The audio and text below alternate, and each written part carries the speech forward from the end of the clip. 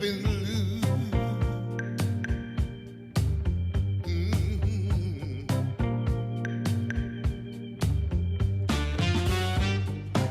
I thought it would be easy to make it on my own, but baby, now I know what it means to be alone. Lost in the shadows. Tell me, what can I do? 'Cause baby, without you, I'm all wrapped up in blue. Wrapped up in blue. Wrapped up in blue. Wrapped up in blue.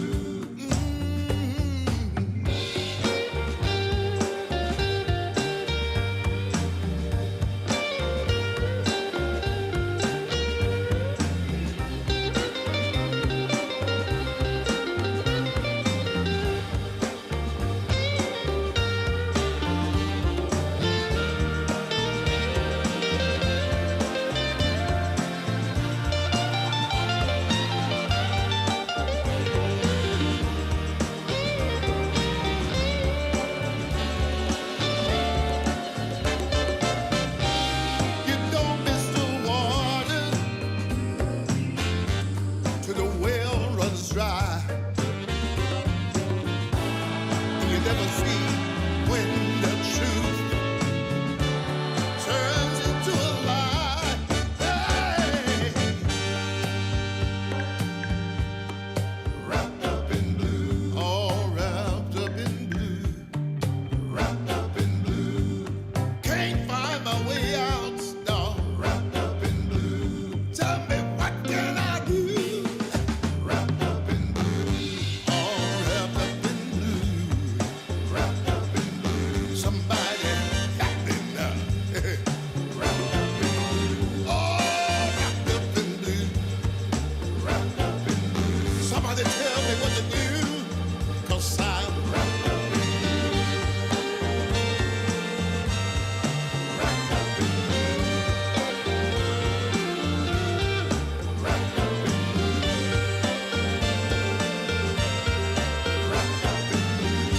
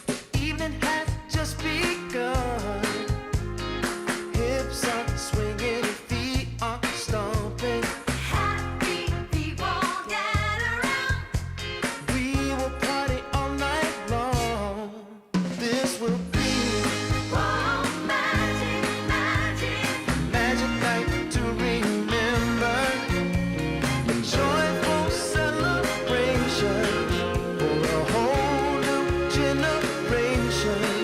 This will be magic, magic, magic night to have together.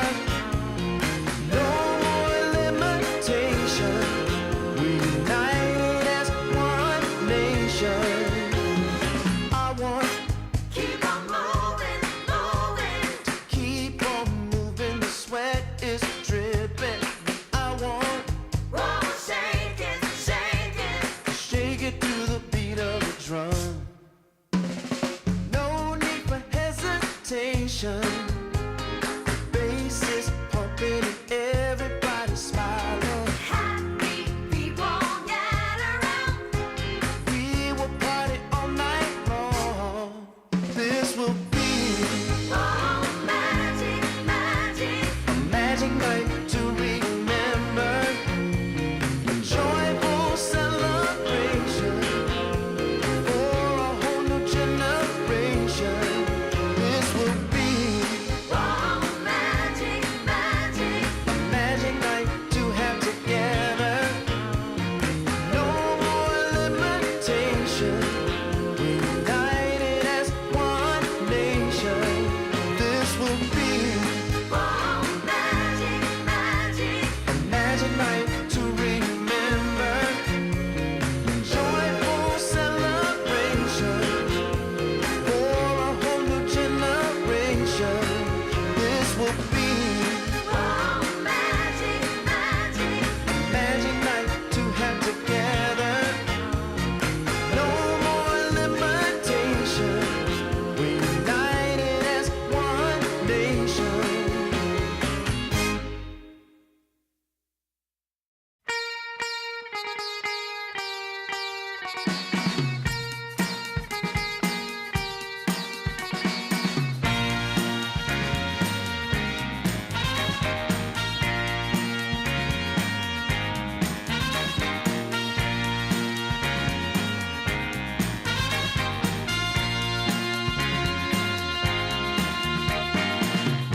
What you need is love and understanding. Find a heart whose love is true. Deep down, there's only one companion who's there for you when you need him to be. Your heart was broken in 1,000 pieces. So much pain that you've been through. Here stands a man who's your salvation. Just ask yourself, am I ready for you? 100% now. I'm ready. 100% now. Yes, I'm ready. Eyes wide open. I'm ready to move. 100% now. Take a chance in a new direction. Any place you wanna go. I don't have all the right answers, but one thing I know, I'm so ready for you. 100% now. I'm ready. 100%. You know I'm ready. Yes, I'm ready. Eyes wide open. I'm ready. I'm ready to move. Well,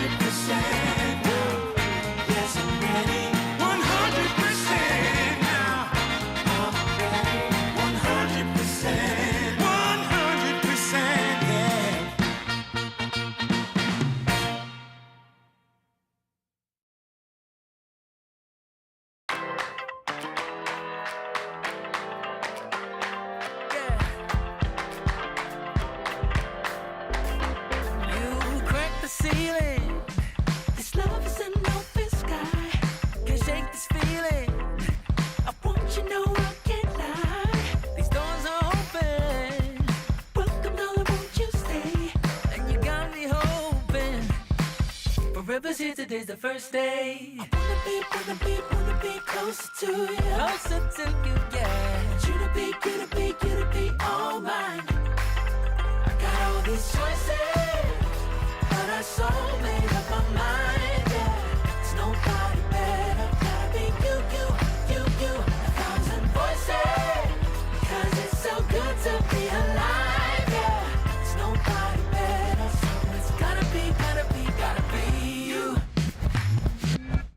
These myths are busted. The grass is greener on my side. It's done and dusted. I'm never getting off this ride. Life with you is golden. So how can I go back to silver love? I'll be holding. Oh, I'll be holding on, can't get enough. Wanna be closer to you. Closer to you, yeah. You to be all mine. Oh, yeah. Got all these choices, Yeah. but I so made up my mind. Made up my mind. There's nobody better, gotta be you. Got to be you. Thousand voices, Yeah. 'cause it's so good to be alive, yeah. There's nobody better, so it's Gotta be you. Yeah. It's gotta be. Gotta be you. Gotta be you. Gotta be you. Gotta be you. Yeah. Gotta be you. Oh. It's gotta be you. Yeah. All these choices, but I so made up my So mind. made up my mind. Better, gotta be you. Oh, it's got to be Thousand you. voices, 'cause it's so good to be alive. Yeah. There's nobody better, so it's gotta be you. Hey. Nobody else, no. It's gotta be you.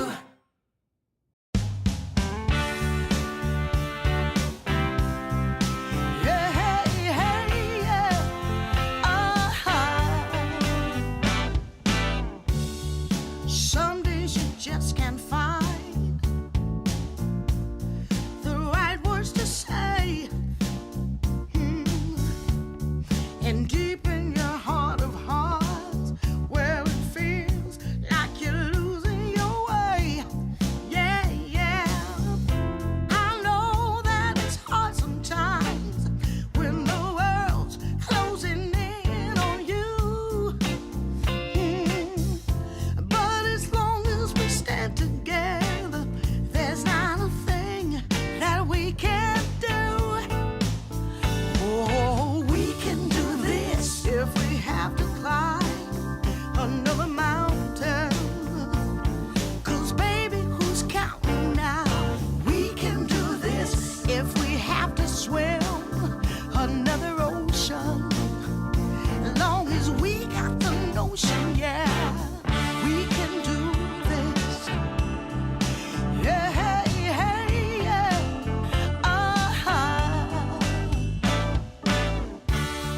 Sometimes you just can't see your way through the dark. And sometimes you're deeply hurt by some innocent remark. Oh, well, I know that this too shall pass, though I don't know exactly how. Yeah, 'cause as long as we stand together, there's not a thing can stop us now. Oh, we can do this if we have to climb another mountain. 'Cause baby, who's counting now? We can do this if we have to cross another river. Got to stand and deliver now. We can do this. Hey, hey, hey, hey.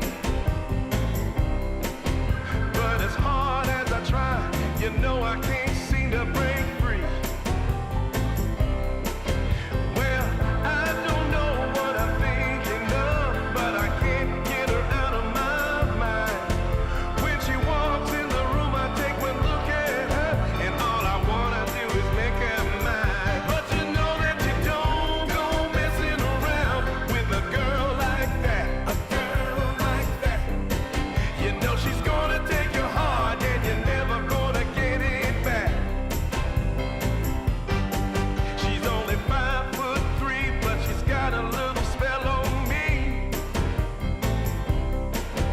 All she does is snap her finger, and you know it brings me to my knees. Yeah,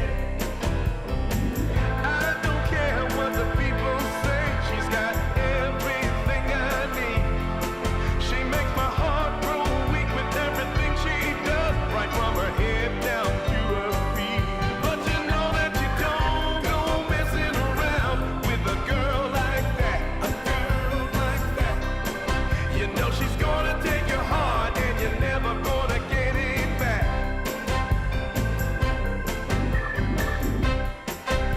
She's driving me crazy, and I'm out of my mind. But you don't go messing around with a girl like that. A girl like that.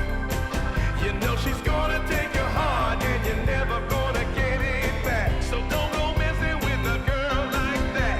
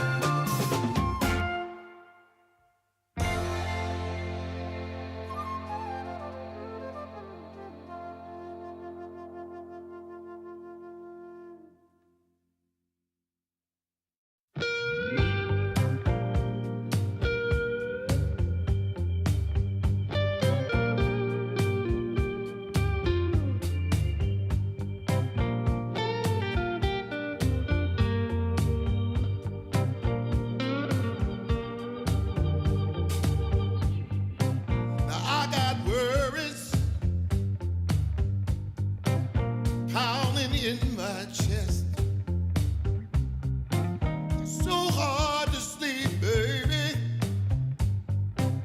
I can't get no rest.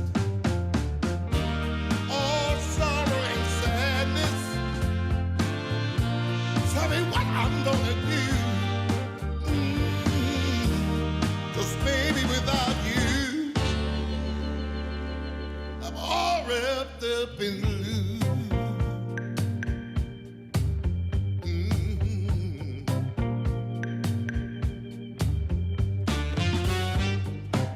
I thought it would be easy to make it on my own. But baby, now I know what it means to be alone. Lost in the shadows. Tell me what can I do? 'Cause baby, without you, I'm all wrapped up in blue. Wrapped up in blue. Wrapped up in blue. Wrapped up in blue.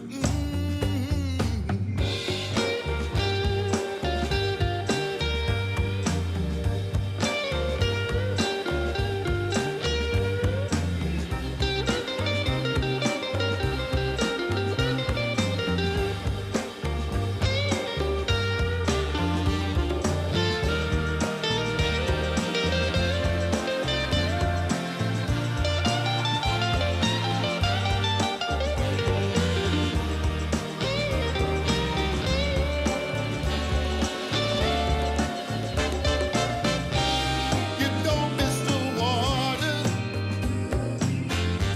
till the well runs dry. You never see when the truth turns into a lie. Hey. Wrapped up in blue, all wrapped up in blue. Wrapped up in blue. Can't find my way out, no. Wrapped up in blue. Tell me what can I do? Wrapped up in blue. All wrapped up in blue.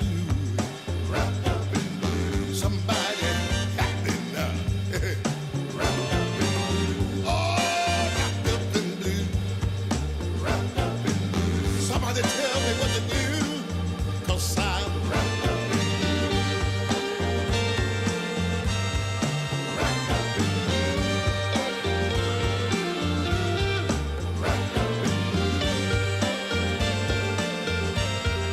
Wrapped up in blue.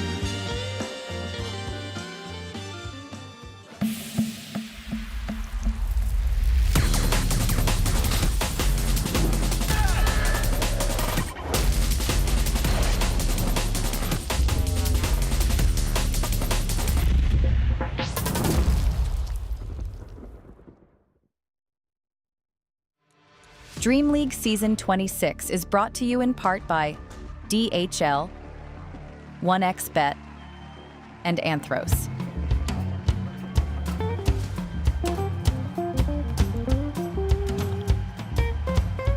Wait, are you here?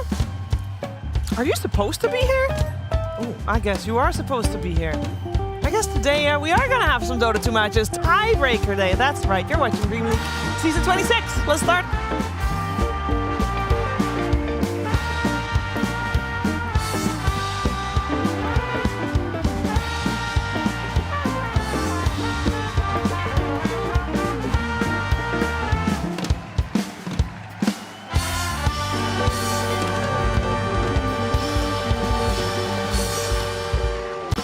It's actually a great day to have tiebreakers, considering it's raining and gray and windy outside. And now I get to spend the day inside with some of my favorite people, with a coffee, with some good dotes. Perch, can you think of anything better right now? A few things, but this is I do enjoy being here, and I really love the patch that came out. Well, That was a little extreme. The patch was nice. I really love the patch. I went the previous patch. This one was fine. I'm happy it's here. But you know, it's one of those typical B patches where you're like, okay, they made a couple small mistakes that paved down certain ways. So, but yeah, happy to be here for sure. How are you doing this morning, Effie? Or this afternoon, I should say. I'm great. I don't love the patch per se, but I How could love you not? I love the letter patch, maybe adding a little bit of extra nerfs. That's cool. I also love my friends. Isn't that right, Brian? Oh, yes, of course. Yeah. I love everything. I'm like, there's so much love in the air. I feel like anything I say is going to be a downer at this point. No, we had a wonderful morning. We rode a boat. When it wasn't, we was rode not raining a yet. boat. You don't say it like that. You don't ride a boat, Brian. Right. How would you say it? Wait, when guys? were you on a boat? We walked we went on the ferry. Yeah, the to ferry. walk to a coffee place. It's more like a box that's attached to a rope that they pull across a There's body not of a water. rope. He literally did it with a motor. They're going in a triangle. Did they? Yes, they have to go in a triangle. Oh, okay. But you don't ride a boat.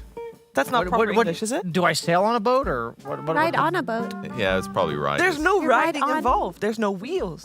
No, a ride is just when you're going along with something. That's what riding is. It's a circular piece of metal that goes in a circle. That's just like a these car. teams are riding the wave of the meta, Shiva. Ah, I was that's riding right. the boat. Oh, that's Yes. true. Yeah. Yeah, we did rode a boat. It sounds so foreign in my head, but we went to a coffee place. It was really lovely, and there I bought beans that made it to my coffee mug this afternoon. So I'm happy. I'm good. Let's focus our attention on some Dota-related things as we are here because it's tiebreaker day. So for that, let's take a look at what happened yesterday so that we know why exactly we're here and which teams did not deliver yesterday, because there's a couple in particular, Purge, that's the reason we're here. That's right. Team Liquid went 1-5. They weren't even close to getting tiebreakers, but I just wanted to bring that one up. A bit disappointing for them. Yeah. But the ones that really impacted things was, I believe, BetBoom beating Yakult Brothers cleanly, Yep. and Gaming Gladiators losing to Paravision, if I'm not mistaken. Well- And Aurora Gaming, did that one matter too? That was the big yes. one that put us Was it? here for another series Yeah. today. Aurora, making their own lives harder yesterday. That's right, because if they got a win, then they avoided this tiebreaker. Yeah, basically Right. what needed to happen is Talon and BetBoom, they needed to have a different result, and Aurora and Gaming needed to have a different result, as in from each other. And because Talon and BetBoom both won, they're tie-breaking together, and because Aurora and Gaming both lost, they're tie-breaking together as well. And we can take a look at where that brings us with the group stage standings, as we do have already 4 teams locked in. Paravision went 7-0. They are guaranteed upper bracket. They'll wait for their opponent, whoever wins between BetBoom and Flipster Talon. And then we have got 3 teams eliminated in Yakult Brothers, Nigma Galaxy, and Team Liquid at the bottom half. And one more team will join them, and that is the loser of Aurora and Gaming Gladiators. Yeah, my theory is that, well, Paravision have looked great all year, like consistently placing well. They got second place at the recent Blast tournament, but this DreamLeague, they've just looked like there was no second to them. I think the only team capable of beating them is actually Flipster Talon, because I think Paravision are too familiar with BetBoom and Aurora, the way that they play the players in particular, and I think they have their number. And Gaming Gladiators, they're not quite there yet in terms of being consistent in their performance, whereas Talon, they have the skill and they have the chaos factor.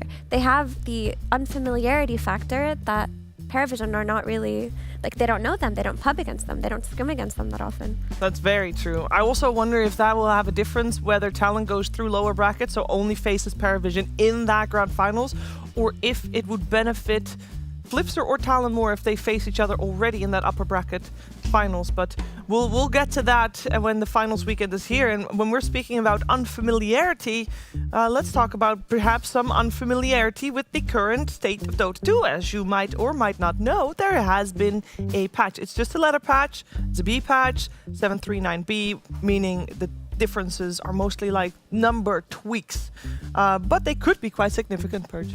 There are a couple cases where there are impactful changes, and I don't want to talk about some of them in case they... Did you guys talk about Tinker for your upcoming graphics or not? No, we did not. All right, Tinker I thought was the most impactful one. It's that his translocator facet, the one that everyone hates playing against. If you are rooted or leashed when your shield breaks, you don't teleport. Yeah. it just is countered. You're so that just means staying in position. there are counters to that facet finally in the game. Very excited about that. I think the hero, like, that definitely needed to be changed, but then they should buff some other aspects of him because this hero is now completely over-nerfed, in my opinion. You think so? Yes, and I Two think armor than this. Yeah. the base armor was huge. It made so that him as a support is far weaker. All of his mana costs over the last year have been gutted. Like, you used to be able to cast like 3 rounds of marches. In the past, you can only do 2 now, but then also the double null talisman doubling at minute 25 was a big part of him keeping his mana pool heavy. That got nerfed too, so his mana costs are bad. He's weaker on lane, and his mid flex is also not as good anymore. So I just think he's such a mediocre or below average hero now. But he was played prior to the new patch as a support, so some of those things you're talking about are old nerfs to him, but that players still saw success with. Like, he was being picked as a flex hero. But I'm saying add it with these changes from the last patch where he lost the armor, his march got weaker, and now his mid flex is also weaker. So you add it with the previous nerfs too, it accumulates. Now he's just shit, in my opinion. I would like to chime in and say, as a PL enjoyer, Master Tier PL, one of my favorite heroes, I think Tinker can take a break. You know, we don't need to see Tinker for like Did PL get 5 touched years. at all? No, right? No, of course not. Ryan, I believe that you could use that sentence in reference to any hero in the game right now. As a PL player, I think they should really nerf Pudge. As a PL player, I think they should nerf Terrible. Basically, any hero. Which hero stood out to you, Brian? What did you get for us? The hero that I chose for this patch was actually Morphling, because with the new health to restoration changes, what He's was so cute. yeah, that about sums up the hero model for Morphling. But when they changed health restoration the way it worked in 7.39, I think this was like an unintentional side effect that Morph's attribute shift no longer got affected by negative heal. The only thing in the game that countered it after that was Doom and AA, because it just straight up prevents you from gaining HP. So items like Spirit Vessel, Shiva's, Scotty, items that used to be considered hard counters to Morphling, I think especially the Spirit Vessel, we're seeing even like mid-void spirits and stuff pick this up really early, support natures. I believe that portion of the game between like when you get that Spirit Vessel around 10-12 minutes on a core to the Manta timing of Morphling is a timing that was previously ungankable. Like, Morphling wouldn't die during this period of time, and I think that made him a very reliable carry, and something that may not have a huge impact on pubs, but I think this hero getting picked up early in the draft is not going to happen anymore because it has that many more heroes that are going to feel good against it. Yep, we can also take a look at what's coming our way today in terms of games, as we have 2 series in the ties. As we already mentioned, the first series is going to be Bedboom versus Flipster Talon, and then later on we're going to have Aurora versus Gaming. Of course, all 4 teams are fighting for something very different, where we have the first 2 basically already making it to the finals weekend, just dependent on whether they'll be upper bracket or lower bracket, and the lower one, Aurora Gaming, is for potential elimination on the line, and Aurora might be weighing a little bit heavier there, as they also have the EWC future to think of. But let's focus our attention on Bedboom versus Flipster Talon as our first series of today.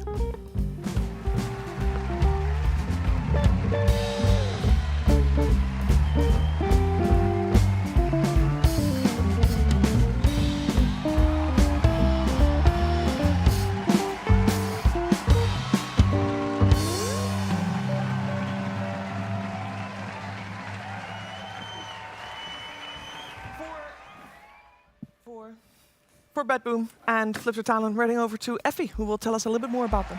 Hello, as you can see, Purge is down there and I'm up here. He is still holding me hostage. If you guys can tweet at him to finally do his job, Purge.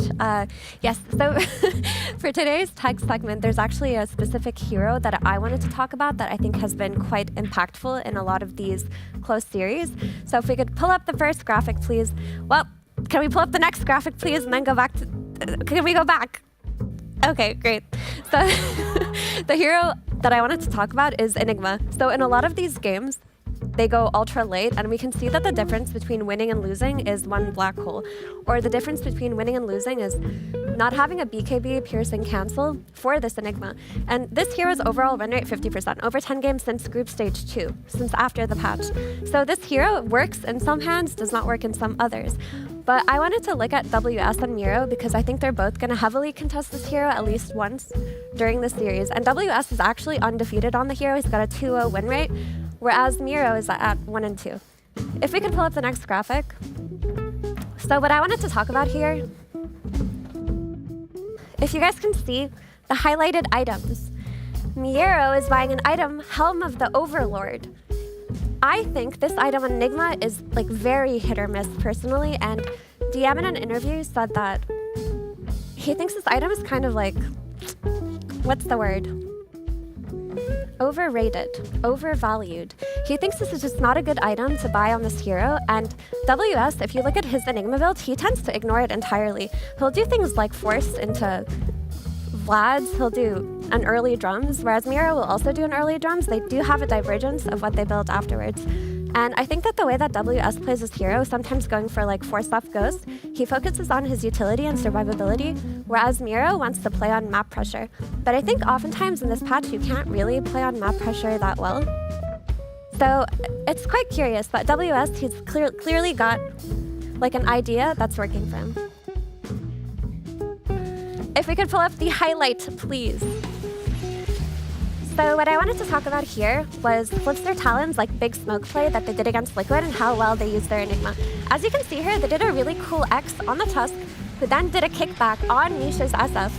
After the kickback, they snowball in, he gets tidal wave back, but WS, he presses all of his auras, he's waiting on the side, doesn't get clipped by the Pango, gets this beautiful 3-man black hole here that basically turned the fight, because right before the fight, it was an even game state. You didn't really know who would take it, but Bro delivered on his Enigma. Talon played so beautifully here.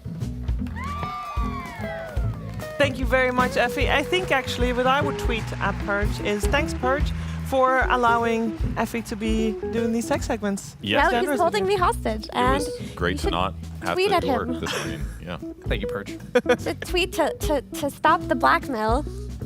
You will be free when you finish paying your debts. Not a moment sooner. Mafia boss Purge coming in hot. Well, let's focus our attention then on something other than the offlane, because I think Effie summarized that Enigma quite well. Oh, actually, we're already in the draft as well. So with that in mind, and with maybe some of the changes in mind regarding the letter patch, what is now good as a first pick? Because we've seen a lot of teams go very different routes. Is Oracle still first pick material? I think so. Didn't get significantly nerfed, did it? No. I don't think so. Did it get touched? No. Yeah, I think Oracle's still absolutely busted. I think Kunkka is still absolutely busted. I think that the Bristle and TA might be a bit overrated. I feel like, I mean, they're still heroes that were very scary just yesterday. And I thought the Goo range nerf, which made it so when he's facing away from you, the amount of people that are going to get incapacitated from that was pretty significant, because radiuses are always kind of, or radii are always kind of deceiving with when they lower the number by 150, that the AoE's more like 30% smaller. And that's because of math, because you square that radius number. So the total square units of area is actually very high when you reduce the total radius. Thank you, It's a Perch. big deal. Math. And Math. I think Bristle can still work. I actually think TA is probably a bit overvalued right now, because after her meld, overvalued. After her meld nerf, people were playing on refractions. They were like, it's okay, I'll just play on her other build. And now both of her early game builds that made her win almost every lane are nerfed. So I think your damage went down by like 20 per hit, right? It's At 5, level 10, 4. 15, 20. Yeah, so every It's at a big, level it's a 4, big deal later. yeah. Whoa, I don't know if anybody saw this one coming, but might be preventing the highly sought after Enigma we talked about. Betboom, they're the only team really picking Bane, and they've had a lot of success with it. Kataomi has been absolutely destroying lanes with it, and also there's been a lot of cool uses of the Nightwalker or Sleepwalker facet. We saw him take a Wisdom Shrine one time with it. We see him utilizing it to like catch people out of position, or at least drag them out of position. Beastmaster's always, or Bane has always been countered really hard by these summons heroes, the Enigmas, the Beastmasters. So I think he's probably going to be playing on summons, and that's why they're picking it. Yeah, they definitely have to play on summons. I think Ag's Beastmaster is pretty dead, but like you said, Bane doesn't play well into that, but also just the map play of a hero like Bane who wants to smoke off of a Fiend's Grip, you need to have your lanes pushed out to do so. If Beastmaster takes control of the entire map, is taking your towers, you don't really have the means to make these Fiend's Grip plays where you like smoke if you're dealing with all of your lanes consistently. So the other support having wave clear would be really helpful. I think an interesting hero for that that's emerged since this patch came out is Naga Siren. Gives you a lot of map play, gives you a lot of lane clear. You know what has lane clear? Ancient Apparition with the exposure pattern. Still in the pool, by the way, and not nerfed. What I'm curious about is I think Medusa and Gyro are both incredibly good carries versus Beastmaster, not only in lane, but also at every stage of the game. They're going to ban definitely one of them. I'm wondering if they take the other one here on the side of Flipster Talon, and also, like, even if they don't get immediately picked by Bet Boom, they're a threat on 18, so it's a consideration to make sure Flipster Talon doesn't give them too perfect of that 18 pick. So that's what I think both teams are kind of considering right now. Yeah, and then you pair that Medusa with an Oracle, right?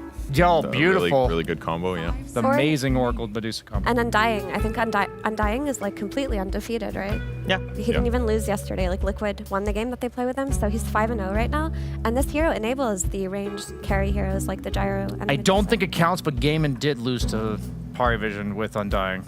I don't think that counts, though. That because doesn't I count. feel like it doesn't matter what hero Gaiman Gladiators. Terravision won with 2 pudges. They looked good, though. If They did. they can win with 2 pudges, they can win versus anything. No, 9 class popped off. That was insane. That was It ridiculous. really made me feel like 9 class is the best 4 in the world right Yes. now, is what that looked like. Yes. It also made me realize, like, the sheer value of a hero by means of people not playing against it very often. I feel like Gaiman was straight walking into like half of those hooks because there's in a pro match, you're so worried about so many things going on. You're probably also a bit stressed out because you have an important series and you're losing to the best team in the tournament. But I felt like 9 class, he was reading them like a book and he just had their number at all stages. But you know, probably not a hero we're going to see today, the Pudge, nor the player 9 class. He was cooking for sure. I like the Ringmaster here. It's nice AoE disable, basically 2 ways to stop Fiend's Grip. Decent damage output as well. You can also save somebody. He's literally has 3 different ways to mess up Fiend's Grip. Yeah, So the box is, I think, the most notable one. yeah, just a great reaction pick here. And even though this hero got nerfed, I think his laning strength with Beastmaster hasn't changed. Like, sure, you're doing 25 less damage on your daggers, but you are still winning the lane with the dagger slow and the boar slow, and then eventually, like, a max charge tame the beast. Like, this lane is not weaker. Okay, the Naga support. I was thinking TB, yeah, okay, because TB as a carry, since Medusa, I think if you were going to pick a carry here, it had to be a carry that would win the lane with you, and it has to be a ranged hero that can effectively help you trade with the Ringmaster. Terrorblade traditionally has always been very good against the Summons Beast. Not as much later on. Like, he's not the hero that's just going to defend towers like we've seen the Gyrocopters of the world do. But even though he got nerfed, I think Terrorblade's innate, which was the part of him that did get nerfed, was not a significant, like very rarely did you actually send illusions anywhere to farm. So in terms of teamfight presence, in terms of laning, Terrorblade's still the same hero he was yesterday. Yeah, I like that the Naga came out because you needed a way to have the other support take care of these waves and these lanes, right? And then you need to be able to play into the Fiend's Grip. Like, if you're first picking Vayne, but you can't actually set up for any smoke plays, like, something is going wrong here. And then when you think about it, Terrorblade's kind of like a double whammy. You have, like, double illusion clear on side lanes. You're negating a lot of Beastmaster's map presence. I think Ringmaster's going to be pretty happy seeing double illusion heroes, though. I mean, I know that With the Spotlight Yeah, the chart? Spotlight got nerfed in terms of damage. It's definitely noticeable. It used to like one-shot illusions. Now it takes a little time, but it's not the absolute worst for Flipster Talon. But I feel like seeing how Naga's been performing the last couple days, her song just seems really tough to play into. Because if the team takes anywhere remotely a good fight, like, you're just going to offset it. What is the follow-up to Naga right now, though? Because you have the sleep to reset against the Beastmaster where you kind of have a save of your own. But once they're all slept, are they going to go for that Enigma pick? I feel like it's a completely free Enigma game in regards to you like laning against Morph. You have a BKB piercing disable from the Beast, but we saw, like, in your clip mirror, the patience coming out from, it was WS in this example, but I'm sure Miro can pull off the same thing. And maybe he's thinking that if he... I mean, I talked about the Overlord, how Miro is always buying it. Like, if he buys it, it is a counter to Beast. They just take the Enigma themselves. I think they had to, snatch actually. it. Ooh, I think that's a 5 Enigma, though. Yeah, they had to steal this one. that's cool. Anticipating what was going to beat them, and then now they're going to take a slightly less advantageous lane. But I guess the Enigma against Naga 4 doesn't sound too bad, honestly, because Naga has not that much damage. I think Deluge got buffed in damage, but her right click is kind of weak for a bit. No, it's a great point, because if you look at either side lane, they don't deal well with Eidolon clear, and maybe we haven't seen the Enigma support flex in a while, but it used to be very good so long as they had no means to kill those Eidolons. Mira, What's up? it's Oh, I was thinking for Aurora. I was thinking it's the signature Toronto Tokyo Tidehunter. But The signature hero Tidehunter. Yeah, the signature Miero Tidehunter. Excuse me, wrong player. It's a good Tide, though. I mean, well, he classically gets beat by Morph and Lane a little because Morph gets so much damage, but you also undercut his damage a bit if you anchor smash him. All of these summons, you're going to crack and shell damage block against them. It's not the worst. It gives them some team fight follow-up after the sleep It if is they the team want fight to. follow-up too, yeah. And it's also the Beast. It's like a really bad target for Beastmaster to roar. It's a hero that can potentially like stand in front of the tower to prevent the Beastmaster from pushing. I think there's a lot of benefits to this Tidehunter pick. We're going to see a lot of team fights in this game. It's going to be a cool nuance of like balance of the map play from the Illusion heroes on Bet Boom, the map play of the Summons heroes on Flipster, and then I think both teams, it's going to come to that information game. Who's getting the extra pressure? Who might get that 5v4? Because once the team fights come out, there's so many spells to be worried about. Yeah, I mean, this Tide pick, like, it clears Eidolons as well. This looks like a 5 Enigma because the assumption is that you're pairing the Ringmaster with these. So I wouldn't mind, actually, if this Enigma went 4 and then it was just a Ringmaster 5. Yeah. I think that would be pretty cool because then you'll hit this timing where the second WS gets his helm, you're just taking that tower instantly. You're pressuring because whether it's Bane or Naga Siren, they will struggle on that lane I against feel like Naga's got to be worse against, or better against Ringmaster, though, because if you do run your illusions and your hero against Ringmaster, your daggers aren't necessarily going to hit the right hero.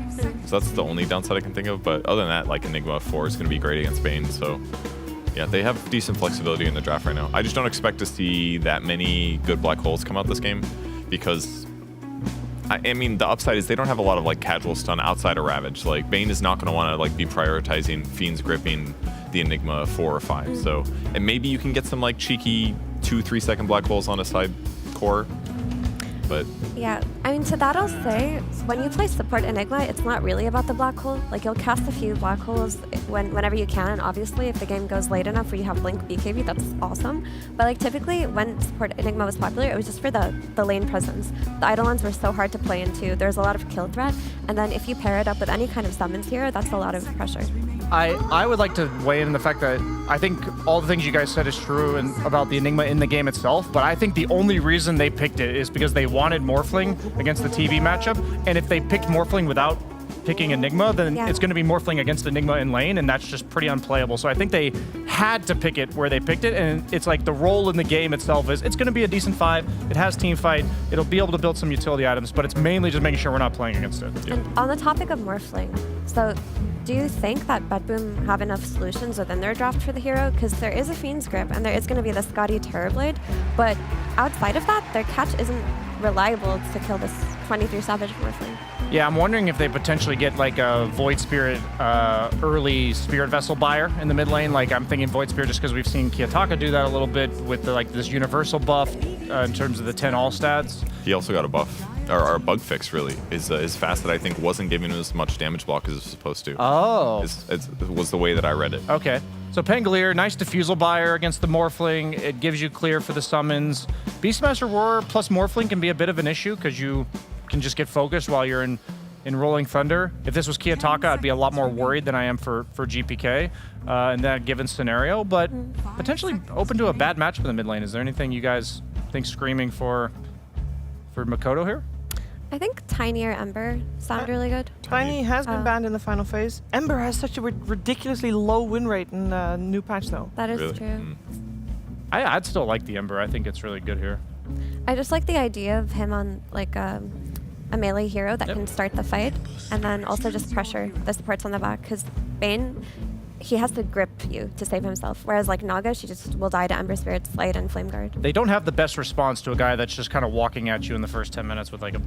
I hope he goes for like the Mage Slayer build of old, just something that his job on the map is to rotate to the Beastmaster, give some space to 23 Savage, enable the supports to be a bit aggressive. I guess I'm a bit concerned because usually with Ember you want like a follow-up, like a Tusk or some like AA range 5 that does a lot of damage, and Enigma doesn't give you that, so maybe his job's a bit too difficult in the early to mid game. Yeah, there's like damage issues basically. It's a little bit on both teams in that sense. I mean, to that I'd say, as a Ringmaster enjoyer, like my favorite pairing is Ember Spirit because you can just do a max charge Tame the Beats, like level 7 into the chains. Like, almost any support will die to that. So he actually does have a pairing. Okay, nice. I mean, I think this is going to be an awesome team fights here. A lot of map play, a lot of mobility combined with information of the summons and the illusions. Yeah, I just think this is going to be a fun game. Is there any team in this draft that we find has a little bit of an edge, or is both teams have strong points? And it's a bit of a 50-50. I like Flipsters better personally. I genuinely think they have a lot more damage until TB comes online, because you're dealing with Bane plus Naga supports. Like GPK is going to get black holed while he rolls the backline. I feel like they're going to struggle to kill heroes if Ember has a good game, doesn't get chain locked down. Okay. Let's find out what's going to happen. First game of this best of 3 in the tiebreaker for upper bracket via the PogChamp Pandas.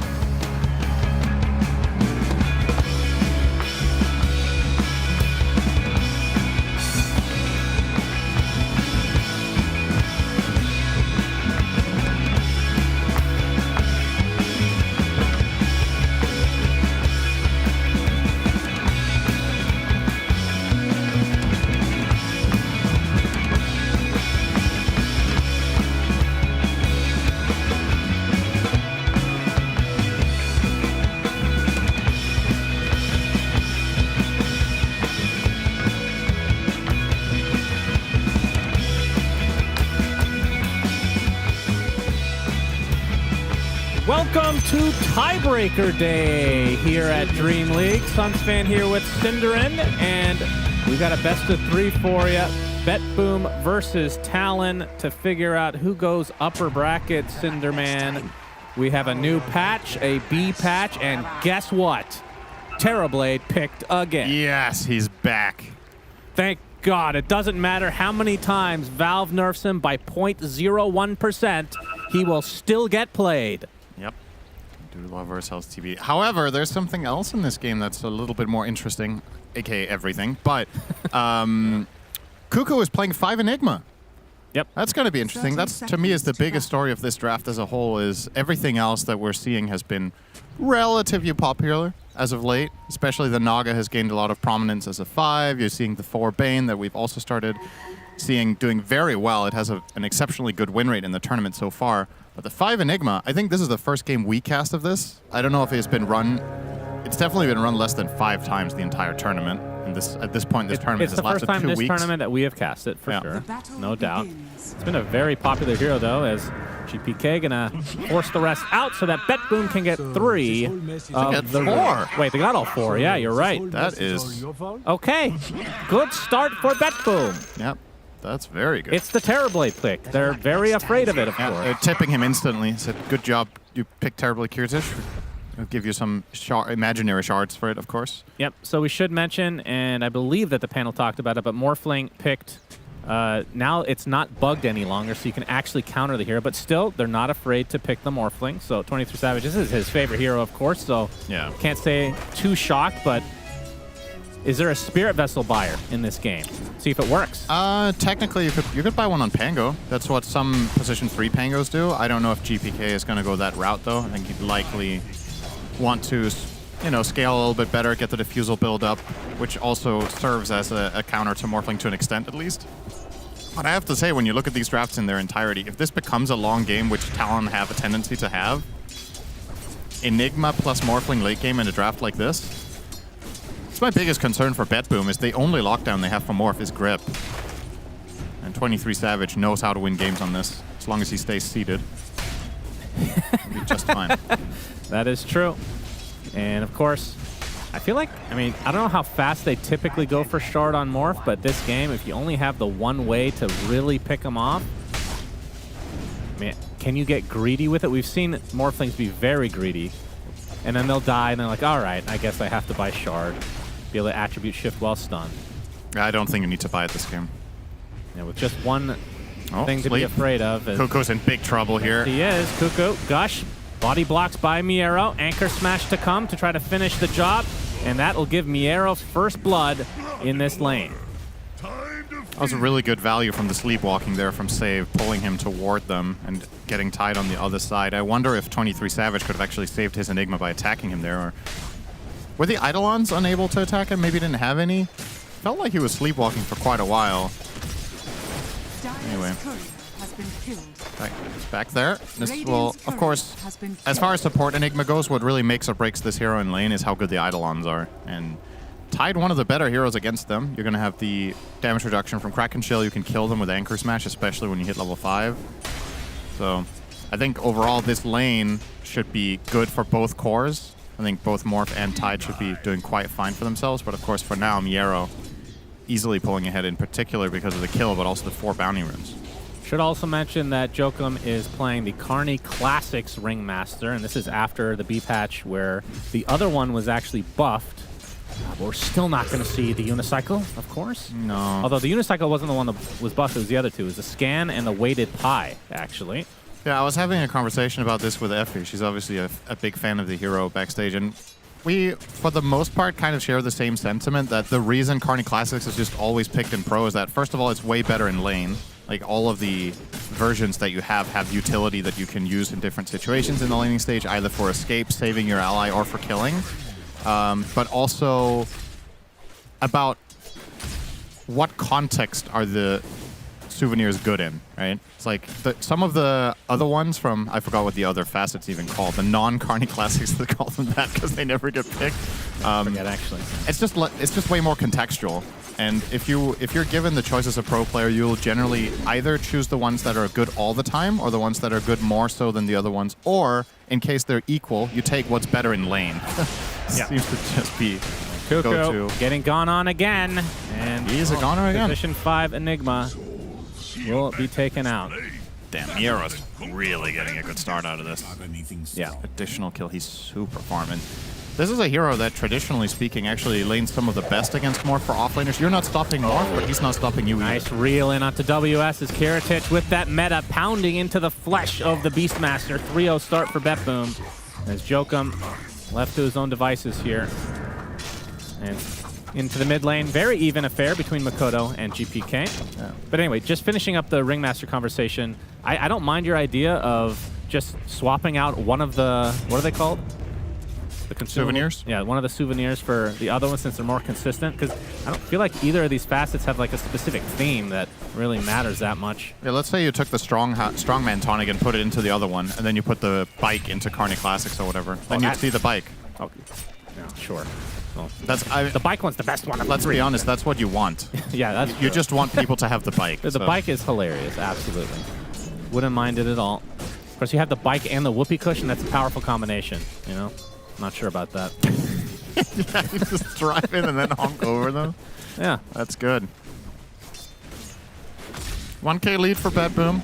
And that's just off those bounty runes, so despite these deaths, Talon doing okay.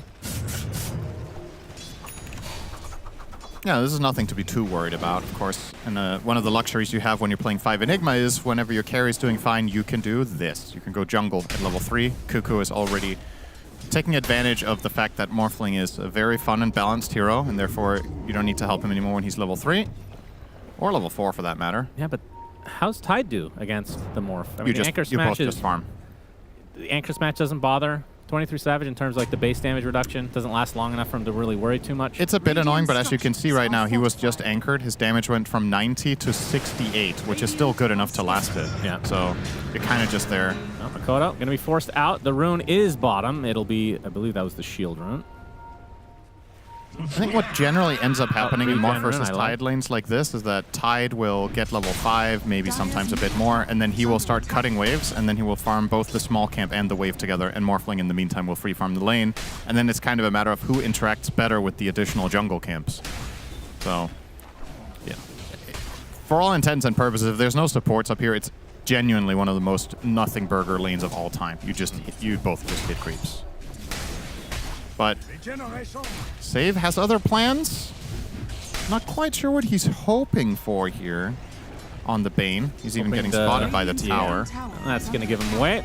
But there wasn't really a play there to begin with as far as I'm concerned. I think there's better stuff for Save to spend his time on. Stack camps, go through the gate, make plays bottom, and of course get the wisdom. Rolling Thunder.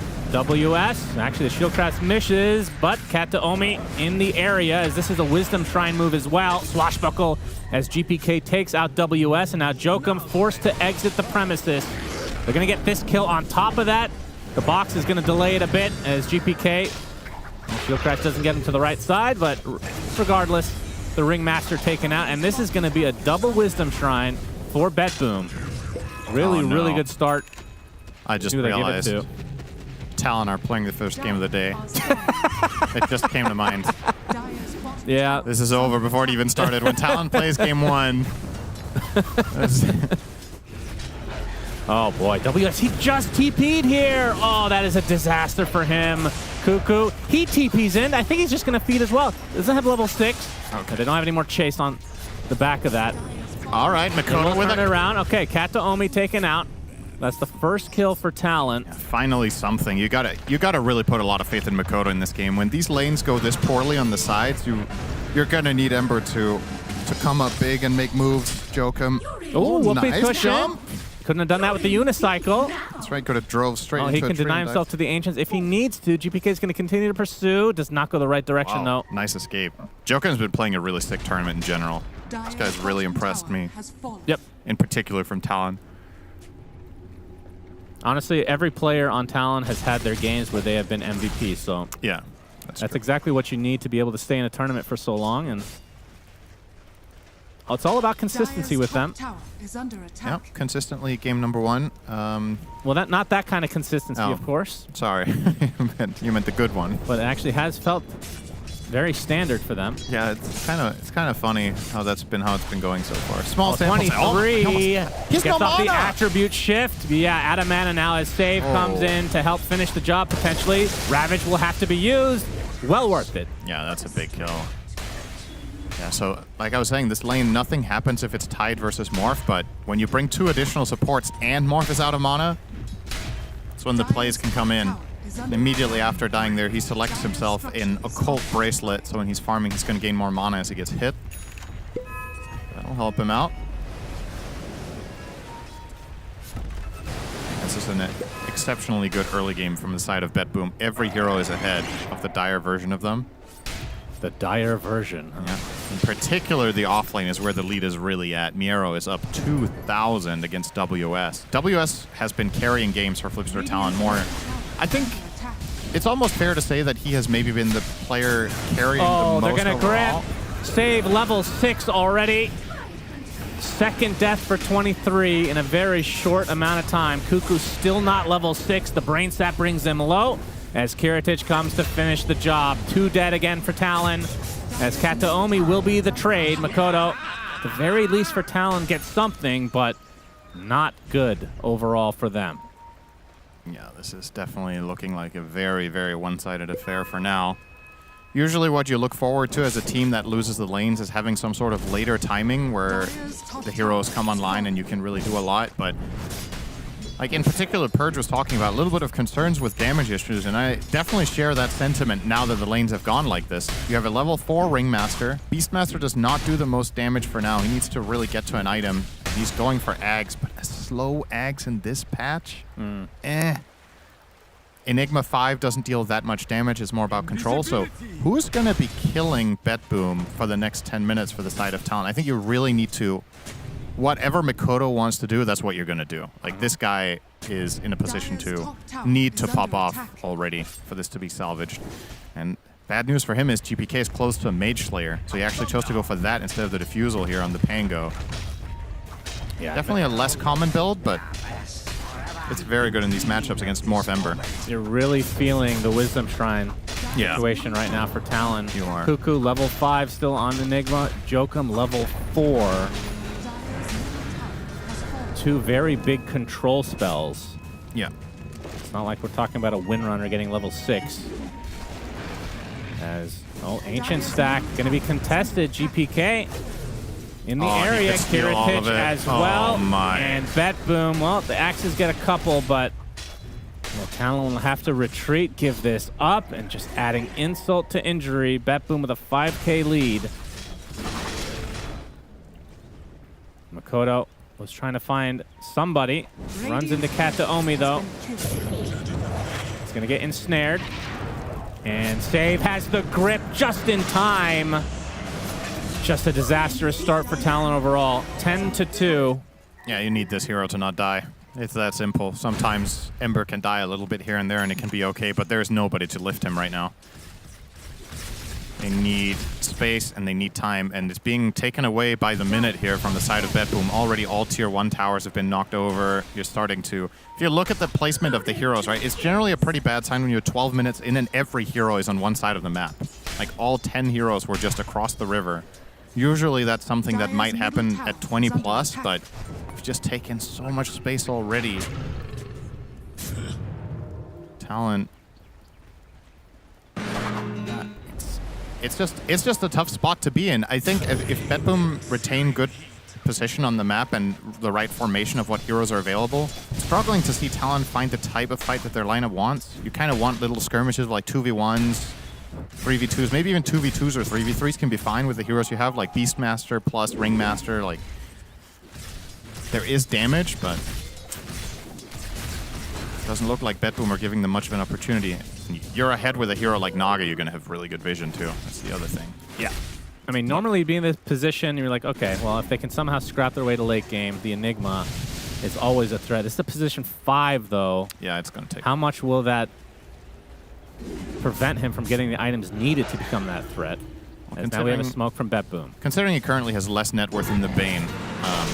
Swash and death.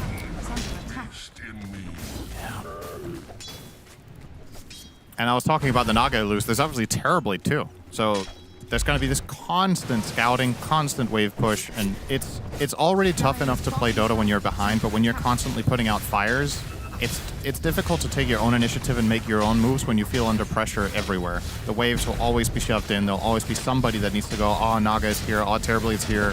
Need to kill that off.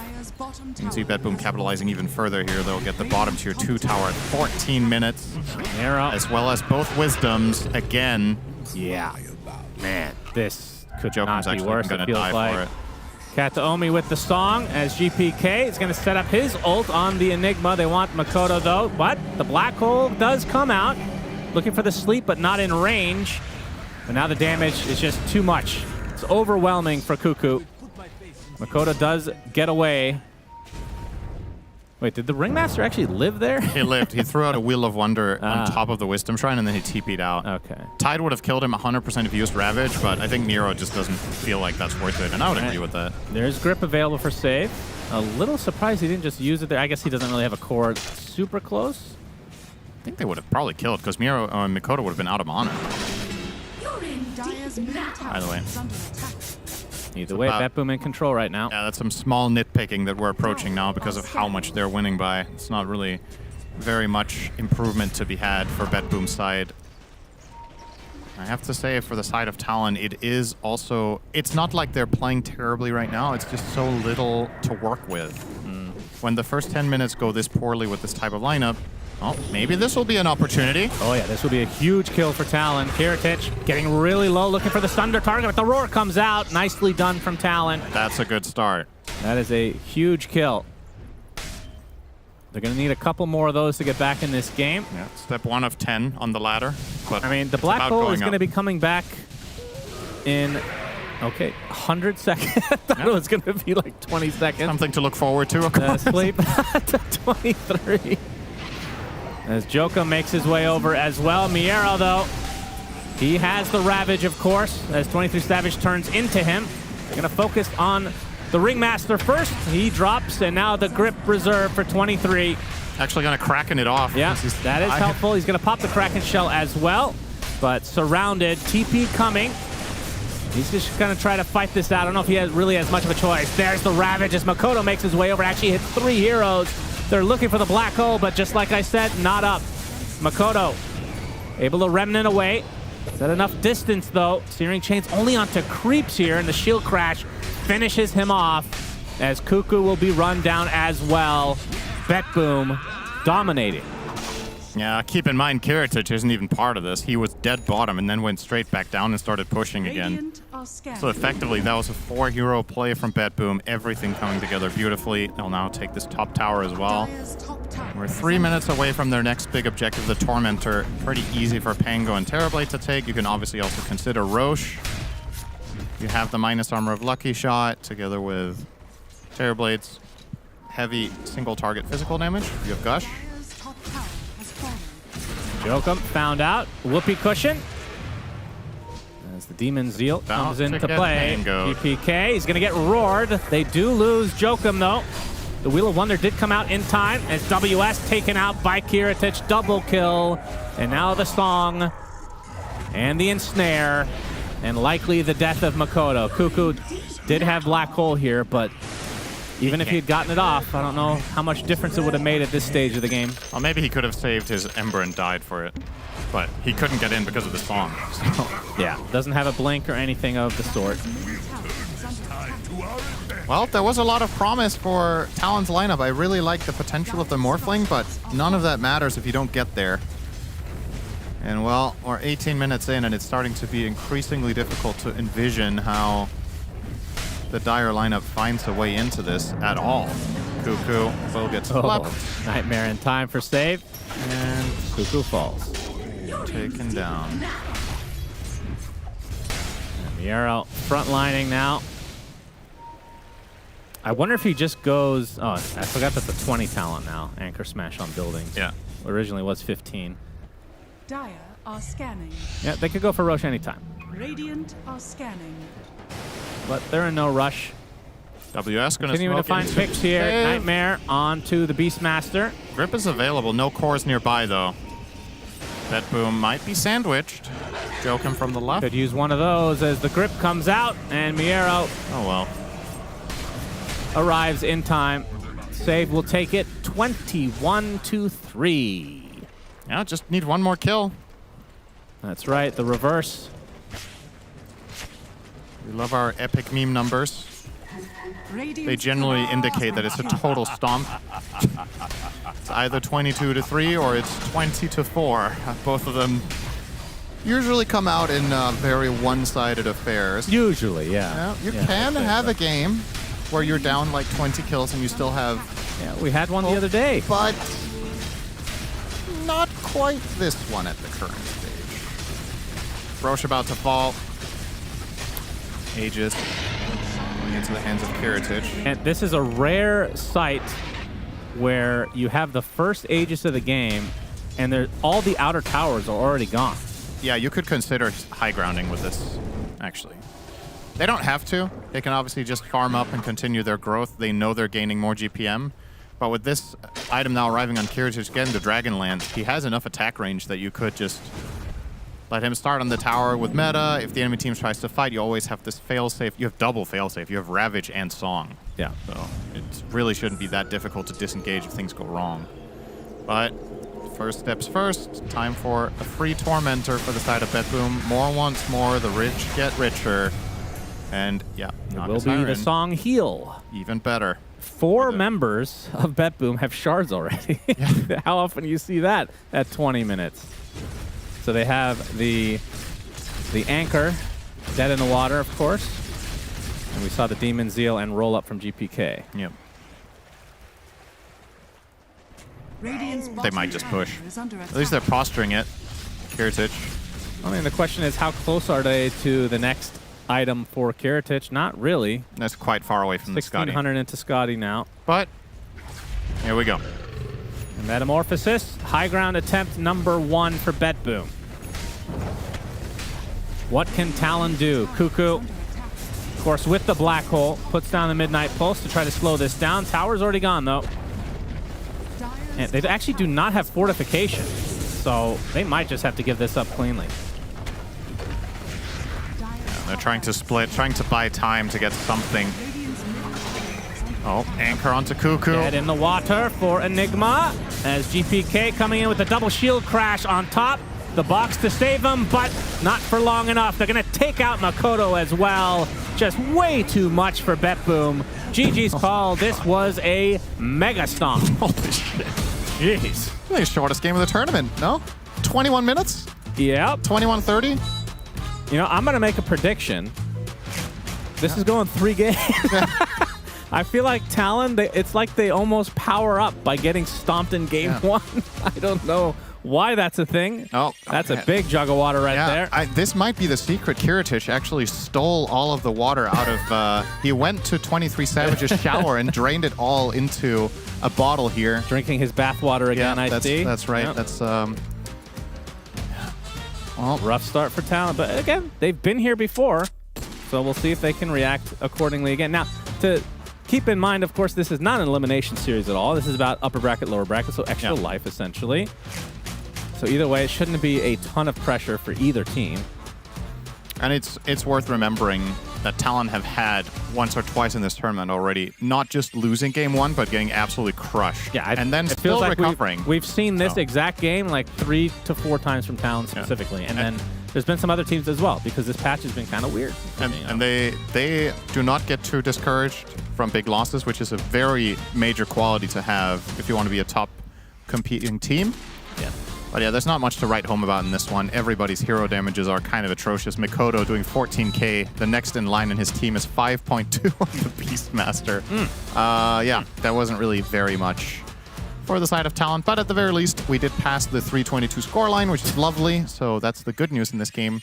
The good news for Talon as well is, oh well, I guess you could say, yeah, no matter how fast the first game is, you always have the same amount of break time for game 2. So if showers are needed, you will have we did take a look at what 23 looked like at the end of that game. Let's see if his hair changes in any way, because you have to get your head wet as well. So it's a very important part of the shower to be able to fully reset, believe you me. That's just one of those things. But yeah, BetBoom takes game number 1 easily.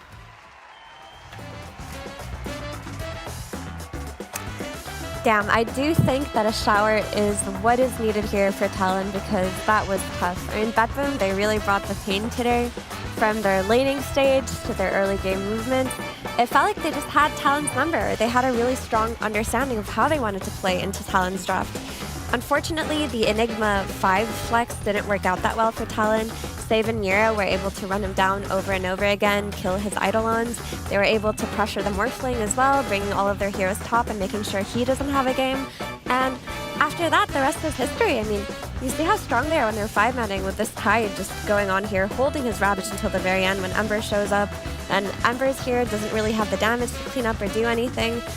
Enigma couldn't get anything going on in these 2 fights because he's playing against the Pango who's going to control him, a Naga Song that's going to control him, the Fiend's Grip that's going to control him, and Kiritich, very happy to play Terrorblade here in a game where you're essentially just playing for free, beating up on everybody.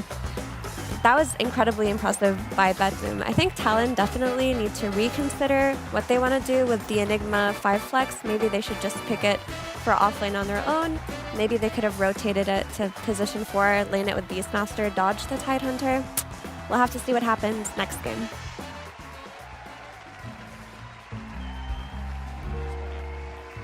I just want to thank you for joining me at Blue Blazers Boys Club for its inaugural mission. The BBBC club? Yeah. Wow. That's... Yeah. Yeah, we're the BBB, it's the gonna, Triple B club. It's going to catch on. I know it's going to. How did that game feel to you? A little More one-sided? so wondering how that shower is going to feel for Talon. You know, right now we can all imagine they do need that team shower because, as Suns fan and Center, they were saying like, that's been the story of the morning shift for Talon. Is I would like to see their statistics for Series 2 of the day. Like they don't have that morning game. You know. Yeah. I would argue that maybe that isn't an excuse today because we started later, right? This series starts at 2:30. Maybe it's just a straight first game of the day situation. It could be. I mean, I did like what they were doing in their draft as a whole, but the laning stage just went really badly. Like I think the most outskill moment was just them hitting 2 first on Tide plus Bane, and at that point against a 5-position Enigma, you can't defend yourself at all. So, and he, in that moment, he just needed to play farther back, you know, but he didn't read that they hit 2. He doesn't hit 2. Maybe they got out last hit a little bit, and then it just like changes the whole laning stage. Because if Enigma gets a 3, then it's just very different. You have level 2 Eidolons, they do more damage. Keep in mind that the Eidolon damage at level 1 did get nerfed. So we were thinking about that in terms of core Enigma for a long time, but it's way worse for support Enigma, which nobody's really done in a while. Yeah. So I think it's tough to be an analyst for these type of series because I think it's also as important as a team because I remember we asked 23 Savage in an interview after he won the series because they won game 2 and game 3 after having a game 1 like that, and we were like, what went wrong? You know, was it the draft? What was it? And he's like, I just played terribly. Like he's like, I felt like I was asleep at the wheel and fed like twice in lane as Terrorblade that game. And the point that I think was cool about that is as a team, when you lose, it's really important to first not underthink it, not just say it was the draft, we sucked, like let's fix it. But to also not overthink it and lose faith in a hero, lose faith in a strategy because you just didn't play well. So I think that what this team does do well is take accountability and say, yeah, we kind of effed up that game, you know? And I really think if you were to run that draft back like 100 times, it'd probably be 60-40 max for one team or the other. Like, I think both teams had a reasonable strategy, and I think that's exactly how Talon thinks as well. I think they're good at pinpointing the things they need to think about after a game like that. And we talked a little bit off camera about the morph restoration changes, that it seemed, based on how the patch reads, it looks like it was bugged, that you wasn't getting anti-heal basically while transferring, which is an understandable bug to happen if you change. It's like an oversight on an entire something. mechanic. Yeah, exactly. And maybe there's other cases. I think there was a couple bugs too. The Void Sphere one, maybe impactful. I think is the fast that everybody gets wasn't giving you as much damage block as it's supposed to. That could be like 100 HP per team fight that you gain every time you cast your third skill. That could have really affected the win rate. So it'll be interesting to see how some of those oversights end up affecting the drafts in the next couple days. I felt like the Morphling one didn't even matter that game. Yeah. We didn't see too much anti-heal. The game was way too stompy. So I don't know. But how do you feel about B patches as a whole? I kind of like look over them and I'm like, okay, you're baby nerfing all the top heroes. For me, I think B patches are. I use them as an indicator for how much of Dota is Valve watching. Like, what exactly are they seeing as a problem? For me, for instance, Kunkka has like 24 picks and 7.39. He's getting first round picked or banned in almost every one of these games, and he has a 75% win rate in competitive, and he's not nerfed, right? Yeah. So I'm like, they don't think that's a problem for some reason. You know what I mean? Yeah, that could be a hero that we basically see heavily in the meta for. I mean, there's going to be another patch, but it's going to be after the qualifiers almost certainly, except for bug fixes. Yeah. So yeah, maybe Kunkka's going to keep being a fixture then as a result, because he does seem just solid.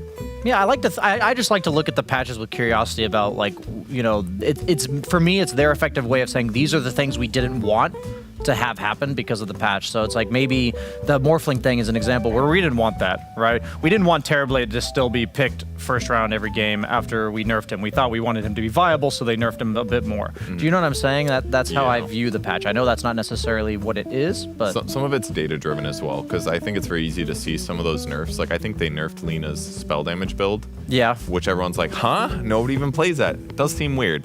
But I think the win rates on Dota Buff at least were similar between Thermal, the one that everybody gets, and the the one that slow nobody burn. gets. I think it is. I think the win rates were actually quite close, which but still seems a little bit weird to nerf it. But maybe they're trying to anticipate one of those problems where, like, well, nobody uses it, so we'll buff it, and then eventually people discover how broken it is, and then it like ruins your pubs for like 2 months. I'll never forget a hero like Necrophos at TI7, I think it was. TI, it was like the all green TI. I think it was TI7. It was when Liquid won with Matamba Man, and it was a hero that was buffed like 12 straight patches going into TI, but before TI nobody picked it. And my point is, there's like a bunch of these broken heroes that just kind of fly under the radar, and we don't necessarily know how much Valve has shielded us from with these preemptive nerfs. Yeah, how many times do we almost die in our pub games, but Valve saved us, and then we go there and talk shit to them? Yeah, we never know. You know, we're just the passengers here, and they've probably saved us from countless things.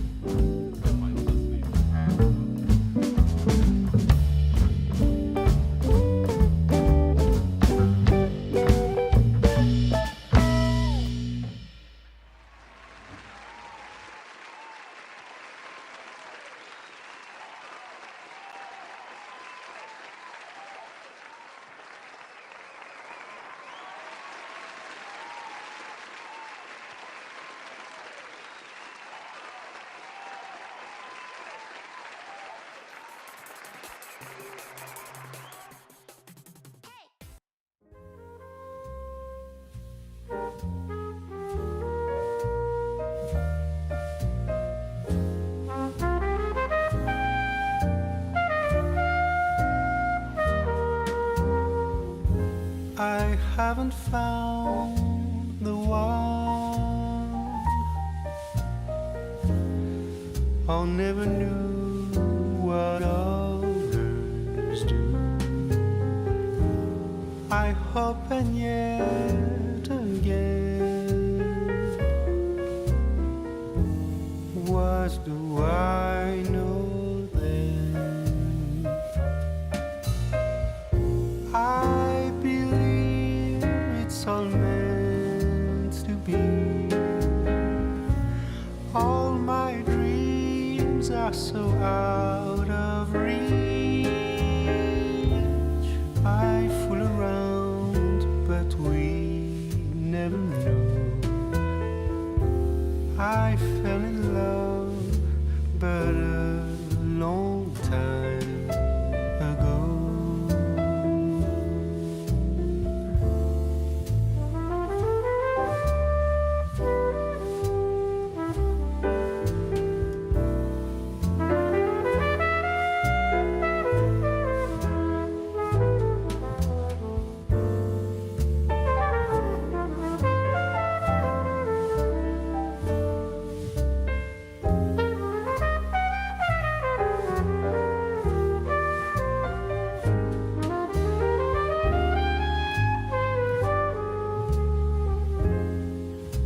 sing the same old song.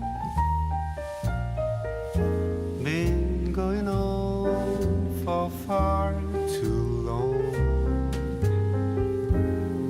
I hope and yet again. What do I know then? I believe we're all meant to be. All my dreams are so out of reach.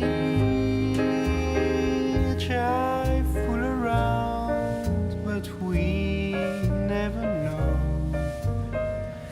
I fell in love, but a long time ago.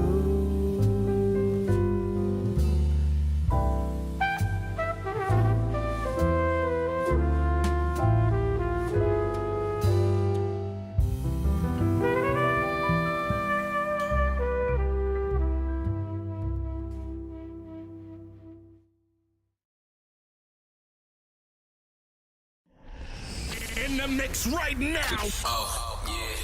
With DJ 31. Killing the ones and twos. It's DJ Set It Off. Brand new. Yeah, he makes your body rock.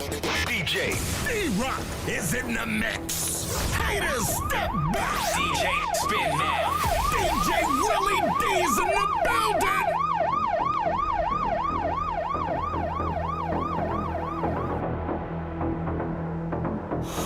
Go.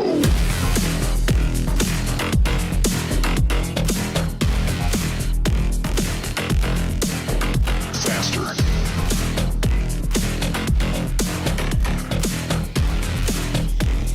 Faster, harder, higher.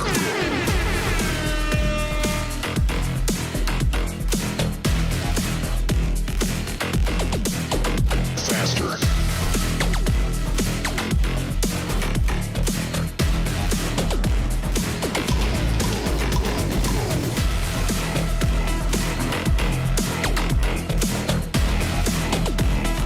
Faster, harder, higher, go.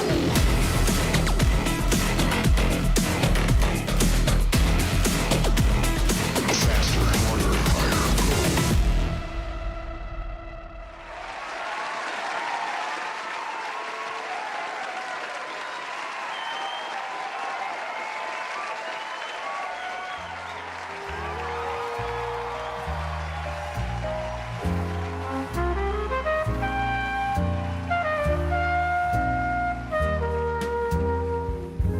I haven't found the one.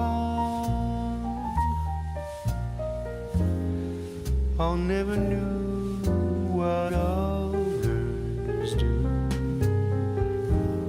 I hope and yet again. What do I know then? I believe it's all meant to be. All my dreams are so out of reach. I fool around, but we never know. I fell in love.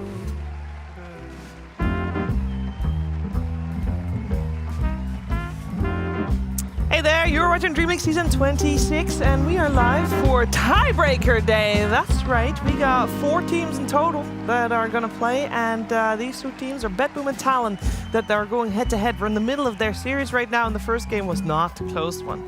It was BetBoom crushing Talon in 21.5 minutes, which is pretty painful, and to be honest, we did not expect anything else, because Talon game number 1s, I fear they're just not that strong normally.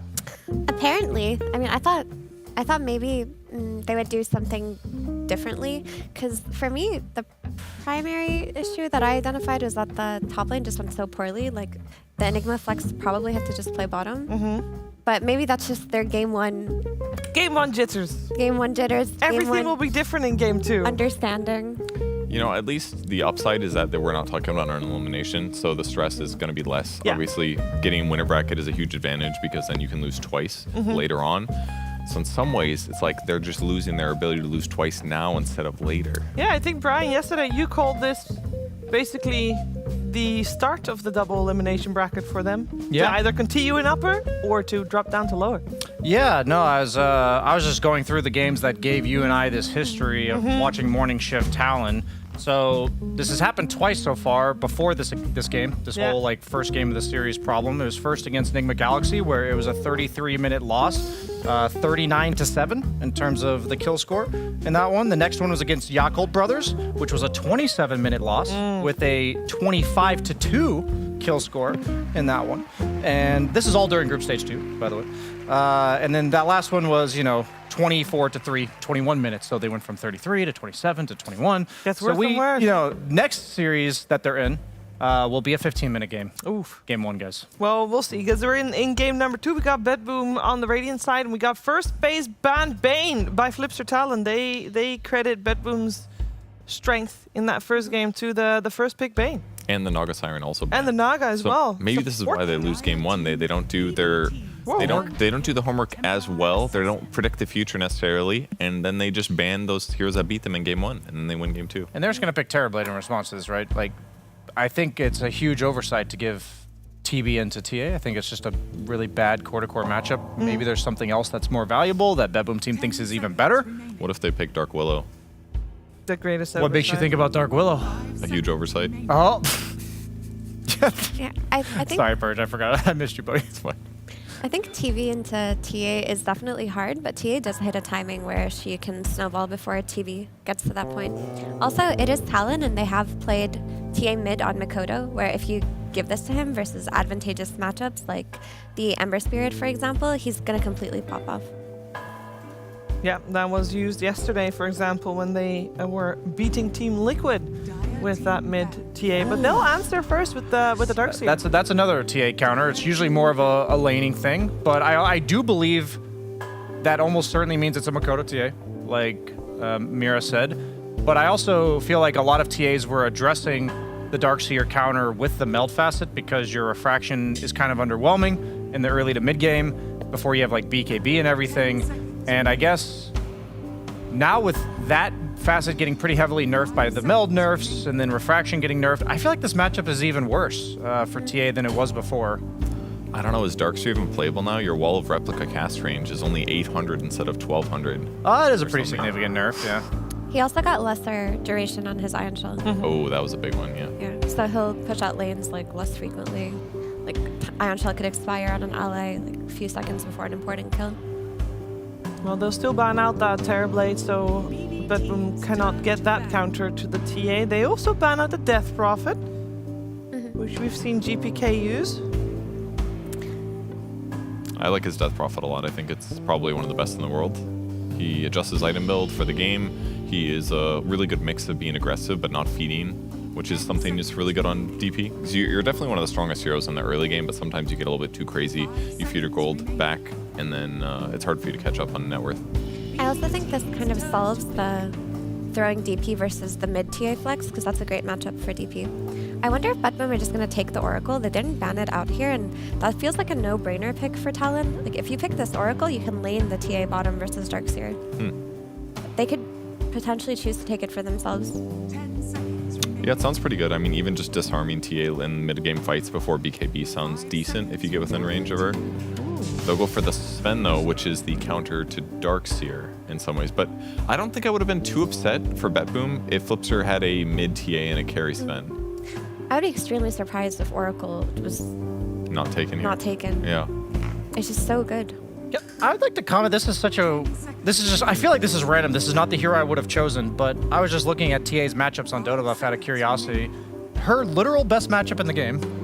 I'm looking at it. I'm cheating. It's Sven. Like, apparently, according to... It's a That's a 4% advantage. Yeah, it's like in a pretty average mass. So, I mean, I have struggled with Sven, like, because usually it's a carry Sven with, like, Mask of Madness, and TA just, like, two-shot you in the mid-game and out-tempos you. Now, I'm wondering, is this potentially just a 4-position Sven? As, like, a melee guy that buffs up your team, has an AoE stun. I think I like this Sven pick a lot if it's going to be flexed to 4 to pick, like, the sick carry pick. I'm just wondering what their intention here is with it. I just feel like it can't be good in some ways. I played support Sven, like, I don't know, a couple months ago, and I just felt like it was garbage compared to what it used to be in the past. I can't remember exactly, but I feel like the Warcry numbers are really weak early, and it takes a lot of time for it to get online. It's the cooldown on Warcry. It got giga nerfed when Sven was popular. That was like 3 or 4 patches ago, right? Like Yeah, you used to it was almost a while you used to have much higher uptime, like 5 seconds more uptime on Warcry, and you lost that. I think the Sven is better against TA if you have other heroes that deal with refraction. If you're not dealing with refraction with someone else, oh my gosh. So it's actually a 5 Sven. It's That's- 5 Sven, carry Lina. not guaranteed yet. Could be mid Lina, carry Sven. Carry CK. I mean, when I saw the Sven pick, I was like, oh, this is a Sven or a CK substitute. But now that they're both in the draft, some weird shit's happening. This is just BetBoom cooking, it seems like. They got stuns. That's Yes. for damn sure. They do definitely have that. So I will say, like, if this Lina is being flexed versus flex mid TA, I don't think that facet that gives her, what is it called? Combustion? No. what's Slow burn or something? slow burn? I don't think that one. I mean, did they buff it a little in the letter? It was patch? bug fixed. It was bug fixed. Bug is what it was, fixed. I yeah. see. Okay. I don't think that facet is very good though. Like you have to pick it if you're laning versus TA, and then you're just playing on magic damage Lina the entire game. I think this is the one hero that it's actually slightly better on. Even if you went, I guess if you go right click, you still want the overcharge for the attack speed, but it's not terrible at breaking refractions if you get slow burn and you get TA with spells. But it's got to be worse, because if you miss these windows of killing people, which is usually what Lina does, burst damage, burst damage, burst damage. They die, they don't press 1, they don't press BKB. You got a Tusk as well, and an Oracle. So like, killing these people in these short periods of time, I just don't see it happening. Yeah. There is a lot of displacement spells on the side of Flipster Talon. I don't generally like turret heroes like Lina, perhaps like a Drow against Tusk Kick, Mag Skewer, because also these heroes have awkward attack animations, so a lot of times it's very easy to hit you with these spells, even if you're attacking fast. So I like the way that Flipster Talon's addressing this with the Mag pick. Gives them team fight of their own. They don't have the best follow-up to RP. I guess like TA Sideblades kind of. I guess I'm wondering, is this mean they're more playing for the map? You know, you have Oracle sitting behind a core to save, you have that potential reset, you have the Mag plus TA Tusk pick off, like that's a lot of damage. TA farms the map, controls areas with Trap, you get Roche. I'm wondering what the overall vision of the game is for BetBoom right now, because like I guess Flipster Talon's draft, it makes so much sense to me what they're trying to do in the game, but you guys have an idea of what BetBoom's like plan is? I mean, CK support is even slightly worse, because before you'd kill Tormentors and Roche quick with Reality Rift, but now those timings are pushed back. CK's it's a weaker late game support than other, so I'm not sure. Yeah, their plan is to dive towers. Like that's their plan. And I think when I've seen it, like I saw it a couple of days ago, they did run this back, the CK support. And Paravision also dipped their hands into the CK support train, like was it yesterday or the day before? But this hero, you're just running at people behind their towers, you're like sucking them in, you're diving mid, like you just walk from whatever lane to mid lane, you dive the enemy mid laner. It gives you a lot of early game aggression. And when you look at things like Warcry, double Ion Shell on heroes, there's like a lot of running into the enemies and trying to make them uncomfortable. But you are right, their team fighting isn't very clear. So with that said, if they do the CK versus Darkseer against the TA safe lane, that looks great. Like you're going to be able to dive the tower, you're going to be able to break refraction, you're going to have a Vanguard on the Darkseer, you're not going to take that much damage from the tower. So if they succeed in forcing TA out of the safe lane, that means she goes mid against Lina. Lina should be semi-okay with high range. So maybe that's what they were thinking. The Sven is still a little bit up in the air, but... Yeah. I just think that TA can be like... They banned a potential mid hero and the Monkey King and a potential carry and troll, but I think now that you have Oracle, you can throw TA versus Darkseer. It's not a big deal at all. Oracle does a great job of protecting her. That is also a flex. I think that's a bit of a, we're going to hold off where we're putting TA based on where we put this Lina. I think the Lina, when I think about Lina as a carry, she's much better when the enemy mid's not going to roam on you. Like I would like to be a Lina carry against a TA mid. because you're not getting Void Spirited, Pango Dove, and all that kind of stuff. Because I think Mag Tusk is not enough to kill you if you have a support with you. But now I'm kind of hesitant because if I put Lina carry, then they can just put Tiny mid and do that exact same thing to me. But if I put Lina mid, then Tiny can go carry and TA will match up well against it. So I think this is a pretty cool pick as long as Flipster Talon is openly flexing it based on what ends up happening with this last pick from BetBoom. For sure. I think if I learned anything about about Lina versus Tiny a few days ago. That's the matchup name, the Liney. The Liney. If I learned from Gaiman versus Liquid, like Lina absolutely and completely crushes Tiny. Yeah. Like it's not even close. So you would ideally want the Tiny to play away from Lina. Well, they got a full minute to think about this on the side of BetBoom. Yeah. Also, Tiny does great against Darkseer too, so you're super happy throwing him up there. The only issue that I can see right now in Flipster Talon's draft, otherwise everything is great, is that all of their damage is physical. And then when you play against Darkseer, oftentimes his first item is Crimson Guard into Halberd.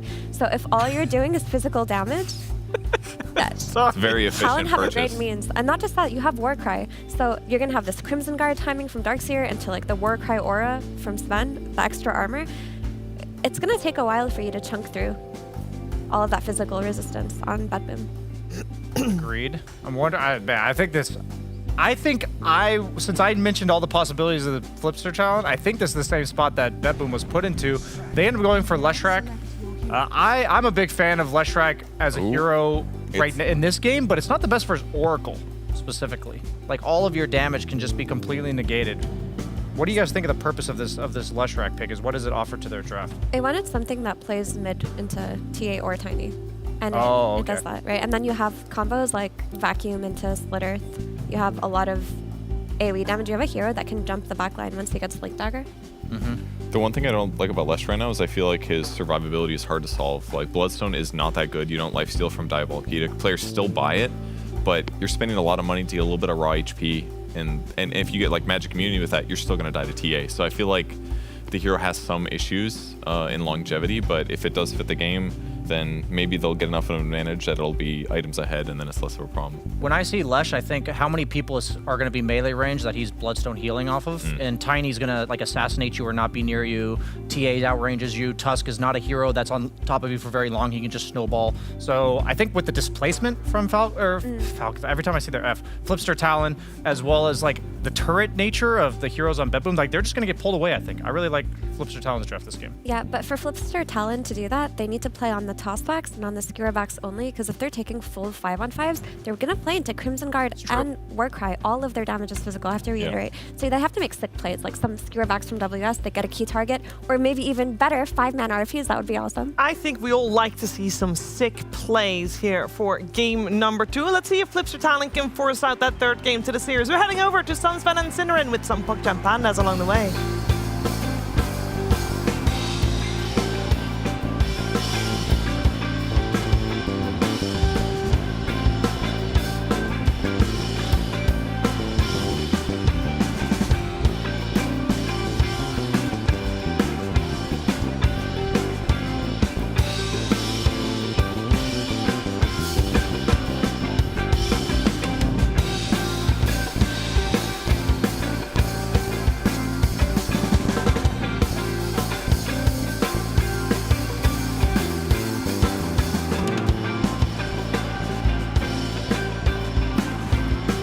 Game 2 between BetBoom and Talon has arrived. And it's going to be a good one because Talon have woken up, ladies and gentlemen. They have made it into the server after a complete dumpster shellacking in game number 1. Sunsven here with Cinderin. Hello. Hello. Yeah.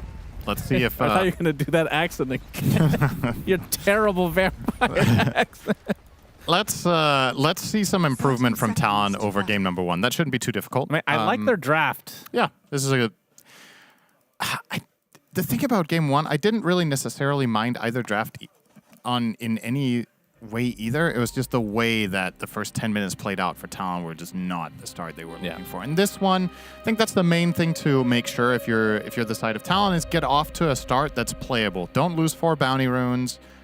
Play your lanes in a stable fashion. You are absolutely a team that's capable of beating BetBoom in mid-late game situations if the matchups are even at the very least, or if you just have, you know, some way of taking fights. I think what Talon has impressed me with the most this tournament is their teamfight execution. I think they're really good at casting spells around each other. You can tell they have good communication, fight selection. So you just need to be capable. I think that's the problem. And what ends up happening in some of their games where they've been stomped is just the first 10 minutes go so badly that they can't even showcase what they're good at when they don't get there. But it does feel like their heroes, outside maybe the Oracle, are pretty good at laning. They can be very aggressive. They can get kills. They're going to be picking the TA here for Makoto, and I'm sure the panel went over this. Of course, we don't listen to them. We just sit back in the talent room and play games together, ignoring everybody, then come here without any knowledge. There's the donkey that signifies you in the green room, of course. All right. But, yeah, TA getting a pretty sizable nerf, 5 damage at each level of refraction, which adds up to 20 at level 4. Normally, this would be like, oh, this is a huge nerf for this hero. But you put her, specifically, on such a high pedestal in this last patch. You put her as the #1 best hero in the game. So with this nerf, theoretically, even though it is pretty sizable, she should still be quite good. I mean, you can tell that we had 738 where she was one of the most contested heroes and seemed ridiculously strong. She gets nerfed in 739, is still first pick, gets nerfed in 739B, and today is still first pick. So we'll see. Well, to be fair, they haven't Eventually played you with get it yet, there. though, right? That's they right. Played with this version yet. This is the first nerfed TA being played, or fully nerfed TA being played in a pro game. So we'll see. Eventually the numbers catch up to you. But it really goes to show that if the pro teams still rate this as a first pickable hero, just how broken was she in 738, right? It's like, it's always a combination of factors. Sure, she gets nerfed, but then maybe also other great heroes got nerfed. So by comparison, maybe she's still equally great. I mean, the thing is, like, for I know that TA has been really powerful for a good bit now. I don't mind her, though. Like, I think she's fun to watch. Unlike a Terrorblade, for example. It's gonna be my quota to bring that up once per game, even when Terrorblade is not playing. GPK is in this game. And yeah, I'll mention GPK even in non-GPK games. Speaking of GPK, though, he is playing the Leshrac, and he went for the Misanthropy facet, which is the one we were used to seeing until semi-recently, where we saw a little bit of a switch-up, but basically Diabolic Edict does a lot more damage, but it does not hit buildings. Yeah, the alternative is to take the Chronoptic one, which we saw Samael run in one of his games that we cast. It got buffed a lot, in particular for the laning stage. I think GPK is deciding against it for 2 reasons. First of all, getting additional mana to harass with Lightning Storm and Split Earth is not that great against TA because she has Barrier and you just don't deal damage. And secondly, higher impact of Edict is a way to kill TA. So it's just a twofold advantage to take this one in this game. So far, so good. Of course, this is one of Mikoto's all-time great heroes. So when this is good, he will be happy to first pick it overall. Yep, absolutely. And 23 Savage this time around will be playing the Tiny. We've seen him pick that from time to time during this tournament. Yep. And he has been very good. I feel like he's been very good on basically every hero he's played. It's just as a team, that first game of the day, it's just like a curse for Talon. But now, sure, they've shored things up. It's a pretty crazy curse to have. Yeah. And the fact that they've made it this far with that many bad performances on the first game specifically is actually quite impressive. If game 1 is a default loss, you have to 2-0 every series. Yeah, exactly.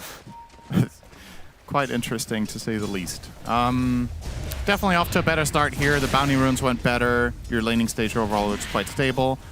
WS in particular, last game on Beastmaster was very quiet compared to, I was saying that in the last game, I think this guy has really been impressing. I think he's been one of the most carrying offlane players that any team in the tournament has had. We've seen him pop off on various heroes. The most memorable for me was the Timbersaw, which was ridiculous how much he destroyed that game. But yeah, Magnus is the type of hero that can make the game-winning plays. Give him a good start, could absolutely get there. In the off lane for BetBoom. I'm going to be perfectly honest here. I zoned out for a good 25 seconds while you were talking. That's right. Just, like, legitimately. Yeah. You didn't mention Sven, though, right? We can talk about him? Okay, thank God. I'm impressed. I could have just said, hey, you want to talk about Sven, but I didn't want to embarrass myself. and I wanted to be truthful to you because we're partners here in this endeavor. It does seem more and more one-sided by the day, though, as you listen to me less and less, but it's fine. I mean, to stay sane, it is necessary. And again, this has been a long tournament. That's a straight insult as well. If you want to stay sane, don't listen to what I'm saying. Sorry, what were you saying? Gibberish, yeah. But all right, cool. We're seeing support Sven. Yep. And support CK. Yes, well, we'll get to that in a minute. We have seen that for Save a little early in the tournament. I haven't gotten to cast the support Sven in this patch yet, though. And by this patch, I don't mean just B, of course. But yeah, what do you think of Kataomi playing this? Because typically he'll be like the Bane, right? Killed. Yeah. It's Much different feel here. It's a classic for him, though. He used to play this as a 4. Why am I forgetting the name of that team where they had Pure as well? Not the Eastern European team. What did he play for? Wow. Why is this eluding me right now?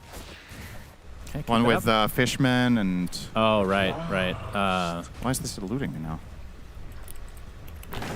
Just let you embarrass yourself as you Google this away. Well, I'm looking it up. This is going to bother me. He played for... Oh, yeah, Entity. There it is. Yep, there it is. Right. I knew that. Yeah, he played a lot of Sven in Entity as a position 4.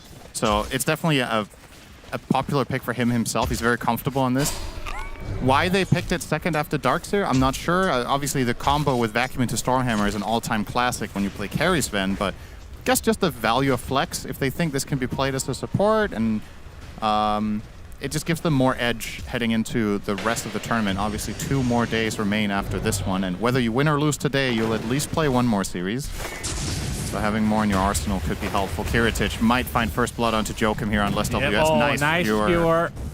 Saving Joachim in the end. And Joachim has had some god-tier games on Tusk, among other heroes, of course, but yeah, we talked about him last game. He's been kind of the co-MVP here as WS.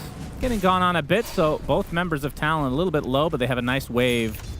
They can try to get some XP in last hits. Kiritich, though, you can see the range advantage against these 2 melees. I mean, Lina is going to be very happy in this lane overall, as long as she doesn't get shockwaved into the skewer, which she will. Into the tower she goes.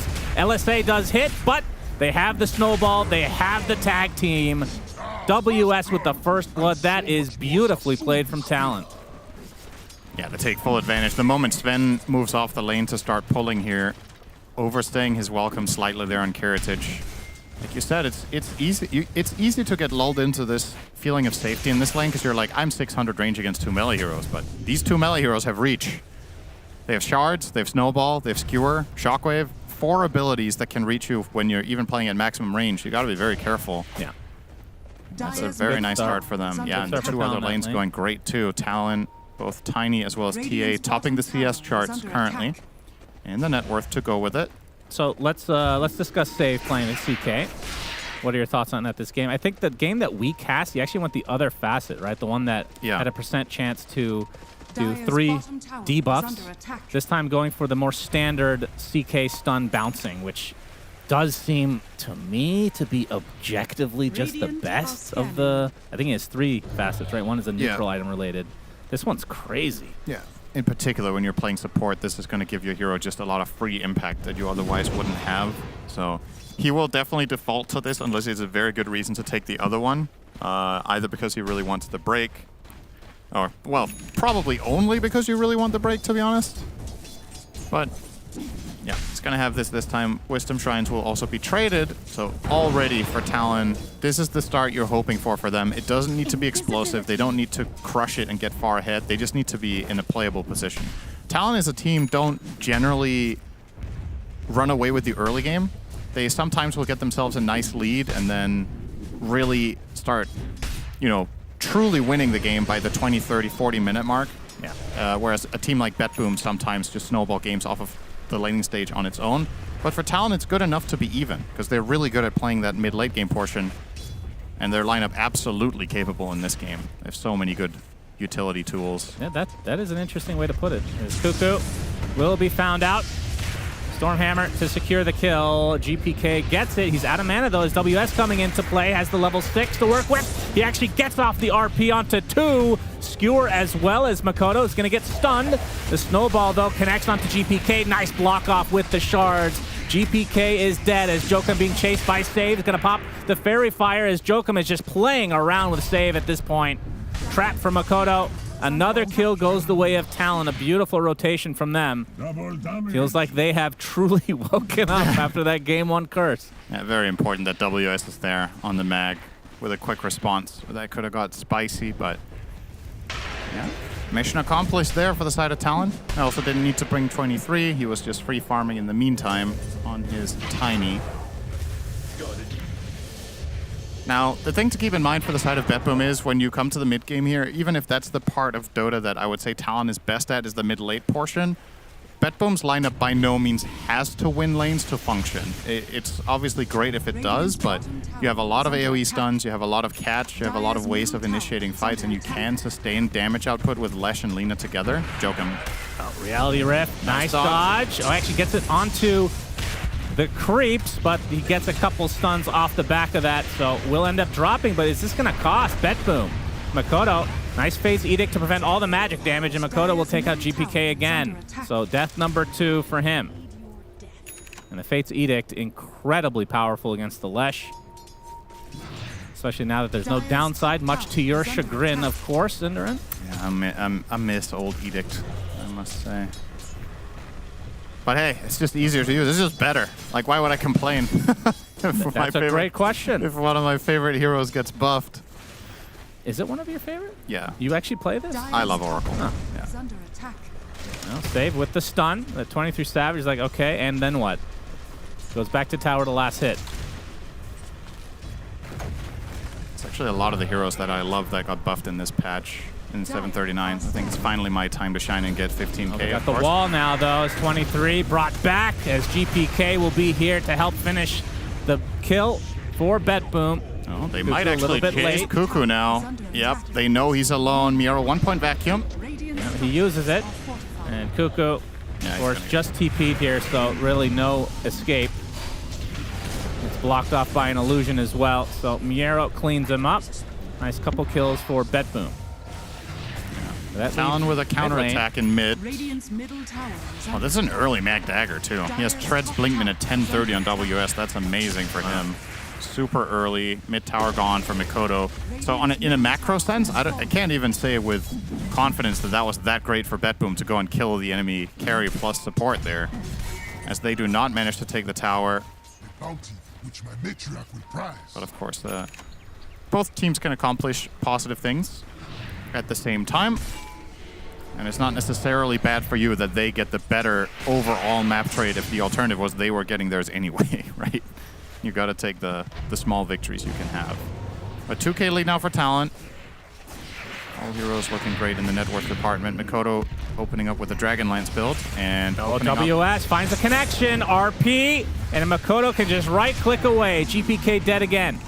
Yeah, I do not think they anticipated this Mag Dagger to come into play this early for GPK. And I must say, from my perspective, I'm a little bit questioning the Leshrac last pick. I think that's the pick of the draft I like the least. I feel like there were better options in total that Betboom could have gone for, because in my eyes, Leshrac is incredibly vulnerable this game. I think the hero's biggest problem in all of Dota is displacement, and you're playing against Magnus and Tusk. If you get separated from your team, you cannot truly fend for yourself. You saw it there. This is obviously the early game version where you get skewered and you don't have any items. But Dodo is going to take a Stormhammer. Gets brought back. The wall is placed. An early false promise from Cuckoo. Is Makoto now making his run? Nice side See step. a double TP on the way. 23 Savage with a huge avalanche onto 4. As Makoto going to be put inside of a snowball. A nice skewer onto 2, separating the fight here as GPK dies again. Along with Miero and Kataomi, it is a disaster for Betboom. They lose 4 overall. Amazing rotation again from Talon. It's a totally different team than game 1. It's so funny to watch. I don't know. It's fascinating. This team, all right, I'm giving you my prediction right now. Yeah. If this team starts learning to play game number 1, they're going to win the whole tournament, okay? They just need to. It's very possible. Mathematically, the fact that they have the scoreline they do when so many of their game 1s are atrocious, let's say it that way. Yeah. I mean, honestly, I think it's fair to say by their own standards, so many of their game 1s just go completely wrong. And then you do this in game 2. All right. You know? Yeah, 6K lead dominating right now. And TA, of course, I mean, all their cores really can really snowball Yep. past this point and just make it a lot worse for Betboom. They can keep the pressure on constantly, and I feel like Leshrac getting after this many deaths at this point. I mean, how do you feel the comeback potential for that hero is? I think Leshrac in particular really suffers when he has a bad start, because it's a hero that has to be up close to deal big damage, and when you're behind by an item, you don't feel tanky enough to commit. Save is dead here. He'll be Easy dead. Kill.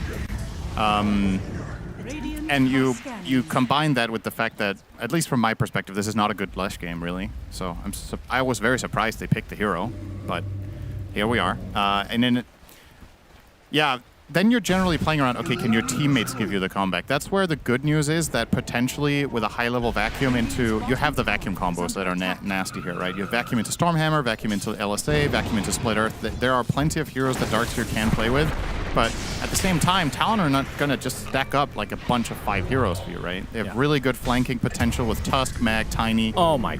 Makoto... Does he solo? Okay, Joachim helped out. Yeah. No, that was a solo kill. He soloed GPK as the Blink Dagger, so... Man. Makoto is owning 4-0 and 6. So he's been involved in 10 of the 11 kills of Talon. So far, TA is pretty good still. And an absolutely shocking development. It turns out that a little bit of a nerf. Small sample size, Syndrome. It's true. It's true. It's true. As we have a pause. All right, that's a good reason from 23 Savage. PC hang. I mean ping. What's the first character he wrote? I don't know. 23 is Tai, right? You have to look that one up. I'm going to look up the alphabet right now. Let me see. Yep, good luck. Let's see, 23 Savage. That's going to be a curse word. I cannot spell. That's a problem. That'll make it harder to look things up. Yeah, so he's Tai, and I believe this does really look Tai. It does, yeah. Based on my watchings of White Lotus, the latest season. Very good show, by the way. Okay. Highly recommend. I'm finding this for you right now. The problem is when I find out what these characters are, I still don't know what it means, so it doesn't really help anything. But I'm curious. It's not easy to read. Yeah, this is really important. Yes, it is. Shannon, life is about learning. It's about growth. Yeah, it's about learning when to shut your mouth. That's right. I'm still not there yet. Talon with an 8K lead at 15 minutes. This almost feels like the reverse of game 1. When you say almost, you mean exactly, right? Well, Betboom has more kills than Talon had, right? Yeah, you're right. It's not exactly the same. Good. You're right. You're right. I take it back. Thank you. This game's very different. 23 Savage with an early Shadow Blade, so going to be hunting for the Betboom side. And it'll be BKB next as WS. Still has that blink. And is this an Orchid that he's building? Yes, sir. All right. Cool. Save. Opening on Jokum. Yep, they got the double stun. They're even going to wall him. Snowball is going to delay things. And the guy can use False Promise here? Potentially, no. Cuckoo. It's like, wait, I forgot you're a support.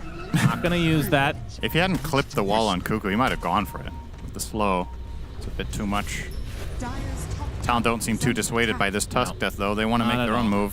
23 Savage. Oh, he's going to show himself. One shots the wave casually with the Lothar, or the Shadow Blade. Shadow Blade plus Empower. These are some good heroes to have Empower for. We haven't really talked about that, but just raw damage increase on TA is also amazing, even though she doesn't benefit from the cleave aspect. It's still... Any hero that buys minus armor and just hits hard will love to play with Empower. Yeah, for sure. And 23 is going to get his shard off of that stack. Yeah.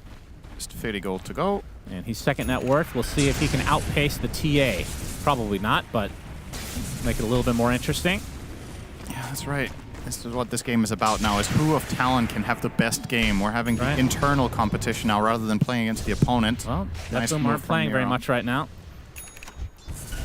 They're doing their best, Shannon. Mjolnir on Kiritich. What do you think about that Brown Boots Mjolnir? Doesn't look like a regular inventory. For Carolina, this can be decent. I think you... I feel like we usually see Maelstrom into like the Dragonlance or something, like a little bit of a mix, but this is the fastest GPM you can get on Lina, I think, is this build, right? It has to be. This is much faster than Dragonlance because you get all the attack speed and you get better chain. You can use the static charge as well. In any fight, you have really good heroes to put static charge on between Leshrac and Sven going in, and Chaos Knight, and even Darkseer. The problem is you haven't really hit a hero yet. So when's that going to come into play? I wonder what his hero damage is. I think he did some attacks bottom, but that was kind of it. Yep, he got some attacks off and then got skewered into the tower and died, and he hasn't seen a hero since. Yeah, that's right. He tasted defeat. 0, 1, and 0 for Kiritich.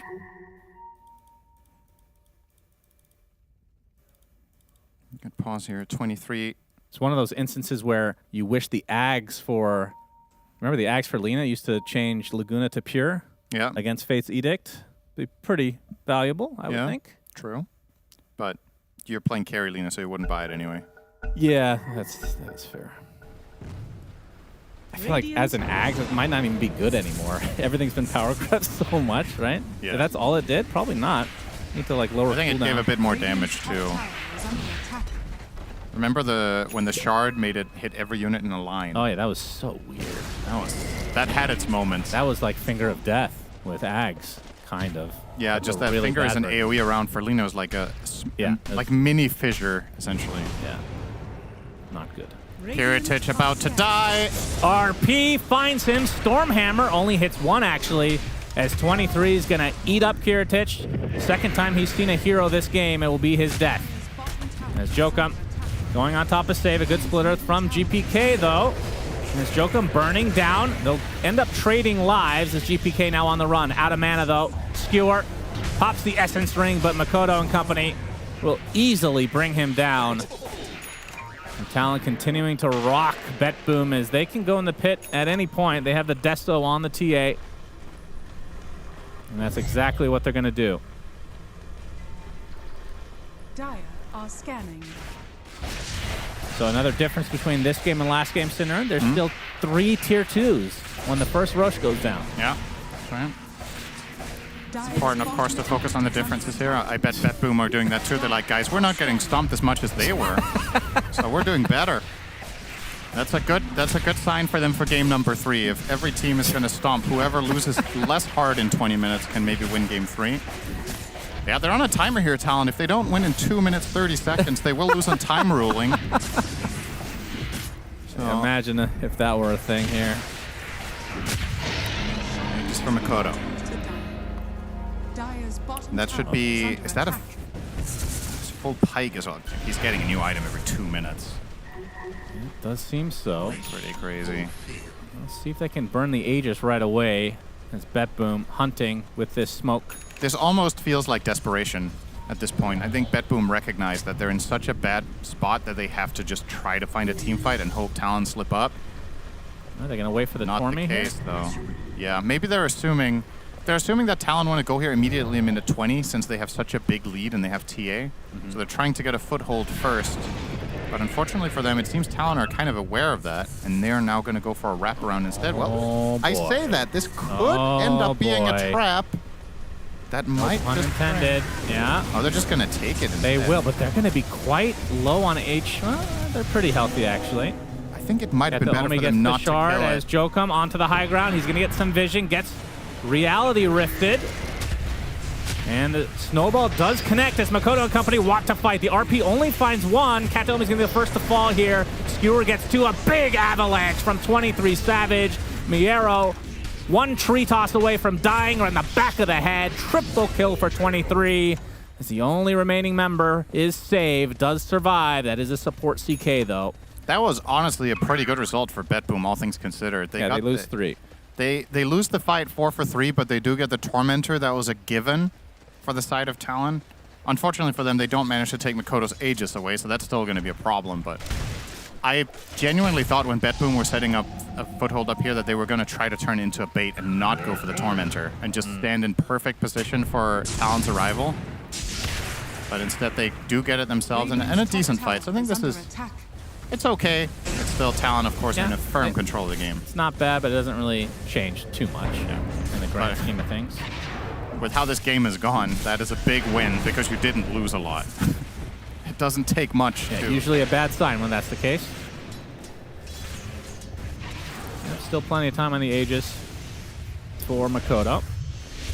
GPK has a Ghost Scepter as the second item. That's also never a good sign for your mid laner. As they find save, it will be eventually brought down. Another Deso charge from Makoto. Yep, already up to 10. Radiant's bottom tower is under attack. How broken would it be if that just kept going up? Oh, if Deso was uncapped? Yeah. That would actually be kind of cool. It would be, right? If you nerfed it to... It takes a while. Yeah. Nerf it to 1 per kill? Yeah, that's kind of crazy how many kills you need to get them, though. Yeah, but it's a cool challenge you can put for yourself. You could make it uncapped and then they make the base item worse. I actually like that idea more. I think the possibility for this item to scale endlessly. Everybody loves infinite scaling. Yeah. Radiant's bottom tower is under attack. Well, 23 now with a BKB. Will be a tough target for Betboom to get through.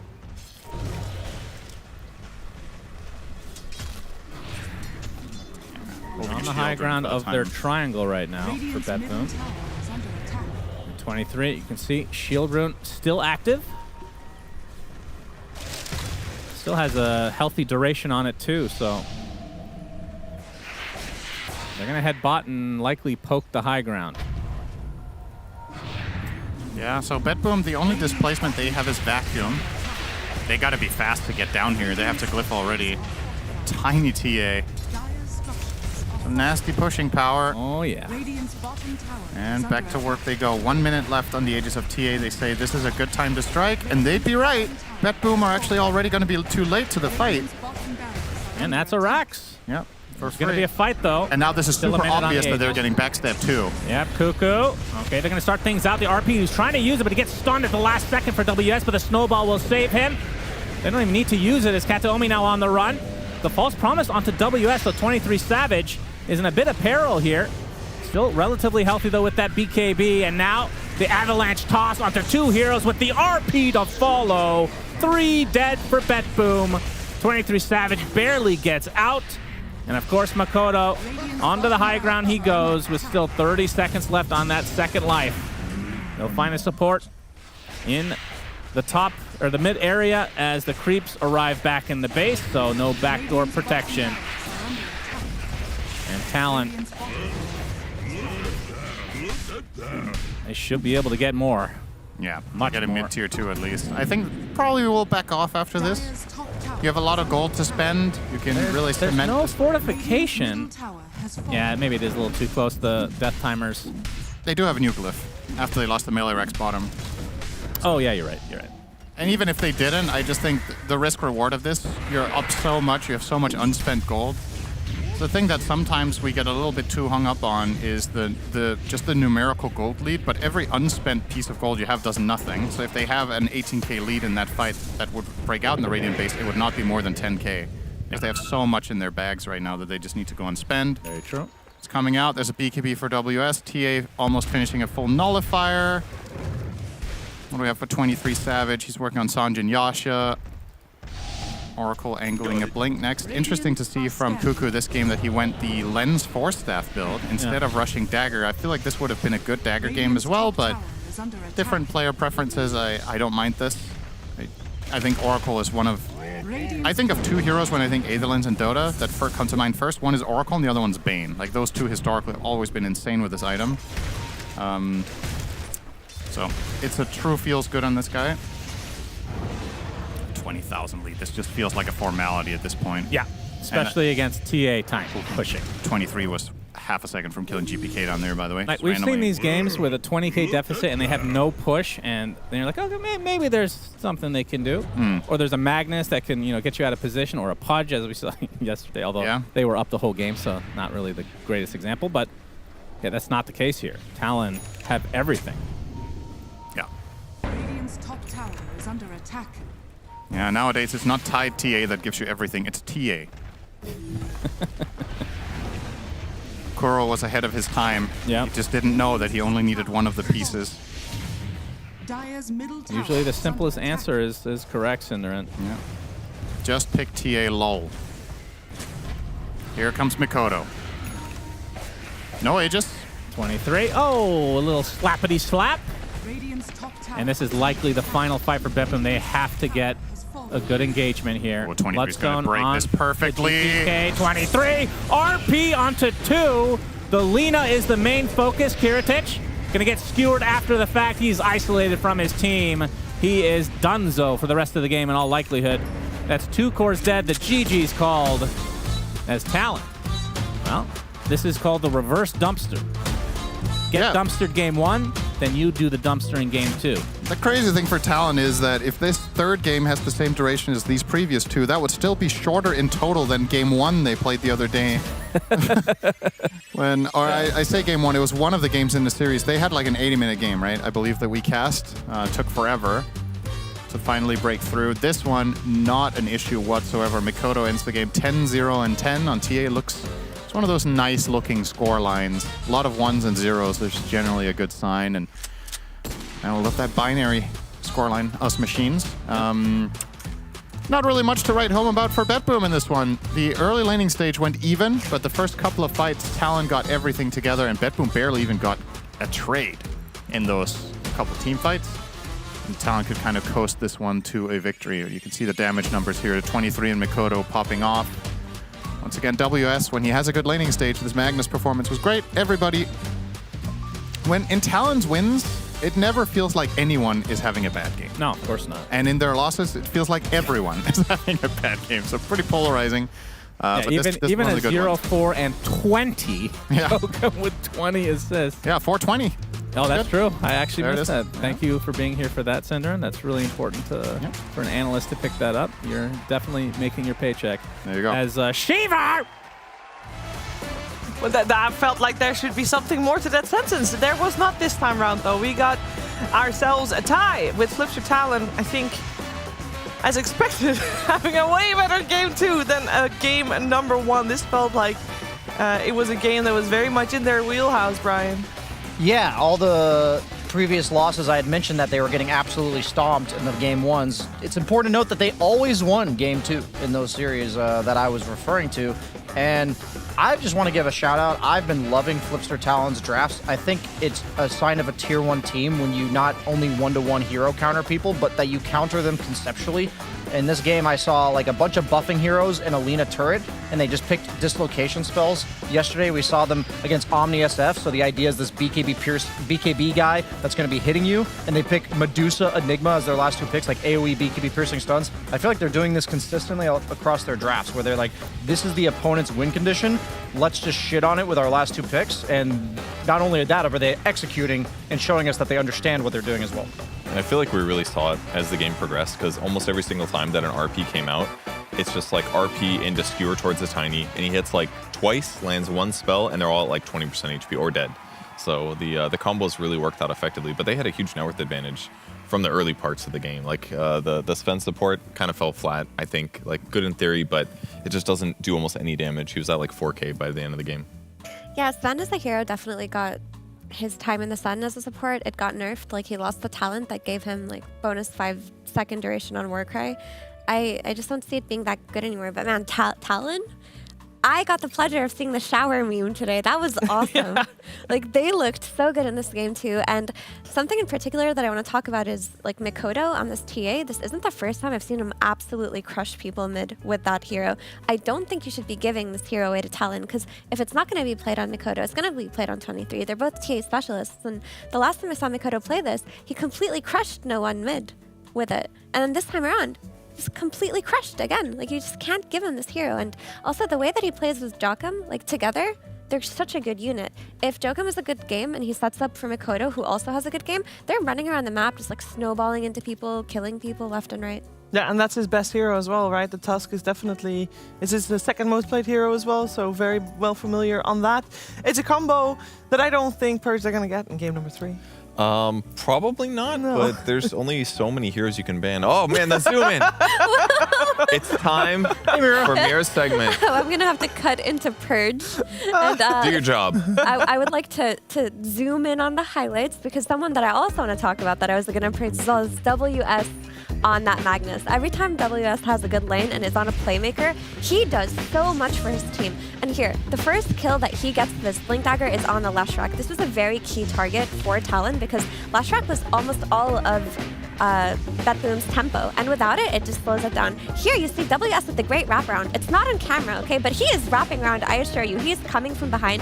He's gonna get this beautiful two-man skewer into like the tower where then 23 can just clean up past here, gets the free 2 kills, and he does all of this without an RP even because it was on Leshrac earlier. Like, if you give him his blink timings on WS, he's gonna cook you. He kind of reminds me of how Collapse was back in the day, where if he's given any kind of playmaking potential, this is what's gonna look like. And then the game kind of turned into, oh, whoever's gonna show on the map, if WS is off camera, you're getting RP'd. If he's off the map, you're getting RP'd. Your Lina, you can't even TP to your tier 2 because he's gonna catch you. I feel like we mentioned everybody in this game on the side of Talon already, apart from the safe lane. But then that's an Oracle with one of the stronger carries here. Brian, of course, the Tiny, very strong, especially as a carry. I think that that game for me was just such an outdraft. Like, meaning like I didn't, as long as their carry enabled their lineup to play with the tempo that they were going to play around Makoto, because that's what I love about 23 Savage's event. We've seen him play carry Tide, carry Omni, carry Abaddon, carry Razor, like anything that his team needs from him. And I just want to shout out that like, I think WS does look like Collapse when he's playing these playmakers. But I asked this guy yesterday, you know, for people who haven't heard of you before, what is your playstyle? Like, we see you play Mag, we see you play Timbersaw. These are very different heroes. We see him last pick Lycan, and then he's like ganking with his wolves while farming jungle. Like, he's literally a Mask of Madness Armlet Lycan last pick that's playing around his wolves. I'm like, well, who is this guy? Like, what is this? He's not a 33. He's not like a summons guy. He's not a playmaker guy. I'm a huge fan of WS. Like, I think this guy is absolutely sick. A jack of all trades. Yes, and he's amazing at all. Master of all. Master of all trades. Exactly. That's the impressive part. And he said that he started by being a Timbersaw spammer, which doesn't really sound like the hero that is similar to any of those other heroes he's doing well on. So it's always fun to see these hero spammer players become diversified and good at everything. All great offlane players begin with Timbersaw. It seems like I don't make the rules. Ice, ATF, WS. That's how it goes. It is how it goes. How it goes as well is obviously the players are at the moment preparing for game number 3. And if for this game number 2, we're thinking this might have just been an outdraft. You know, they let Templar Assassin through. They thought they could counter it. They could not. They'll probably ban out at least that one. Where do you feel like Betboom is going with this one? I think they're not going to pick both Chaos Knight and Sven. I think they are literally redundant heroes. Tanky heroes, stunning, good at diving towers. But then, like, what else are you having? Like, I just feel like you can't do both. They're missing those like core like team fight initiation capabilities that those heroes that you want at least one of your supports to have. Go ahead. You got it. I was going to argue that you mentioned the redundancy in the sports. I think Lesh Lina's quite redundant. Like, these magic damage, purely focused at like unreliable stuns, not good catch, but they also get messed up by these displacement spells, these chaotic fights. So not only did they pick redundant supports, but I also feel like after Talon countered the draft conceptually, they then doubled down on it with the Lesh, which made it even worse, in my opinion. Yeah. Thing is, I also think Talon just played exceptionally well because I could see what Betboom are going for. Like, it made sense that they see physical damage, they go for Crimson Guard Buyer and Darkseer and Warcry and Stun. I can understand why they thought that was a good idea. And then Chaos Knight, he wasn't just picked in the void, he was laning with a Darkseer, he's an Ion Shell carrier, he's a support that they've been winning with. So it's not that they were trying insanely new things here, they just lost the early game and then they couldn't really fight into a TA lineup with that much net worth advantage. Yeah.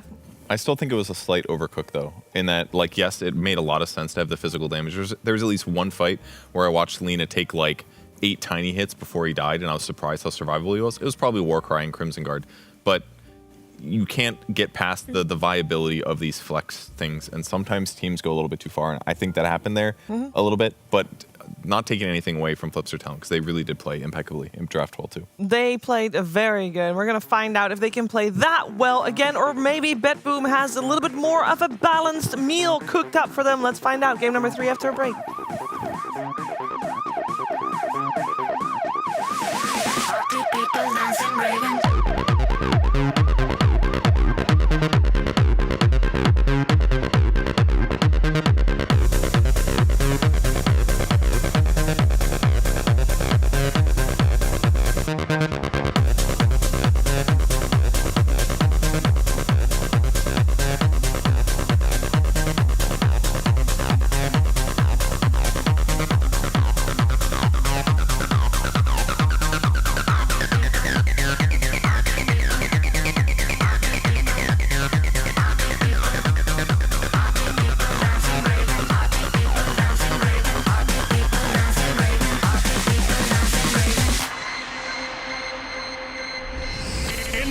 mix right now. With DJ 31. Killing the ones and twos.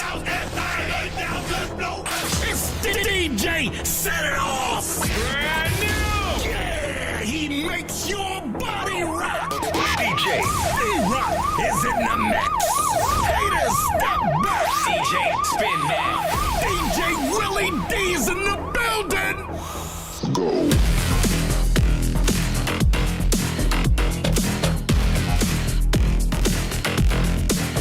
Faster.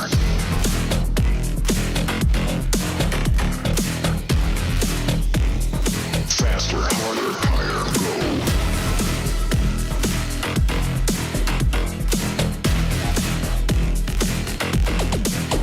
Faster.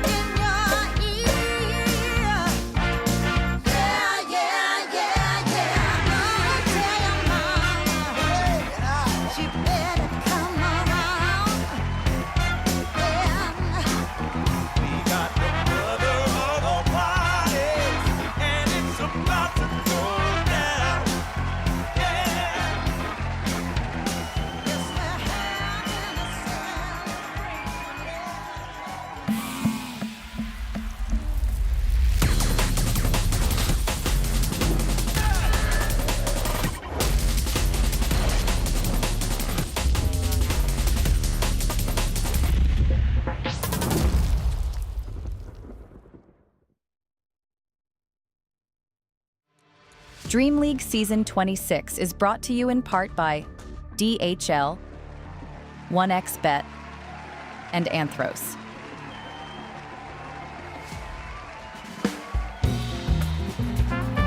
Welcome back. You are watching DreamLeague. It's Season 26, and this is a bonus day of Dota 2. That's right, it's Tiebreaker Day. And both BetBoom and Talon are very happy because they're already in playoffs, which is very nice. However, one of these two teams will be featured upper bracket and the other will be featured lower bracket. And right now, they're tied in this best of 3 series. So we're going to find out what's going to happen in this game number 3 as both teams definitely had very strong showing in the respectable games that they won. And it's all about a learning curve and seeing how they adapt from here, which is biggest adaptment is that BetBoom will be first pick this time around with Flipster Talon on second pick. And therefore BetBoom, or rather Flipster Talon thinks, you know what, that Templar Assassin that you gave us last time? Yeah, we're not going to give you that because that is too strong as we saw. We also still have the Bane and the Naga Siren banned purge. Yeah, those are the laning dominating heroes that BetBoom kind of ran away with the game with in game 1. It's been kind of a staple of how they've been drafting a lot for this tournament. And last game, they tricked them into picking less than good supports. I think the CK support has some merit, but doing CK and Sven was a little bit too far. So taking out these other better supports that also dominate the lane and provide team fight in the same vein are just safer to ban in the first phase. Yeah, the Bane one for me is quite curious because I feel like Bane is half of a puzzle piece. Like, he needed the Naga to do what he did in that last game, but it could be that they have a read that Bane counters a lot of the heroes that they want to play, like whether it's Enigma from the offlane or maybe some kind of ultra scaling carry or mid laner. Bane does a good job against.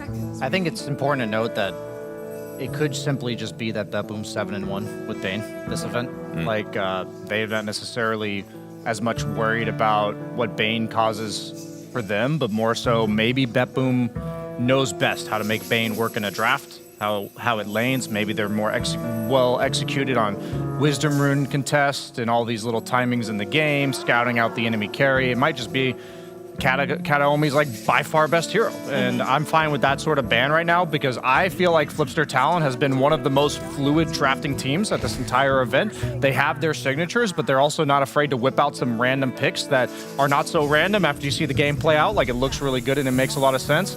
I love Shadow Shaman against Bristle. That level 15 Hex Breaks talent, I can't stress enough that I think it's an oversight for teams to give this against Bristle or Abaddon. It's like, in theory, these type of things don't always work out, but it's not that hard to just hex the guy, right, later on in the game. Well, I guess your solution then is make sure that you're winning by enough by the time he hits level 15 that it doesn't matter how close you are, because I feel like Bristleback sets a lot of tempo throughout the laning stage and the early mid just by being tanky and by gooing everybody. But I'm excited to see how the hero works now that he got maybe one of the more significant nerfs. Losing a range of 750, I think, to 500 means he's not just like blasting everybody. It's like he took some flu meds and he got a good night's sleep, so it's just not going to go as far as it did before. Yeah, it went from 900 to 750. Oh, is that much? Yeah. 900? Yeah, from 900 to 750. Yep. That's So, insane. but I still think he can be good regardless of that. Like, if this hero just buys phase boots, he's not really worried about the radius loss. But I do wonder, this hero's being put in a position of like accumulative nerfs over multiple patches now, and eventually one patch just gives, you know, like, okay, this hero just does not work anymore. Could this be the patch for that?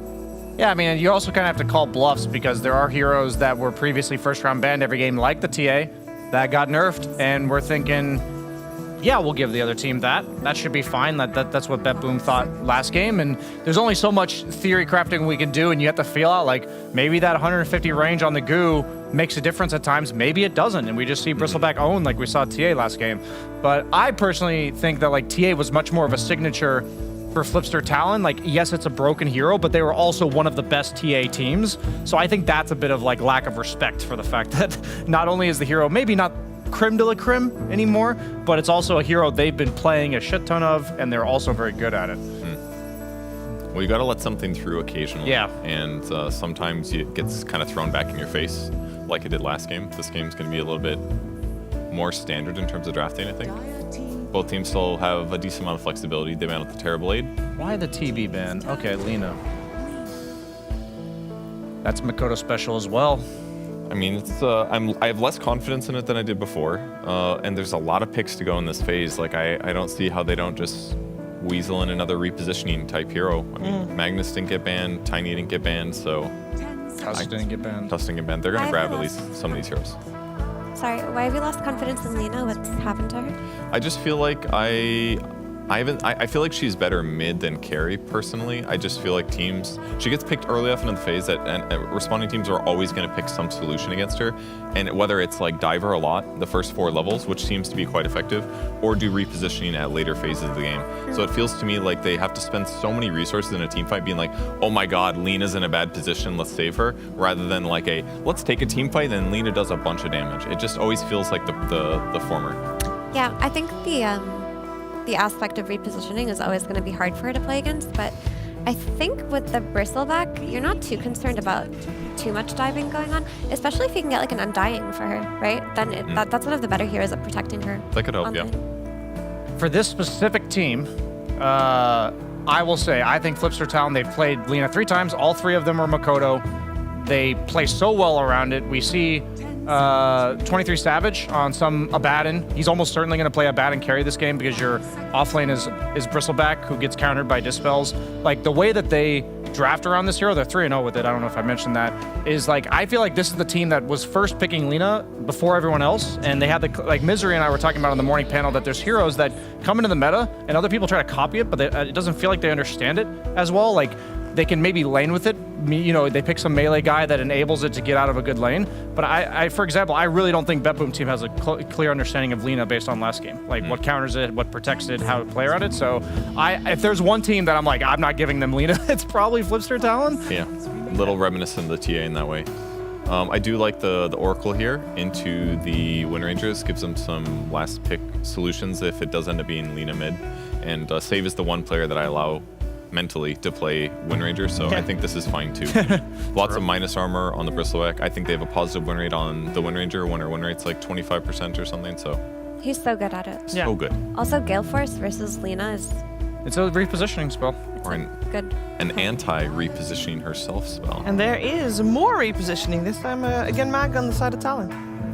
I think that they have to take this mag for themselves so that it's not given away to BetBoom either, because this is something that they could put on all 3 positions. They could easily run the Bristleback carry and throw the Magnus, and this way you've taken away one of the scarier repositions. What's left then is the Tiny, and honestly, if Tiny is picked, you could just throw Lena versus him mid. Like, she just beats him up. So Tiny is the least one she's afraid of. I think she's more afraid of the combination of Tiny and Magnus than just Tiny. Yeah. And even picking Magnus with Lena is straight up not a bad combo either, because with her innate, if you do damage to people, you overheat them, they do damage to people next to them. It's sort of Echo Slam-like. So pairing 2 heroes together, 3 heroes together is genuinely going to make her stronger. And now they pick another hero that is kind of good against Lena. So solving the hero a little bit. Also, just something for Lena to lane with, potentially. Like, ideally, if this is a safe lane Lena, you could throw it there. And then if you end up throwing the Lena mid, you can just give Jokum his signature Tusk. I like it. Do they have enough wave clear right now? I think you get enough wave clear out of Lena and Magnus's cores, so you don't really need your supports to take care of that. Incoming BetBoom's 4th pick, which is a very pivotal moment for the team that has first pick, as they have 2 bans to protect it afterwards, and they do not get overall last pick. So this is their strongest, potentially strongest anyway, hero. Ideally something that pairs with Oracle, maybe a Death Prophet or something. I mean, it's not that great against Lena, I guess. Do not pick a hero that hates being dispositioned or repositioned, please. Like, please do not pick a hero that just gets pulled in and dies. I pick a spirit, you know, a Puck, Void Spirit, something like this where, okay, they hit you with a skewer and you just press a button. The thing is, whatever you pick, you have to make sure it can lane against Lena if she selects True. So the heroes like that are typically the ones that hate dispositioning, like Sniper or Viper, right? That's what I'm saying. It's going to be Sniper. Well, like, I wanted to say that I think BetBoom might have looked at Sniper because he got like +1 armor, which may sound like nothing, but that always makes the hero's laning stage stronger. Did you guys see that Reddit post, the Obligatory. The Iostoron, you know? Yeah. I know we're not going to see that, but that was pretty awesome. You guys should check that out if the viewers haven't seen it. But this for me, for every reason you just mentioned, Mira, I feel like Flipster Talon's got them exactly where they want them. Like, BetBoom's pick, it makes sense, but he's just going to get skewered and and it's gonna suck. Let me play devil's advocate. Okay, a little go bit. for it. I think Sniper is kind of good in this draft because like he's afraid of getting skewered, and if he's afraid of Tusk rotating on him, but he does have an Oracle behind him. So as long as the Oracle can play a good game and save him, Sniper is gonna go like pretty crazy because he's gonna have a good lane versus Lina, and then he has Shrapnel to like cancel Magnus's Blink Dagger, scout him out. So it definitely there's merit. Okay, so real quick, Purge, I gotta say this. Unless they stomp the lanes, like on BetBoom's side, you know, Bristleback's like running in your face, can't ignore him anywhere, Snipers like push your mid tower already, feels like you have no map control. How does BetBoom team force Flipster Talon to fight them? Like, this is my question. Like, how, like, I feel like the reason I mention this is because Flipster Talon, from what I've been watching, is the best team in this tournament for just not fighting you. Like, we saw their game have a 13-minute first blood. We've seen them where they hit, like, it's like 2-1 in kills at 20 minutes, and then they just take a convincing team fight because they had 3 core items come at the same time. I feel like Windranger is going to be okay at starting fights with Atos. Okay. Is what I'm thinking. So that's the timing you're looking Find for? a hero, land an Atos, land a Shackle. That's like 5 seconds of peeping or something like that on some That is a hero. lot. You have to worry about getting skewered back. And what I was going to say before is I feel like at least the concussive grenade is going to make you decent against Tusk.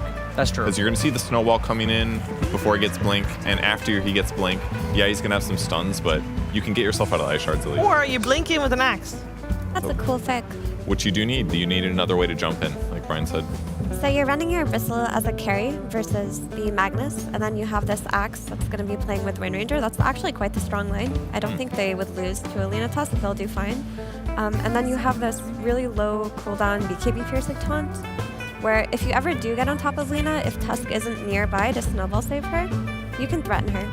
Give him the Monkey King. They have a big vision negative on BetBoom team. When they get the scene red facet and he uses take aim, they're not going to be able to spot any heroes. But combined. They're going to see really good in small slivers.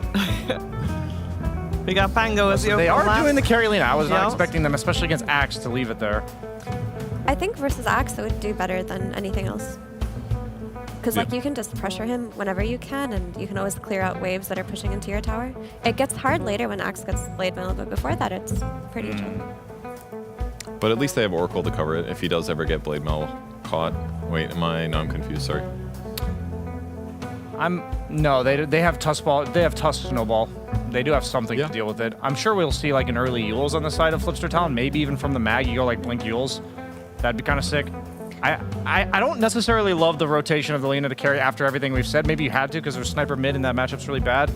I don't know. Flipster Talon, I think they've got all the momentum. I'm banking on them. Hopium. I like the Pango pick a lot because the only issue for like Flipster Talon for their plays to not work is if Oracle is alive, right? Because then he can save the sniper who's getting skewered back. He can play with the Bristleback, and Bristleback can go crazy. But if you have heroes that can jump and focus on Oracle, it makes your plan easier. So Mikoto and his Pango with Jokam and his Tusk, so long as they're focusing on taking down Oracle at the start of every fight, they can easily win those fights. I really like the role swap with the Bristleback carry. It's going to allow GPK to be the true carry, and his other 2 cores are not going to hate life if they get RP'd. It's going to be hard for them to die in that like 4-second period. So I think this role swap was great for BetBoom. You are happy with what BetBoom's got. To be fair, though, both teams have got a good shot of taking this very important game. It's game 3 of this best-of-3 series to decide which one of these 2 teams will be upper bracket and which one will be lower bracket for the playoffs starting tomorrow. Let's see who gets it in the end with game number 3, Sunsfan and Cinnamon, and some Park Jam Pandas.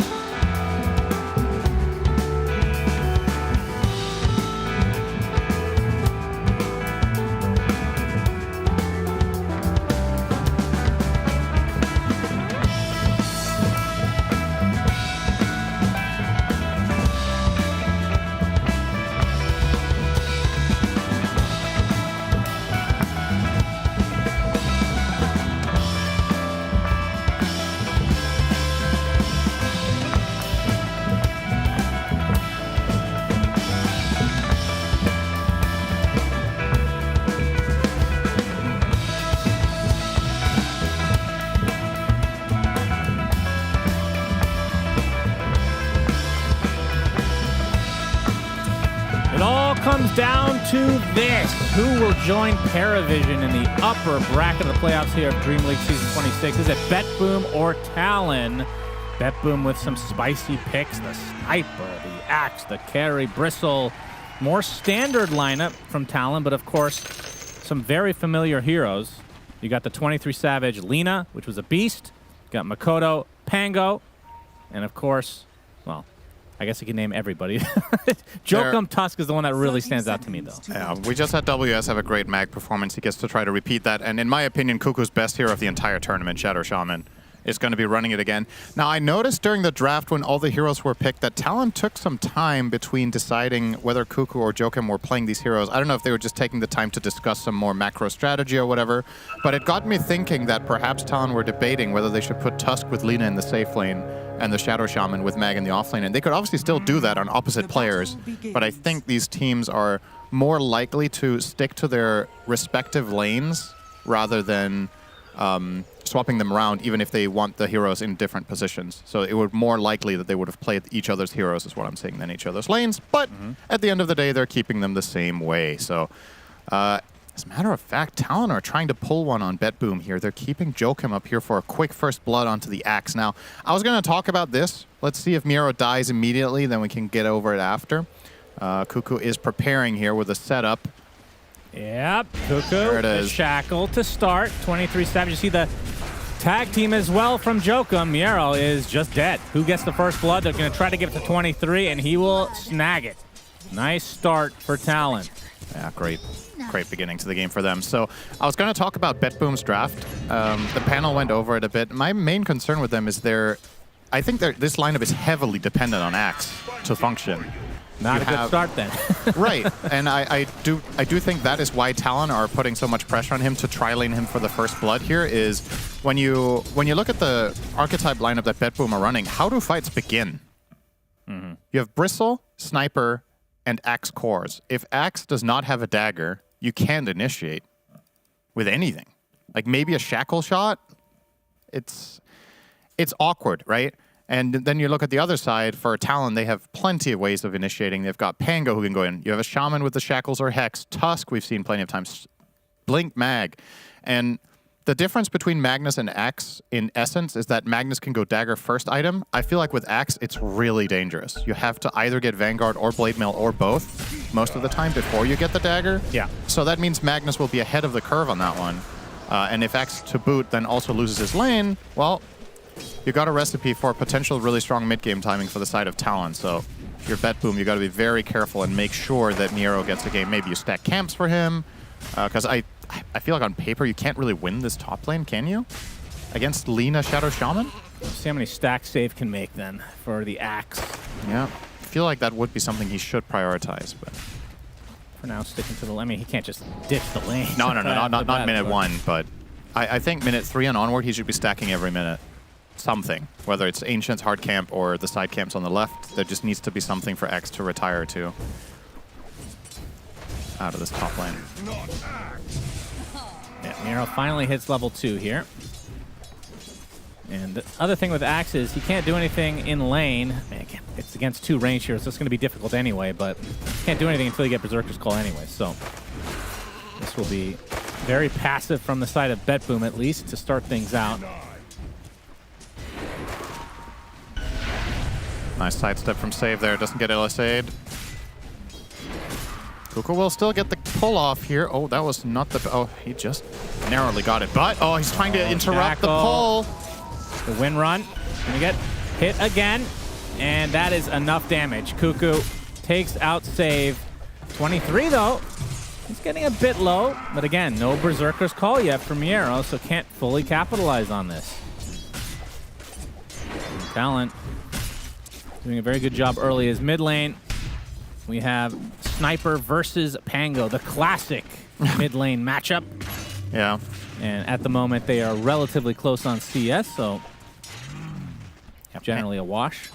There's pretty few heroes that truly beat Pango, right? It's like, what else than Huskar completely bodies you? Maybe Viper? Yeah, I was thinking Viper as well. But for the most part, even something like Sniper that can be really oppressive to certain mid-heroes, Pango just has double spell clear. So yeah. if he's harassing you a lot, he'll still have a little bit of a barrier. He can still farm from range. So Makoto will be getting his in this lane. You can tell GPK is really trying to pressure him though, but not quite enough just yet. You expected Mira does hit level 3 finally. Yeah, Savage actually. And I 23 wait with for very the call low on CS. 4. Power shot misses. Probably the biggest surprise of this laning stage is Lina only having the 11 CS minute 4. I did not notice that. That's kind insane. of crazy that What this the lane hell? has gone this in terms of the CS. Wow. When you consider how much, but they've been prioritizing putting pressure, but usually at this level you can get a little bit of both. Yeah. Kodo will get away from a Kataomi rotation here. Okay, let's pay attention to the net worths then for 23 versus Miero in the long run. Pretty close. I mean, this is definitely good enough for Axe. Yeah. Considering the way he got killed and the way this lane started, you would have thought it would be worse, but he almost has Vanguard minute 430. And that is a mega item against a lane with 2 ranged heroes. They're not going to put as much pressure on you anymore. Save will have more ability to stack for you, feeling better about leaving you alone. Shackle comes out. into the LSA, and he did get the win on 23 doesn't have much mana to speak of now as Cuckoo. Gonna get forced out. Battle Hunger applied. Miero won't be able to finish the job, but he tries to steal this little wave here. The old classic Axe maneuver. He's gonna get shackled, but he's just gonna kill these creeps in the meantime. But he stays around long enough for the LSA to find him. And here comes Makoto. with Makoto making his way over, will be a freebie for Talon. I think you could argue that this isn't a lane that's worth cutting in.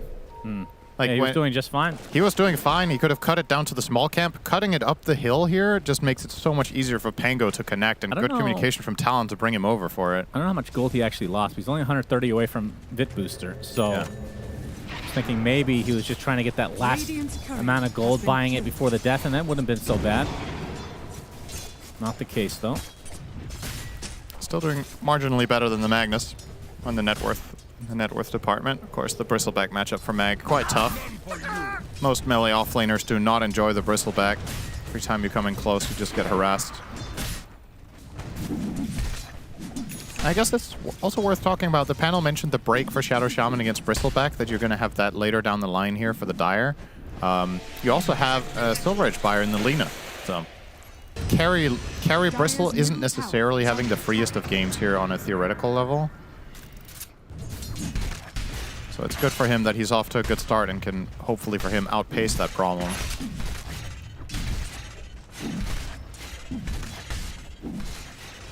Kiritich. First item will be main item, that is, will be Aghanim Scepter. This has not been so popular as of late. Yeah. Interesting. It's really good with Axe, though. Very true. Yeah, that is. Radiant's middle tower is under Just attack. Berserkers call in and get a nice juicy Quill Spray stack. I'd like to see that. Kiritich actually got skewered up on the cliff, and there's ice sharding him. They wow. thought he was TPing, so he ice sharded. Joachim himself TP'd in to stop the TP, but he wasn't porting yet on Kiritich. If he could have stopped that with a snowball, that's the type of thing that can win you a game. He would have been stuck there for a getting very long chased time. now. Kiritich TP back to the tier 1. We'll meet him. Good disarm. The Oracle is almost certainly going to die here, but at what cost exactly? How much can Kiritich get out of this? You see Save make his way over. A nice double shackle onto 2 heroes. He gets the power shot as well. They do eventually get Kataomi. But now Cuckoo in peril. Kiritich getting low on mana, but still plenty to be able to take out Cuckoo in the end. So a 2-for-1 benefit going to BetBoom this time. Nice response from Save here.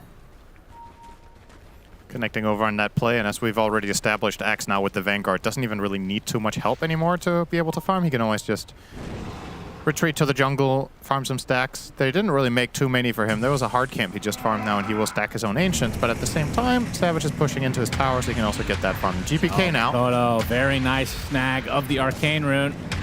23 Savage is going to come over as well. Gets the Laguna onto GPK with the LSA to follow. False Promise about to end here. Actually, not False Promise. He's not even level 6 yet, Cinder. And he's actually going to turn this around to 23 Savage with the Assassinate. They'll trade lives. As Save now. Windrun is already over, looking for the power shot, kill shot onto Jokum. Not going to find it, though, as WS will come to get a little sandwich surprise. Is under attack. So they do get 2 in the end for Talon. It is at the cost, though, of 23. I'm surprised Mikoto didn't finish the kill on Oracle. He was about to have his shield crash up and was going to be a one-shot with that. But he ended up turning around, going back to the river to help his teammates after that part of the fight was kind of over. So all said and done, this turns into pretty much an even trade, maybe slightly Talon favored the trade that they got. Nice stacks being made here by Joachim as well. This is 2 triple stacks now. Either Pango or Lina will be very happy to farm that up later. Could also give some of it to WS. I don't think they will, though. I don't think there's any point. He just needs his blink and he'll be good to go. But also for Joachim himself, he's level 4 on the Tusk, so he needs that shared experience from those stack camps to bridge the gap to 6. Well, that's a nice power shot. Did he even have vision of him? I don't think he did. He just randomly hit the Tusk during healing south. Unlucky for Joachim, he just walked into that one. Classic save. Well, can't really give him Accidentally credit. getting spells correctly. So Miero will be going for the Blink Dagger next, now that he has the Vanguard and Phase Boots, and of course Chipper. Chipper's Vest. Chip Vest, yes. Chipper's Vest. Yes. I don't know if you thought it was called that, if you've already... No, that's the new name. Okay. Passive Chipper, so it's Chipper's Vest. Cuckoo. Let's just smoke off here, and yeah, Miero would be a very nice kill. Radiant's bottom tower is under They're attack. thinking about, they actually separate a bit. This is a really long move to find nothing. It's going to get a lot of farm on these Ancients now even for Miero. Place an Obs that's starting to get sentryed out. Yeah, and now they... He'll destroy the sentry, but obviously Betboom know this ward is here, so... They'll clean that up in a moment. Yeah, definitely a waste of time here. That's all around, that's just a net negative smoke, because you also wasted a ward. Yeah, they're going to deny their own ward here. Yeah. Oh, WS actually will take the hard camp. Interesting. Okay. So, well, that'll give him his blink, which will arrive a little bit faster courtesy of that. But the Ancient, definitely not something Magnus will be interested in farming. Rather give them over to someone else. He's going to take way too much damage going for that stack. And has his Playmaker item unlocked.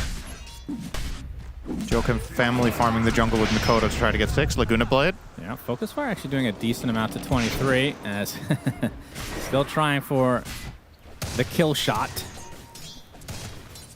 It's one of those where it's like a 10% hit, but definitely worth trying. And then when you when you make it, feels so good. Yeah, it's definitely a cool one. As Mikoto rolling thunder, Miero is the target. He's gonna get Serpent warded and shackled inside. Oh, okay, he gets bounced out, but doesn't matter too much. 23 will take Miero out. They bring a lot of heroes to that play, though. Dire's bottom tower is under And attack. use the Serpent wards just to kill the Axe. Not the biggest of deals for Betboom. In the meantime, Katsuomi gets to stack Ancients and Triangle as well, so when Axe respawns, he can find a little bit of recovery over there. We haven't talked about him too much, but Kiritich is just hitting creeps. You know, his Bristle is progressing Dire's nicely. bottom tower is under attack. He's currently... That's the full Ags in 650. Yep, not bad. So Betboom's timing, I would say, is fairly obvious. Once this Blink Dagger's online for Miero, that's going to align with the Kiritich Ags in all likelihood, so they'll likely smoke up after the fact. And what about for Talon? They already have the Blink on the mag. Yeah, they want to fight now. Mikoto has Diffusal, so they themselves are very much ready to go as well. I think the goal for Talon here is to not involve 23 Savage. I think the less Lina fights, the better in a game like this. She just really needs to get to those bigger items so she can deal with the Sniper matchup, deal with the Bristle matchup better. Nice. Wait, did he just steal 3 or 4 creeps with the power shot there? I think he did on save. 23 Savage lost a couple of Ancients to him. Save will focus fire down the tier 1. 2k advantage for Betboom here. Radiant's bottom tower. And now we see a smoke, and Miero wants to put this Blink Dagger to good use. Yeah, the dream target here is Lina. They might just find him too. Okay. It's scanned. Nice. Yeah. Nicely done from Dire's Talon. middle tower is under attack. Might have to just go for the mid. Yeah, settle for Jokum in a tower. Not a bad prize either, but maybe GPK can just do it on his own with the Dragon Lance. Yep, Jokum seems to be fine.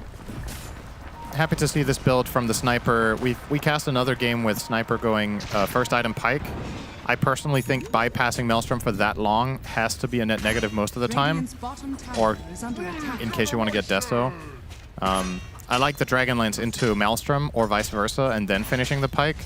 The overall flow of that in terms of GPM just feels a little bit better. Yeah. The Pike rush has to be because you're like really scared of something and you feel like you're going to have to fight, but if that's not the case, every passing minute just feels like a bit of a loss. So This is nice. 23 with this will basically have his boots of travel. Kiritich runs into Makoto. They get the RP off as well. The stun locks to follow. Kiritich very, very dead. Good pick off again from Talon.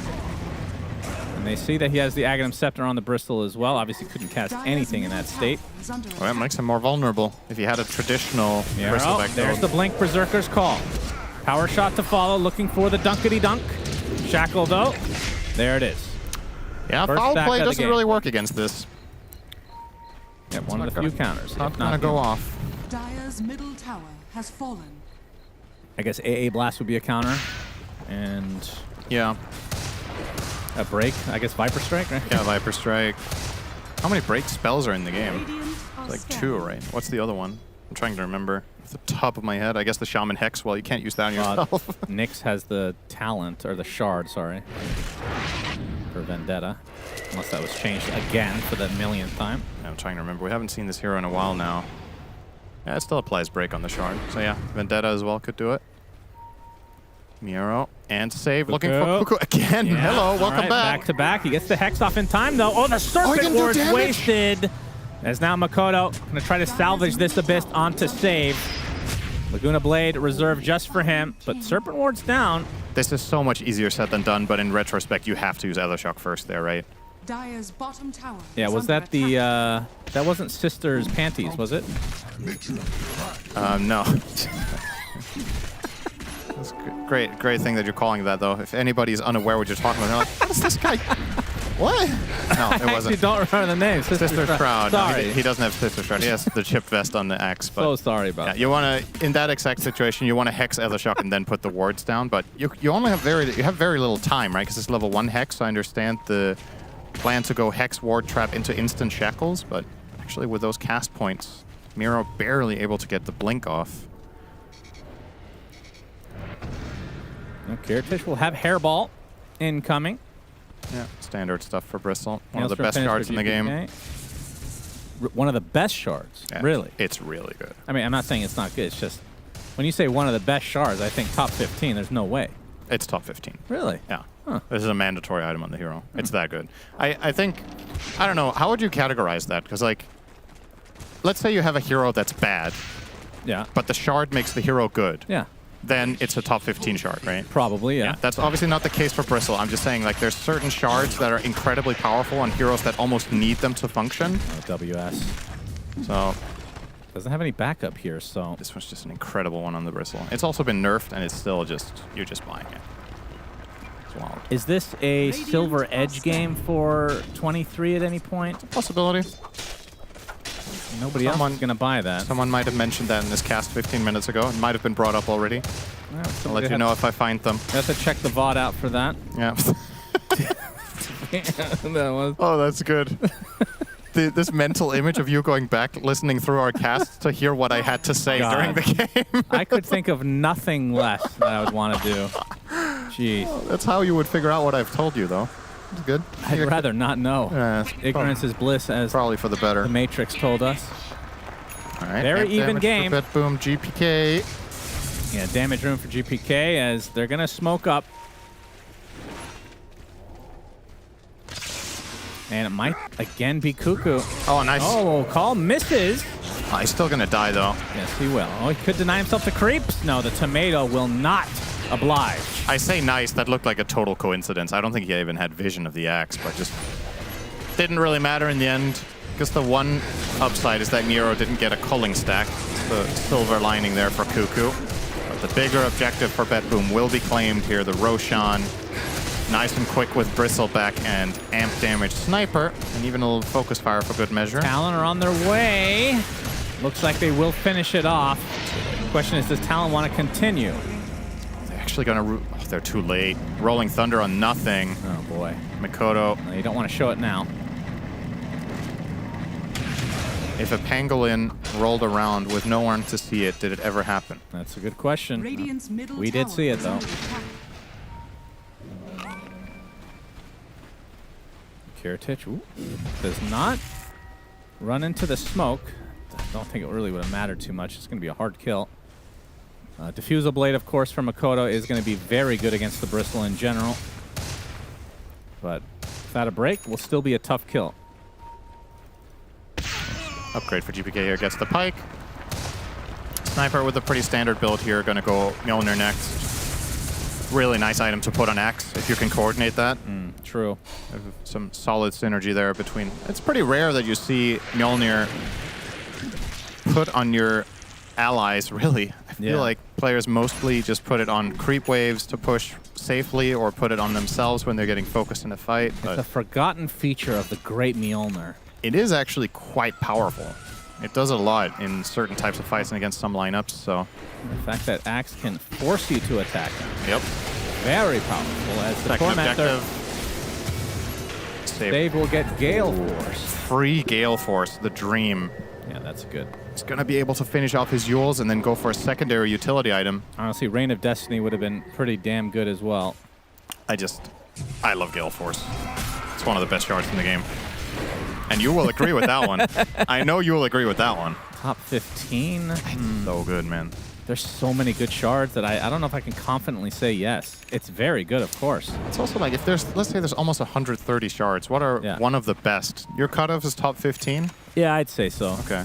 It's a very arbitrary cutoff. Well, but everything is going to be arbitrary at that point. How do you make that? It's usually when you ask technical? people what's one of the best, they'll say like top 3, top 5, top 10. Top 15? Whoever says top 15 about anything? Well, there's actually a reason for that, because I used to say top 10 for like 15 spells. Oh. Or 15 ags. I'm like, I might as well just make that 15 then. Okay. Give myself a little leeway, Cinderman. Yeah. Okay, fair enough. You live and you learn. At least some of us do. As the tier 2 tower fortification.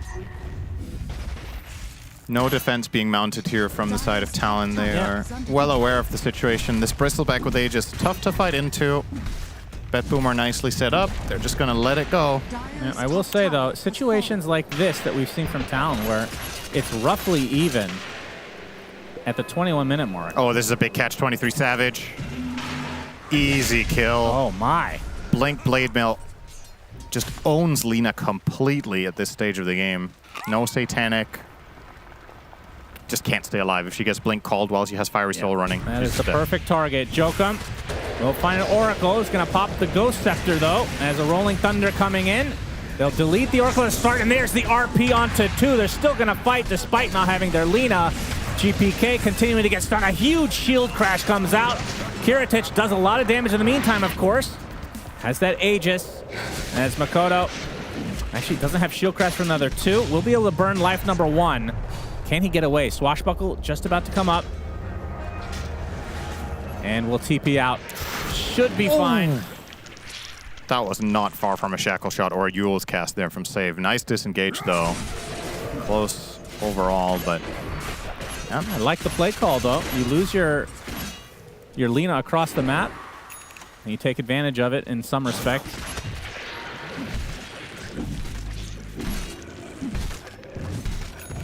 BKB looks to be next for Kiritich after finishing this SNY. He, of course, has the gem, so... Yeah, I really like that early gem pickup on Bristle.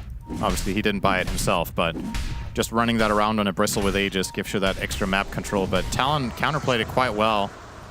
Haven't really been caught much. The map is starting to look smaller and smaller for them, though, with this dewarding going on. Take the outpost as well inside of BetBoom. Kiritich, actually a little bit of a bluff here, this push. He's completely alone. I guess there's an Oracle a little bit behind him now. But with the information, this ward he has up top, seeing Mikoto, probably gives him the feeling of safety that he could go for this tower push. And he manages to take 2/3 of this tower on his own. And he's going to keep going. Yeah, not and often you see this is going to make this gate play a lot less likely, too. Call into the focus fire. Cuckoo, very dead. No chop, though, from Miero. That's really good macro from BetBoom. So Bristol is pushing mid with Oracle on backup, and in the meantime, because he's pushing there, Talon feel relatively safe to go through the gate top, but they get caught instead. Speaking of... Oh, this is a bigger one, but the snowball save. Gale Force used now. And the shackle onto Makoto, tries to get off his ult, but the Yule's going to stop it. It's 23 Savage, doing a lot of damage, but he's also taking a lot. He gets the Hurricane Pack off in time to take out Miero. Now the False Promise applied to GPK. Makoto in the Rolling Thunder might just have to get out. Assassinate is coming for him, but... Ooh, that was actually a good combo, but not enough. Makoto still slowed to a crawl, but should be able to get away here. Damn, Save is on the prowl. Unless Save gets a ridiculous power shot here. Oh, the Gale Force. Yules. It's going to set. It's not enough still. Gets the shackle now. Now he doesn't have mana. He doesn't. He needs some assistance. As Jokum coming with the punch, he's going to sacrifice his life for Makoto's as the power shot actually misses. But guess what doesn't? The Quill Spray from Kiritich. Damn. A very long chase. Yeah, understandably so. His teammates tip him there. That is not an easy play call to make for the Wind Rangers to chase that one all that way down. That was a 30-second chase from Save. That actually does manage to turn that into ultimately a relatively even exchange. You consider the way that tough fight started, you would have thought it would go better for the side of BetBoom, but Talon had really nice spell casting there to salvage the situation. Instant snowball in the Blink Call, of course. They got off the Pango roll. But with the full chase through, BetBoom do recover it. Kiritich has been having some major mana issues. Yeah. How do you solve that on the Bristol, exactly? I mean, By the old school mono-regen. days, you'd say Eternal Shroud was the dream, right? Yeah. I'm not sure how much he needs to... I mean, he's been using mana for a very long time, right? So eventually you are going to run out. If you... It feels super bad to go back to base. It does look like that's what he's going to do, though. But I don't know if you can really itemize for this. I don't think you can afford to buy a big mono regen item in this game. I think there's just way too important other things you have to take care of. You're just going to have to accept that once in a while this will be happening. Despite all this momentum for BetBoom, it's still only a 3K lead, and of course going high ground that's going to be pretty difficult against Talon. I mean, WS has a harpoon, so that's the item for fishing, except Ags, of course, those two. Yeah, will he go both? He could. He's going BKB for now. Yeah, I could see an Ags after that as you can see BetBoom, or Talon rather, grouped up here. Pike now for the Lina. 23 Savage, very strong when he gets to deliver. You saw in the last fight how much damage he was able to output. When he is not the call target, the fights change quite drastically. There's a smoke available here for BetBoom. If they fancy their luck, they will do it, and so will Talon. So big moment coming up here. Who is going to find the angle? It's not even with a Roche. Well, I guess Roche could technically spawn, but... Oh, nice ward from Cuckoo. Kiritich. Hairball, there's the initiation, but a nice snowball to save everyone. Mabiero, he's still waiting. The roster's going to fall. 23 Savage is going down the right clicks of GPK. Dead. He will drop. Buyback comes out from the Rasta, but they have lost so much on Talon. They will just have to back away. Makoto still very healthy. Yeah, that blink call. Imagine they didn't have such a clutch snowball save. That would have been even worse. But 3 for 1 with the buyback of Cuckoo. Big win there for BetBoom's side. Finding that initiation, and 23 Savage is just getting bodied in the fights. He really desperately needs... I don't know if Silver Edge is the right call here. I think maybe you have to buy Satanic. You don't have the staying power. You do not have a defensive support protecting you, such as the Oracle. Sure, you have Snowball, but once you come out of it, Kiritich as well as GPK will tunnel vision him. You're going to see this. This is a nice Snowball save there, but look at him as soon as he comes out of this. 23 Savage is getting eaten alive by Kiritich.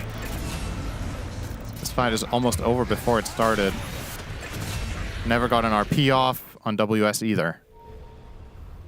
Big Now lead. some distance is made. Yeah. Betboom with a bit more control. Roche about to spawn as well, looking at about 45 seconds, so almost a max respawn timer, unfortunately here for Betboom, because I think they could have claimed it already if it was up. Yeah, for sure. They'll have to wait a little bit longer.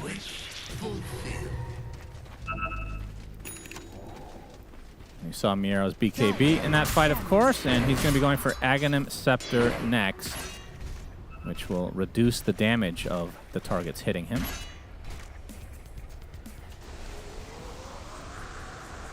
He did take we didn't talk about his facet. It's the same one he took last time, where the enemies attack faster when you're called, and of course you get a little bit more armor for yourself as well. All about proccing that counter helix as much as possible.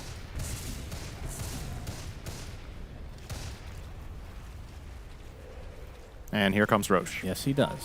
And Talon are nowhere near. So gonna 3B roar. for Betboom.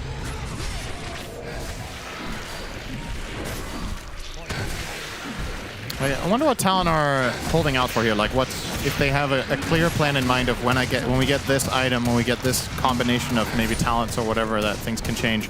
Cuckoo's 15 will obviously be very big. He's level 14 now on the Shaman. Getting the Hex break against Bristle will be a big help.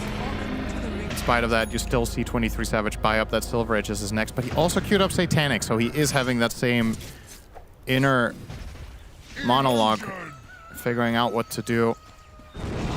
And Mag now has the BKB completed. It's still going to be a tough ask for Betboom to go high ground, but you've got Bristle back with an Aegis, or excuse me, you've got Sniper with an Aegis, which I think is a better choice. So you're just going to place the banner and have GPK hit this from 1,000 range, 1,160 to be exact. A nice little bit of range on him. Yep, fishing will be a little bit more difficult because of that. Kiritich will frontline. And now the TPs from Talon to try to defend here. Tower's already at half health. There's, WS pushes them slightly forward. Oh, that's not ideal. Beautiful Berserker's Call. Snowball is going to put them in a precarious spot. No, it's on a creep. Actually, well done. As GPK might be burning life number one. Swashbuckle finishes the job. Nicely done from Makoto. He's going to get shackled, though, for his troubles with the focus fire to follow. As GPK can just hit from afar as Miero will set it up. And the dunk to follow. Down goes Makoto. No buyback. No buyback. As 23 Savage, headshots are starting to hurt. We'll have to try to run away, and they might need to give up this set of racks at this point without the Pangolier. As there, nice connection. They have GPK, but he pops the BKB, still taking a lot of right-click damage as the RP will follow. 23 Savage trying to get through this false promise onto GPK. It will eventually be his death, surely, but can he take anybody else to the grave? Yes, he takes WS as well. And some way, somehow, Talon have defended. It's so important that WS finds that skewer, but it takes two for that play to happen. GPK was in so deep, he could have just hit the barracks. They had a full foothold in the base. They were set up. Pango was dead, and then they get a little bit overzealous and dive, and Talon, in classic Talon base defense fashion, make it happen. And only a 5K lead now. I feel like teams, even though it's picked basically every game, they don't respect the Magnet. It feels like we see it every game. So crazy. You have to remember he does have insane reach with Harpoon. Yeah, for sure. You have to be very far out. But man, you're a sniper. You could have stood by the stairs, you know? You already bullied the enemy team out really nicely. That was a guaranteed ranged Rex, bare minimum. You could have maybe also got the melee. But of course, it's one of those situations where you get a little bit bloodthirsty. If the dive happens and it works, you might just win the whole game. Yep. Which is obviously a lot better than just delaying a barracks. But at the same time, the risk reward maybe not quite in your favor that time around. Well, they'll have AC this time around for Kiritich, so minus armor on the towers. But no Aegis though. Yeah. So Roche is down for quite a while, 5 minutes minimum. And our Betboom just fine waiting for it, or will they apply some pressure? They are grouping up a lot of heroes top, but it's going to be for the Tormentor first off. I mean, 23 is going to have his Silver Edge pretty soon, so even the Bristle's not going to be so safe. Will be the that's free a good one. Grenade. That's big. That is good. Dire are scanning. What's the cooldown on concussive? It's 10 only seconds. 10 seconds. Yeah. Man, so good. It's one of the best. That's one of the best shots in the game. Tell you what. Just gonna say it. You were too fast.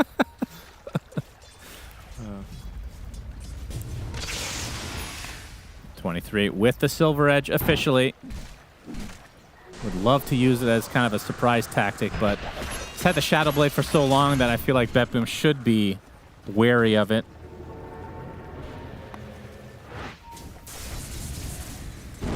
It's a good way to quantify what would be the best shards in the game would be to compare the heroes' win rates when they have it versus when they don't. The ones that have the biggest increase have to have the best shard, right? Or that is what impacts your win rate the absolute most, then... It's not that easy. I think it's Miero looking for the opening. Oh, nice reaction. Nice blink from Cuckoo. Battle Hunger slows so much with the Gale Force on top. So this will be a connection onto Jokum. No dunk again from Miero. They are not giving it to him. It's 23-7. Does he actually want to fight here? He's going to try to blow up the Oracle. He will. And now the Nightfall. No Berserker's Call in range. Miero nowhere close. And that's one way to stop the TP. Katomi convincing him that it was on purpose with his Oracle voice line. Nice little play there from 23 to get that assassination, get out. Don't think this was going to lead into anything regardless. Like, the Tusk respawn timer is too short for that for BetBoom, and as we've already established, there's no objectives out on the map. WS, though, would be a big find. Yeah, Miero with the follow-up. Oh, no, Mikoto gets blocked by the cliff. Oh. That is unfortunate. Oh, no. We'll have to TP away. That little piece of the wall. If I hate that on Pango, yeah. If he had connected that initial stun, he actually saves Magnus, I think. That's a big death. He does have buyback onto WS, so it's not a clear-cut high ground push for BetBoom at all. Nice. Well, they do know a couple of things. They know Mag has no BKB if he were to buy back, and they know there's no roll. So, yep, true. I think this choice of going high ground here, I do like it. I think if you're effectively forcing Talon's hand here. Are you going to burn the buyback or not? If you don't burn the buyback, this is a lost rack 100%. If you do burn it, you could choose to disengage. You could see if you find a moment of opportunity. Yeah, fortification on the melee. GPK with a Satanic feels a lot more confident now. Now an Aghanim Scepter.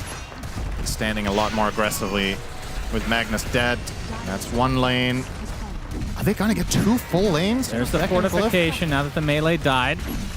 10 more seconds for WS. Definitely will not burn it now. Cuckoo going to put the snakes bottom, it looks like. Yeah, trying to force them back. The smart move, but they're going to lose the second melee. Wow. In fact, the second lane entirely. I was Concussive grenade to the other side. Expecting that. Yeah, 2 lanes for BetBoom, and all it cost them is half their HP, maybe a little bit more now, to their tier 3 bot, which is also the lane that they're just going to be pushing next anyway. And now that this has played out, it's hard to justify not buying back Magnus, right? There's no way that's not worth 2 lanes of barracks. I just think, just like for me, I don't think Talon expected this push to go this quickly.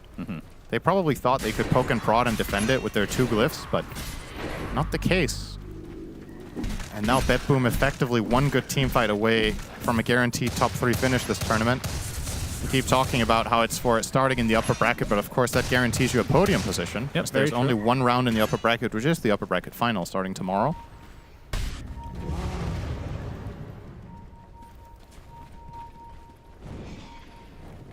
Talent.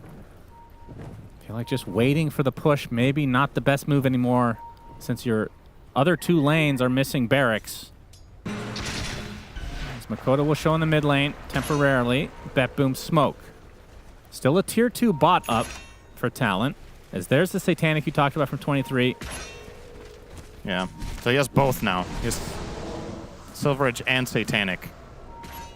This fight has to work out now. If he still doesn't find a big fight now, it's not going to get much better than this. His inventory is jam-packed with goodies. And if the smokes won't really turn into much here, at the very least, with the lanes pushing, you know that Talon have to go defend, especially in that top lane right now. Looks like they're just going to give bottom lane up to GPK for free. Or maybe not. They're going to try to hit him while he's hitting the tier 2, I guess, but... Yeah, okay, there's the RP. It's onto Axe. Do they have the follow-up here? Rolling Thunder onto the back line. They get the punch, they get the Laguna. Down goes Miero. Big kill for Talon. They're going to get a second in the form of save. Now, BetBoom will be retreating. Don't want to bleed out. Is a good ward that they had right there by the outpost. Miero thought he could just take that, but he was spotted the entire time in this smoke. Save doesn't look too happy. Maybe he's I'm not sure what the communication is. It's like, how did we not have control of this area, or we need to, when we're pushing the bot tier 2, make sure that the flanking moves are impossible. Talon pull a quick one there. That's a huge fight to win. It's 4,000 gold. Yeah, it's not much. And they find a Harpoon, skewer. skewer. The TP, I don't think they have a way to cancel that. So. Only the punch, but I think Joachim was not the first TP. If you could get a do-over on that one, you want Tusk to TP first. Yeah, for sure. Instead of any of the other heroes, and that is a kill. But in the heat of the moment, really hard to communicate that perfectly. But that would have been a mega find. Killing Bristle there, he had the gem. It would have equalized the gold and maybe even given you Roche, which is about to spawn in 20 seconds. So good timing for BetBoom. That Axe is about to respawn now, and they can maybe regain control here. Talon will, without a doubt, want to fight for this Roche, but they won't have RP as it spawns. So if BetBoom are quick enough... I don't think they will be. No, it doesn't look like they're checking it out right now. They have a major upgrade, well, though. You got double RP now. Now he has one. In 20 seconds. His mana pool is not good. He's buying mangoes. This is getting harder. This is Late game honestly, mangoes. This is honestly pretty hard to manage in the heat of a fight. To juggle the double RP where you have to use 2 mangoes in between all your items, and you need to be careful you don't cast too many spells, because even then the mangoes aren't enough. Yeah. And you definitely do not want to show the refresher, as Roche will go to the bot side. GPK, damage rune online. 2 ults on Magnus right now cost 1,050 mana. He has 951. If he goes int treads, he has about 1071. I think he just toggled it for a moment. So he can just barely cast RP, refresh RP without BKBing. So if he BKBs, he has to mango. If he uses skewer, he has to double mango. Oh, I've seen this so many times, man. These players are so good at this game, but when it comes to these narrow mana pools with refresher, I almost feel like I see it fail more than I see it succeed. When you cut it that close, there's always something you didn't account for. You're like, oh, I need it. Oh, there's a nice shockwave to start. And then, oh, shit, I'm missing 50 mana for my last RP. Looking for WS to clutch it out. It's going to be a big fight coming up, and double RP could be a game winner, and a fuck-up could cost you a guaranteed top 3. So, a lot on the line here. Stay in school, kids. Make sure you study math. All right. Yeah, math very important for your mana capacity usage in Dota 2. Yes. Aghanim Scepter for Oracles, so False Promise will give invisibility. Bonus spell damage. And spell damage. That's really good on Bristle. Oh, yeah. Dire are scanning. And base attack time reduction. Oh, look at this. Great in general. Both going in opposite directions, although there is one close by Joachim. Yeah, he's looking to break the to smoke. Pop the smoke, and he Second will pass. here. Blinks away. Makoto, Rolling Thunder. Initiation starts onto GPK. Cuckoo gets the Hex. Onto Miero. There's the RP, but that's BKB onto the Axe. He's very tanky. He's 23 damage. Right-clicking from afar as Kiritich trying to focus on him. Another RP now, but the False Promise onto Axe. He's going to stay alive a little bit longer. Skewer to follow as well, but finally they get the Axe in the end, but it's going to cost them 23. 3 dead for BetBoom all of a sudden as Kiritich trying to put everybody on his back. Triple kill. He's going to lose save if he's not careful. Now it's a 1 versus 2. Bristleback. Got the Ghost Scepter to keep the Rasta alive. Makoto, I mean, they cannot kill this Bristle for sure, but at the very least, nobody's getting Roche. Now you have to defend your base. The creeps are there. That is such a good play from Joachim to break the smoke in that fashion. They immediately punish it too. He breaks the smoke, they get a roll immediately through the enemy team, and with Miero getting caught by the first RP, they end up using False Promise on the Axe. And then WS is still able to get off the second RP, so he did his math correctly. And the second one catches the sniper, excuse me, which Lena was able to take out. It's a very tooth and nail fight. Yeah, it was close. Just 1 or 2 things going differently for either team, and we're looking at a team wipe, maybe like a 5 for 2, 5 for 1, but everybody landing their stuff, and still means anything can happen here. Some big items coming out. Shadowblade for the Wind Ranger, looking for a surprise jump. You got the Heart now on Bristle. 3.7k HP, up to 4.6. It's a tough kill. Yeah, you just ignore it. You're talking about the False Promise being good on Bristle. He hasn't remotely needed No. the issue, right? And the question is if there's some way for Miero to prevent himself from needing to be ultied by Oracle like that. It's so much better for them if they get it on the sniper. instead of on the axe. Do you think the Axe was worth it for the Oracle? Not so far, but Shard into the pit. Roche is at half HP as Kiritich is soloing it right now. Are scanning. And Talon. Oh, the call comes out. Rolling Thunder to try to disrupt the initiation. Serpent Wards are placed as well. The Gale Guard making this pretty difficult to fight in. Miro past the BKB. They get saved to start the fight. As Jokum taking the right clicks as 23 Savage will find his way against Kiritich. Will have to run away. He's just getting beat down by this Bristleback. He's going to self-exile though, but he gets two-shot afterwards. Meanwhile, GPK, Hurricane Pike to the other side of the cliff to be able to take out WS. The range is killing Talon right now. GPK looking for Makoto next, but the Hex is going to delay this. Finally gets the bullets. And now the Assassinate onto the Rasta. One more kill for the road as BetBoom win this fight 5-2. And now they're going to get Roche on top of it. It cost them a buyback onto save, and that's it. But the completely fundamental difference between this fight and the previous one is the difference from 0 to 2 RPs. That really is it. Yeah, true. They managed to assassinate the first hero immediately with the Lina, and they also killed the Axe, but after that, Sniper is completely free, Bristle is completely free. Somebody has to buy back here, surely. Yeah, they're mega now already. It's a matter of whether the game's over. Like, they actually can't It might defend. just end. 3 heroes do not have buyback, and that's all 3 cores for Talon. BetBoom 25 don't seconds know on Magnus. this, so they're going to start getting megas. If they went for tier 4s, they would just recognize the game's over, but... Yep, playing it safe, so Mega's online, and now for the tier 4s. Now they know they can't have buybacks. They would have surely Magnus bought back up to in 10 defend their seconds. megas. That's the last fortification that Talon had. They're going to have to try to defend this. It's 5 seconds for the Magnus. Jokum trying to delay it. He's getting right click from afar, though. Gets off the snowball, but these buildings are melting to Kiritich. And here comes the potential RP for WS as Kiritich casually takes out Jokum. Has the buyback on the Tusk as the Lina now up in 5 seconds. There's the Skewer. They get the Hex as well. Cuckoo pops the BKB from Kiritich. Could literally just finish the Ancient now if he wants. No fortification to work with as Miero working on Jokum. Wants to get this die back as GPK deletes WS. And 23 Savage trying with all his might to defend, but this will end up being GG in favor of BetBoom. GPK wants the Rampage first, but it will not happen. A very entertaining game number 3 as BetBoom secure themselves in the upper bracket, and like you said, secure top 3. Yeah, what a great game 3. The other 2 games left something to be desired, but both teams really showing just how good they are. With these 2 one-sided stomps into then a close game, a lot of it seemed dictated by draft and what happened in the first 10 minutes of either of the previous games. This one, very close for a long time. Came down to a lot of clutch plays, but in the end, BetBoom draw the longer straw here.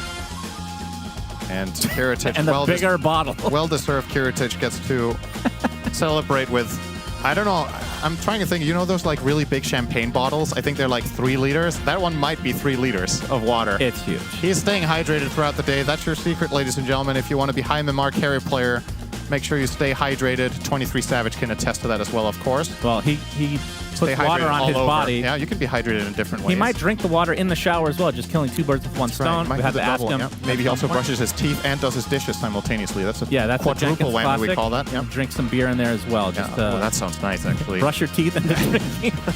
That's a good combo to get your day started. But BetBoom looking real good here in this best. So is Talon. They're still alive, of course, in that lower bracket.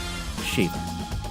I would actually say that it probably was a 5-liter bottle rather than 3. It was gigantic. And it worked out for BetBoom. They take this game. It was very close, though, but we did see how much of maybe easier time when the fights were edging the way of BetBoom. They were able to get objectives on the map, and Talon not as much, but here to break it all down. And with Purge, Effie, and DSJ, this was definitely, Purge, the better game of the series. I think so too. I really loved the role swap that they did with Bristleback. I feel like every single game we've seen Bristle for the last couple weeks, at least most of the ones I've caught, it's always off lane, and it just looks like the most straightforward. Okay, they first pick Bristle, it's going to be off lane, it's going to be fine. But switching around here and then going the fast Ags build just brought this like big damage while still being tanky that just made all the fights really hard for Flips or Talon because they just can't RP everybody, and they definitely can't kill Bristle in most cases through an RP. So he just kind of got to do whatever the heck he wanted to every single fight. And yeah, they had Hex breaks, but it took forever for Shadow Shaman to even hit 15. And even if you did, like breaking doesn't necessarily solve the hero. You can break him, but he's still gonna hit you for like 400 damage a hit. And you still have to kill him in the duration of the break too, Yeah. right? So you have to have like multiple damage sources that can focus on that. And there was basically only the Lina who was like the real damage dealer for Talon in that game. And we saw how difficult it got when it looked like there were too many issues for Talon to solve. Like there's this Oracle that they had to get on top of, or they couldn't really kill anybody. There's this Axe who's calling their Lina that Lina has to fight through. And then there's this Bristleback who's just like this force in the center of the fight with a sniper behind him, chunking away at everybody. So it was tough. Yeah, I think it attests to how good of an axe pick that was for Miero when it seemed like Talon was calling him public enemy #1 in those last few fights. There was like 3 solo RPs on him, and I think 23 Savage in the triangle fight spent literally 20 seconds in a row hitting the 23 axe. seconds, maybe? Yeah, 23 seconds. there you go. Savagely hitting the axe. During his BKB, during Oracle, Axe had already gotten his call off, but he's like, no, I'm still hitting this guy anyways. And so I feel like there was a really well-balanced draft from BetBoom about who's going to take the damage and like Kiritich making it like, I'm not going to be an ignorable bristle. I'm going to get AC. I'm going to chunk people. And yeah, really good positioning from the supports as well. I feel like they were never getting jumped. And if they were, it was like taking long enough to kill them that by that time Kiritich had already taken out 23 Savage. So yeah, really well played by BetBoom. Glad to see the game series end with a good one. Yeah, I like that you shouted out the supports because that's actually who I wanted to look at for my head-to-head. We talked about the Axe, but of course there was another piece to the Axe puzzle, which was Save on his Wind Ranger versus Joachim on his Tusk. Both of these players, I think, are very key in how their team play. They're setting up a lot of these aggressive movements. They're winning from the lane, going to the mid lane, doing cool things like this. But ultimately, Save was the one who won this one. He had a lot of really sick plays this game. Like, outside of enabling Axe on lane strongly, like the second he got that Gale Force, he was like running down people left and right, hitting these shackles. I love the Yule's pickup that he did, gave him extra survivability and a means to dispel and control people against him, buy time to set up on Alina. Whereas Joachim, it felt like the second the game got a little bit hard, there was less that he could do because they were playing catch up. He had to always go on the key targets.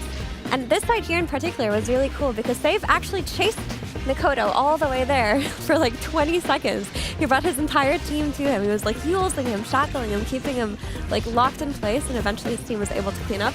And I also just wanted to show this really great moment by Joachim with this like multiple hero snowball save. It was really good, but it unfortunately couldn't salvage the fight for Talon at this state. But even though they didn't win, Joachim was like busting out really good plays. Even towards the end later, he was getting like 2 punches off in these fights, snowballing correct targets, and doing what he could. One thing I would say about the rest of the Flipster Talon draft, I'm also losing faith in Shadow Shaman, I think, as a hero. Like I think the Giga Ward is really good selectively. I think the breaks against Bristleback is potentially good, but I just feel like I've seen a lot of fights where like Shaman's in the mix of it and AoE damage just chunks him really quick, or it's like Sniper's attacking him 4 times and he dies. I feel like we don't get to see too much Shadow Shaman doing like Blink disable for and Hex for full duration with somebody else dealing damage. I don't know if it's like harder to get pickoffs because a lot of cores are tanky, or is it they don't pick like an Invoker mid or something. I just feel like we're not seeing as much impact from the hero lately. Ooh, hold that thought. Hold that thought. I get the chance to talk to one of the winners. Hey, Miero, how are you doing? Congratulations on upper bracket. Hello, doing great. Glad to hear it. I have to ask you about that Axe game. You tanked a lot of Talon spells, RPs, and whatnot, and a lot of right clicks from 23 on his Lina. Does that make you feel good knowing that you're soaking up all the damage? How did you feel about that? I mean, well, all I have to do is just believe my team will win without me. And it worked out.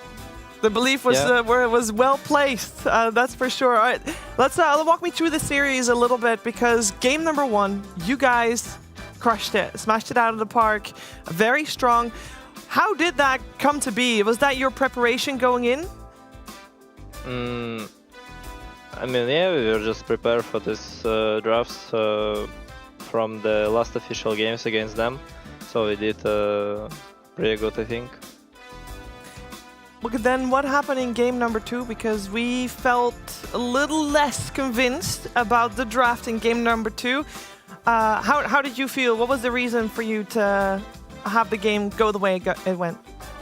I think they just took the comfortable heroes like TA, which is also flex on pos 1 and pos 2, and we try to this to counter with Darkseer, but TA plus Oracle, it's like 0 damage. Yeah, that was a rough one, but then obviously coming back in game number 3, that was a very fun game to watch. Obviously, we got to see your axe. I'm curious about the current state of the offlane for you, because first day of the patch, we saw you play Omni Knight, we saw you play Undying, and they're kind of disappearing. So talk to me about the offlaners at the moment, because where has that Undying been? I mean, I just knew that Undying is a strong hero even in a previous patch, but I just didn't pick it. I was waiting for some buffs for him, and now he's kind of good hero. And Omni Knight is just he got some buffed, but today was some fixes in the patch, so Omni Knight got fixed. Maybe it's not that good hero anymore. Okay, so Undying is still good, and we still will see it. Yeah, of course. Okay, glad to hear it. What is your favorite current offlane hero to play? If you had last pick, you can play any offlaner you want? Maybe it's some Tide Hunter or Broodmother, maybe. Broodmother, ooh, that's a good one to put on the board. I'm going to send you over to Effie, who also has some Dota questions for you. Hi, Mira. Congrats on the win. Thank you. I need to ask you, okay? Bristleback, he got nerfed in this letter patch. He got nerfed in the patch before. He got nerfed in the patch before. What's it going to take to make this hero weak and not a first pick? I think it's not really hard fixes, because if you have this Bristleback on every role, you can pick it anyway. So you think that they have to remove the flexibility from Bristleback? Like they have to nerf him? Yeah, as for sure. carry? It's like should be some pos 1 hero or only pos 3 hero with one facet or something. Okay, I like the sound of it. I also wanted to ask you about your Helm of the Overlord that you like to buy a lot. I noticed that when you play Enigma, you buy this item, while some other Enigma players, they go for Vlad's instead. Can you talk about your decision making when you choose to buy that item? I think it gives you a lot of good scale during the game, and it helps you to farm a lot. I also test the other builds, but I didn't saw like someone going Vlad's. Players just going some auras like drums and pipe, but it's not my playstyle, I think, but I also can do it. Okay, and one last question. So I noticed this tournament you guys seem to be playing a lot faster than before. Before it felt like your games would go longer, but now it seems like you found a really strong mid-game timing. What kind of conversations did you guys have to lead to playing like this? I think this tournament we understand our map understanding is much better than previous, and we see some window in enemy draft and enemy picks, and we're just going to kill them around this idea, just like together. Okay, thank you. That's awesome to hear, Miro. Thank you for taking the time to talk to us. Of course, good luck in the upper bracket tomorrow against Paravision. I'm sure we'll talk again soon. Thank you. Thank you. With that, it is BetBoom that makes it to the upper bracket. Don't worry, Talon fans, you're still going to see your team because they will be going to the lower bracket. But who will they face there? That's another series coming your way. We're going to have Aurora Gaming Gladiators in a little bit. We're first going to have something else. Shall we play a little lore quiz? I think we should play a little lore quiz. I'm going to go to my balcony, guys. Okay, and while she's in the balcony, Purge is going to explain to us the concept because he was here yesterday too. So Mira dove deep. She dug through the combs of the lore, the deep lore things, and she formed a quiz that she's going to ask us questions that are lore related about many of the heroes that we know and love. And many of them we're going to have no freaking clue what the answer is, but we're going to try our darndest. Okay. What if they're heroes I dislike, Purge? Then I hope you know their lore. Okay. You got to know your enemies, you know what I mean? And she'll assign points based on how difficult the question is. Okay. And we also have a special guest. Do we? I don't know. That was my question. Has the notice gone out? I see him. There he is! Or her, or him. Another contender joins the couch. I see the mask. Can you do this whole thing in your special voice? Hello. Yes. I like that he's gotta take a moment. Just like, I love this new Cinderin voice. You should cast with that. I'm ready for some quizzing. You better talk like that the entire time, Cinderin. Absolutely. Okay, guys, yesterday we had 4 heroes. We already did Axe and Brewmaster. Today we've got a selection between Grimstroke and Dark Willow. There's going to be different questions ranging from 1 point to 3 points. So you guys just got to team up, pick the correct answer. Let's see how well you know your favorite Dota heroes. Would you guys like to start with Grimstroke or Willow? Grimstroke. Grimstroke. Are you all good with Grimstroke? All right, you guys want to do 1 point, 2 points, or 3 point question? 1 point. 1 point. Start with the easy one. Easy. All right. Who is the Dark Phantom by Grimstroke's side? Yeah. I don't know how to spell it though. When he casts Phantom Embrace, please add details to your answer. Oh. Okay. I don't have details. Okay, no need. I can add a detail if you want. Oh, wait. You can add a detail. You can also... Very relevant. You can draw it.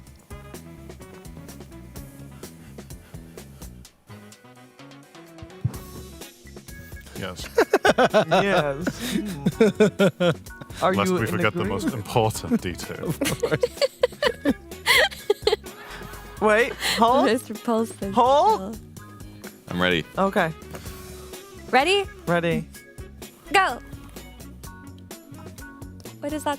Waifu, she's cute and 5'11". Ooh. She's not. She's dead.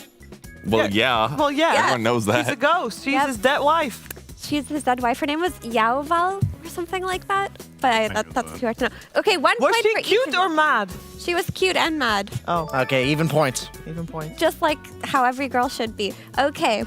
Next question. 2-pointer or 3-pointer, guys? Let's go 3-pointer. Let's go all the way. Ooh, Switch up. big one. Damn, okay.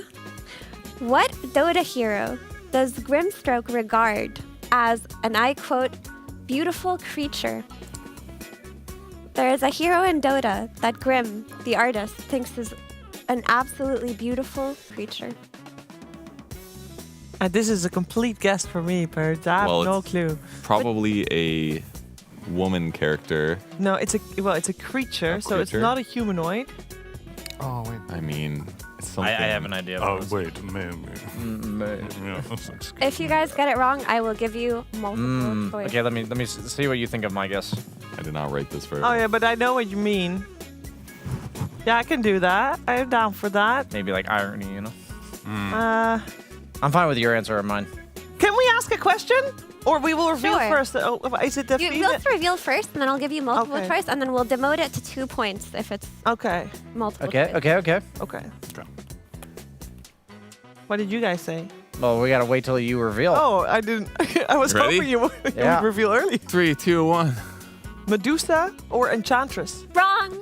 Wrong. All right, I'm gonna give you multiple choice. Okay. Your options for Grimstroke's beautiful creature are Nyx Assassin, Lich, Shadow Demon, and Night Stalker.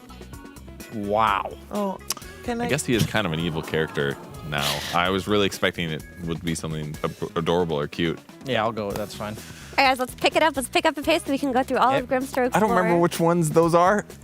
I don't It know what the was- multiple choice. Nyx Assassin, They should get penalized. Lich, Shadow Demon, Shadow and Night Demon, Stalker. or Night Stalker. Yeah, I agree. I think this one. Okay. Ready? Let's hurry it up over there, team 2. Okay, I have written it down. I'm losing my patience. It's really Three, good. one. Really good drawing. A. Correct, Team Cinderin. It is Valinar. He is- I was gonna say Yeah. that. His Bird beauty- made me go the wrong way. His beauty just completely awes Grimstroke. Okay, let's We do get 2 another. points for that one, right? You Yeah, only you get do. 2, yes. I The do set- believe Yeah, so. but that puts us at. Thank you. Okay. Your production. Thank you, production. The set. For 2 points, Grimstroke, our artist, our elitist. What art form does Grimstroke look down upon? Oh. 2-pointer. It's definitely not watercolors. what art form do you guys think an evil I have no idea. demonic This is just... painter would dislike? Canonically, inside of the Dota 2 Wikipedia, guys, look it up. I don't know. That's too meta. Like, there's no way they have. I don't think they have this concept. This is like an art style. This is like an art history. I feel like Is it Team 2 art? is stalling. Is it an art style? It's a What was the question? What art? a form of art. I would say it's more like this, something It's like not this. anything adjacent to painting or drawing. Oh, you want? Okay, give me. Exactly. I I'll could have give you guessed that. that. Maybe on the right track. It's gonna be something like that. I do believe Like so. he doesn't like TikToks. Okay. Something. All right, I gotta see Like your he doesn't answers. like Okay, let's singing. hurry up, Team He doesn't 2. like singing. Your or time has something. expired. I have 2 I have an points. answer. It's not gonna be good. Ready? 3, 2, 1, go. Avant-garde breakdance. That's what we wrote. You know, I'm gonna give you guys 1 point for the avant-garde breakdance. That was correct. Because it is dancing. Nice! It is dancing that Grimstroke is not like. I He knew it thinks was correct. dancing is just not a real form of art, which I disagree with. You guys want to do one last question? Sudden death. Whoever takes it all. Yeah, that sounds very Well fair done. considering our stance. Oh no, Yeah, I marked my well, no. pants again. Well, This one is too second specific. time. So if you know it, you deserve to win. Okay. Where is Grimstroke from? What is the name of the place from which he originates? I do not know. Don't look at me. You ruined my Night Stalker point. Just Correct. just You must answer now, for we are out of time. The sudden death round You is can ending write in 5, Seattle. 4, 3, 2, 1. Let's see the answers. Dota 2 Nothel region. Nope. I said, Fake Japan. Nope. He is from a place in Dota 2 called Ashgavor. Yes, you heard it right. The winners are BSJ and Vampire. Oh, so lucky. wow. Gosh. And that's it for learning about Grimstroke today. Maybe next time we'll learn about Darkwood. I hope so, because I definitely want to get my revenge. But for now, we're gonna see which team gets their revenge on each other, because we got Aurora Gaming Gladiators coming your way. Elimination on the line. Stay tuned for more Dota 2.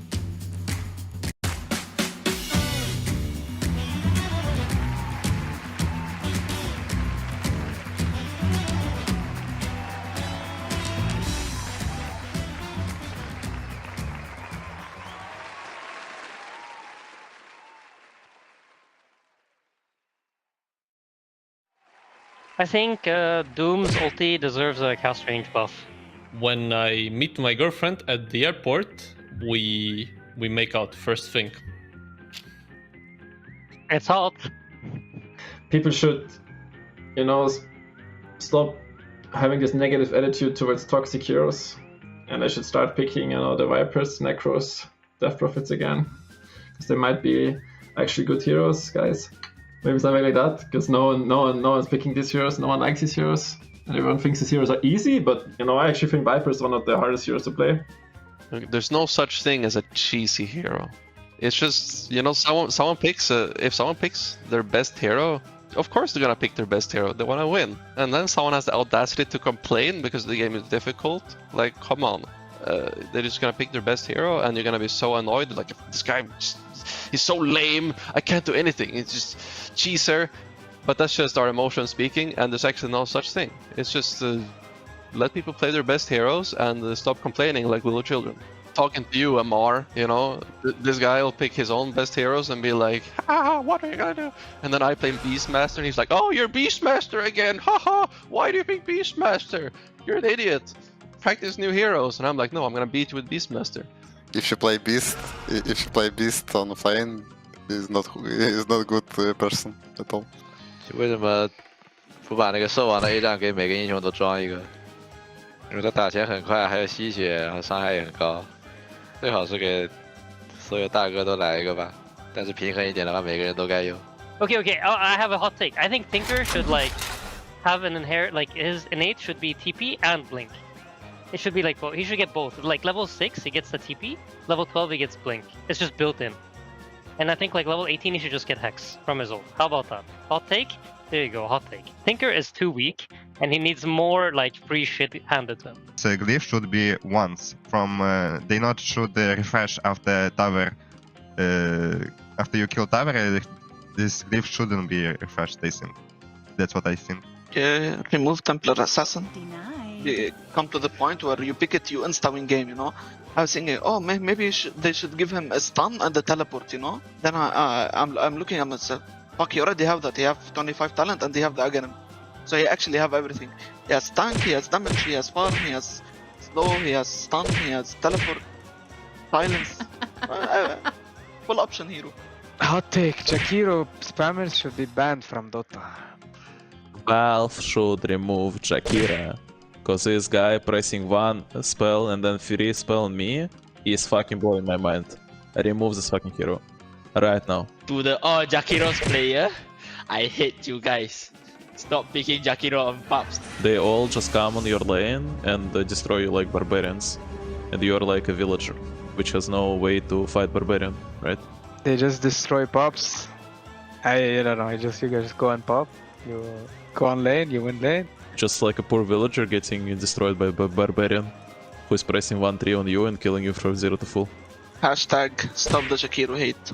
Make Dota great again. That's my take.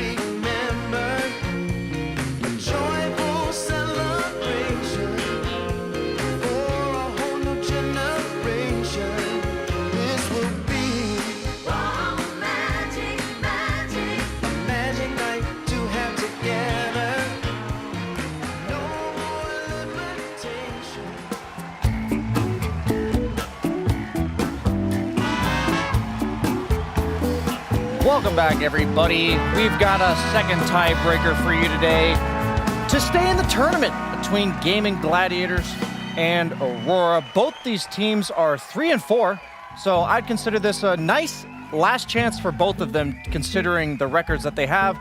Going into today, we did receive a B patch 7.39B, and I myself was just curious how much of these changes, the small buffs, the small nerfs, were based on competitive Dota. So I assembled a list of the top 10 most picked and banned heroes in DreamLeague Season 26 since 7.39 came out.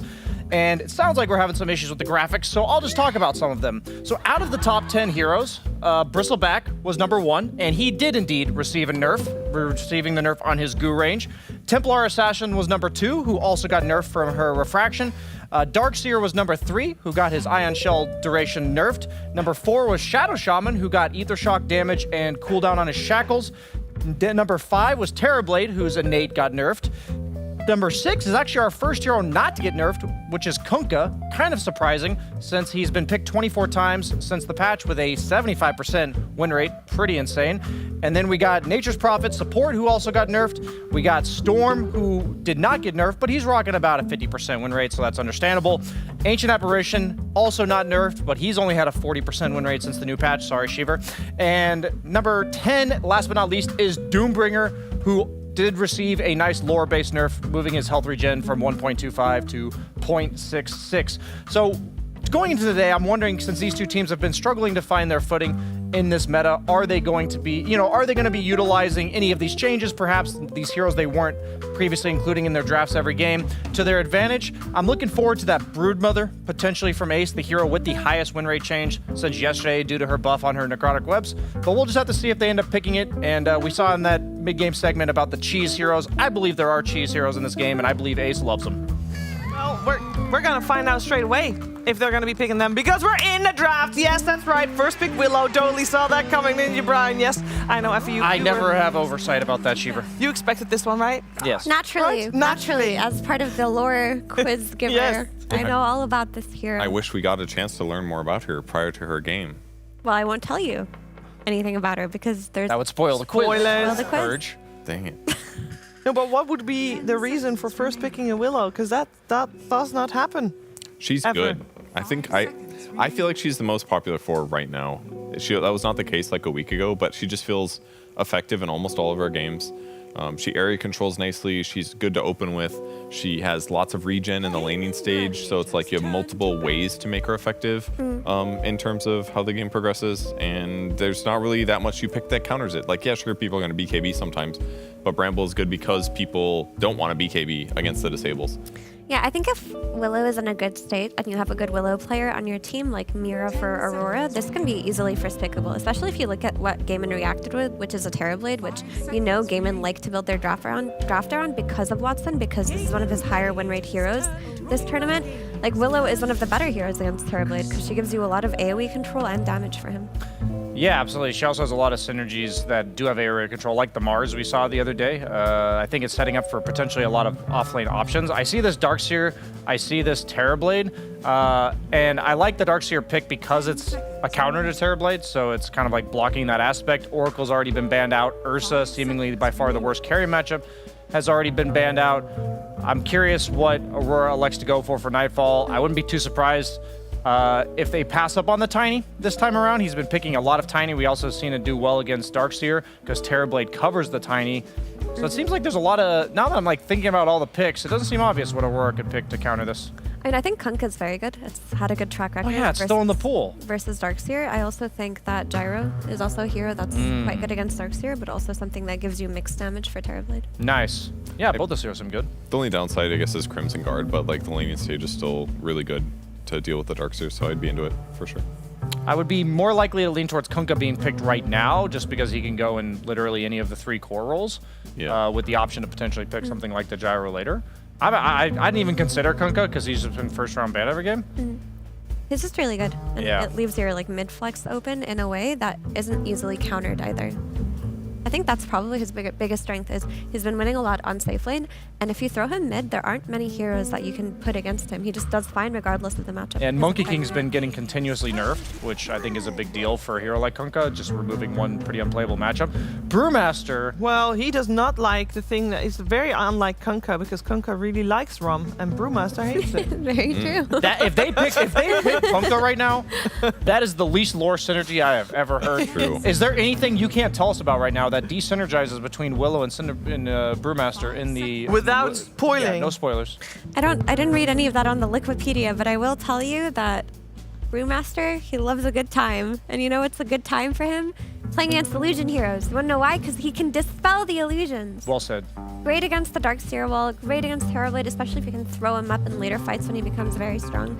There was a period in the tournament when Terrorblade was like by far the best hero, where people finally picked Brewmaster as a solution against him in lane, because you have a decent amount of nukes, you have evasion on command, and when you do get him low, you just brew split and then you run him down to finish him off. So I do like this response by Aurora here. The Naga Siren on top, I'm not against it. Looks nice for some team fight reset. Is anybody wondering, like, okay, so they gave Deluge damage in the new patch, but they also removed the negative status resistance portion of it. Does that just mean that that portion sucked? Because this hero wasn't seeing any play, and now it's being picked and it's having a lot of successes.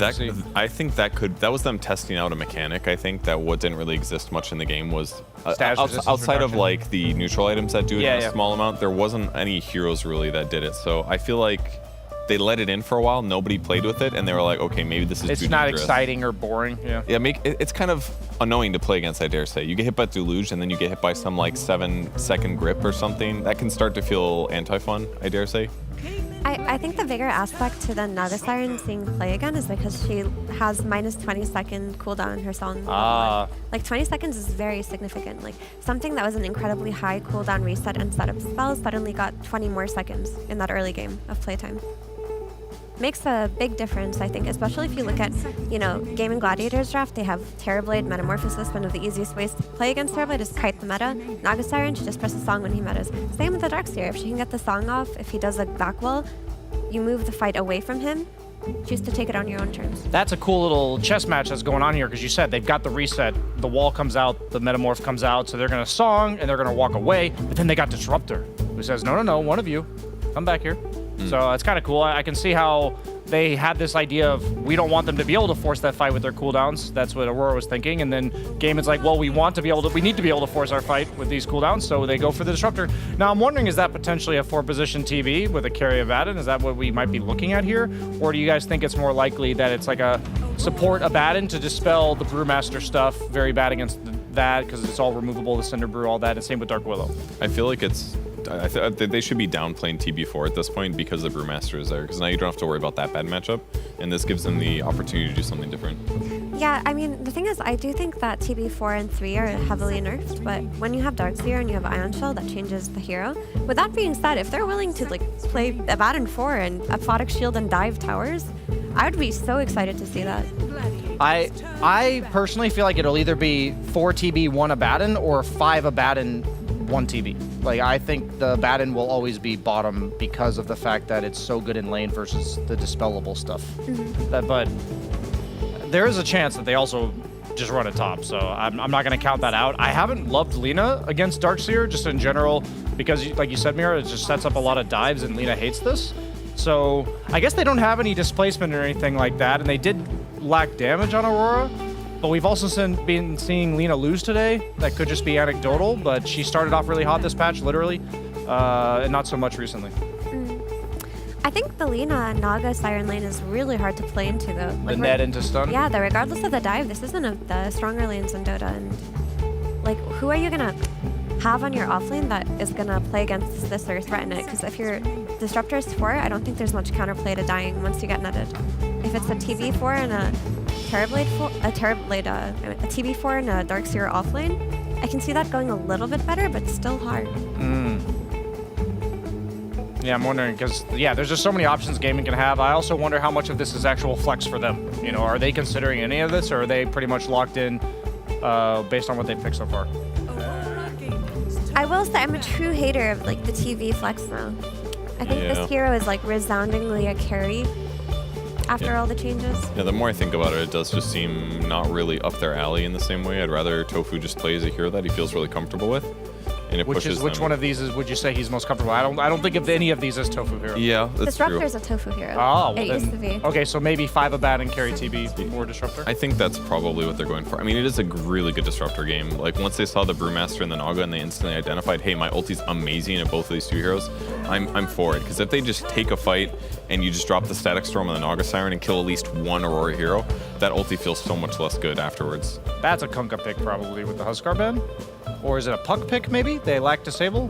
Puck is banned out. Oh, they banned it themselves. Kunkka's still ignored up until this point. Another aspect to this Disruptor, you talked about the glimpse back, Ryan, but also it's just the counter pick versus Brewmaster. If you want to take fights versus this hero, you have to be able to just kill him through the duration of the silence. And then it just makes everything that much easier. I guess I'm just worried that if he has any sort of defensive item, they don't have damage to kill him. I agree.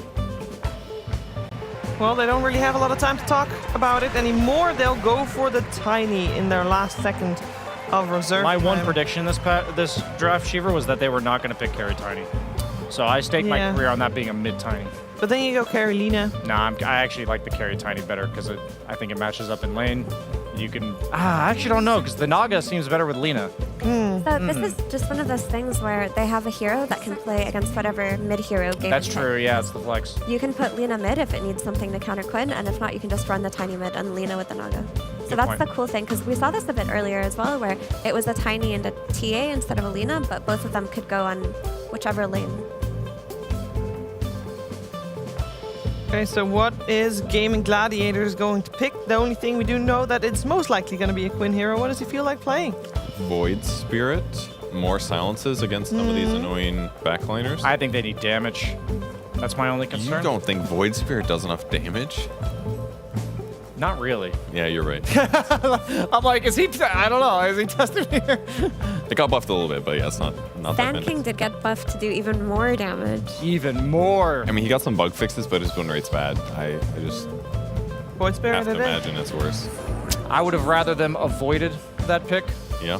I just think they have significant damage problems until Terrorblade's like 5 slotted. What about their color synergy? It's You actually a guys are support TB. Like, okay, so it is the 5 position disruptor, 1 Abat. They need these fights to go real long on Gaming Gladiators. I'm just not a fan of this draft. Something about it rubs me the wrong way. Does anybody... They don't have stuns much. What do you think, Mira? Is there something you like about this game and draft? And I like that they have team fight synergy. They have like the Vac Wall, the Static Storm, but I still think they suffer versus the Naga Siren reset. And I agree with you. Up until like Void Spirit's not going to give them a lot of damage. Like he does have early game burst versus squishy targets like Dark Willow. But let's say you're trying to take down the Tiny. Like a Void Spirit plus a Disruptor are not going to kill Tiny. So it might be a while, but if they can stabilize and get a lot of farm on Watson, play off of the Radiance, that's their timing. Okay. Yeah, they need long ones, but long fights. But that's also they do have a lot of sustain to get there.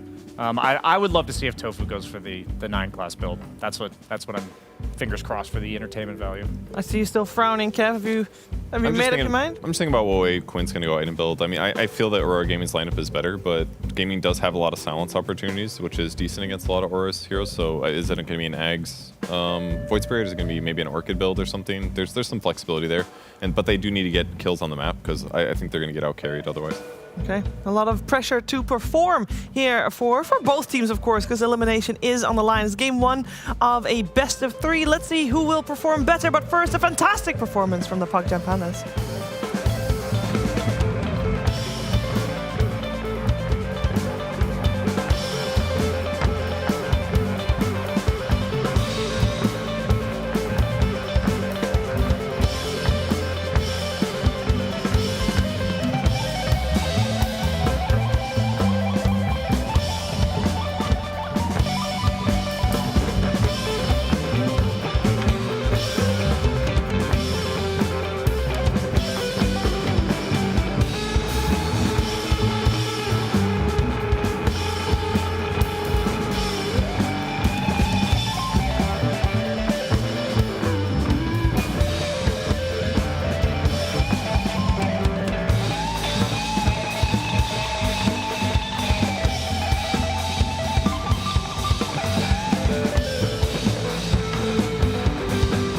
Elimination Series here at DreamLeague 26.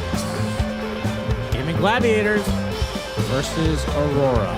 Gaming Gladiators coming off a fresh loss yesterday to a support Pudge 2 times in a row in the most demoralizing fashion that I may have ever seen in my life, Cinderin. It's a very big statement. Will they come back? Can they fight this teams out? Get crushed, Shannon, to an extent you would not believe. Now, they did lose to the best team of the tournament. They did. And the second game was within reach, but they kind of dropped the ball and got outplayed by I think Marvy. the hook was within reach. Yes, literally. Right. You barely missed any that game on 9 class. Yeah, that was beastly performance of a lifetime there. Of course, he's making sure to increase the player count because, as we know, Pudge, everybody's favorite hero of all time in Dota, the most popular hero ever played. And if the pros can make it work, so can you. That's right. Isn't that right, Shannon? That's right. Everybody can do what 9 class just did. So, Battle begins. I don't really know where to start with these drafts. I think the panel had some really good points about the potential weaknesses of Gaiman, and I'm in agreement that I overall think Auroras should be a little bit easier to execute. They have more, I think, more consistently reliable damage. They have disengage, they have engage through both Willow and Naga can do both. So you have a lot of control. Willow has looked incredibly good, in my opinion, in this tournament. On the Gaiman side, I think it's a little bit less obvious how you're going to fight. What I love to see when you're running Disruptor is a really aggressive lineup, so you can use Glimpse. You want to feel strong, you want to chase the enemy heroes away and then pull them back into kills. I'm just not sure that you can get Aurora to flee. Can't they just stand their ground and fight you back? That's like my biggest worry here. Yep, potentially. Maybe with a farmed up enough Quinn Void Spirit, he will eventually be able to do that assassination damage and make the plays that you glimpse them back into. Until that point, we'll see. The Terrorblade Darkseer lane will be interesting. See this play out. The 4 TB for Tofu is a guy I generally consider Tofu particularly good at playmaking supports. The ranged ones of the kind. So like your Hoodwink, Skywrath, that type, Lion. Terrorblade, a very different type of hero. Let it out, Cinderin. He doesn't generally play very... I would say he's one of the less greedy 4s in my experience. Yeah, I would so agree with that. I don't know if this hero is really... it's not a slam dunk for me on this player, but he has played it before and done well. It's not that he's incapable. He's just fine, but... You know, when you're at this level and the teams get this skilled, you really want to try to get that last 10% out of your players to get the victory. Yep, that is true. That is true. Quinn right now in the mid lane, of course. 8-4 right now in the Void Spirit. Kiyotaka, our favorite player in the tournament to talk about for various reasons, both positive and negative. I think statistically your favorite is GPK, but go ahead. Yeah, but this is the new GPK. Yep. This is the new Eternal Envy. It's a long line of reincarnation in the Dota scene. And I'm going to make it official. He is the Eternal Envy now. All right. Of the modern day. He is the modern day wild card, the 50-50, the RNG man. That doesn't sound that good, but... How do you make 50-50 with his name? I guess you could do K-E-E Yotaka. Yo. You could call him 50K. It's like 50 Cent, but a lot more. Yeah, that's true. Think about that. Well, if Aurora can win this series, he's going to get a lot more money. That's right. Of course. Both of these teams having their struggles in this second group stage. We talked about Paravision doing incredible, going undefeated.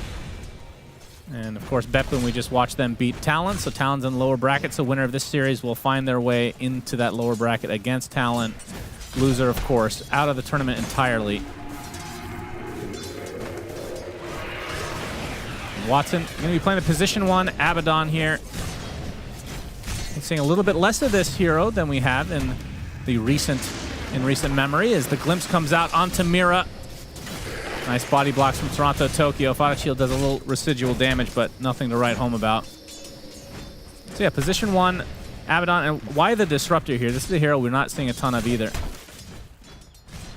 Yeah, I have to be honest, I'm really not sure what they see in Disruptor in this particular game. I think Malady plays this hero exceptionally well, so from like a player perspective, I totally get it if you want to enable your players, but just strategically, this does seem a little bit odd. He might find a play onto Mira here, though, but the Brambles, he should be fine. He's fine.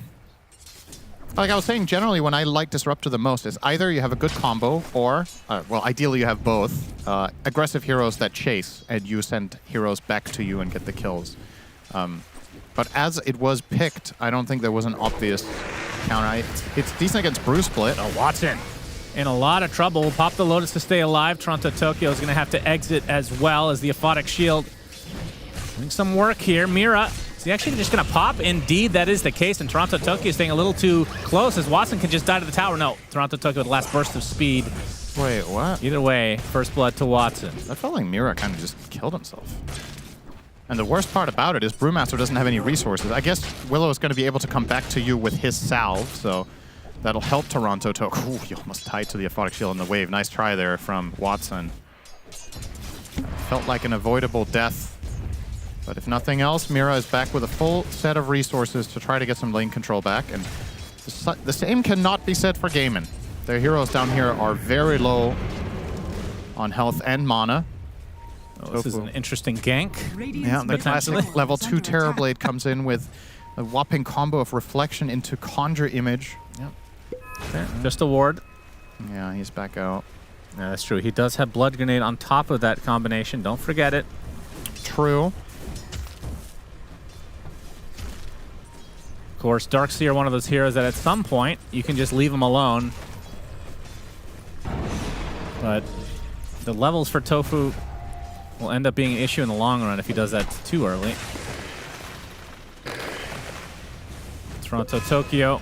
So let's talk about the Brewmaster. Usually the first thing I think of with this hero is the Dispel with the Storm Panda, which against illusions is really good, but this is a support TB that we've been discussing, of course. Yeah. I mean, there's the Surge, I suppose, Ion Shell, the Resonant Pulse. I think that's it. Nothing too crazy is Quint.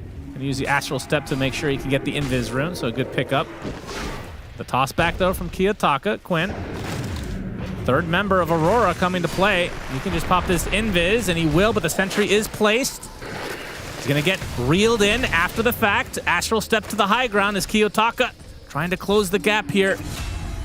As the Shadow Realm is gonna be used as well. Does he have the vision? Yes, the Resonant Pulse. Quinn tossed up.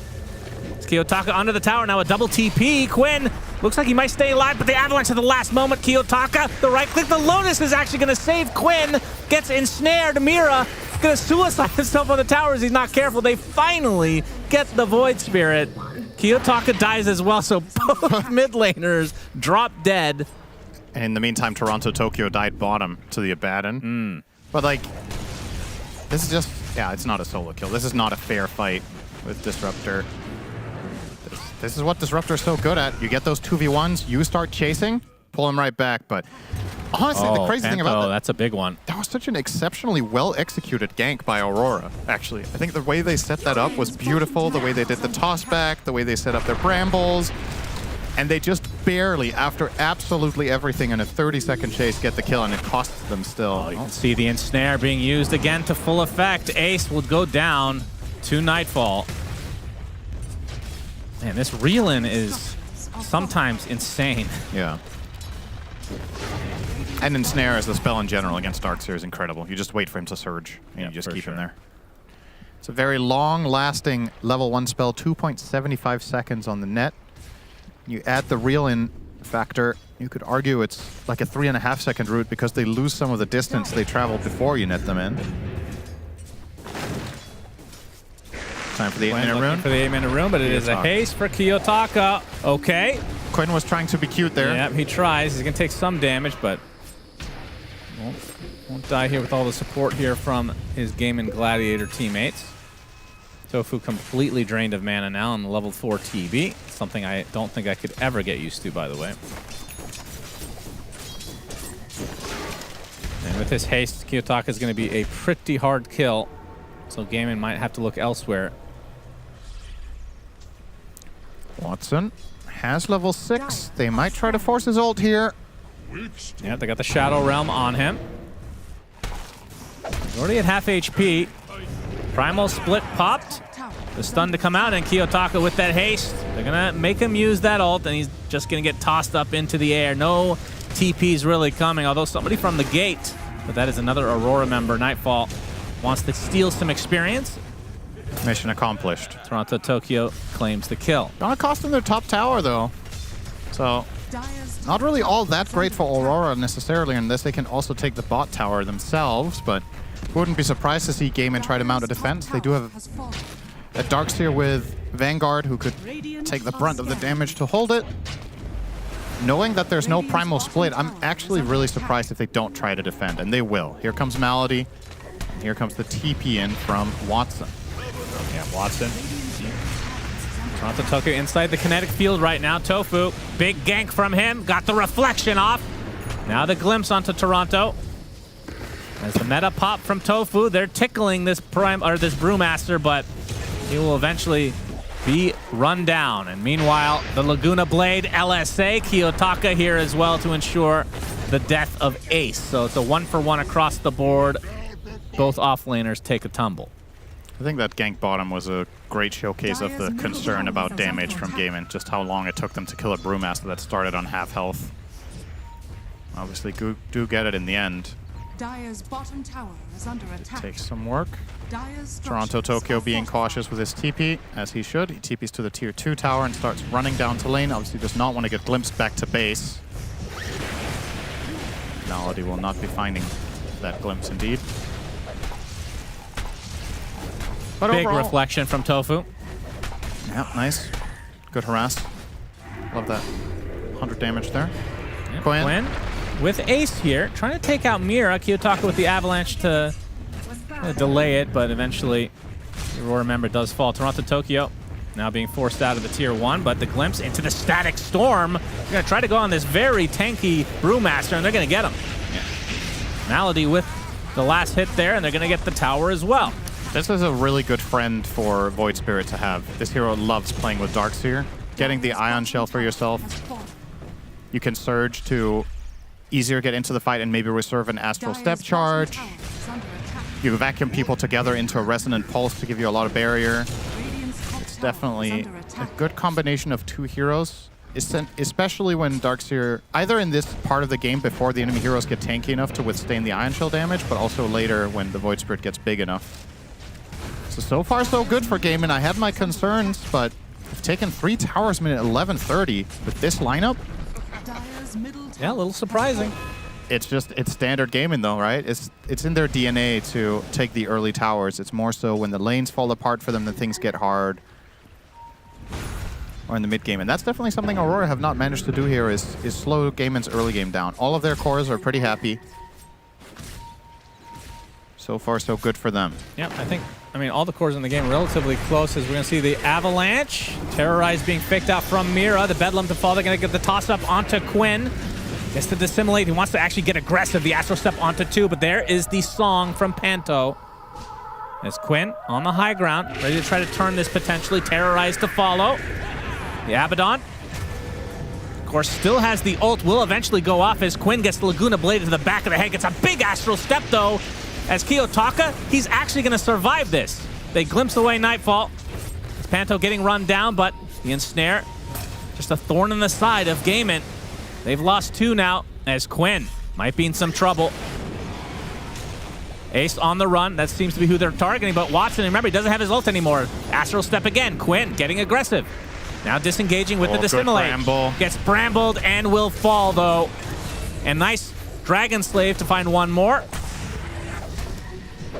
Tofu going to continue with this reflection. Mira, with that Earn Charge applied, will drop. So 2 for 1 in this extended portion of the fight. And somehow Watson actually survives here. Still 2,000-ish away from the Radiance for him. Still not afraid to get down and dirty, as they say. Honestly, the Talisman Evasion saving him. It's a very even game so far. The only hero really standing out is Nightfall's Lena's net worth here. Pulling ahead significantly, not too surprising. It is the hero that theoretically here should farm the fastest when Terrorblade's played support. And Nightfall 2-0 and 2 will be progressing quite well. So things, I don't know what to say. It's kind of going according to plan for both teams. I think Aurora would have liked to not lose the towers that they have, but in terms of overall teamfight prowess, they're definitely up there. Oh, we got the Bedlam. This is the fight for the Wisdom Shrine. Another Bramble hit as Toronto Tokyo making his way over. The Terrorize, though, should ensure that they will grab this, and they're going to get the LSA and destruction of Ace. And Tofu now on the run. He does have Sunder, so they do have to be a bit careful here. Toronto Tokyo, no ult quite yet. Tofu, he does get off the Sunder onto the support Naga Siren as Toronto Tokyo is bursted. Quinn making his way over and turning this fight.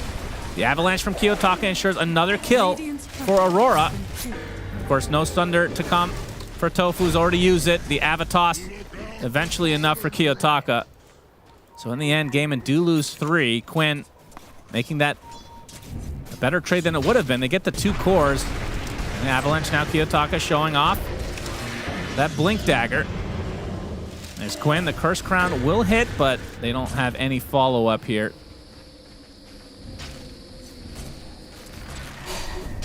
Pretty much. They're gonna go. Ooh. All right. Yikes.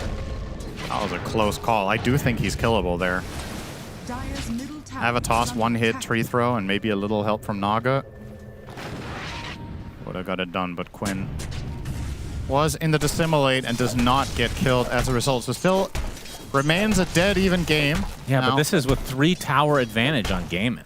Yeah, and you're approaching some pretty meaningful items here. So Lina almost Boots of Travel. On the Tiny, he's going Echo Sabers. He'll be scaling the Radiance of Brewmaster. Is probably the biggest item in this entire game right now to look forward to, and that's close on him. He's 800 away. Similar story for Watson. About 1,000 on him. Yep. So the game will change drastically in the next 3 minutes when these big items come out. Ace will be working on a pipe. Doesn't get much better than this for a pipe game. Tiny, Lina, Willow, even Brewmaster Radiance. And Kiyotaka gets that damage rune. As Ace, he has the Halberd currently. And going for a pipe, which definitely needed this game against Aurora's very heavy magic damage lineup. I can't tell if you're trolling. What? How? Huh? I literally just talked about it for 20 seconds. The pipe is going to be really... I'm actually it. not trolling. That's good. That's I all right. legit do not listen to you. That's a good self-report. That's fine. That's fine. Although I don't know what I prefer. Yeah. I don't know which version I prefer, if it's the one where you're trolling and you just repeat it, or the one where you're not listening at all. They're both equally funny in a way. I mean, this is pretty normal for casters, though. I would think. I would hope. You just have a... Especially with one of them with having dementia, You just struggle with paying attention to things. It's okay. I have the same with other things. I'm good at paying attention to what you say, though. I'll say that. It generally works for me. No, you've definitely said the same thing as me many times. I just don't point it out, actually. Oh, really? Yeah. I don't. Legitimately. I swear. I swear on Gaben. Okay. Point it out next time it happens. Okay. You're better at paying attention to your environment than I am. So as we both established, independently, the pipe very good this game. Yeah. A lot of magic damage. Aurora. There's the Radiance on Brew. Double Radiance now. Yep. So basically simultaneous arrival for both teams here on that item. Now Aurora will take their first tower of the game. Will be Nightfall. Actually not getting the last hit because of the glyph. It went to the creep wave. A little bit fortunate there for the side of Gaiman. Not a big deal though. Malady is about to die. If anything scouted him here, any Naga illusion would do it. And Kiyotaka will just assassinate, but instead, it's going to see Tofu. Yep, the Avatos into the Terrorize with the Bedlam. That's enough. Tofu dead. Nice combo. What do you think of... in midair. So Malady opting to get Shard right now already. Very interesting. Oh, the glimpse. Counteracting the blink. Kiyotaka is going to take a wall for his efforts, but he's able to walk to the cliff here. And the reel up onto Ace. He's in a horrible spot now as the brambles are placed, but Quinn on top of Nightfall. Nightfall gets a nice LSA with the Laguna Blade to follow, but the song is there and actually separating the rest of their team. So Quinn is all alone right now. Gets to the low ground though. He's at enough distance as Nightfall. Yeah, he'll have to back away. Tries for the last Dragon Slave, but it's not enough. Now Tofu healing up Quinn thanks to the Sunder as Toronto Tokyo caught off guard. No Primal Split to work with as the Avatas coming in from Kiyotaka. Almost deletes 2 members of Gaiman, but gets neither. And now he is stuck in a horrific position. And after all of that, this will be the first death. This is insane. These fights, nobody's dying. That was so close. Yeah. You can see Quinn very much prioritizing Nightfall on these, in the initiation of these fights. It's a big part of the pick here is they're one of those heroes that can really get on top of Lina and try to burst her. And for the time being, that'll do. But eventually, Nightfall will be able to outscale the Void Spirit's damage by just getting BKB Satanic. And this play doesn't really exist anymore to the same extent. But for now, so far, so good for Gaiman. Still very curious to see how they're going to take this one in the later portion of the game, because it definitely does not feel like they will be able to snowball this to like a 30-minute win at this rate. That's just not going to happen. No. So how do you win this when we go down the stretch against some of these hard hitters? Unless the shard from Disrupt is better than I think. I don't think I've ever seen it rushed this fast. I mean, that's usually when you just wait for Tormentor, and if you don't get it, it's like whatever. It's like, what is it, 5 extra strikes, you can put it on the ground. Yeah. Which, it only lasts for 4 seconds on the ground in that state, so I don't know how useful that is, but maybe for these like smoke plays. Or maybe it was purchased because they're going to go for Tormentor, and they want to get a better one, a better 50-50. The real gambit. Buying a bad shard for the chance of getting a good shard. There it is, the Demon Zeal. Wow, well, it's something for Tofu. I mean, the other 50-50 was Darkseers, which, I mean, it's good. I wouldn't say it's crazy, though. People tend to buy this now. They do. So, but Darkseers also get really rich. Yeah, true that. I don't know. I mean, a Thunder Strike with extra strikes, like, is it more for farming then? Pushing a wave? Like, I'm not sure. Your guess is as good as mine. This is not really something we generally see disruptors prioritize. I think it's, is it cast range as well? Yeah, it gives more cast range too. That's a good cancellation of Blink Daggers. Yeah. Glimpse, Static Storm on top of the Brew that's going to force out all these TPs as Quinn and company actually find one potentially. Q talk with the Avalanche, keeping Quinn in place. Terrorize is coming. They have the lockdown. Do they have the damage, though? The pipe is there. Basically shrugs off the Laguna Blade. Now Mira deleted. Q talk with that shield rune burning down slowly. Now the song from Panto. I don't think Aurora are going to want to fight this. Interesting ensnare target, choosing the Darkseer over the Void Spirit. That might actually cost him his life. I don't think that was the... He's fine, but Toronto Tokyo might not be. Yes, split. He is spotted. Definitely does not want to use it here. Well, we'll have to. That's a big force from Gaimin. And all of this was spawned by the fake go to begin with. The vacuum into Static Storm next to the Darkseer. They had 0% chance of killing Toronto Tokyo with those two heroes. And nobody else was nearby at the time. But they obviously anticipate that Aurora would spawn, and they were correct. They got themselves a nice little fight out of that. More space. You're seeing the items really come into play for Gaimin. The pipe from the Darkseer, they couldn't really get through it. They were trying to do some damage on the Void Spirit, but there's a lot to get through. There's the pipe. Now Toronto Tokyo surely dead. Yeah. Reflection actually doing quite a bit now as Watson with that Radiance will claim him. For the foreseeable future, how do you kill Gaimin's heroes? They're going to have pipe, mech, Void Spirit has his own barriers, Abaddon can give a barrier, and Terrorblade has Sunder and a magic barrier from Glimmer Cape. In classic Gaimin Gladiators fashion, this is this 20 to 30 minute timing where they historically win a lot of their games off of just coming invincible. And I do think that's my one concern right now for Aurora is whether Gaimin build a big advantage in the next 10 minutes. I think if they don't, this itemization starts falling off. But right now, they actually cannot kill them in a team fight and probably want to try to skirmish and split the map. And they'll find just that. There's that skirmish opener. Onto Ace. Okay. This is a good amount of damage. Do they have the lockdown in addition? Absolutely. Ace pops pretty much everything to try to get out. 1 second Not tanky later. enough. Quinn looking for Nightfall. Gonna take a Dragon Slave. Aether Remnant is gonna miss. He has another Astral to slow him down. Nightfall looking for a high five. Quinn will not reciprocate. He's gonna high five the tower. Big drama here in this game number 1. Do these players hate each other? As you can see, Ace frustrated. He was exceptionally close to being saved by Tyr. It was like half a second away on a Sunder probably. And then maybe they turned that whole fight around. And of course, Ace's frustration generally comes from the fact that he died and he...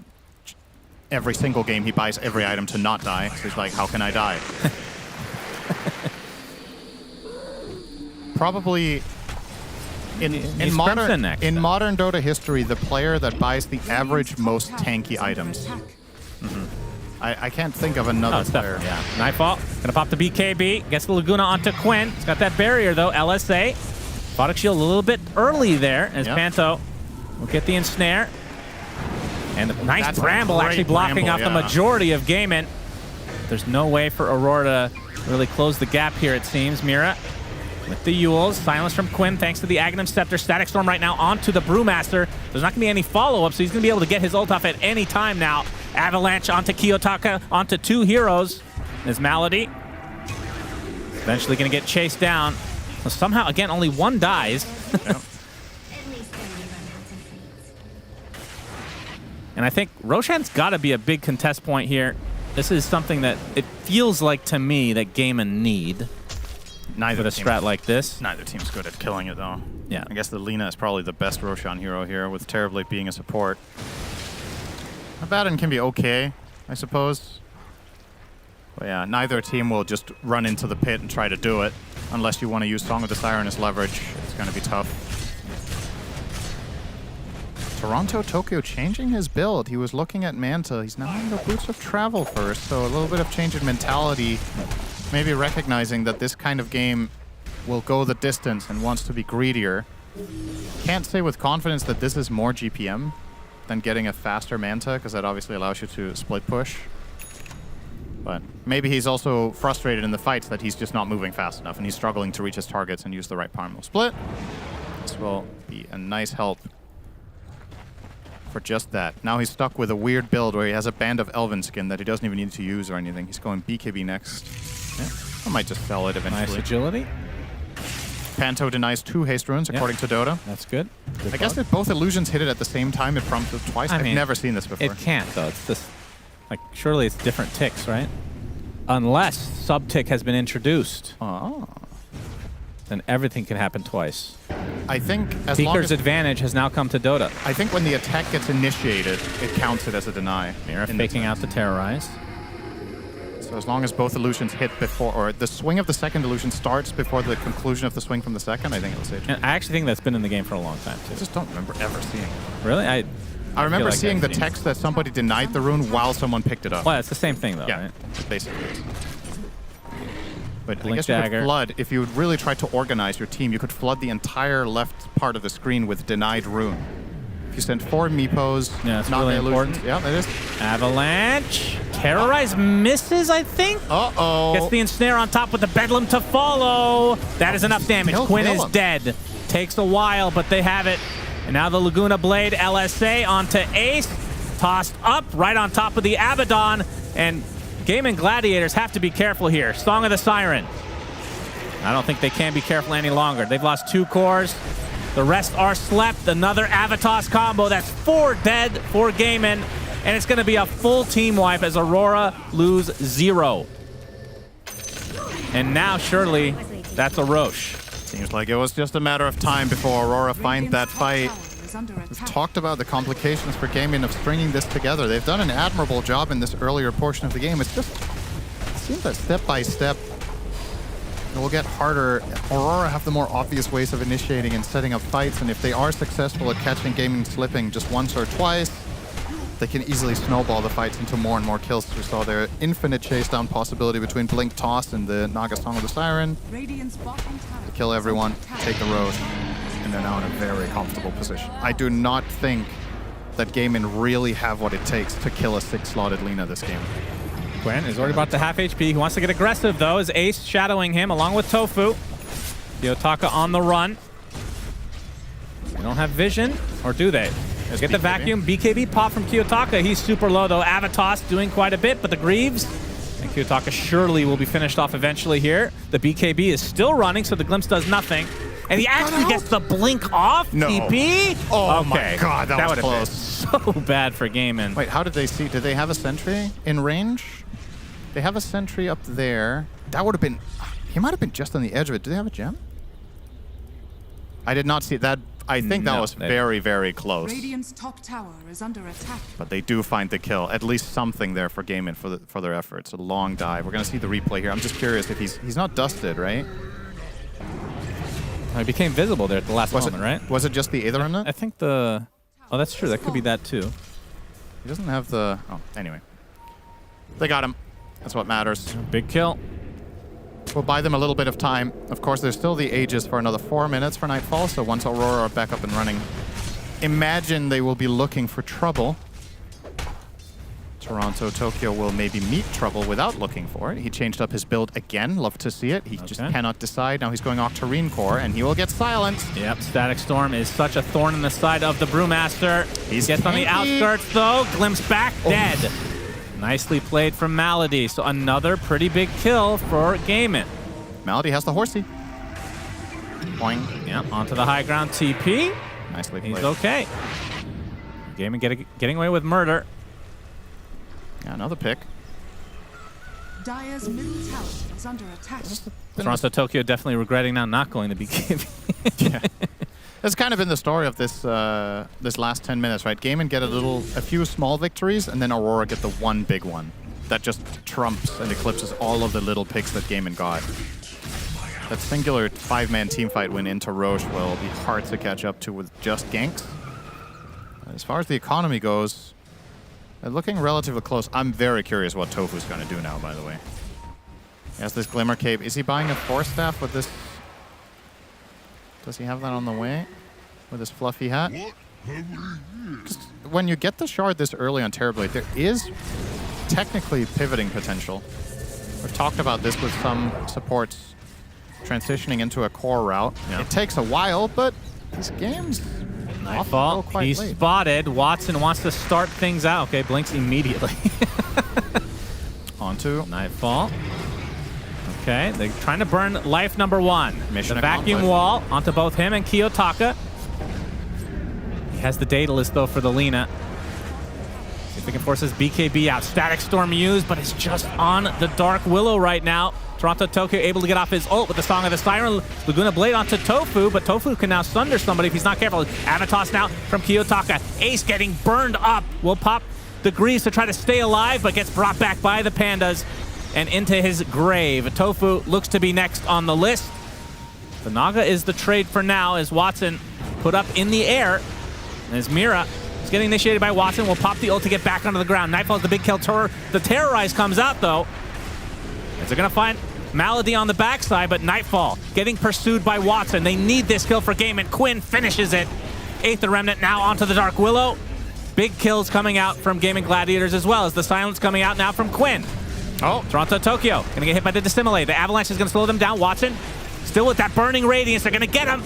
And now they canceled the TP of Kiyotaka, and that's gonna be a team wipe for Gaimin. Oh my god. Oh, I think Aurora must have had the wrong read there, right? They were TPing out their Brewmaster, and I think Kiyotaka says, stay, we can fight.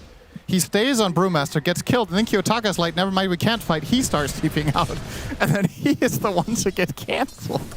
I'm pretty sure that was Brew himself stopping the TP, right? It couldn't have been anything else. He had the Remnant for the second TP. Yeah, I had the same impression, but...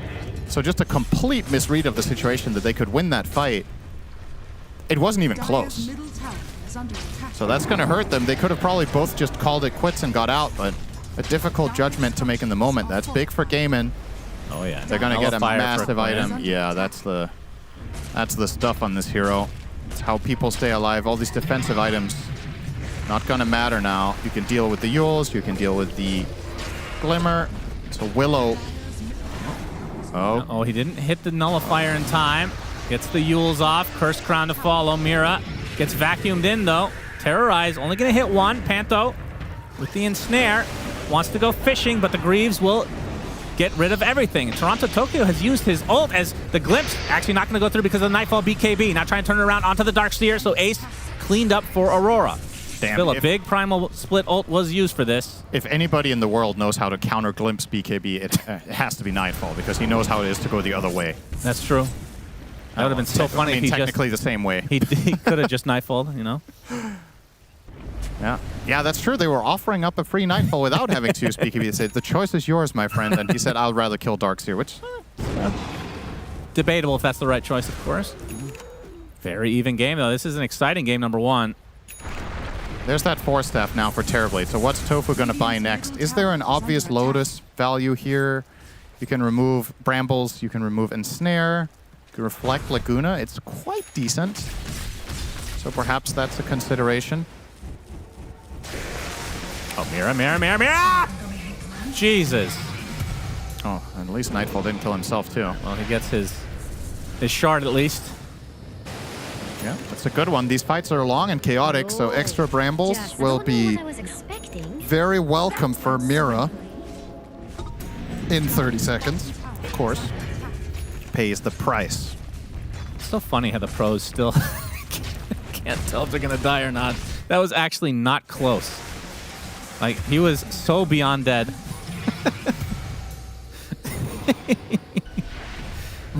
So funny. What if they changed the Tormentors? There was like a blood curse. So when you kill him, somebody has to die to receive the shard. Whoever's the recipient dies. I'm sure the cores would love that. Yeah. Support will always die for you. Yeah, we'll incentivize the cores to buy their shards so they don't die when they kill Tormentor. Yeah, I think nobody would go for Tormentor then. It's a guaranteed death.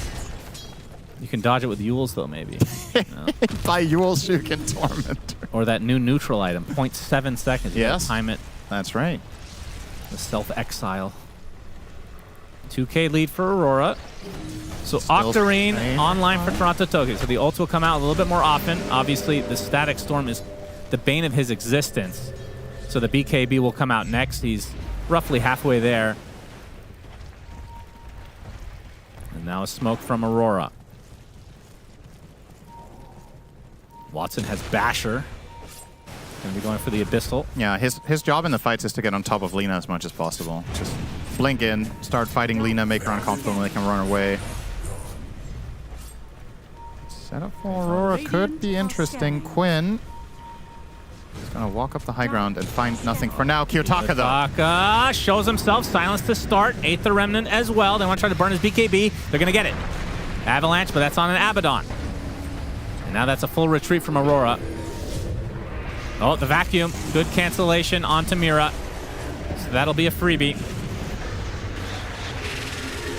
Terrorize is used, but to no avail.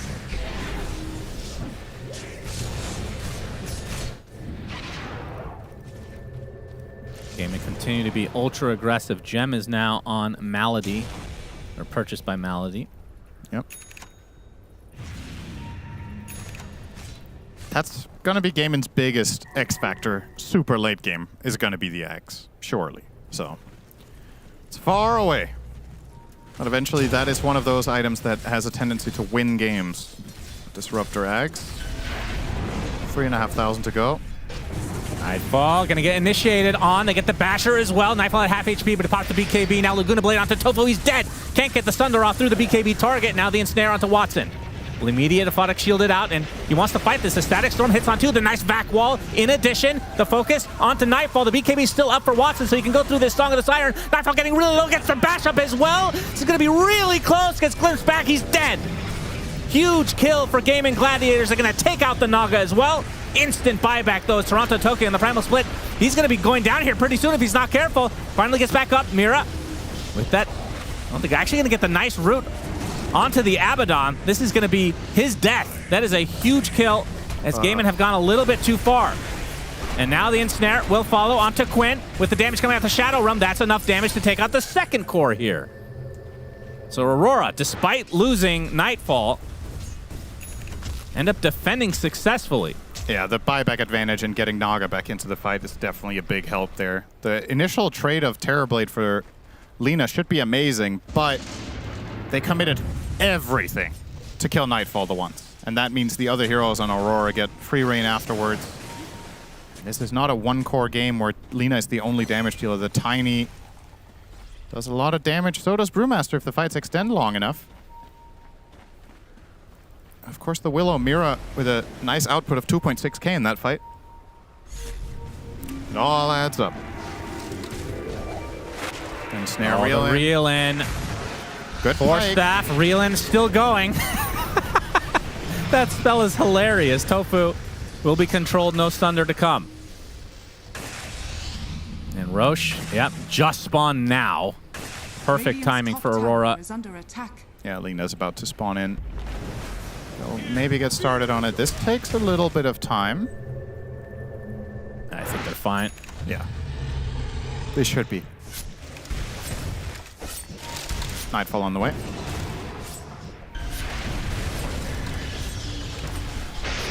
Kiyotaka with the damage rune bottled, so they could fight right away. if Gamer were anywhere near, which they kind of are in the triangle, but all the goodies to Aurora.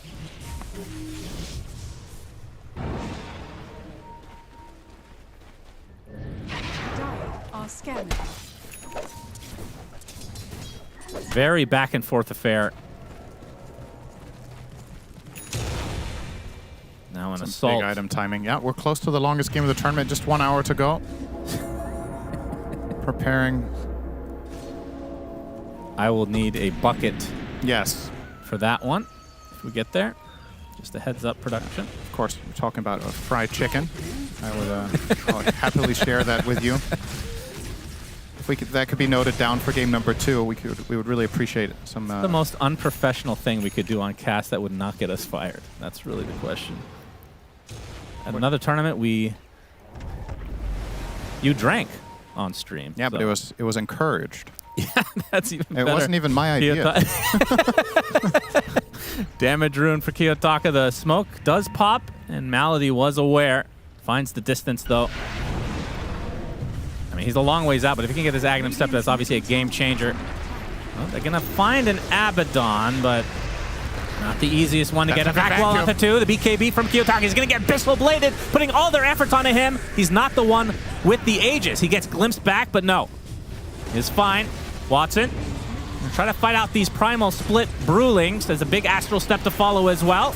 As that is the dead Brew. I thought he might have another one on the outskirts, but that's not the case. So Toronto Tokyo down and out for this fight. Uh-oh. Now the chase is on. This is good. 5 versus 4, Quinn. Panto's dead. Panto is found. Not the most highly sought out kill. It's a dieback. That is true. 90 seconds of no Naga. So this is a 5 versus 3 against this Aegis. The reason this is so powerful is that has been one of Aurora's primary counterplays to the back wall plus disruptor combo. Yeah, if they pull it off immediately the next time it's ready, which is in about 30 seconds, they could think about poking their hits. I mean, they'll definitely poke their hits in the base without a doubt. They don't know for sure that Toronto Tokyo doesn't have buyback. They will try to force it and probably quickly realize it's unavailable, and maybe this could be very big. It's like a minute almost.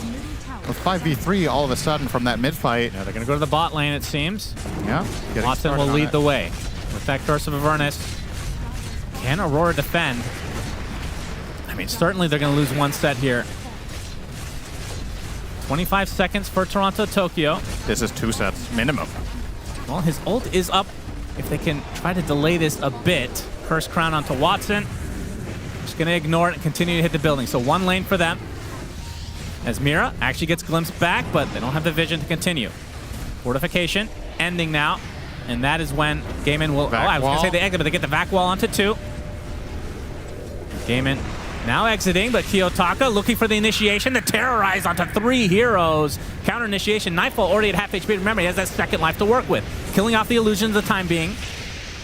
And it looks like that'll be that. So 1 lane lost for Aurora, despite having the Aegis. I really thought they were going to get a second lane there. I was pretty confident, as a matter of fact. I saw how quickly they took the first one. The death timers were still like 25-30 seconds, but the glyph plus some good defensive plays will stall out the push. It's also possible Gaiman could have pressed the issue a little bit more there, but the lack of information about buybacks, of course, does make that a little dicier with not really committing, and the Aegis factor, add all of those things together, and maybe the right call to not bite over more than you could chew.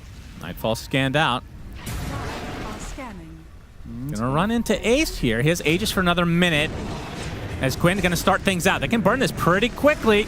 Bramble from afar. Laguna Blade is used from Nightfall, though. Trying to stand his ground. Gets the LSA. Borrowed Time is already activated. He's going to be lifted in the air. There's another vac wall coming out. Life number 1 for Nightfall down. Panto looking for the potential song play here. Gets Avalanche, but yeah, does get it off. He's going to get bashed, though, as the BKB for Watson allows him to continue to attack. The glimpse back on Nightfall. He didn't pop the BKB in time. Still finds the distance, though. As Quinn looking for a target. Kiyotaka the same. Toronto Tokyo in that Primal split. Abaddon getting super low. Doesn't have the Ag Store, or I can't even speak right now. Nightfall taking a lot of damage, trying to run away. Quinn looking for a target again. Toronto Tokyo with the BKB outside of his Primal split now. As Ace will fall, so this fight actually ends in favor of Aurora. It feels so unpredictable what's going to happen. That was even a clutch Sunder from Ace onto Watson. And they still ended up losing that despite getting kind of the free Aegis plus secondary kill onto the Naga. But Nightfall, aside from the primary initiation, was unaccounted for the remainder of the fight. Just got to stand and deliver. Takes down a couple of targets. Man, this game is... it is so back and forth. It feels like just... Yeah, that's true. Quinn is very close to 25. Could be big to get the Dissimulate root, perhaps, this game. We'll see. Really?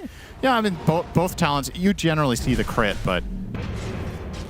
When you look at the last time I've seen the other one. It's just when you look at how the fights are going, I think this would be an interesting idea for the game. It's a lot about poking and prodding, heroes going in and out. It's certainly not as good as the old one, which was a stun. That one was insane. Gonna try to force some buybacks here. Aurora, high ground attempt. And they go through buildings fast with the Primal, Brewlings, and Kiyotaka. This is going to be a lane. Damon, I mean, this is essentially as even as it gets. He goes for the crit. Yep. Unsurprising. As expected? I mean, it was expected. As expected. Just airing out the possibility of a little bit of a deviation when you look at the type of fights. I think the root could have been interesting, but I don't at all blame him for taking the standard selection here with the crit. Because Gaimin still, the way in which they win fights is very drawn out. I think he would love to be able to just burst a hero and kind of build an early advantage in the fight, and maybe this crit can push him over the edge if he itemizes for it.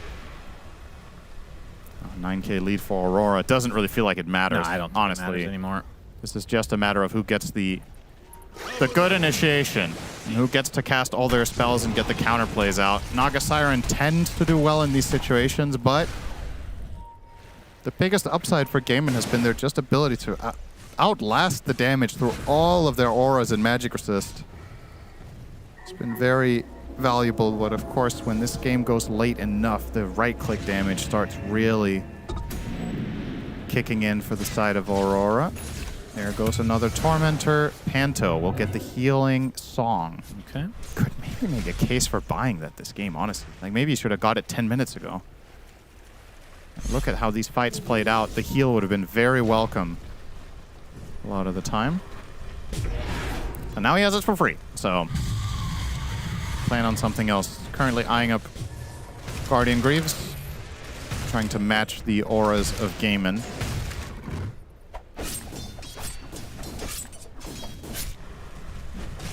Now smoke from Gaimin. Radiant are scanned. Roche could spawn in 10 seconds. At the earliest. I have to say, Kiyotaka has not had a very Kiyotaka game. Very solid. 10-4 right now. Yeah, not popping off one way or the other. Yep. What would you call that? If popping off is doing well, then popping on must be the opposite, surely. Like popping a zit. Oh, makes sense. Oh, Outworld Staff should be very good against Disruptor now. Does that work? Against Glimpse? How does against Astral work? I think Astral you used to arrive at the Glimpse location, but I think you don't anymore. It's one of those things I believe got changed at some point, but... All right, that's your job to pay attention to that very minute detail. Yes. The self-exile counter to Glimpse. Versus Glimpse, yep. 4-man smoke for Aurora. Tofu about to complete Axe on his Terrorblade, so he'll get that AoE Fear. Interesting. That's pretty cool. You do not see that on support Terrorblade very often. I feel like he could have bought a Scotty instead. You'd rather have him... Oh, that's a bigger Axe, though. Malady. Okay. That's the really big one. This is game changer. Top 10 Ags in the game easily. Mainly just looking at the trajectory of this game, perhaps Tofu could have got the Scotty and had a teamfight impact with the meta, and then eventually if he gets one more item, then it gets really interesting. He already has the Pike, so... And this is where it gets scary, potentially for Aurora. The Static Storm muting items. They're not going to be ready for this. Nightfall used Satanic on the Roche. Yes, he did. Has the Roche at half HP, the toss back. Oh my god, Quinn is getting melted. The song comes out. Okay, resets it for Quinn to some degree. He's going to get brambled on the way out, though. As they're going to apply all their pressure. A double toss back. A huge cleave coming out from Kiyotaka as well. Gaiman lose 2 right off the bat. Watson gets off his ult, but he is all alone as Ace tries to retreat, but the right clicks from Nightfall will rip him a new one. As Quinn left all alone to try to take out a support, and he can barely even do that. The Assimilate is there as the Primal Split illusion, or the Brewlings are used to help take out Watson. That was a disgusting fight, and still Quinn cannot deal with Mira. That is not a good sign for Gaiman. As he tries to exit, the Avalanche comes out. Doesn't have a TP. He's spotted, he's hexed, and Mira comes out on top here. A full team wipe for Aurora. That double tossback was disgusting. Oh my god, the damage. And it's the perfect counter. This is why Naga used to be the pick against Disruptor. They're going for this Static Storm, immediate song, blinks into the entire enemy team. And this is your one big combo that you're hoping to win with, is that Static Storm. Toss.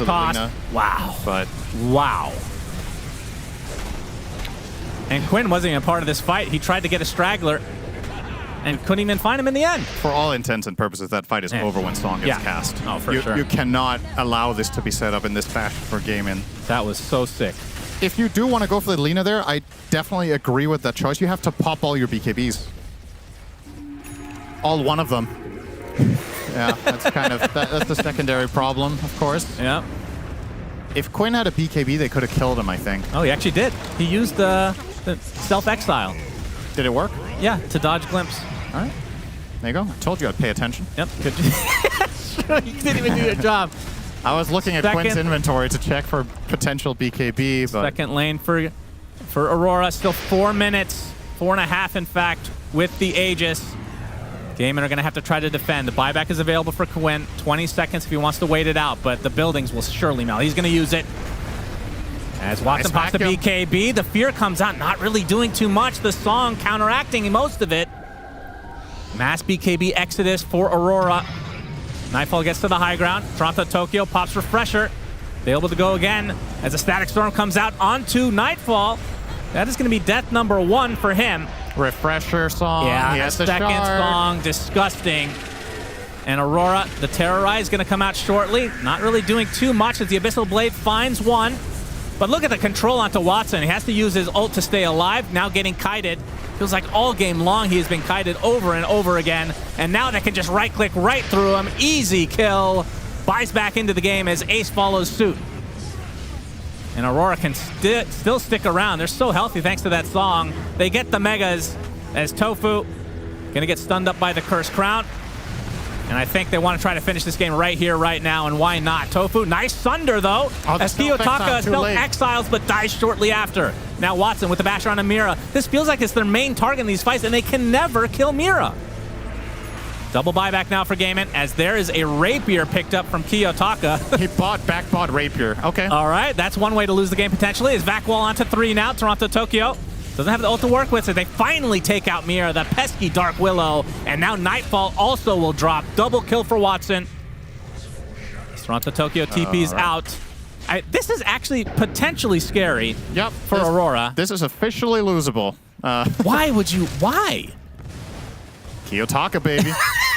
Yeah, that's all you need to say. There it is. That is actually all you need to say. I think that was already good enough for Aurora. Of course. You got Megas. Of course it was good enough. They were fine. There's no question. All right, so Gaiman, obviously the buybacks are a bit of an issue. They're going to get a Divine of their own in Watson. Yeah, and Quinn now has a BKB, so they can actually kill during the Song of the Siren now. This is what I was looking for before with that Roche Pit fight. Now it becomes a reality. If you catch someone in the Static Storm, you pop BKB on Void Spirit, you pop it on the Abaddon, and you just all in the Lina, who will probably be forced to use buyback here. I would assume so. They're going to set one buyback from the Dark Willow. But now Watson arrived. There you go. Buyback for Lina. Does Gaiman exit? They're going to get the racks. Kiyotaka with the Avalanche. Laguna Blade to follow. LSA as well, but the Force Staff going to save him. Abaddon getting super low. Finally, the ult goes off, and now he gets lifted in the air. Meanwhile, the Primal Brewling's actually getting pretty low. Toronto Tokyo does have to be a bit careful. Watson, full HP now. Nightfall going to get glimpsed away. Tofu with the fear, actually putting Toronto Tokyo in a precarious spot. He's going to pop the BKB for himself. Yes, Refresher still. Still all alone. Kiyotaka trying to go on top of Tofu. The support Terrorblade will die. No buyback now. Static Storm onto Nightfall, but he already popped the BKB, and there's the song from Panto. The full reset for Aurora. Terrorize on top, a little bit too early though, and a big avalanche. Quinn is extremely low, will Astral Step. They've already lost 3. He tries to exit, but he dies while TPing, and the GGs are called. Aurora, take number 1. Yeah, and what a way more interesting game than I thought that was going to be. They do get it done. The concerns I had for Gaming Gladiators lineup ultimately does end up being the problem, but it happened way later than I expected. They actually had more damage to bring to the table than I thought they would. But when all is said and done, in these super late game fights, the Aurora lineup, the resets of the Naga song, the double scaling Tiny plus Lina just becomes a little bit too much of a mouthful. 2 primal splits in every fight in the late game as well.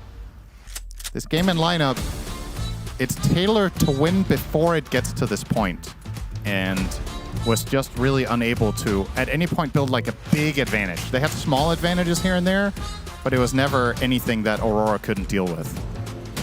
Yeah, typically we've seen gaming with like hardcore push lineups where if they have a small advantage, they can just snowball at hardcore. That was not really the case. They did take a bunch of tier 1 towers early, like you said, but yeah, it just didn't have the same feel. But I mean, they were still in this game for a long time. Yeah, definitely a game that inspires shows a lot of promise for the upcoming 1 to 2 games remaining now. This feels like anyone's series still, but good advantage for Aurora. That's true, Shiva.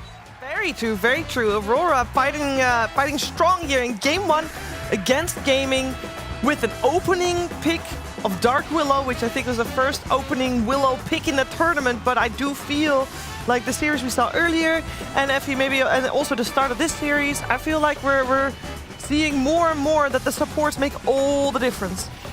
Yeah, they really do. Mira definitely played a great game. We saw how survivable he was towards the end as well. Like, a lot of people would go on him. He'd get a Lotus off, he'd plus Shadow Realm, he'd be back with a lot of HP because of the buffs that he got.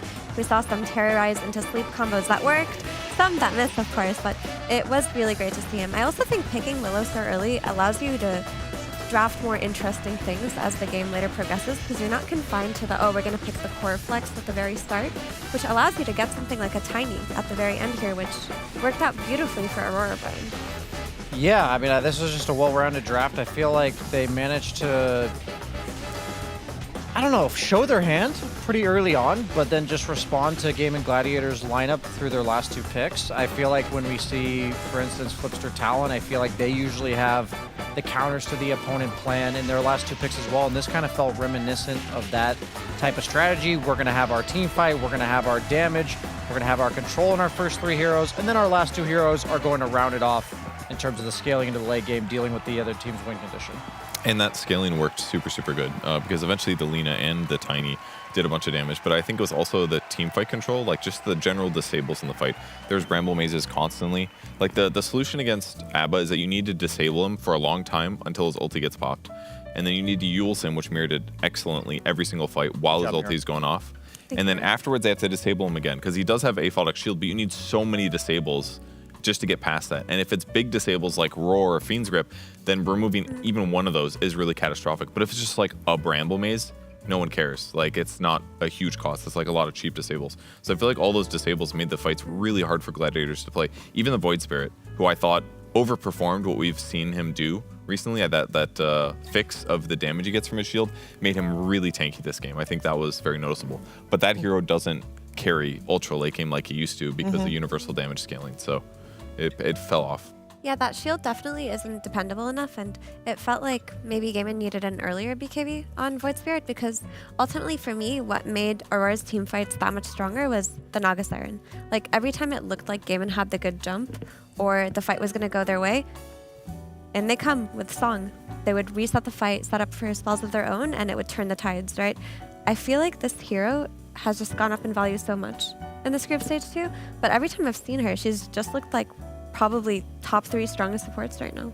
Yeah, I feel like she's a better version of all the saves from last patch, in that she has a team fight save, and then she also sets up for the rest of her team to then position and turn the fight. And I wanted to highlight some clips from that last game where it felt like there were damage issues on both sides, and as a spectator, it just feels like who's killing who. A lot of the time when I'm watching this is like, you know, you're netting Ace in, who's netting who's reeling in who. Nightfall's getting caught on the side by Quinn on the Void Spirit, everyone dropping low, and this is the early game when the Radiances come out, and nobody's dying in these long fights. Notice how ridiculously long these long drawn-out fights are going, and it felt like in the mid-game, Aurora's issue was they had heavily mixed damage cores between the Tiny and the Lina as their main source of damage, and the pipe from Ace really early on seemed like the tide turner in these fights in regards to the aura and giving game in this mid-game lead.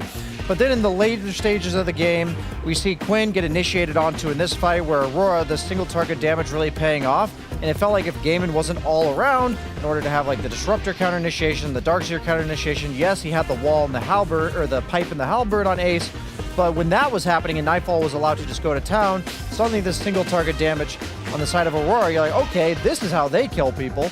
And this is one of the few times that the song was actually used to chase people rather than save, and that shows how impactful that spell is overall. And this is the last fight that I felt like, I really have no idea who's winning this one, as the Ponto song comes out again, disrupting the initiation from Gaiman. Looks really good for Aurora once again, but then suddenly, what is this, like 30 seconds of a team fight where Abaddon's probably been thrown in the air 4 times. There's always 2 or 3 separate fights going on in here. The chase potential from Watson with the Blink Dagger, with the ulti drawing out the fight again, the glimpse to pull people back in just in case anyone on Aurora tries to escape.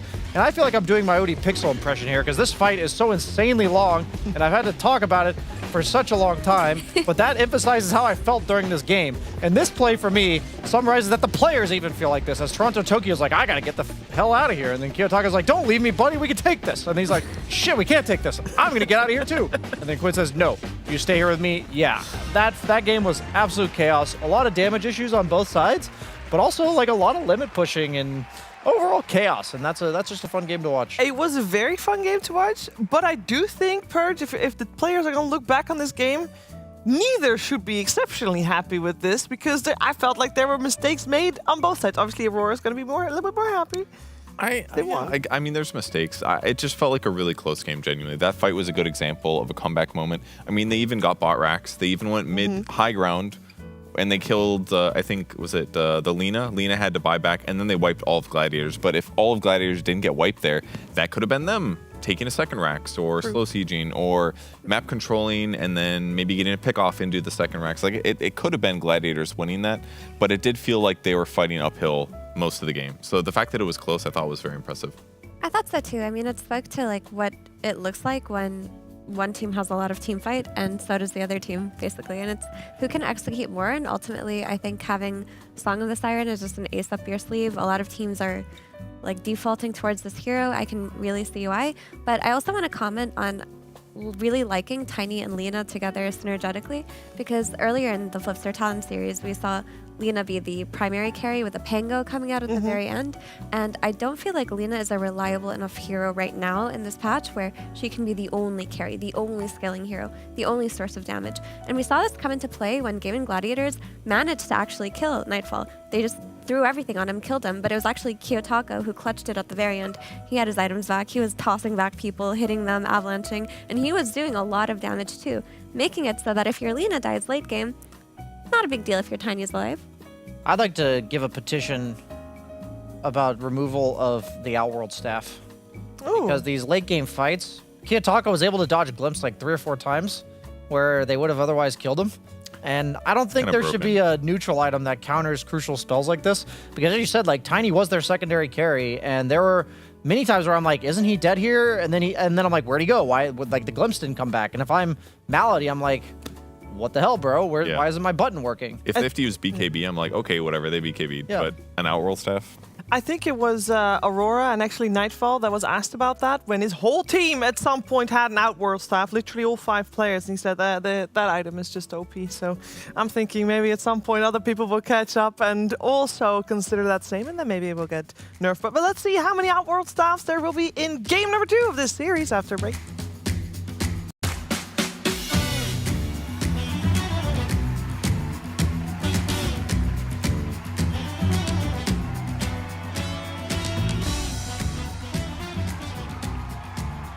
Arcane Library of Lore Ipsum. Finally, you've arrived. You've been playing Dota 2 for thousands of hours, yet you seek something more. A deeper connection to your beloved heroes. You don't want an analysis of their power, secrets of their magics, explanations of their cosmic mysteries. No! You want lore presented to you in a new light! Each one of your favorite heroes has a past, boring to them through fate, shaping them into something greater and transforming them into the hero you know and love. Venomancer. Heroes which are cursed to a terrible fate! For in the world of Dota 2, any hero that grows enough in power, skill, and experience is fated to fight to the death, brainwashed by eldritch forces to fight against friends, foes, or annoying siblings. But of course you know all this, you play the Battle of the Ancients every day. But what if we could show you how we got here? Show you the history of how it all began. The grand tale of the ancients, radiant and dire. Two halves of the same primordial mind, trapped in an endless conflict that spans very creation, trapped in a celestial prison until they're able to burst forth, land on the broken world below a sentient stone, and bend the will of heroes to fight for them. In this world, each hero, through their skills, their strength, or their magics, shot out a path of burning destiny, shaping them into the heroes in ways you didn't see coming. So join us as we explore the stories of the heroes you know and love in a new way you have never seen before.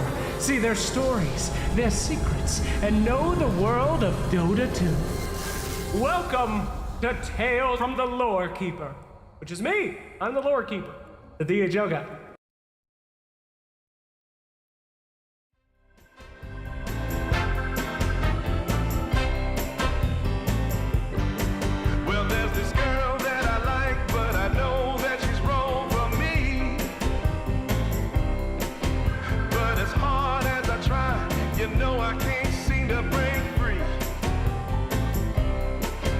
Well, I don't know what I'm thinking of, but I can't get her out of my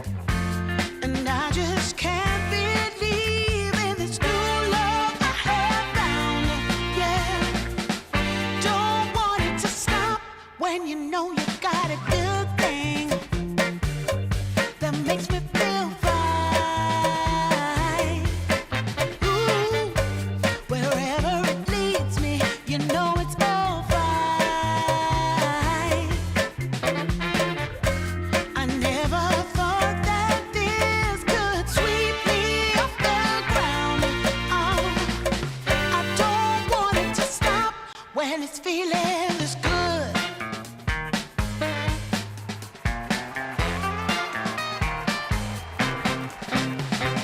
Whenever you're around, my heart begins to pound. Though I know you'll take it slow, no way to stop this feeling.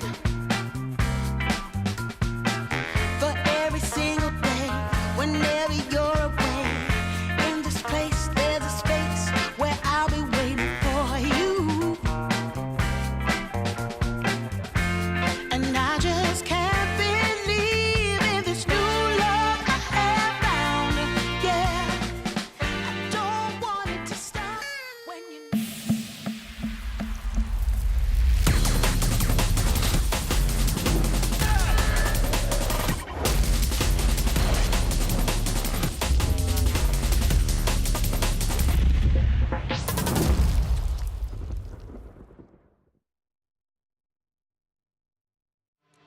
DreamLeague Season 26 is brought to you in part by DHL, 1xBet, and Anthros.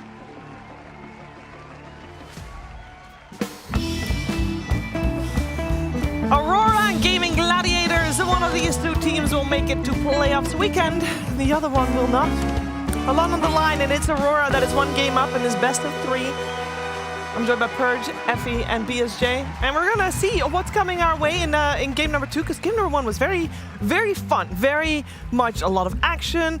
But I know from Gaming Gladiators, for example, Brian, they like to play these fast, clean games. Do you think that's what they're gonna go for in game 2? I think that first game was an absolute nightmare for them, Shiver, because of that. You know, they like these fast, high-tempo, clean games, group up with auras, and instead it was an absolute brawl, bloodbath, back and forth. Definitely Kiyotaka's game. This is what this man thrives on. He loves his Tiny, his Puck, his Ricky, all these guys that are mobile, blinking in, resetting fights, doing crazy shit, getting away with it sometimes, failing miserably and dying others, buying a rapier for no freaking reason, Shiver. I think this game and Gladiators, they're going to whip out the Ace Broodmother. You know, that hero got significantly buffed in the recent patch in terms of at least the win rate effect that it had, and I think it's time that they pull something deep out of their sleeve, Sheaves. Yes. The Ace, shall we say. I wanted to talk about our ace being the Puck Jam Pandas, because this is a bop and dash tune, I'll say that. But you can also talk about the Ace on Gaming Gladiators. Yeah, I mean, I think it would be cool to see it come out, but if it's got purpose. Like, if the map play from the bird really makes sense, or it's countering a Morphling, that would be cool. Otherwise, if they just jam it in there, I don't think they should do that. It could be a flex They're pick to fighting to support stay. Broodmother, you know, against the Morphling, because of the reduction of heal. What does it do? It reduces the healing. But what does it do after, like, game state-wise? We'll worry about that when we get there, Shiver. For Shiver.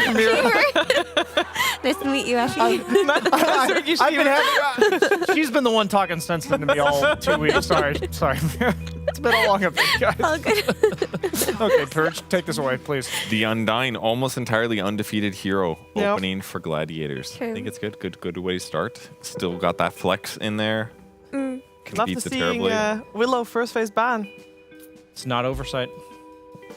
Yeah, Undying. I do like that this hero, it just plays into the tempo that Gaiman like, which are they'll go mid early, they'll play around Quinn, they'll start diving towers, they're always ready to fight from minute 10 onwards. Undying fits that bill very nicely. But so does the Lina. Lina is good at hitting Tomb. She's a good synergy with the Undying, so I think this is partially like a block pick as well. Can he see out of those? You can, I think. Wearing sunglasses inside. I don't know how I feel about that. The lights are pretty bright here. They are, you're right, actually. Once you look into the sun. It's also one of those games where you just won with it, you're feeling good, you want to run it back. I want to say though, Abaddon, ever since the patch, I checked his win rate, so he hasn't been picked that often, 4 times, but he's only won 1 game. Only one, really? Yeah. He's just not doing well. Never change, Bob. Never change. They've been saving that sound effect for this moment. Damn. That was smooth. I want to see Gaiman commit to this super high tempo by picking a tofu hero that basically follows the Undying where it goes, like collapses around that mid lane. Something like a Shaman or a Batrider even, or a Tusk could all work. Because if you pick Tusk, you also have a means to threaten the potential mid Lina as well. I like the Bat. I think Bat's really good against these ranged turret carries, and it's also hard countered by the likes of these saves that are already getting banned out, the Naga, the Oracle, the Tusk. So I think Batrider's pretty likely, actually, for Game and Gladiators, considering everything you just said. Like Tombstone's kind of similar to like the Metamorphosis and Wall. You want to force them to fight you somehow. Batrider's great for that. I like that. Yeah, sounds pretty good. And lowering her turn rate can be kind of nice too. She attacks really fast, but her wasting time having a turn can be nice. Also, when Lina was a popular pick at TI, the way that people would draft against her is like Batrider plus Sun Hero on offlane, and they would just run her down over and over again. That was a Team Spirit specialty back in the day. So maybe that's something that you can do. Obviously, you're also eyeing the tiny. You talk about Lina counters, you need displacement. The Magnus is already banned out. Gaimin also banned a Tusk of their own. Maybe they just don't want to give it away to Aurora since they have the pick out of phase here. Yeah, Tusk Lina is just scary. So much burst, so much lane synergy, game synergy, save. Yeah, I think it's just a bit too strong of a combo. That's pretty early Pango pick. It is a bit of a flex hero. We've seen it on both Toronto, Tokyo, as well as Kiyotaka. I feel like it also discourages you from picking Ringmaster. I think Ringmaster's save is garbage against Pango because it's making them not right-clickable, but you all have all AoE target abilities and they're all physical damage. So we saw it earlier today. Didn't look very good, so maybe since so many good 4s are gone, it's going to limit what Gladiators gets to pick here. Is there any other hero that this potentially blocks as well? Because I do agree with everything you said about Ringmaster. It's just, is that enough to make this Pango pick worth it? Why expose this core like this, do we think, as opposed to just picking like a lane combo with Lina? Yeah, it's a little surprising. I think maybe a read that they have is that this hero would probably get banned out later on. And if they pick it early, maybe they can force an overreaction out of Gaimin. Also, Lina likes to have heroes that body for her and go in. And Pango is one of the heroes that does that from the mid lane.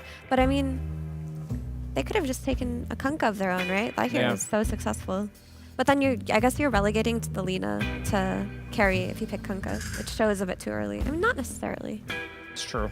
Well, Kunkka can also be offlane. I think Pango is like one of those core heroes that isn't the end of the world if he ends up in your draft and he's slightly countered. Obviously, like Rupture Days, it's a little different, but you're going to have team fight. He's going to be able to frontline. He's going to be able to hit the back line of the enemy heroes. He just kind of does everything.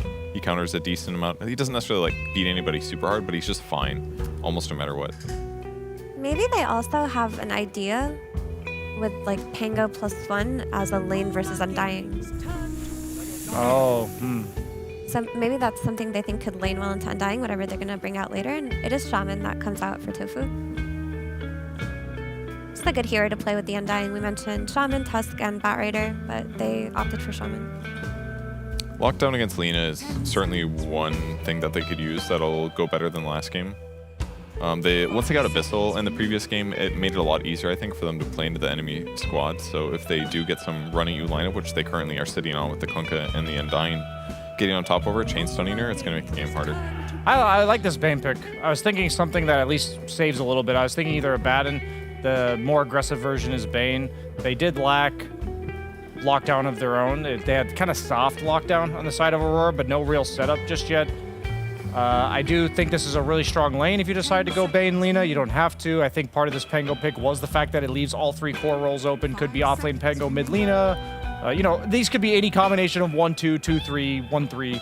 So the Bane being good synergy with Lina, but also if you pick a melee 5 to work with the Lina, then if you end up wanting to rotate Lina to mid, then you kind of then have to pick a good synergy with it. You know what I mean? I feel like Bane kind of goes with every carry, whether it's melee or range. So by picking the Pango, they sack that hero a little bit, but now they get a better chance of protecting the Lina in the same, which is ultimately based on what they see, what they think they can win with.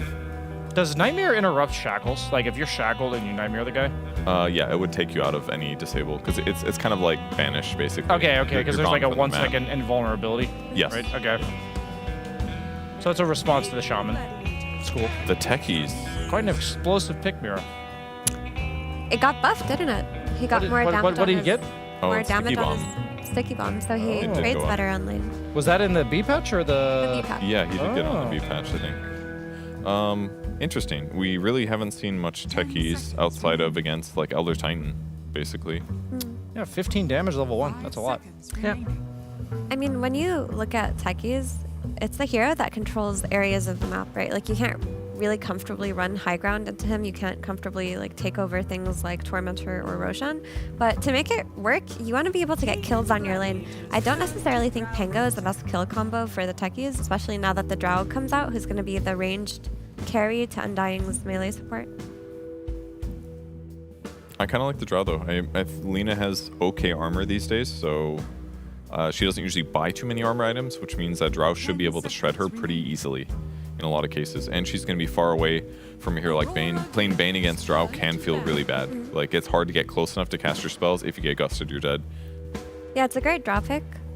It's also something that if Pango is played on the offlane, he can get killed with a gust. Like, if you just get this on lane, it can be very value. You can also gust the techies away from you when he's bombing you, and he's like flying in. That one can be really annoying. I'd like to, I wish we had the clip on demand, but there was a really funny game earlier this season, this group stage 2, where Kiyotaka was playing Pangolier against a Drow, and he went into a fight like 25 minutes in and just got 4-shotted. And it was like one of the funniest clips. Oh yeah, and he was rolling. He was right? rolling, and like Yep. he's like, I got this, guys. Team fight initiated, and the Drow just 4-shotted him. That's one of the downsides to picking your Pango second. Yeah, he queued up a Ghost Scepter right after that, and then he decided, because he was like, I need to be rolling and Ghost Sceptered, and then he ended up buying an Ags instead, and then proceeded to die like probably 5 times between the time that he queued up the Ghost Scepter and actually got it. The same way. Yeah, and it was... Well, Kiyotaka's not the type to really, he might be the definition of insanity. Yeah, he will try again. Well, he will do it again. He's like, surely not twice. You can't right-click me 5 times again. He will point his webcam into the sky. That's true. Well, I think when he sits up straight, it works out. He's just very much... Is that what it is? I think so. He's just very much lounging, Gaming gladiators turn to battle. I like the Axe Band. Yeah, the Techie's area control is quite effective. When 9 Class played it the other day, I was very impressed. He used a lot of the minefield sign middle of the fight, knowing that like the fight would move back into their area. It amplifies the damage that the ulti does by a little bit and makes it so you can't kill them. So it should make it harder for gladiators to run into them. And now that they picked Shaman and Drow, they're a lot squishier than they were with the first 3 picks. So it's going to be harder to run into that stuff. High five, Syndrin. Oh, me too. I think another aspect to it is when you play against Undying, you need to be able to see Tombstone. Like, if you're taking fights against Undying and Tombstone's on a cliff and you don't have a hero that provides vision, you just lose. But techies with his mines can give you vision of areas. That's a good point. So I think that's probably one of the reasons they looked at the hero. But now for Aurora, they do need to pick an offlaner that can lane into Drow. Something that doesn't feed this lane, because you can throw the Pango mid versus Kunkka. You see the Kunkka Drow, you know where Kunkka's going, and there's a chance he selects the off lane, but it's most likely a mid hero. So what is it that lanes against Drow Ranger? You can always do the Mars. Off lane Kunkka then. The classic is Mars, but I think a lot of these melee guys that scale well against Drow get kind of screwed over by Undying. That's why this lane combo I think is so strong. I do think Broodmother would be sick for them as well. I know they have Kunkka, which is annoying, but it is an offlaner. So if Toronto-Tokyo signature Broodmother... But nah, don't they have to address the lack of catch for the Storm Spirit? Like, they need something that can reliably go on him as well, or something that can build an Orchid at least. Or an Atos, maybe an Underlord. Timbersaw? Or Timbersaw. I mean, I guess the idea with Timbersaw is that he has like armor of his own that doesn't get pierced by Draw's ulti. Like just bonus armor from his reactive. He can also kill Undying really, really easy too. Yeah. From an offlane position, most offlaners just have to ignore him, but he can kill him. There's just no catch still though for Storm. Reliable enough. I'm leaning towards a game 3. I really like Gaming Gladiators draft. I feel like Aurora gives me the same vibes as Gaimin last game, which was like Gaimin I felt like was lacking damage. It seemed like the win condition was a bit just not clear. It was very ambiguous, and for me, I feel like with Aurora's draft, it's not a damage problem, but it's like, how do you end the game? You know, limited stuns, limited team fight, like, you have Storm issues, Drow issues. There's probably timings with, like, the Pango Diffusal, Timber Ags, Lina gets fat with bots and TP's in, but it just feels very abstract the way that they take this game. Yeah, them going high ground even against Gladiators feels really hard. You're going to fight into a Kunkka, an Undying, a Drow Ranger, a Storm. Like, they basically need to get kills on the map and then push. Otherwise, Yeah. I just don't see them high grounding super easy outside of like Lina chipping towers. So it's kind of interesting. But I guess they cared more about solving the lane against Drow than they did about solving those other problems. And hopefully it works for them. I mean, their path into this game on Aurora is just snowballing the lanes. If they win their lanes and keep the pressure up and have Timbersaw be this like sponge on the map while Nightfall just chips away at heroes, I could see them like winning eventually after winning team fights, getting a few Aegises. But if it goes wrong, they're just gonna get Storm Spirited. That means we might be in for a game number 3. I don't think anybody's complaining about that. Unless you are, of course, the diehards Aurora fans that really want them to take this one 2-0. But can they against Gaming Gladiators? Let's find out with Sunsven and Synderen and a dose of Puck Jump Pandas.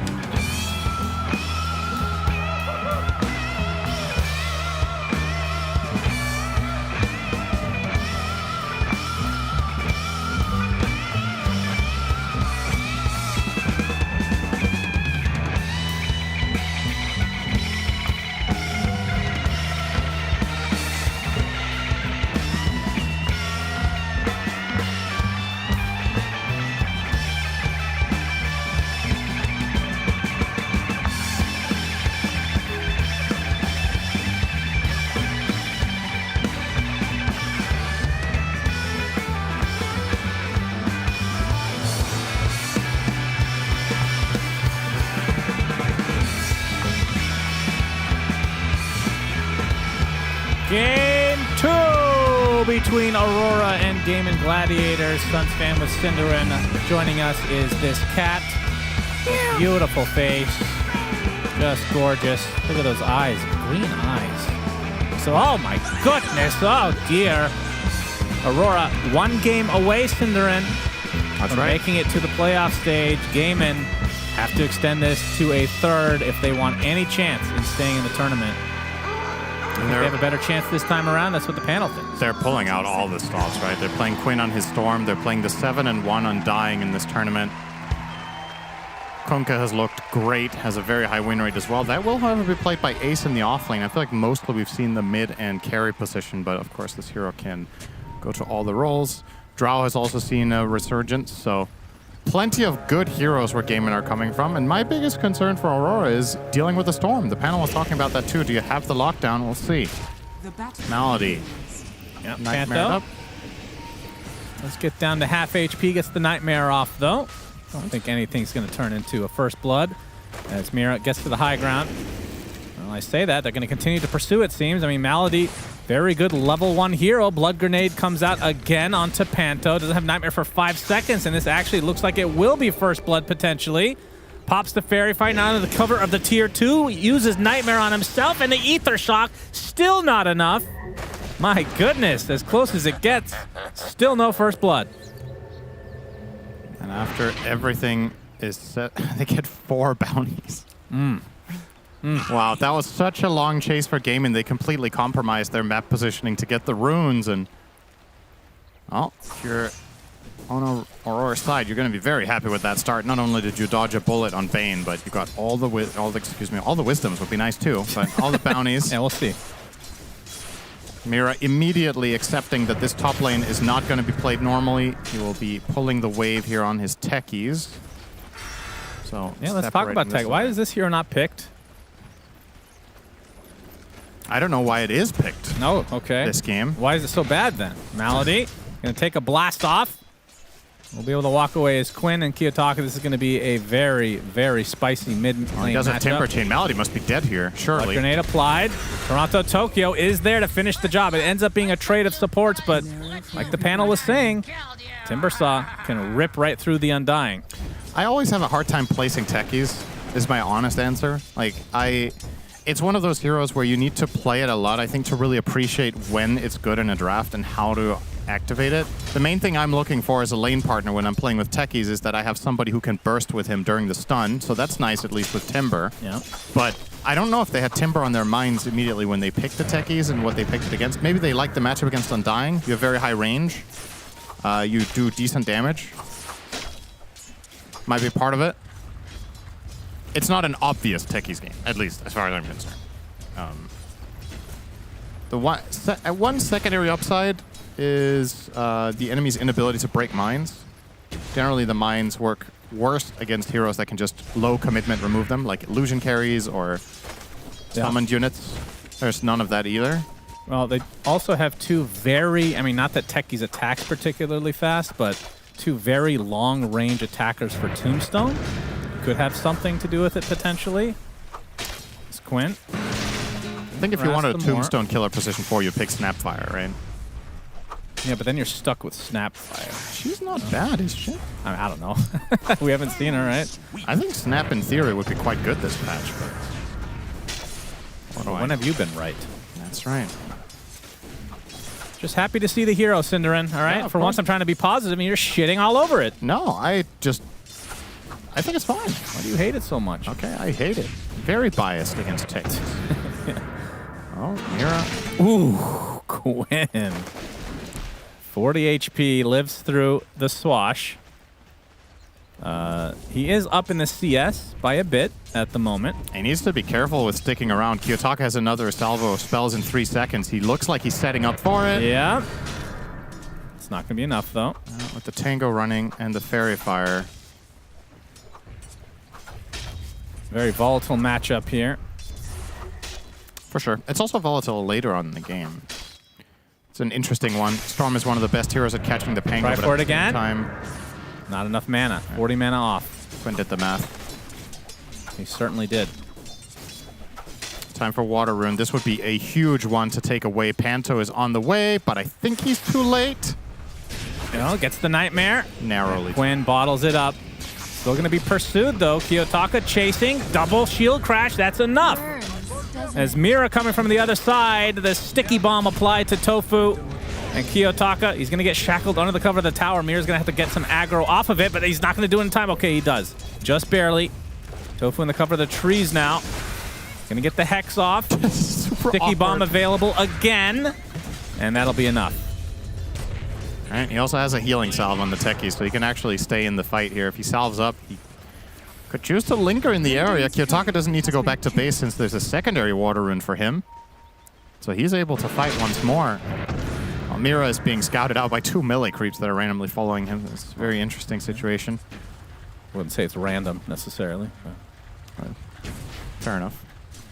Touche. What do you think of the Watson Drow pick? It's solid. You have a good laning partner in the Undying. The heroes that you wanted to counter at the time were Lina and Pango. Drow has one of the better heroes against Pango. Massive damage. They and get they Quinn. did exactly what I was saying. Yeah. That is unfortunate for Gaiman, but they at least get Toronto Tokyo in the top lane. Without a doubt, a good trade for Aurora, though. Yeah, Quinn, second death for him, and bigger on top of that is that his TP's on cooldown for 23 seconds, so we'll have to either wait or walk back the old-fashioned way. Mira gonna be surrounded. Will be the death of him. Should mention that he did take the facet that makes Blast Off stronger. Yeah.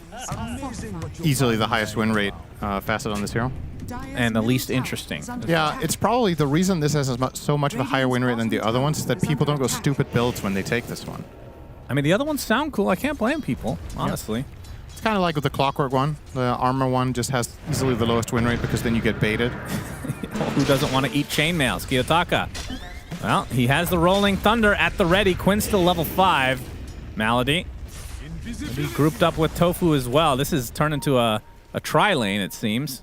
I mean, current Dota is actually so fascinating, the way you play around mid. I like it. All it took was the change to shovel. Well, that's not true. No, it's not. The bottle from the courier, I think, is huge. Or not just the courier, but being able to TP bottle refill, all of that. All of those changes add up to putting a lot more emphasis on winning your mid lane. It's funny how these like little things, I mean, that was considered a bug, I believe. Like really early on, they just kept it in. It's like a feature, okay. It's funny how stuff like that can have such huge impact on the game. But I definitely prefer it the way it is now. As Ace. Oh, man. The Wisdom Shrine, Panto. Oh, Kiyotaka. All right, they're going to get the Laguna Blade onto Malady. He's going to get dropped right off the bat. Kiyotaka with his ult as well. Quinn trying to force Panto out of the circle. Success. And Quinn will be the gladiator that wins. As Panto eventually drops a good contest from Aurora, but Gaiman shut it down. Yeah, if you get Tombstone off there, it's tough. I think Aurora with the right call there to back off afterwards. It was all right. You know, the 1-for-1 trade, you force rotations, kind of inconsequential overall. And that is it's good news for Gaimin when Pango makes that rotation and you don't lose it, because Pango generally one of the best heroes in Dota at fighting that 7-minute wisdom. Rolling Thunder is so incredibly powerful at that point in time. Blast off up top onto Watson. TP's coming for him. Actually pops a huge wand as Ace take a whirling death to the face as the Timber Chain mistimed a bit, and now he's in trouble. Toronto Tokyo getting off the Chakram again, trying to exit, but Malady is there with a decay. Panto was trying to finish off Watson, but Malady with the heal. So a lot being shut down by Gaimin as the TP is successful here. You're a trusty mate. Panto he gets the nightmare. Okay. What's the play here exactly? Yeah, what's the end game on this play? All right, gets X'd. Okay. All right, he wastes a lot of time. That's what we'll call that. Yeah. And he makes them use extra mana on the gate because you cancel it, right? Yeah, now he went through the second time. Now he's out of my... Oh, my God. Nightfall. Runs right into Ace. Okay, Laguna Blade to the back of the head with the LSA to follow. I think Ace just walks away. Precious bounty. He's fine. All right. Interesting engagements. Dude, cue the circus music. What was that? That's so funny. Stops the gate, then he comes through the gate, and Aurora spring the trap. They're like, yes, this is what we set up for, and then it doesn't even work. I mean, they send him back to base. I think all in all, that's probably a net positive play for Panto. It's just Panto. a funny one. Yeah. One spell available from the Lina should be enough. No mana. But I would think so. The attacks will do it. Actually, the range creep getting the last hit. Well done.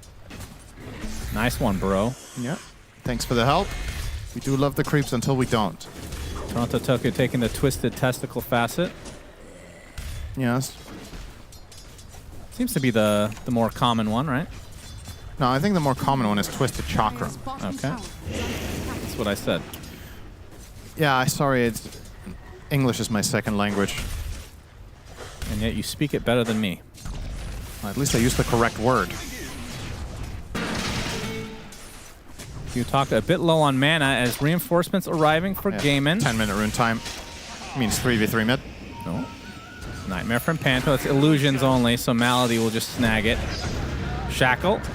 Already the shield crash, though. The blast off is there as Tofu gets healed up. A nice soul rip, and now the tombstone is placed. The silence applied now to Kiyotaka, getting off his ult, but no. It actually does go off, and he dies inside of it. Yeah, that's a worst case scenario. Now he doesn't have it when he comes back to life. Gaimin with a good collapse there. They don't get the rune for Quinn, but they do get the rune for themselves, and they activate their Undying and they pressure the mid tower, and now onto Panto. Oh yeah, that is a lot of damage. The early group up from Gaimin Gladiators. We've seen it time and time again. Now they have the snakes available too. So Tofu and company, I'm actually not sure they needed this, but they will take the tier 1 either way. Oh, and they're going to see a little juicy stack here as well. Delightful. Quinn will munch this up. Oh, even stacking the camp for them. How nice. Very wholesome. Toronto Tokyo wisely backing out here. But is he actually backing out or is he initiating? He's a little bit hesitant which of the two he wants to do. He will chill. But definitely so far so good for the side of Gaimin Gladiators this game. This is the start you're looking for with this lineup. It's not a massive lead in terms of gold, but you are activating your lineup. You're bringing your Undying to stuff. This hero is very one-dimensional. He really wants to win his lane and then look for a specific type of team fights. And so far, they've managed to Malady involved in every single of their kills. He's 2-2-6 in an 8-kill game for Gaimin. And you would imagine the next thing Malady really wants to do is to go through the gate and get the bottom tier 1. Might take a little while before they make that play. The worst thing for Undying is just if nothing happens for 15 minutes and you're just there. Yeah. So this hero's identity is very much about fighting. Panto denying a rune, but he might suffer the consequences. Gets off the Nightmare. Well, actually, ends up being reciprocated onto Quinn. Quinn? Not intended, but this should be a freebie for Gaimin. Actually Tombstone that. Okay. All right. Well, that's going to be a free gold influx for somebody. If anybody can access it, but either way, then it's a nice cooldown to know is unavailable for About a minute for the side of Aurora. That is a cool model, though, I have to say. Yeah. Tombstone looks Radiant's sick. middle tower is under attack. Quinn back into a very familiar spot, the enemy triangle. Yeah, gonna go for Witchblade, standard stuff. Could have made a case for Orchid this game. You're playing against Bane, you're playing against Pango and Timber. All these three heroes hate being silenced. But he is prioritizing the scaling aspect of the Mage Slayer. Or, excuse me, of the Witchblade. Okay. All right. Really wanted an encore of that screeching sound. Thank you. I love Bane. Imagine being the person that makes that voice line in the studio. That would be, yeah, that's awesome. Radiant's Unironically, yeah, not even being sarcastic. I think voice acting is actually really fun. Quinn's still smoked up. Not gonna run into Nightfall here. Panto level 6. Radiant's bottom tower is under attack. Looking for the first grip of the game. Dire's middle tower is under I mean, attack. the one thing that Aurora do have in spades is burst. They have so much damage in this game. But they don't have the most catch, and that's where Gaiman can kind of play around them well. Yeah. With their Storm, with their Kunkka tankiness, Drow with the Pike. Actually, Watson is going to rush Ags. This has not been the most popular build, I think, to go Dragonlance Ags immediately, rather than getting, say, Manta on the way or Pike fully completed. Definitely good against the Timbersaw, that's for sure. As they actually get the Hex initiation. Nightfall in a lot of trouble. Double TP coming. A nice Nightmare gonna block the damage from the boat into a grip now as Nightfall tries to walk out. Looks like he might fall. There's a big blast off onto 2. Toronto Tokyo in the midst of things will be stunned up. Aurora's already lost 2 though, as here comes the shield crash from Kiyotaka. Deletes Quinn. Tofu likely next on the list, although Watson, we've seen this before, doing a lot of damage onto the Rolling Thunder target, but just not enough in the bank yet. So a 3 for 3. Bottom tower has fallen. 2 cores dead for Gaiman, and same for Aurora. That's good enough for Gaiman, though. Once again, they get the tower, they bring Undying. At the same time, it was probably possible to get a better result than that with slightly better execution, but heads-up play from Panto made that a lot harder than Gaiman were anticipating. The Nightmare delayed things a lot. If Kiyotaka could have somehow showed up 5 seconds earlier, they might have team-wiped them and only lost 1 or 2 heroes in total. I mean, So so 3 far, for 3. just very early game, but also, or that fight, I should say, but also game 1. It feels like one team is winning a fight, and then somebody comes to the last second and turns it. Like, we've seen it several times now already. Which kind of interesting. Which you could argue is a flaw, right? If it was perfect, you would have the players there at better time. They're just min-maxing their farm, you know? Yeah. It takes time to TP in, you know? It's not obviously that black and white that, oh, enemy team is fighting, we should always be 5. But the Pango's arrival was definitely a little bit later than I would have liked to see. If you're TPing in, you want to try to let Pango TP at least first or second, because he has so much impact. But Aurora, it's one of those situations. You have a little bit of information. You TP in the supports to help. Then you're like, oh, it's a full-fledged fight. I will join on my core as well. Yeah. And by no means did Mira not have a major impact there. He got a 3-man blast off and put his mines down. He did everything he could.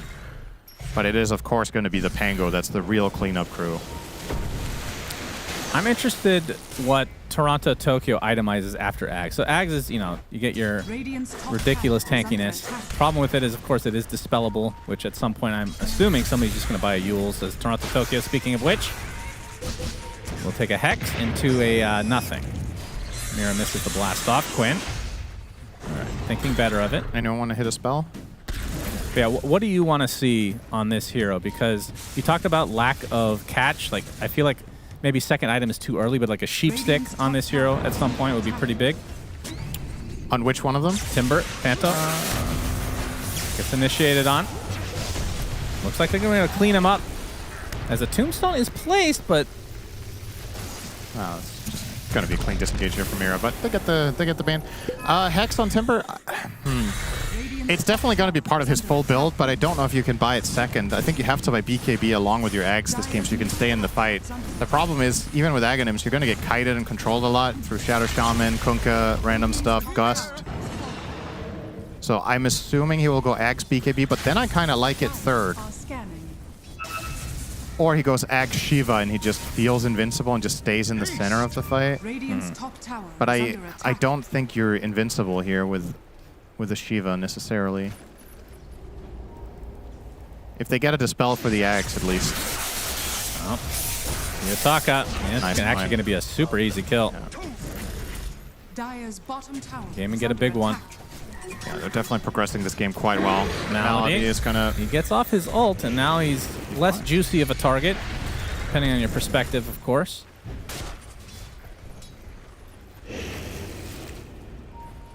Really love Undying. Yeah. Used Fun to game. not be that big of a fan. You remember casting with me and we'd make fun of how bad the ult was? It's like, oh, he pops this useless thing. Yeah, it's finally come a made long it good. way. They finally made it good. Then they gave him Grab Ally. Oh yeah, that's the best. And then they renamed it. It will always be Grab Ally. Yeah. Don't care what happens. Yeah, why would they rename it? Of all the things. Because you kept saying Grab Ally. Who cares? That's Well. fun. Don't take away people's fun. It's a video game, for God's sake. And there's a Mjolnir for Nightfall.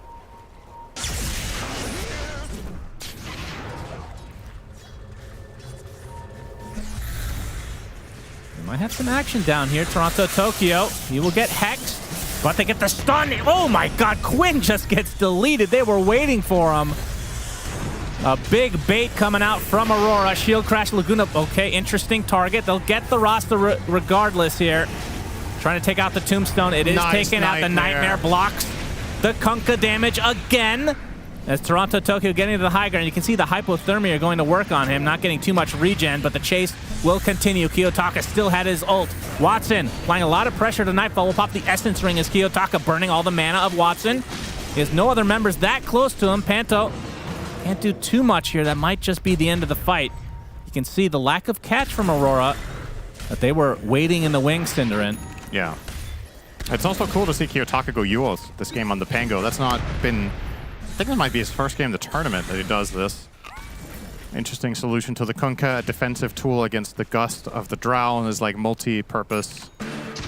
Yeah, I feel like a lot of Pangos are... and the fact that this is Kiyotaka doing this is crazy, but they're a little too greedy, I feel like, at times. As he gets taken down to half HP, Panto.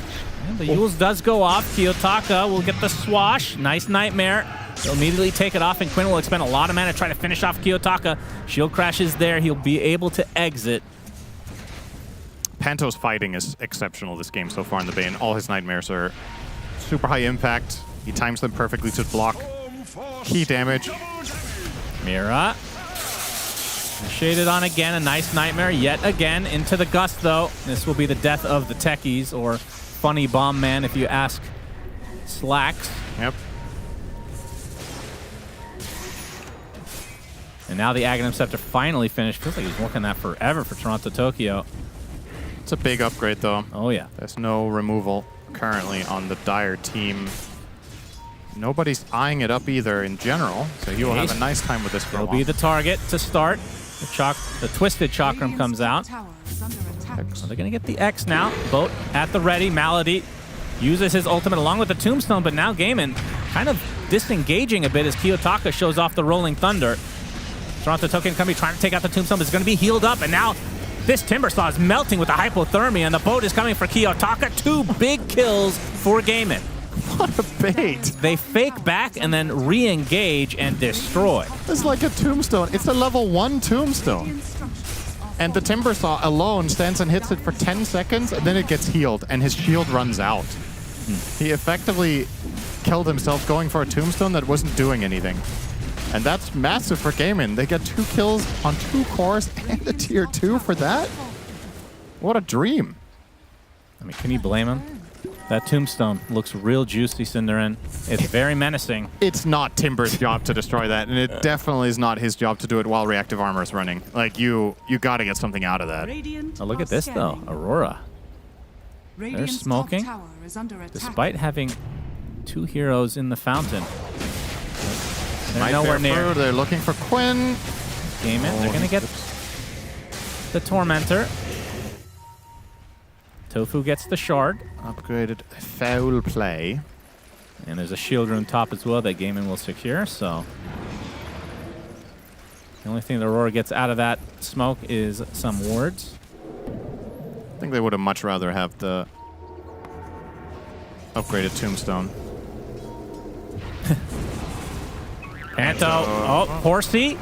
Tofu. Oh my god, he actually gets to the other side of the trees, but the bombs are there. Meanwhile, blast up on the other side. The Rasta eventually will be taken out. The Yules is going to keep him alive a little bit longer. Quinn focusing on Kiyotaka. This is a big kill. Tidal wave. Game Gladiators get a big one again. It's only at the cost of Tofu. I wonder if... Did he just buy the shard now on Pango, or did he have it in that fight? Because I feel like roll-up could have changed that drastically. Maybe he didn't have it. Not sure. Dire's middle tower has fallen. It's another kill onto Kiyotaka, his 4th of the game. Nightfall is, of course, progressing nicely, but not far ahead of Watson's Drow. And Drow Ranger is still, it is one of the monster late gamers of Dota. When you get to that 5th, 6th slot, an unaccounted for Drow will 3-shot cores in the late game sometimes. So you really got to be careful you don't give Watson too free of a game. So far, so good for him, 6-0-4. Yep. Planning the Roshan now, too. Their lineup is incredible around there. You got the Tombstone, you got Shaman Ward, you got Kunkka, Flesh Golem. And they'll get it. Or either uninterested or unaware. And either way, the outcome's the same. Aegis on the Drow. Okay. Thought they were going to put it in... High ground time. It definitely isn't. For gaming, it is. Well, okay. We'll see.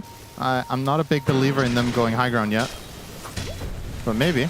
Maybe they find a way. They'll definitely take bot tier 2. If they find a pick, then possibly Kiyotaka is roll up. Yeah, he does have roll up. The grip finding the Rasta. Torrent is coming though, along with the boat. Rasta dead again, but it's going to be at the cost of what? Panto drops, so that's a 1-for-1. Techies follows suit. Kiyotaka in a 1 versus 4 right now, but the Laguna Blade finding Quinn. He's at half HP, zips away. He's fine. Kiyotaka, now he's kind of stuck in a precarious spot. And that shield crash not going to do too much. They need That's the death of him and the death of the tier 2. They need Timber in the middle of these fights. Like, if these fights are going to last this long, you absolutely have to have Toronto Tokyo put some pressure. That one was way too easy for Gaiman. Looks quite tired. Used to playing first series of the day. Yeah. Just to getting a freebie against Talon to warm up.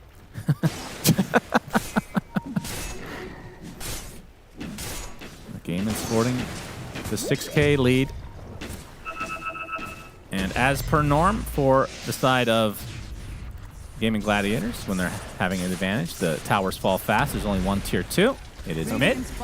And that is exactly where Gaiman are applying pressure now. This time around, if Aurora were to fight, they would be all 5 heroes set up in position. And Shaman is actually top, so this would be a 5-on-4, but Aurora don't know this. And they just have to let this one go. Nice attempt there from Ace with the Torrent. If that connects, he can maybe find a tidal wave on the techies, but no cigar. Toronto Tokyo talking about how important his role is in this game. Goes for the Kaya, and now the BKB just about finished. And of course,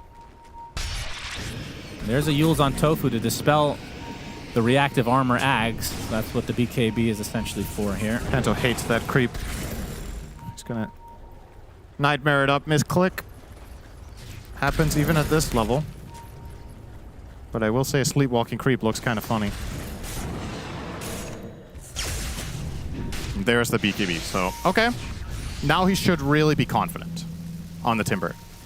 You're still tanky enough when you're in BKB and reactive armor that the Drow cannot deal with you and none of the other heroes do any damage to you, so we'll at least give him that window of opportunity. Gaiman, though, will get the initiation onto Panto, the dream target. Yeah, but the grip onto Quinn, Laguna to follow. Remember, they're he able does to not disrupt have the it, though. Yeah, he's super low, going to the south now. Not a whole lot of mana. Toronto Tokyo is slowed by these zombies, and it looks like Quinn will survive. Oh, actually, Nightfall getting caught in a horrible spot now. He drops to the deck along with Mira. That's 3 dead for Aurora, and it's high grounding time. Wow, that's what the Aegis is for, Cinderin. Sometimes Dota is just a game of like 2%. Like, if Quinn dies there, that's such a different fight, but he manages to find a way out with the haste rune. Aurora were missing the last little piece there, and now Gaimin in a commanding position. Big ol' zip onto Toronto. And he gets off the reactive armor. Ags is getting X'd. Nightmare to try to disrupt it. It works. Gets gusted, though. He does blow up, and now he's susceptible with the hypothermia stacks. Teammates don't want to stand near. Toronto Tokyo dead for 50, and the high ground has arrived for Gaimin. 1 minute on the Aegis. They're going to get plenty. Yeah, 40 seconds. And the crazy thing is Watson is not even, I mean, obviously he's important right now, but his farm can get so much bigger in this game. This has worked out wonderfully for Gaimin. 10,000 advantage gained with an Aegis. It's pretty rare we see that go to 5-digit. Yeah. And they're not done yet. Bottom lane. This is kind of already last stand territory for Aurora. 28 minutes in. Quinn is back up to full resources in spite of that fight just happening. Nice little find there from Mira, but can't get the job done against Tofu's Shadow Shaman. Tombstone placed ahead of time. Rolling Thunder. As they're going to delete the techies to start things out. Kiyotaka not finding any connection. In fact, he's already at half HP. He just gets destroyed. Watson. I mean, the Drow versus the Pango can sometimes be pretty bad in the late game scenarios, which it's 28 minutes in. So I don't know if I call this late game. This is a second lane for Gaimin as the Aegis will expire here. Watson back to full mana. And I don't see why they need to stop. No, they're going to keep going here. Quinn up to 24 galvanized stacks, so he's going to consistently have the resources needed to continue fighting on and on. And the third lane, about to be another 30-minute game today. That's really been the theme for most games. Pretty one-sided. Yeah. This one is no different. Gaming Gladiators will get the 29-minute mega creeps. And they will exit in time. Aurora not even trying to defend there without the 5. Yeah, look at that. 13K advantage, 7 buildings. That was the first Aegis, right? I believe so. Yeah. True that. They got Megas with Aegis number 1. When does that impact? No, the grip. Finding the Kunkka. They have the burst. Big zip from Quinn. Trying to delete Panto. He cannot. He's actually close to out of mana right now. Toronto Tokyo pops his reactive armor. Quinn with the follow-up BKB. Kiyotaka already with a couple hypothermia stacks and now going to focus onto Toronto Tokyo for Watson. Easy pick off. The net worth advantage really showing here. And Kiyotaka will be able to find the Rasta, but likely at the cost of his own life. One more zip for Quinn, finishes it. And that is no buyback available for Kiyotaka. They do have one for Toronto Tokyo. Is Watson actually sticking around? All right, that's going to force the buyback. And now the instant exit. Gets off the multi-shot, though, as Watson. Going to get help with a big zip from Quinn. Mira, he didn't even bother finishing him off, apparently. Watson gets off the BKB. It's going to be traded with the Nightfall BKB as well. So Gaimin likely just resetting until all the resources are back up and they will attempt to finish this game. Yeah, just going to control the map. There's a lot of unspent gold. You can acquire the next set of items, but once again, this game kind of in the bag after they started getting the base, so everything happening from here on out, it's just a matter of not giving Aurora free moments of opportunity. I have to say, I'm actually surprised to see Aurora not GGing out. I would say teams like Aurora generally just don't bother with trying to make heroic comebacks like this. They just call a spade. Things went wrong, go next, unless they're, you know, in an elimination game. But well, it's an elimination series. They won the first game, though, so there is a third game to be played.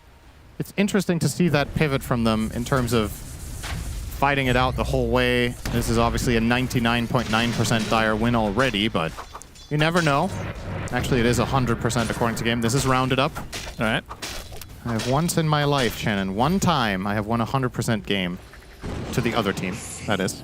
Wait, what do you mean to the other team? Yeah, the graph was 100 to 0 and we won as the 0 team. One time in a pub game. It has happened. Oh, I don't look at that graph that often after a game, so it could have After a happened to game me. like that, I had to check. Yeah. I was like, Fair. how in Fair. the hell did we win this game? And it was 0. Did you have any impact on that game? I have never seen it in a pro game, I think. Never. A 0 to 100 loss. But it would be the first if Aurora did it now, wouldn't it? Wouldn't that be interesting? I mean, of all the teams to make that happen, who do you think it would be? The most likely to be able to pull it off? Yakult Brothers, right? Team Spirit. Well, that's true, yeah. But they're not in the tournament. Yeah. No They worries. have, Toronto Togo is no longer in the game. Yeah, so and he doesn't have buyback, so well, that might just do it. Time for the heroic 4v5 from Aurora. They're just getting rid of these buildings that are called buildings. Yeah. Yeah, they never bothered to change that name, but no, we can't have Grab Al. Well, maybe if I start obnoxiously calling it something else. The Moonwell! Why are they still called building? That's a good point. There's like different types. I don't know. And they're all just called building. Well, the effigies are different than the buildings, of course. The other buildings are going down. The tier 4s, as here's the last stand from Aurora. They blow everything onto Drow. It's actually enough. Cost them a Bane buyback as Nightfall goes back to the base. And now the LSA onto Kunkka. Ace gonna get Nightmare closer to the fountain. Tidal Wave comes out. The pushing without the Drow is pretty pitiful, so Gaimin, I was gonna say, might want to just reset here again. Of course, Watson does have buyback, but I mean, this is definitely not a situation that you do that, surely. Oh, Kiyotaka's in Double there. shield crash. Tidal Wave gonna miss thanks to the Yules. Kiyotaka. He's X'd up at the moment. Lotus applied to Quinn. Nightmare. Kiyotaka doesn't have ult for quite a bit. Uses the roll up though. Toronto Tokyo coming to play now. Tidal Wave. Gonna hit on one. The creeps are in the base, by the way, so this could end without us even knowing. As Kiyotaka gets bursted down to the ground. Buyback instantly. Laguna Blade. Rasta stays alive a little bit longer thanks to foul play. Actually blinks to safety. He's actually gonna survive this. Another buyback coming out from the side of Aurora. It's now or never, ladies and gentlemen. Toronto Tokyo.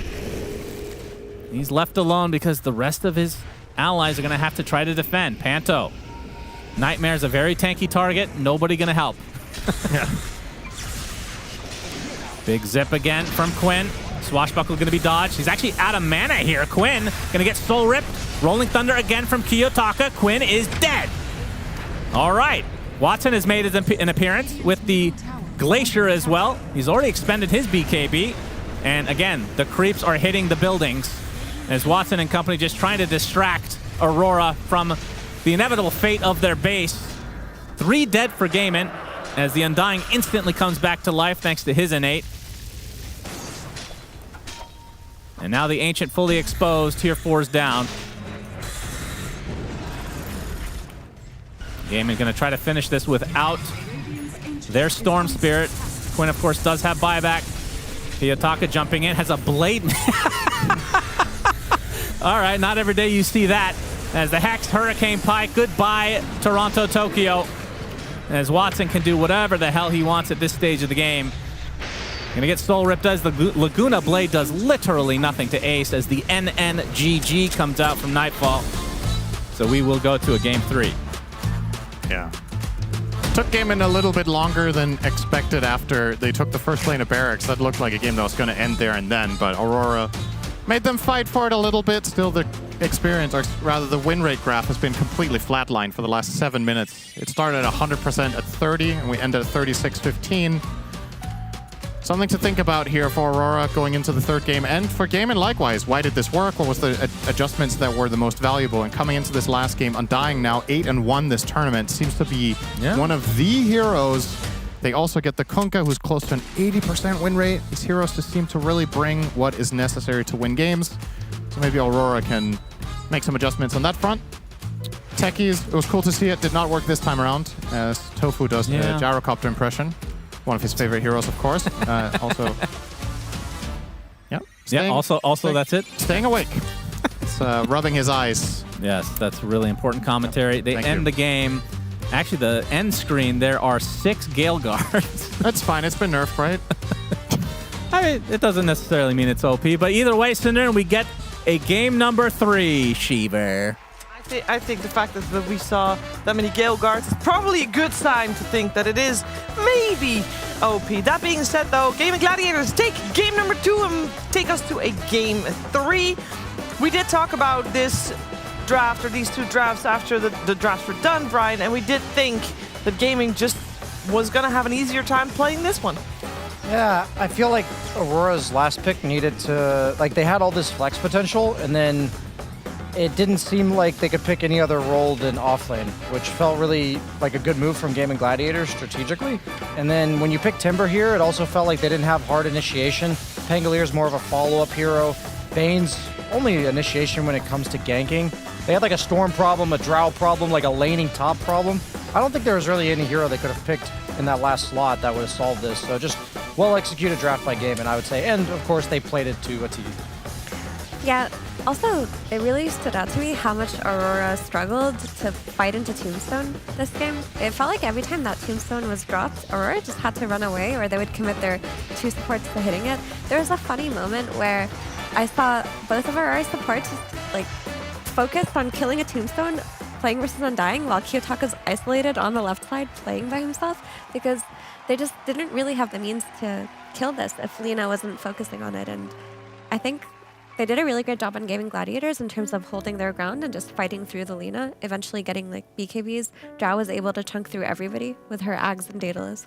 And I really like seeing those like occasional core picks like that actually make sense, like the Draw Ranger. It still shows that there is like meta flexibility. You don't have to pick like the top heroes in the game.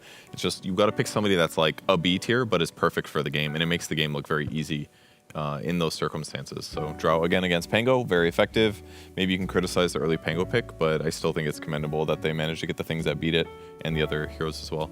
Yeah, I wonder if maybe Kiyotaka, Brian, had a little bit of trauma issues there, a bit of PTSD as a Pango against a Drow. It seems familiar. Yeah, Kiyotaka was in for a rough one. As for this game, I wanted to highlight how much of a rough one that he had as we were looking at the head-to-head for this game between the 2 mids, Kiyotaka and our boy Quinn. Storm Spirit against Pangolier. Quinn, 11-5 and 16.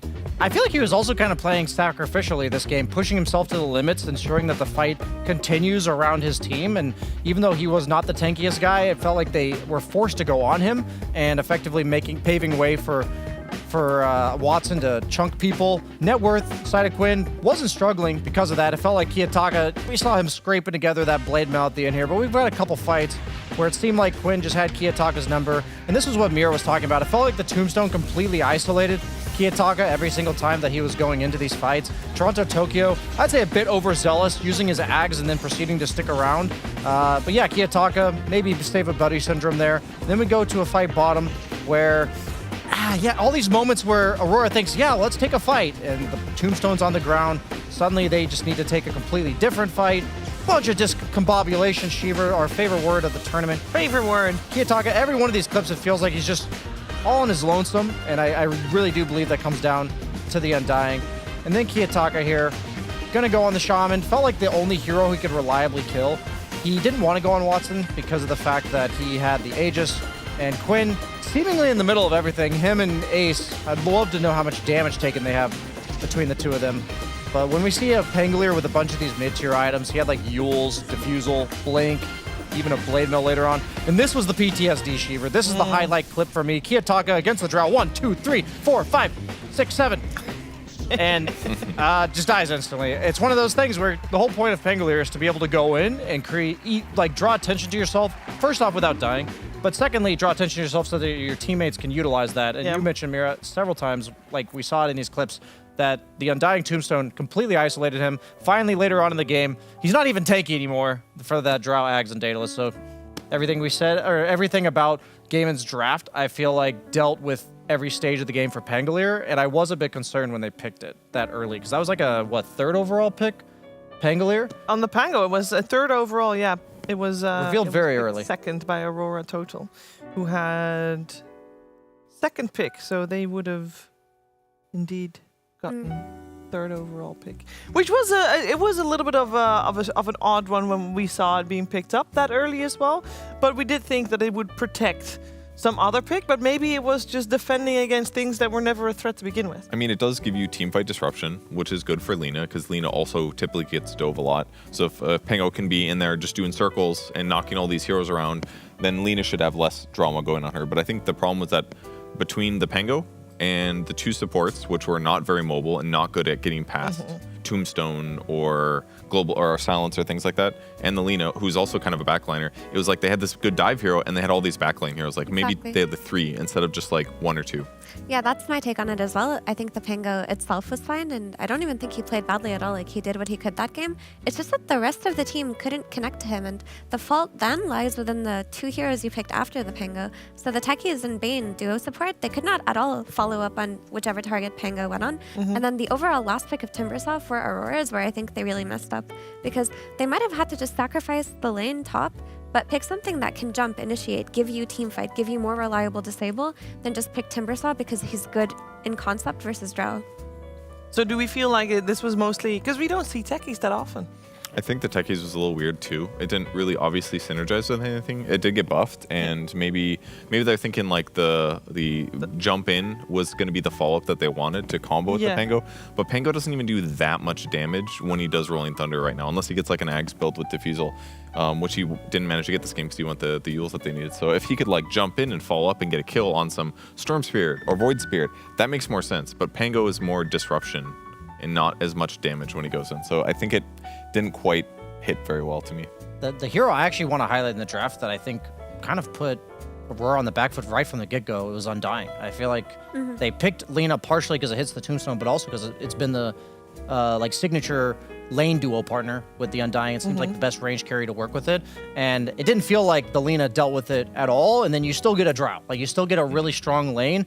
And the fact that we're discussing that their last pick has to be a sacrificial lane, I think, is purely because of this Undying pick. So the fact that it poses this many issues, its win rate this patch is, I think, 7-1, something like this, and it's been flexed to core and support. So the fact that it can do that too, I don't know if Ace would play it, but at the end of the day, that seems like a pretty powerful hero. I think this is going to be an impactful one in the playoffs moving forward. Yeah, and perhaps even in game number 3, which is coming your way after break.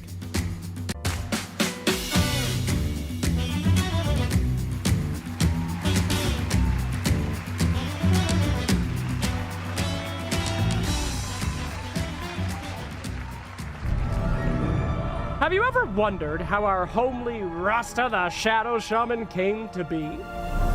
How a simple hill troll discovered powers that would allow him to fight against wizards, monsters, and soldiers? We know the answers. So join us as we open the books of lore and embark on a new journey in Tales from the Lorekeeper. Episode 2, Rasta the Shadow Shaman.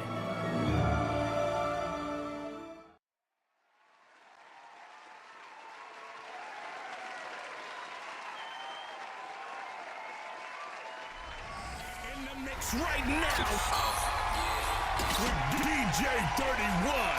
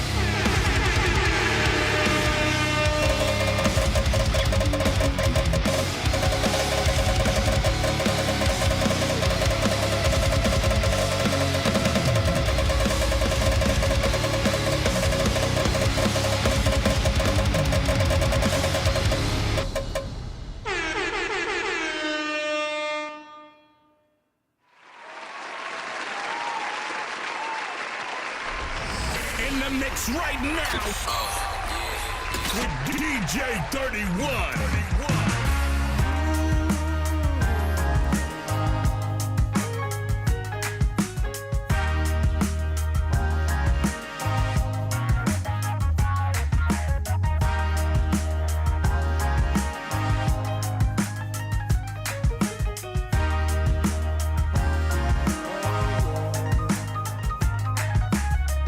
Turned on the dime when I saw you walking by.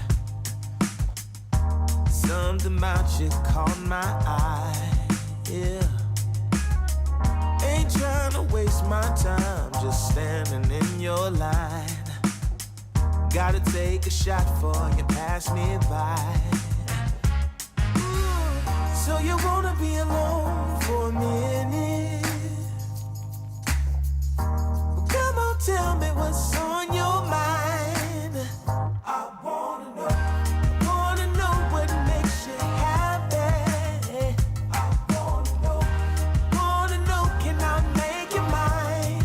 Ooh, I wanna know if you know that I treat you right. I wanna know, can I spend the night? Well, I had my eyes on you for a little while now, but you never noticed 'cause you had a man. Ooh, yeah, and it's plain to see how bad I want you, girl. Trying to be much more than friends, hey. So you wanna be alone for a minute? Come on, tell me what's on your mind. Tell me, baby. I wanna know what makes you happy. Wanna know, can I make you mine? Ooh, I wanna know if you know that I treat you right. Wanna know, can I spend the night?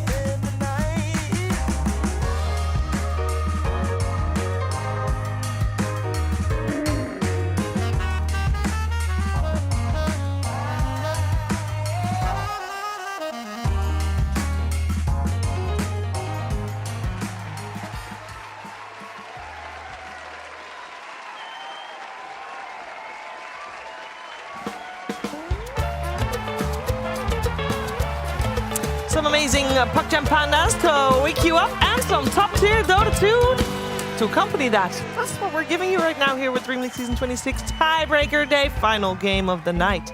That's right, we have had one tiebreaker already solved with BetBoom and Talon, and BetBoom moving forward to the upper bracket, Talon in the lower bracket, but Talon doesn't know their opponent yet. It's going to be either Aurora or Gaming Gladiators, and they are the two teams going head-to-head. And that's what we're talking about. I'm here with Purge, Effie, and BSJ, and we should have a draft on our screen for game number 3 any moment now. And we kind of felt like both games so far, Brian, we had a similar story, just for one for each team, where one team is just looking a little bit like they have better answers to everything than the other. Yeah, I've got a better answer for you, Sheever. Oh, I didn't. Okay. Perhaps. Sure. Yeah. As the story for this series is that Aurora, they win this game 3. They win this game 3. They qualify to EWC. So this is a pretty big game for them. And if they don't, they will be going home to the qualifiers, you know. Yes. And they are spooky. They are spooky. Yes. I would not want to be in any of, I would say Eastern Europe, Western Europe qualifiers. Both of those seem absolutely terrifying. I think even some Eastern Europe teams are playing in the Western Europe qualifiers intentionally because they think the Eastern Europe having one slot is probably the toughest region to get through. So this is basically the finals of the qualifier for Aurora. That's a lot of stakes for more than just already continuing in this tournament. Yeah. I just like that you described it as going home to the qualifiers. Like that's that, because I feel like they've been invited to a few things. At least the last few tournaments we've seen them in. Aurora, yeah. They didn't have to play qualifiers, but that would have been their home. Yeah, but they will be their home if they lose this game. Yeah. And well, it's just funny that they you say also it. will You're have right. to go home because they That's are the title playing we're at a boot camp from I believe. Yes. From the camera shots that we see, They'll look have like to they're leave their home again to go back to boot camp to go to their the new home. Maybe to their new they'll home, the qualifiers. never leave the boot camp. So they don't go anywhere. They have to stay put. Which would make it their home. I would like to leave this discussion if possible. Don't worry, you see the timer ticking down, Perch. The draft will be technicality. on your screen. And we saw in game number 1 that Dark Willow was first phase picked. And therefore, as an answer, we saw it also first phase banned. But this time around, We're still back. in the pool. Aurora Gaming. The Undying ban. Undying ban. You gotta take that hero out. Evolution. Perch. It makes the draft way too hard to play against for so many heroes. For a lot of these, like, I think there's just a lot of like squishy fours that don't have good mobility that are popular right now. And with Lina being popular also, it feels like the Tombstone is too negative to deal with. But I think Dark Willow is going to make the mobility even harder for whatever mobile heroes end up coming out. I think for a lot of teams, I would not like the Dark Willow opener too much, but for Aurora, I think it really works for them because you give Mira a hero that's always going to play make and enable his bot lane while also not giving away too much of your draft. Because we saw what happened when they had core picks early on Aurora. Aurora Gaming. This is a core pick that I believe should be seen in the first round of every single draft, and I think both these teams have been undervaluing it, given the fact that I think first game it was completely ignored, and second game it was picked, what, like 5th overall or something? It was banned in the first game, but towards the end, I think. Completely ignored game 1. Not banned at all? Yeah, completely ignored. I like Crazy. it against Dark Willow though, That's because insane. it gives you X combos that are going to hit her. You can Tidebringer as well, so you don't care as much about a little bit of disable in Does the fight. Tidebringer do damage to you? Because I know Willow's W is like really strange. No, you don't get hit by Tidebringer in Really? Shadow Realm, but you'll get hit by Torrents and Boats and stuff. Make it make sense. Yes. What? She's like not targetable. So a physical gust of water from the ground hits her, but a magical sword doesn't? Make it make sense. Shiver. I believe it. You also do get hit by cleaves. Aurora Like Battle Fury? Yes. Fairy trickery. If that's the case, By then you should. Shadow Realm. Yeah, don't you? I don't think so. Okay. I trust you over my. I just, in my experience playing the hero, and I Shadow Realm in, I'm not dying to cleaves usually, but when was the last time there were cleave heroes in meta, to be fair? Yeah, fair. Maybe I'm misremembering. I was misremembering that she buffed Ion Shell so many times, and that was just like a bug for 2 days. So. Well, we have a little bit of evolution here with also the second phase Drow ban. The trauma finally reached the peak. That means they want to pick Pangolier for our boy Takayaki because Very obvious. he's tired of getting 6-shotted by that drow. Yeah, he is. During his role. There he is. Back Yeah, to this the is forehead. I'm gonna solve this Willow conundrum of Shadow Realm and Tidebringer. Well, what we do know is that Aurora gets one more ban. Is there anything left in the pool that we... Because this seems like it's very much targeted bans in this series in particular. Is there any hero left in the pool that we should think should be banned? Maybe Storm. That looked like a very different hero for Quinn compared to the Void Spirit in game 1. Obviously, the Kunkka could go mid. But okay, they end up... The reason I thought the Storm could be good is it's a hero that capitalizes on the flex of Kunkka, but Lina also flex, even though it seems to be going more and more carry. I think the last 10 games or so, it's probably like 8 or 9 of them are carry Lina, Yeah, which we've all thought was kind of weird, right? Yeah, and it has been Aurora liking the Lina in this series so far, so they are probably still maybe hesitant that if gaming wants to go for it. That's a Nightfall would've- classic, though. I feel like he respects heroes equally. You know, if he thinks he's good with it, then he's afraid of the opponent Fair. also playing it. A respectful young man. There he is. I think Okay, I'm gonna Lina's- assume yes, guys. I'm gonna That assume it she will does hit her? get hit by a Shadow Realm. She does get hit by Tidebringer in Shadow Realm, just because there's nothing that says otherwise in her Liquipedia. Okay.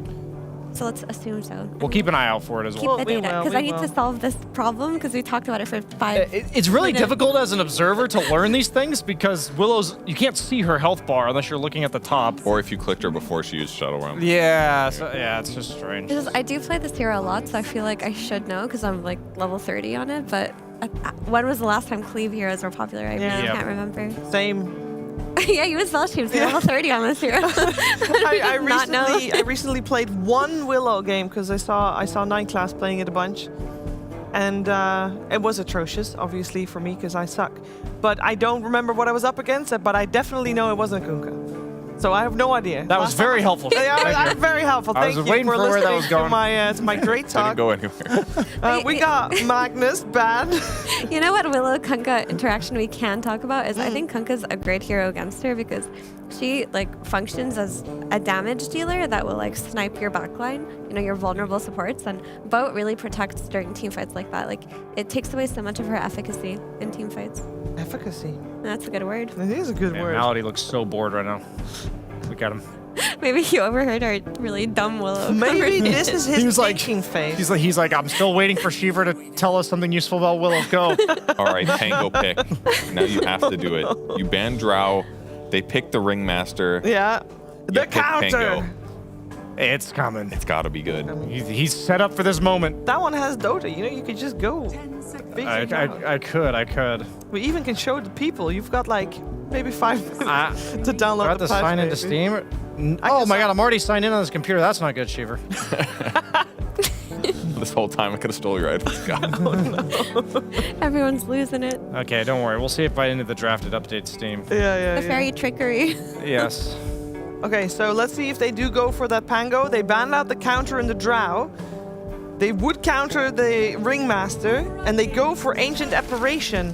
Another Shiver class. Great heroes being picked by Aurora. What's your other level 30 Shiver, like Marana? No, Crystal Maiden and Lich. Jakiro is 29. Okay, I don't think we're getting either of those. I don't think we're getting either of those in the draft, Shiver. No, I was I hoping don't some of think those so could be either. flexed to core. Well, the A is the hero we've been talking about a lot in the last couple days because it's still one of the most picked and banned heroes. But finally squeezing in here. They've got some save against it, but they're going to go a little bit farther back for some of their strats. To enable this AA, they really need like a blink stun hero, and that would be the tiny hero. There you go. You gotta make sure that whichever target you go on, you want that target to die. That's the essence of AA drafts. Doing that against Kunkka is a little hard, typically, because he's going to get a rum buff in a lot of cases, but the rest of the heroes should be killable. But they're also going to have a save that reduces magic damage, so doing this against the Ringmaster is a little surprising to me, but they are still very tried and tested heroes in this patch. You know what the best counter to Kunkka is now that you just mentioned the rum buff? It's Brewmaster, Mira. He despises rum. As per the lore. He really does, as per the lore. Disdain was the word used. Yes, disdain of the rum. We will be seeing an 18 pick Brewmaster for signature Toronto Tokyo. Just like Twitch chat's disdain of our commentary right now. That's about Sounds right. about right. Well, How does these Pango's- idiots shut up about Dark Willow. How does Pangolier Swashbuckle interact with Dark Willow, Mira? You can't. No, she doesn't get hit. She does not get No, because those count as attacks, and you cannot attack her. hit. Okay. That one I can tell you for But sure. Shield Crash would hit though, right? It would. It should, yes.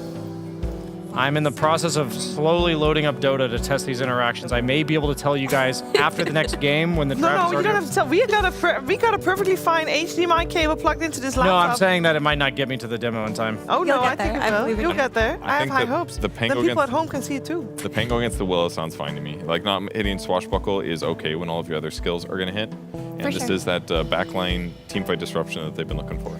Honestly, it's such a bad Willow game so far. I mean, you have this Kunkka who's going to control the ground against you, Pango who's going to be rolling on top of you, and Ringmaster, if you try to snipe him in the back, he's going to just put himself in a escape act.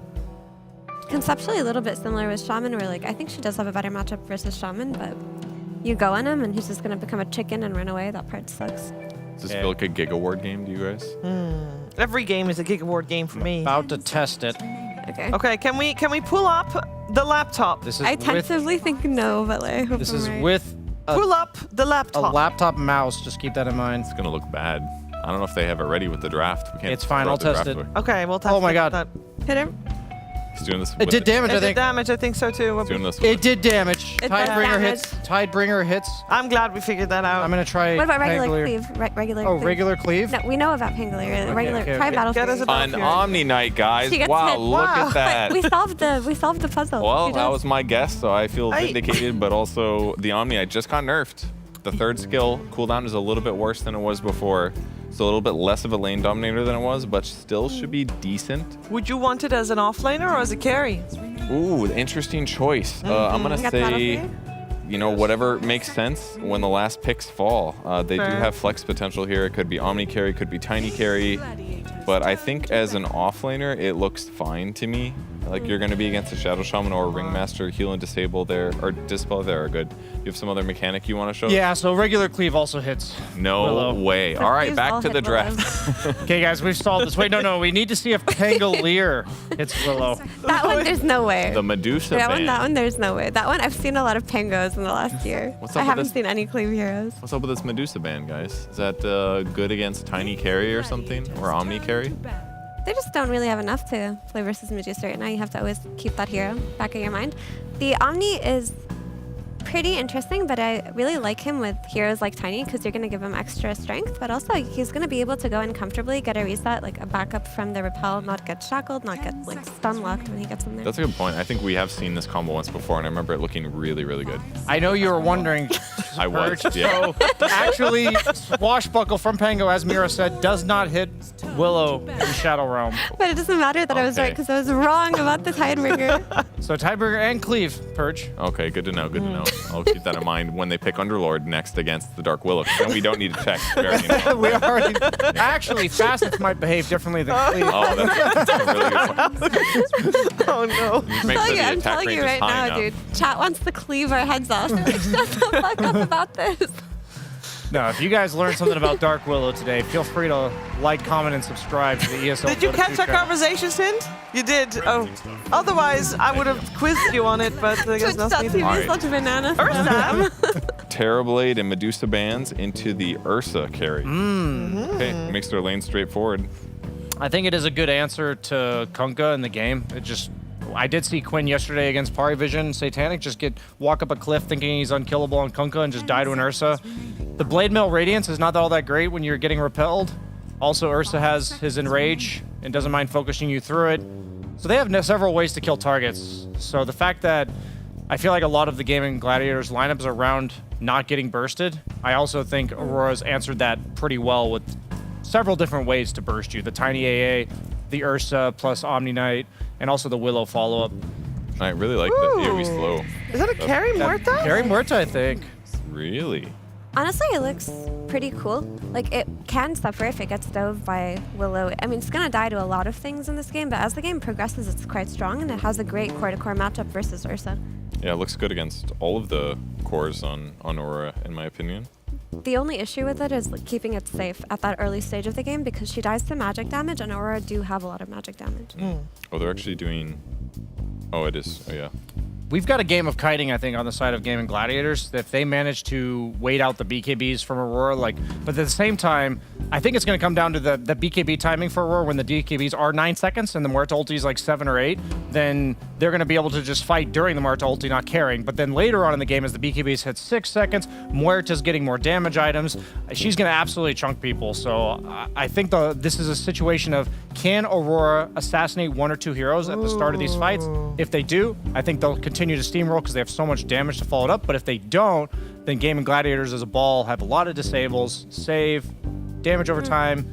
I like their draft if they can draw out the... And they talked for a little while, but it will be the Kunkka mid and the Pango offlane. Yeah, I think it makes the most sense because Kunkka can play with the supports that he has on his team, the Ringmaster and the Shaman. And I think for Aurora's draft to really come online as well, they need to be able to withstand the 3-man pressure that's going to come out of Kunkka plus his 2 range supports. Because typically when we see Kunkka plus 2 range supports, they're killing mid, they're taking the tower, they're walking to the bot lane, they're taking the tower there, they're taking the Wisdom Shrine. Like, they have a lot of impact at the earlier stage. Whereas for Aurora, like, it's dependent on AA hitting level 6. He can't really fight into them before that. Well, let's see what's going to happen in game number 3, the deciding game. Who will move forward in DreamLeague Season 26? Find out now.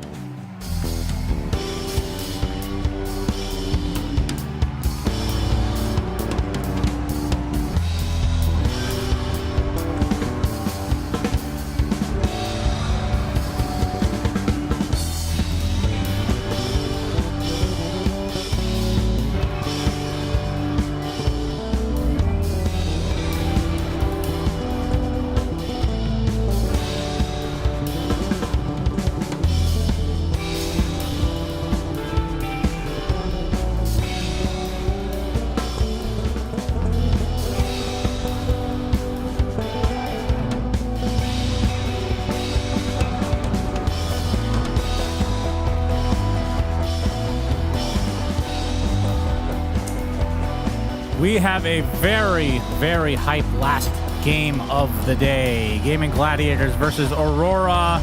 It all comes down to this singular one, Cinderin. Whoever wins will face off Talon in the lower bracket. Whoever is out will be eliminated. According to BSJ, if Aurora wins this, they get to EWC.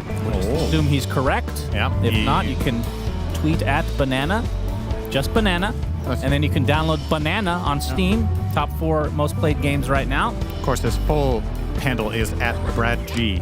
True. If you want to reach him, make sure you address him correctly. So, yeah, some interesting shenanigans here. We have somehow come full circle. So now Omni Knight and Ursa are back. They were some of the really big heroes 2 days ago. Then they got nerfed a little bit, fell out of favor a little. They've still been banned some here and there, but Aurora grabbed both of those two as their final 2 picks. The Ursa seems to be a targeted response to what they were anticipating would be an Ace Kunkka. It's a very tough lane for the Kunkka. It's probably the worst, is laning against Ursa. So Gaiman just pivot. And Quinn says, Ace, oh my god, can you play a real hero? And Ace says no. Watson, he's dead. First blood, Toronto, Tokyo. That is very unfortunate for Gaming Gladiators. Panel was talking about how Watson, once you get to the mid to late game with itemization, very powerful against this Aurora lineup, which I can definitely see. And we're going to see the cool facet as well, the quick draw. Yeah. But dying first is not going to help his cause. It's a conceptually interesting game for Muerta because I think she's one of the best carries at dealing with Ice Blast later in the game, since the way Ice Blast usually works is you debuff an enemy for, like, let's say, give or take 10 seconds, and then if they die within that, job's done. But you can delay your death. Pierce the Veil's 8 seconds duration. Yeah. So as long as you can live through the magic part, you can probably outlast AA ulti, and then Satanic can become interesting. We'll see. See a lot of harassment in this top lane as well. And yeah, I mean, I don't think I've seen in a pro match the Muerta versus Ursa matchup, but I can see that definitely being good for Muerta as well. Can't really nullify anything as Mira will be dropped by Malady. This is a really strong lane, by the way. Muerta, Ringmaster. What a nasty combo. High range, strong poke, really strong spells. The calling Deadshot together with Tame the Beast and Impalement arts. It would be hard-pressed to find a lane that consistently beats this combo. And the one that Aurora have certainly shouldn't, but the goal here also isn't to win the lane for them, it's to get Omni Knight off to a good start. And so far, so good. I really like the pivot from Gaiman, I have to say, of putting the Pango off lane. I think it's very clever. Effie was talking about the value of giving Kunkka the levels mid to play around him. I think the same could have probably been said for Pango, but the major upside here is that Pango should lane way better against Ursa than Kunkka would. Yep. You have the long-range spell casting for farming. Kunkka only has the 1 cleave of Tidebringer, and then he's kind of in trouble. Pango himself is also has a better chance of surviving if he gets jumped. So yeah, this is like you said, we've seen the Kunkka versus Ursa before. It's not pretty. It's terrible. Malady. And is this our first game of Ursa today? I think so, yeah. Yeah. I don't even know if it was picked yesterday either. I think it was. It was? I think so. I think we cast a game with that, actually. Just remember thinking about bears a lot, so it's either a fetish or it was in the game. Yeah, 50-50 with you. True. Watson. So this quick draw facet, really cool. Whenever Deadshot fears, it gives you extra proc chance of Gunslinger, and when you proc Gunslinger, you lower the cooldown of Deadshot. Yep. We've seen this, you know, mostly in the sandbox mode. Theoretically very strong, and I think we've seen a couple games with it. It seemed pretty solid. It in particular becomes crazy when you get Axe, but Karim, where it's unlikely to buy that until very late. Yeah, but will be a similar build to a lot of the range carries we've been seeing with the Maelstrom. And Dragonlance, of course. Yeah, this is just how you built this hero. Falcon Blade, one of the few carries that likes this item, together with, say, guess we've seen it on Weaver, maybe seen it on Gyro. And of course, if Kez was in Captain's mode, we'd be seeing 2 of them. Oh, man. But I can wait on that one. Yeah. You think he'll be out before TI? I don't think so. That's a good question by now. I would have thought he would, but considering how many things they've changed in each patch, I'm going to say I don't think so. I thought 739 was actually going to be his CM patch, but they feel like he's not ready yet. Of course, a prerequisite for putting a hero in captain's mode is that the devs understand how the hero works. It's probably the next step is for Valve to figure out what they've done.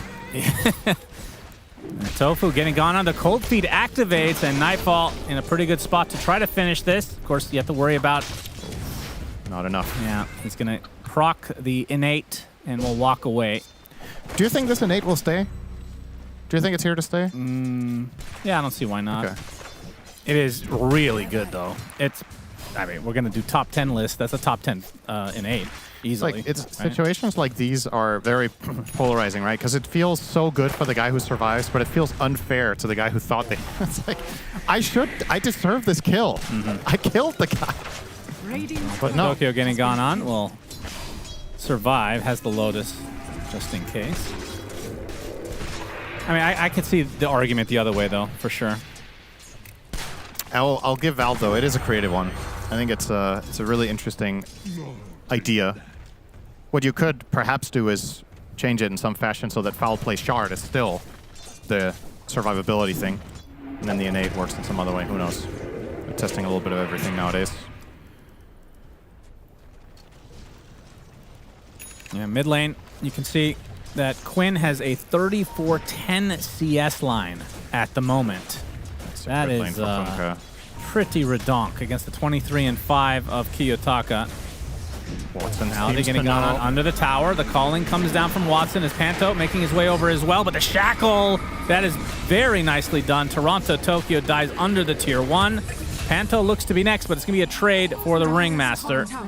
That's a great that every day. They just knew this was coming. They saw AA was missing top for too long. They recognized, all right, this has to be a gate play. Watson starts playing defensive in the tree line. You bring in the shaman. You could tell this was planned because Tofu TP'd instantly. Like, that is not a reaction. You can't communicate this fast unless it's premeditated. So he knew that this was coming. And an immediate response will give them a nice turnaround on that 2-for-1.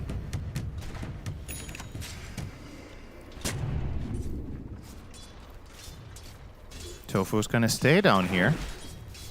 Toronto, Tokyo. Oh, this would feel so bad for Toronto. Yeah, he just TP'd down. He is sniffing it out. He's scanned here. Scanned it. Okay. This scan doesn't confirm that Tofu's here, but it makes it increasingly likely, of course. They're also planning for the Wisdom. And this could be a very, very spicy fight. Advantage Aurora since they have the TP connection point. All right, Shadow Realm has the Brambles available. Will use it. This is going to make it really awkward for Gaiman, actually. Purification comes out doing a lot of damage. Mira will be a trade for the Rasta. 1-for-1. Panto secures the Wisdom Shrine. And now Toronto Tokyo literally taunting in front of Gaiman and Gladiators. He's going to walk them down. Yeah. I mean, that innate definitely makes a difference here. As a tree coming from downtown and one more purification for the road. Toronto Tokyo coming out on top. Dire's middle tower. If you want to invade and try to steal this Wisdom, I feel like the vast majority of the time you have to bring your mid laner. Like, it's so easy for the Dire to just TP over one hero and protect that area. So, in my mind, either you try to snipe steal it with one hero and hope they're not there, or you need to bring the numbers. At this point, the teams are just too good at protecting it. Yeah.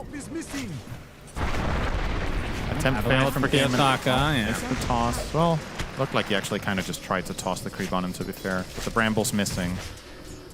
See the end of that play. Time for a power rune. Kiyotaka, unfortunately for him, it is bottom. Melody will end the fun on Ringmaster. And, well, I say that. Yeah, he might die, though.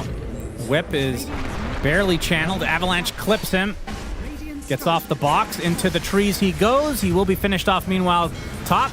This is the much bigger kill. The boat is coming for Nightfall. He pops the Enrage, attempting to TP out, but the X will bring him back. And Quinn takes him home. 1-for-1. Gaiman, again, getting a much better trade across the board. Yeah, Quinn known to love to take home a bear after a night out. Yep, he treats them right, you know, buys them dinner, caresses them. Dire's structures are fortified. Gets out all the tufts of hair, really important in any relationship, really. No, I'm not sure you fully picked up on that, but we're good. Tofu. Just gonna pull this. Get a little bit of a stack on the hard camp, but no, Kiyotaka's actually gonna block this with his random rotate. This is gonna give up the gank. Yeah, but as Tofu goes to the north.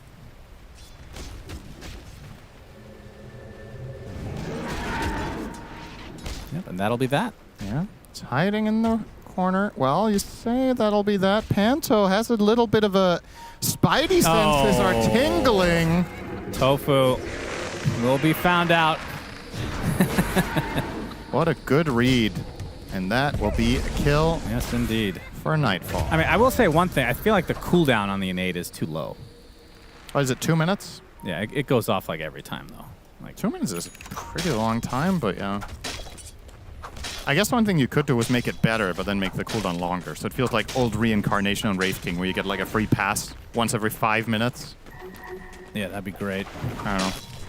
Really good. Well, would you rather have that or this? This? I'm not saying full Reincarnation, okay? Yeah, obviously. This. Okay. Didn't even give you the numbers for the other one, but you're convinced. Yep. Quinn working on a Radiant. And everybody was shocked. Away. He didn't go Blade Mill, though. Yeah, he felt confident that he's farming quite well, and he's right. He's top net worth right now. I mean, I kind of like this.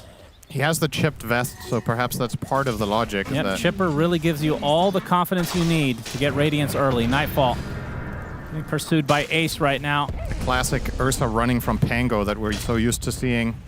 Yeah, he knows there's backup, though, and he knows that Quinn is missing. That is the interesting thing about this matchup, is that if Pango has a good start, he can actually bully Ursa because the spell casts are so powerful. Look at Ace's skill build. 4-4-0 on Pango. Doesn't have ult. Interesting. Just full-on laning pressure to box out the bear as much as possible. Yeah, it's an interesting pivot. This is exceptionally rare. Let's see if he goes the whole game without the ult. That would be the ultimate way to win. What if the hero had a facet where it doesn't have its ult, but then it gets something else instead? Yeah, all the other skills are just better? Yeah, I think that's cool, actually. That is really cool. The ultimate swashbuckler Pangolier has no ulti, but the other spells are 25% stronger or something. Yeah. Holy shit, he would be insane in lane. That's a real...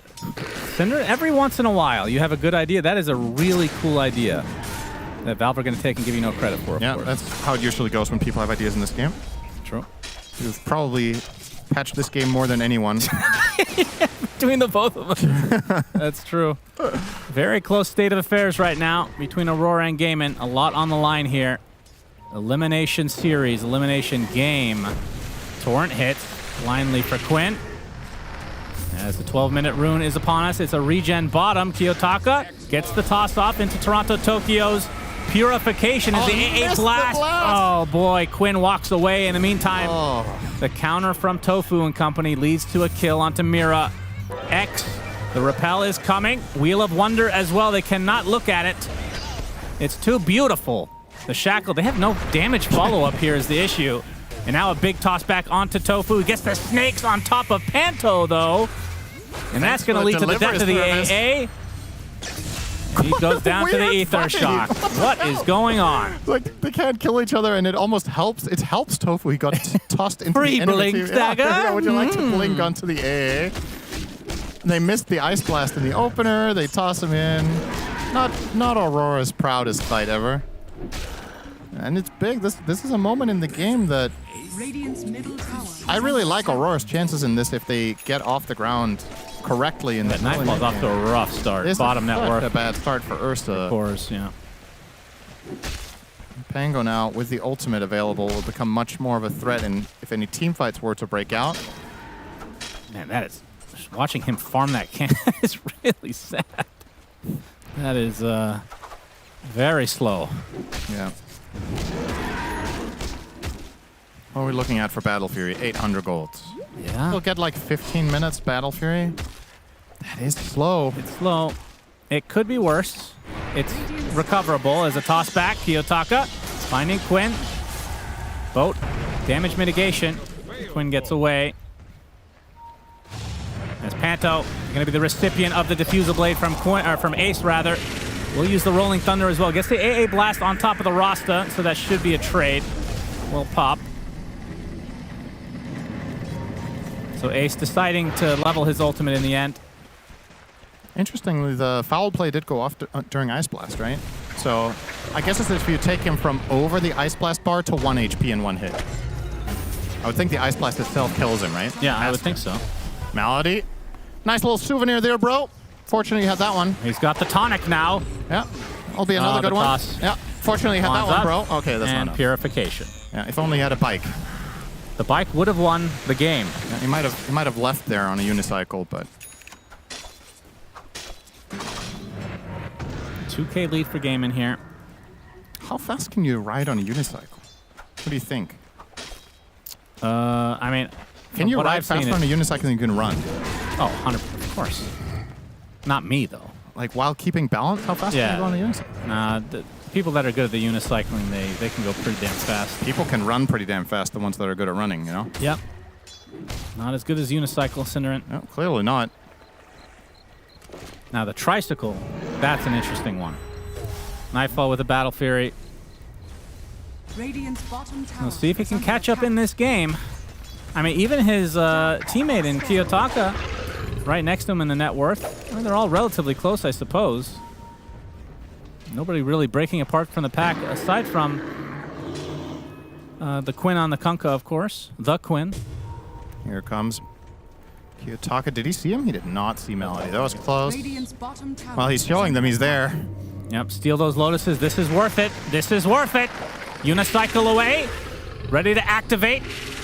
The single-wheeled vehicle. He will use the whoopee cushion into the unicycle. Oh, that's a terrorize out of the way. And they use an avalanche thinking he's already TP, but little do they know he's on a unicycle right now. Right. Into the north he goes. He's going to whip creeps for some reason. Very greedy. Doesn't have a TP, so didn't really have much of it. She could have hidden here, I suppose. I mean, this is just not Uses worth the it box. for Aurora, right? How long did that take? Kiyotaka asking, how did you get a unicycle? And kills him. What a waste of time. I chased him for like 35 seconds. Yeah, that was quite a bit. Surely that can't be worth it, right?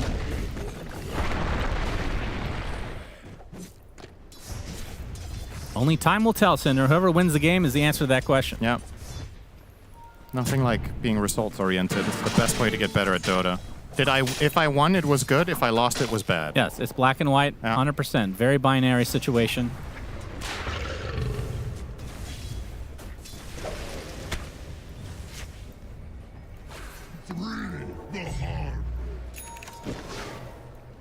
Aurora's push is really bad. Yeah, until Tiny is big and has Shard. They don't really. Yeah, but they're not going to really be pushing without Ursa. He's going to be farming away. They might get this tower. Yeah, the classic push from Dark Willow and tossing illusions onto the tower. I love how toss still works on buildings. I think that's the least of Tiny's issues. It is just random, though, you know? Nice cliff. Oh, they're actually bringing in Ace. Yeah. Okay, they really want to defend this tower. I mean, he's one toss away from death. He just needs to get any creep nearby on Kiyotaka. And now that you've TP'd Ace in here, you kind of have to smoke, right? Like, otherwise, you're just there. He's going to run in for the... Yeah, what do you think about Kiyotaka's build, by the way? We've been seeing a lot of the utility, Tiny. This is the Echo Saber. Yeah, this is his default.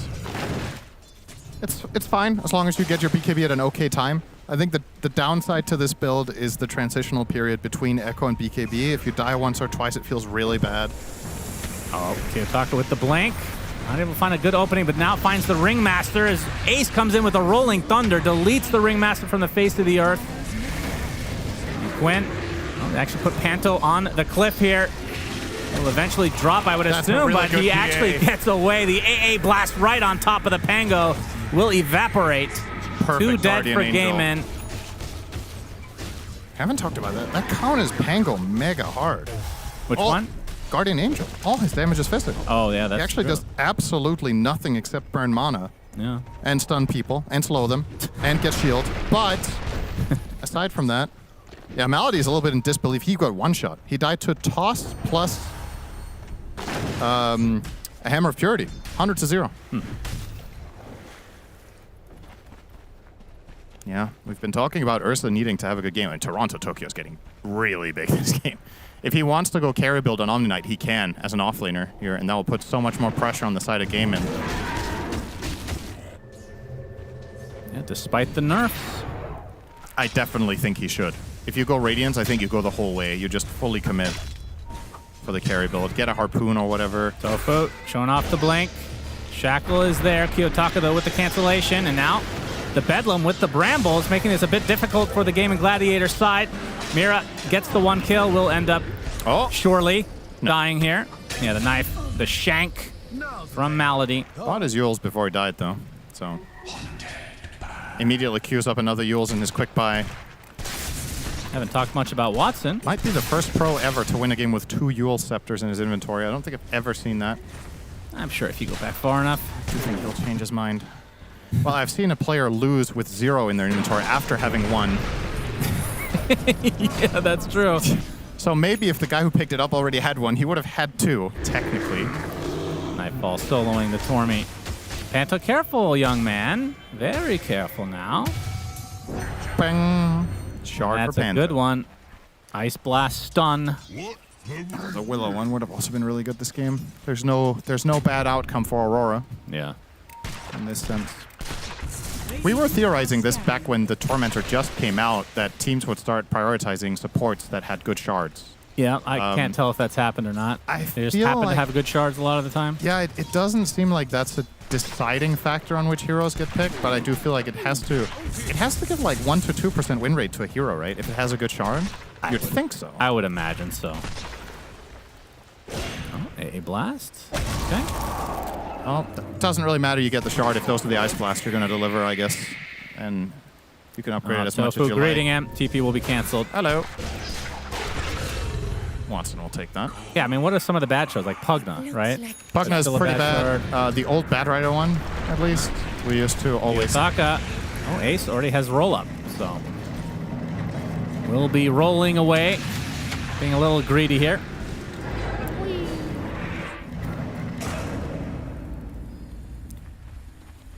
Do you think? No. What? Okay, that's true. You don't. But all right, put yourself into the position of a person capable of thought. Hold your horses, All right. Cinderman. Dark Willow, Serpent Wards, dead. Yep. Well, a free pick-off for Tofu.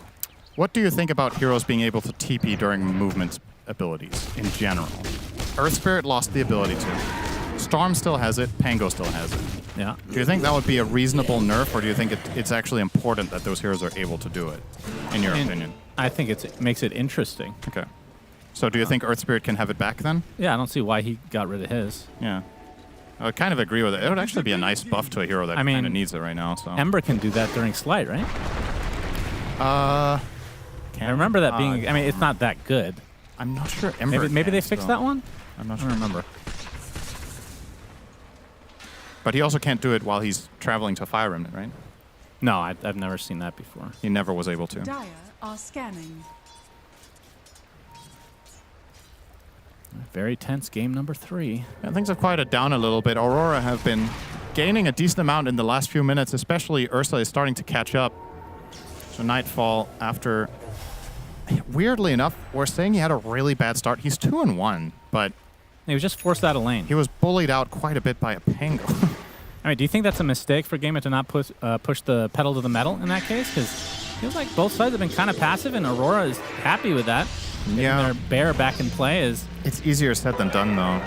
Wheel of Wonder is placed. There's a repel onto Mira, though. Nightfall coming in to chew up Tofu.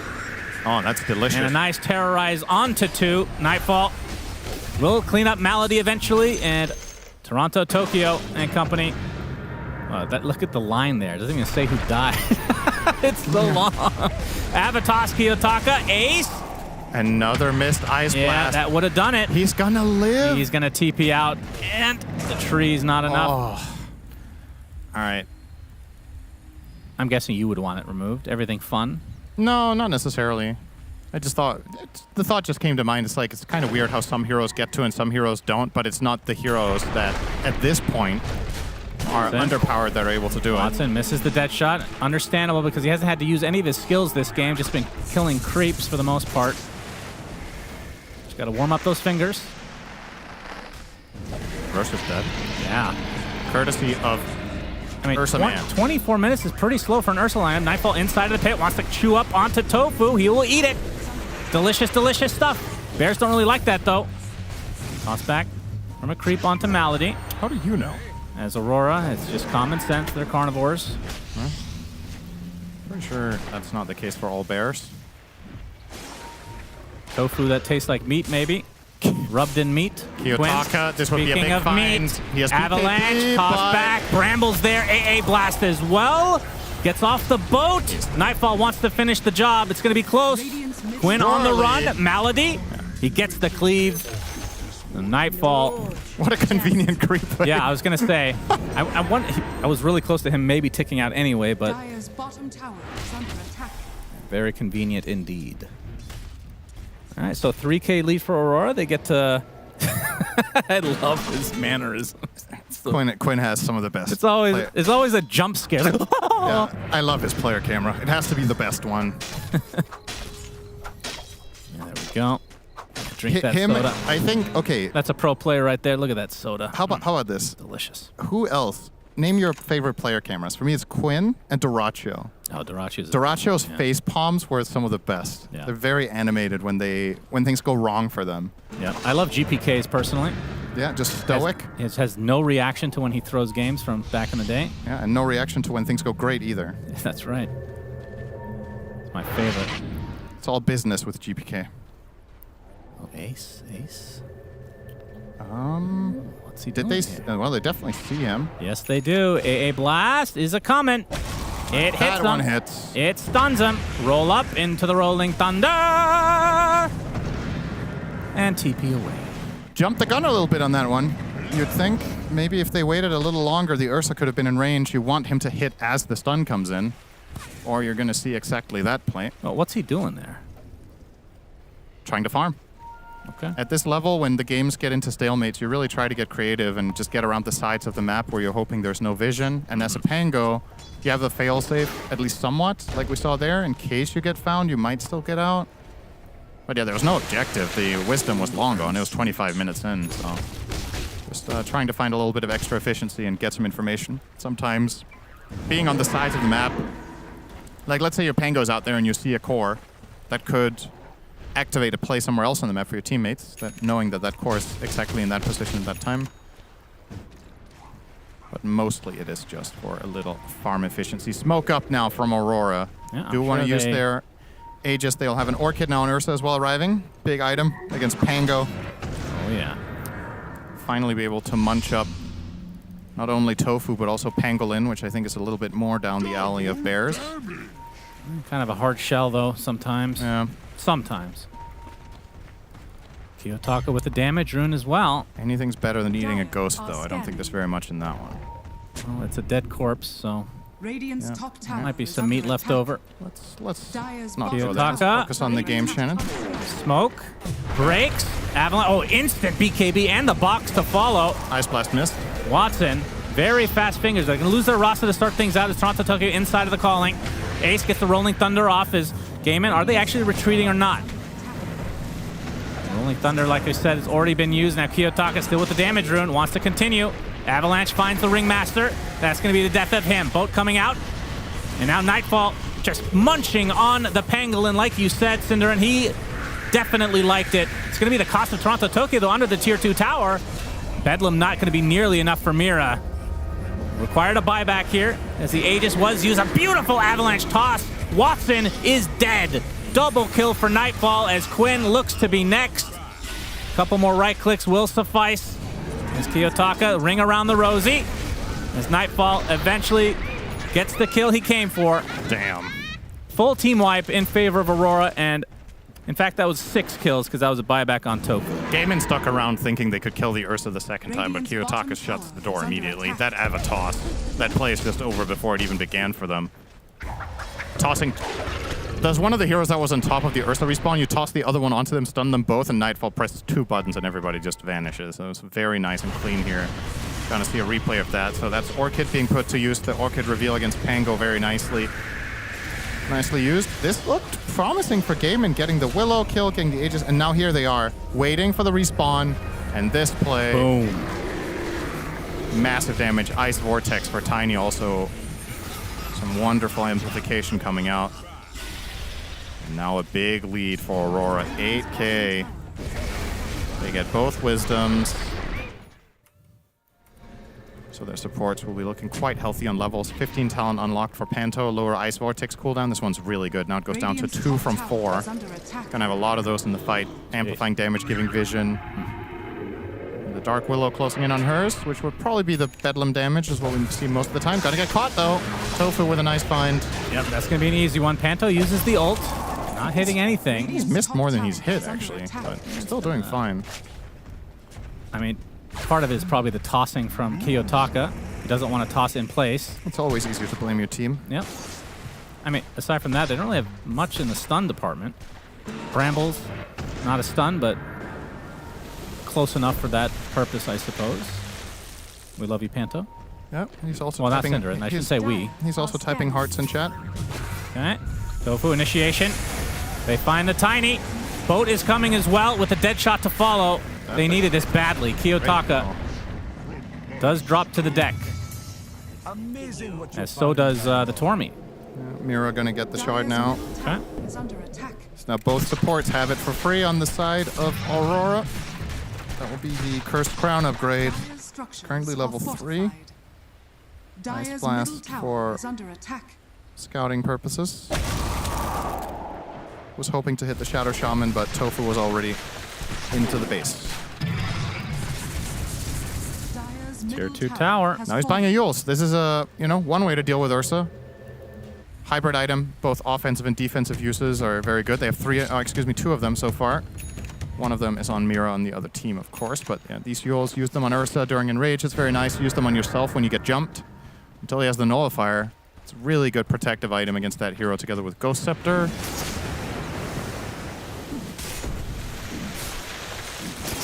And now Toronto Tokyo will indeed get the Harpoon soon, so. Echo has arrived. Blink BKB Radiance. His job in the fights, I think, is just to jump and kill supports. If he can see the Shadow Shaman or the Ringmaster, just get in there, relieve pressure from your teammates by flat out just taking out a support on your own. They have to respect you, they have to back off. You cast Repel, you go in, your BKB on Repel is running out. Nice and easy way to approach a fight. Or you just jump in with BKB on and reserve your Repel for one of your teammates. How many debuffs are there to remove? There's quite a bit of stuff, right? Or not remove, but rather get bonuses from. Yeah, there's the knife, there's the shield crash, there's the lucky shot. Yeah, you could get some serious strength and regen. Torrent. Radiant are scanning. They still about 1,200 away from Aghanim Scepter. Yeah, with the Yules, he at least has a solution to the Ursa Is there a point for Watson? We're going to have to hold that thought, actually. Is it going to jump right onto Ace? He gets deleted! That was less than a second. That's not fair. Tormentor. That's not... they say Tormentor. Yep, Tormentor. Terrorize onto Quinn, forces the BKB. There's the Wheel of Wonder. Everybody's going to avoid it, though. Toronto Tokyo uses his BKB as the fight is onto Nightfall right now. He kills off Malady easily. And now the chase is on. Game and Gladiators on the run. They get the Yules onto Watson. And the Avatos comes out. He's going to pop his ult, though. Can he get any value out of this? Panto is dead. The AA Blast does connect, though. As, oh my god, he just two-shots Mira. So Watson doing quite a bit, but he might have run out of steam here. The buyback's coming out, though, from Gaimin as Ace gets stuck in a corner. That is unfortunate for him. Kiyotaka surrounded and killed off. Triple kill for Watson. Muerta has arrived. What a chaotic fight.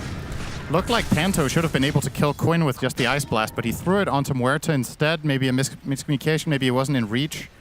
But I thought for sure Aurora were going to crush them after they got the first 2 kills there. But the buybacks will, of course, help out. Well, you're going to see the replay here. Ace immediately taken out. And keep your eyes on Quinn here. He's going to get isolated in the bottom right here by the Terrorize, or Tormentor, as some people call it. very It's been a long week. modern name for this spell. It's been a long week. And Quinn is kind of just running out. He's doing nothing this fight. He's just getting zoned off by Toronto Tokyo. So I guess you're trading off heroes. He's going to run off screen, but trust me, he's following him. There we go. Going to follow into Quinn. And this is where you'd think Quinn would... You could just Ice Blast him here. They just think he's going to live? Or, excuse me, that he's already dead to the Willow? That would have been a nice extra kill. 1, 2. Definitely could have taken Quinn out with a Oh blast. my, again, ace! Less than a second. This Pango cannot stay alive if they jump him. Literally the same spot on the map, too. That is crazy how fast he dies. I mean, what can he even itemize? I mean, the Ags gives you some stats, I guess, but he's not even having time to Yules, so... Goodbye, a disc. Yeah. It'll work until Ursa gets nullified, and then you hate life the rest of the game. Yeah. Man. Yeah, and his farm has suffered. You can see bottom of net worth for the cores. Well Big down separation. there. Yeah. Still. All right, with that kill, Aurora kind of get back to where they were before that fight. He just still 4 minutes for Watson, though. And he's about to pick up something big here. The Daedalus only a few hundred away. Radiant's bottom tower is under attack.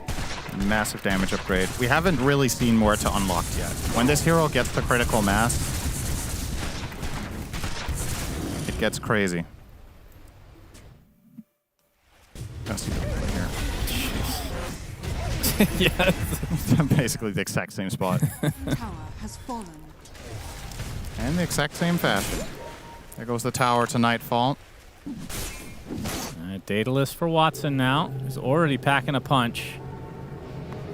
It feels like the way to play against this hero is you try to force her ult and then maybe disengage for a bit and re-engage. It's Toronto, Tokyo, and company. They find Tofu as the Ursa comes in. A nice torrent onto 2, but it's not going to turn into anything for Gaiman. So the Aegis, 3 minutes for Watson. It looks like Gaiman still want to fight potentially here. JK, lol. Yep. Nightfall showing. Ooh, Link.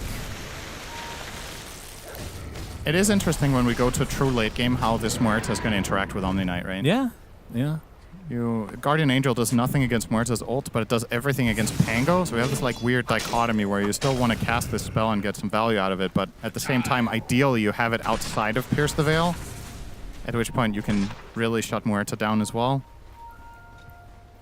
Oh, that's a big rune. They're going to take it on Mira. Did not save it for a core. Felt like it was compromised. And might have had to take it, to be fair. So they were to find a fight soon. Mira could easily solo kill a hero. Just amp damage rune.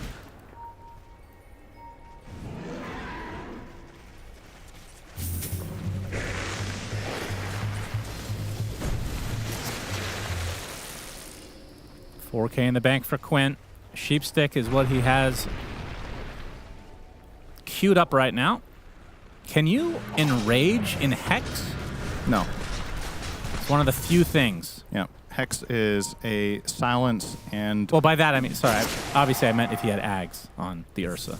Oh, that's... Well, I think it is a silence, right? I'm not making this up. I'm pretty sure you can. Yeah, I'm fairly sure it doesn't, but I couldn't remember if they changed it at some point. Yeah, maybe.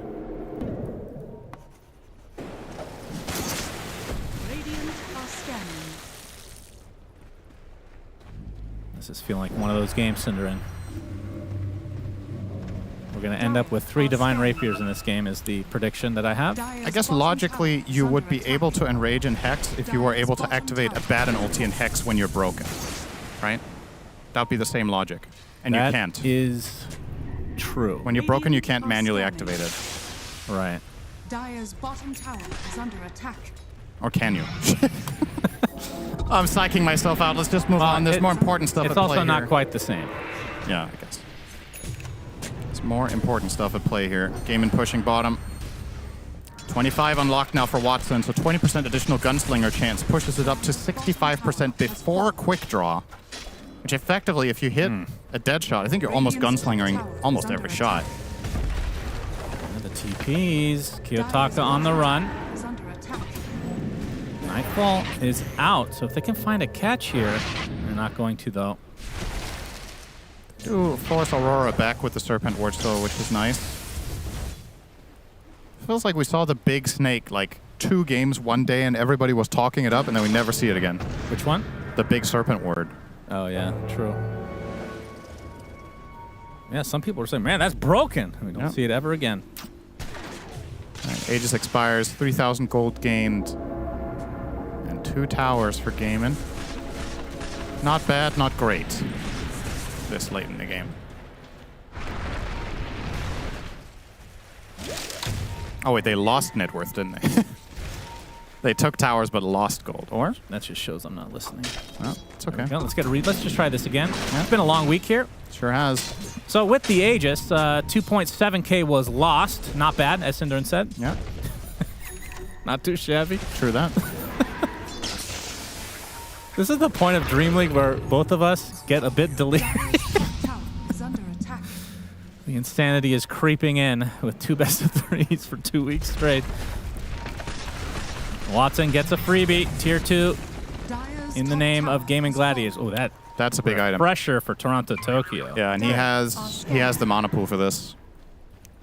Gotta check that every time, especially with strength heroes, but he's A-okay. Omni spells are not that expensive ever since Hammer of Purity costs 0. That really helps.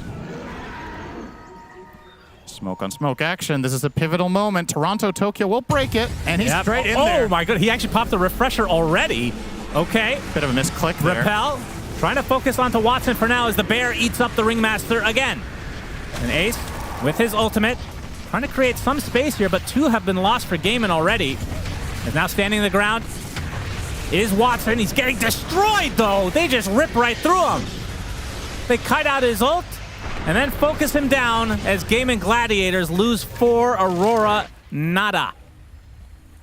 This is what's so crazy about late game Omni Knight as a core. You see him getting tipped immediately. Didn't even play it perfectly. Toronto Tokyo just... Are we missing something? Just smashed his head against the keyboard when he jumped in. And Are we missing something? Was something down that he needed? I thought he had everything up, He right? just misclicked. He blinked in and pressed BKB, and maybe his BKB and refresher hotkey are close together. So he just pressed them both simultaneously. But fortunately for him, he did press the BKB first. Yeah. So when he did refresh, he had a secondary BKB.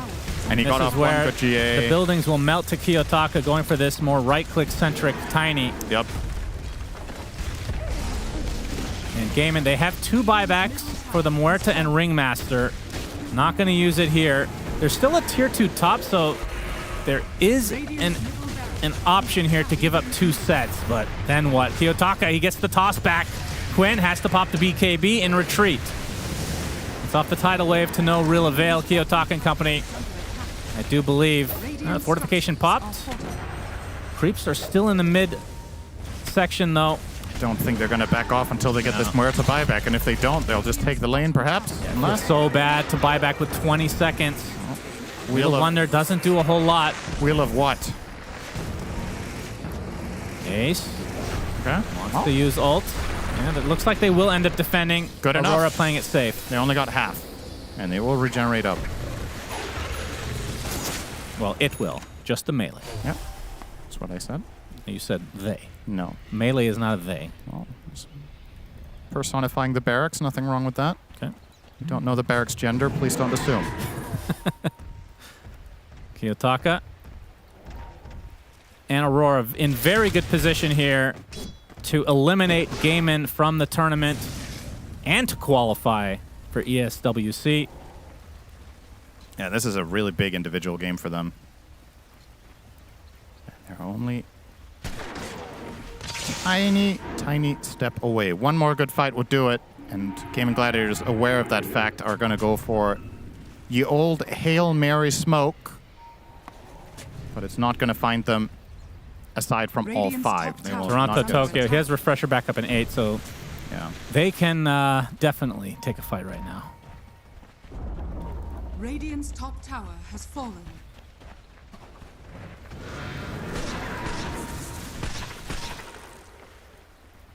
And the jump about to come. Oh, they're all grouped up too. Avalanche, toss. There's the Eon disc proccing as Watson already has to use the BKB in retreat. Toronto Tokyo is just going to continue on. Uses the harpoon, but can't find the connection. So Watson survives. Second BKB for Toronto Tokyo. Now focusing on a different target. Will be a support. Rasta dead. Already 3 dead for Gaiman. As Quinn has to pop his own BKB, and the boat not going to do too much here. Toronto Tokyo is zoning 3 heroes. That's just so crazy. He's just running at them, and they can't do anything. Oh, Kiyotaka. Oh, almost got the toss. 1 buyback comes from the Ringmaster. There's another for the Rasta available. Tidal Wave now onto Kiyotaka. He's going to get hexed. They have Repel. He's a Christmas tree right now.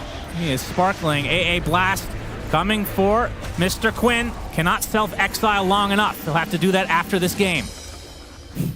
Okay. 25 seconds for the Pango. And Aurora will back away as Roche is up, so they will be able to take that one very swiftly. And the perfect timing for Aurora to strike would be in 2 minutes, because then Omni Knight has Refresher again. And that, for all intents and purposes, should absolutely be the killing blow here. I have to say, this is a very entertaining Omni build. Yeah. Like the way he's playing, very cool. I feel like we don't see this. What part of it? Just jumping in. I guess. Forcing the supports out. I suppose the carry Omni Knights have generally been focused a little bit more on fighting around their team, whereas he just plays it. But that's because he's the offlaner, right? That's what you can do, because you have the damage in the other 2 cores, so you don't necessarily have to kill the heroes yourself. When we've seen carry Omni Knight played, you're a majority of the damage for your team. But here he can just kind of jump in like an even stronger Tide, almost. You're just not going to die.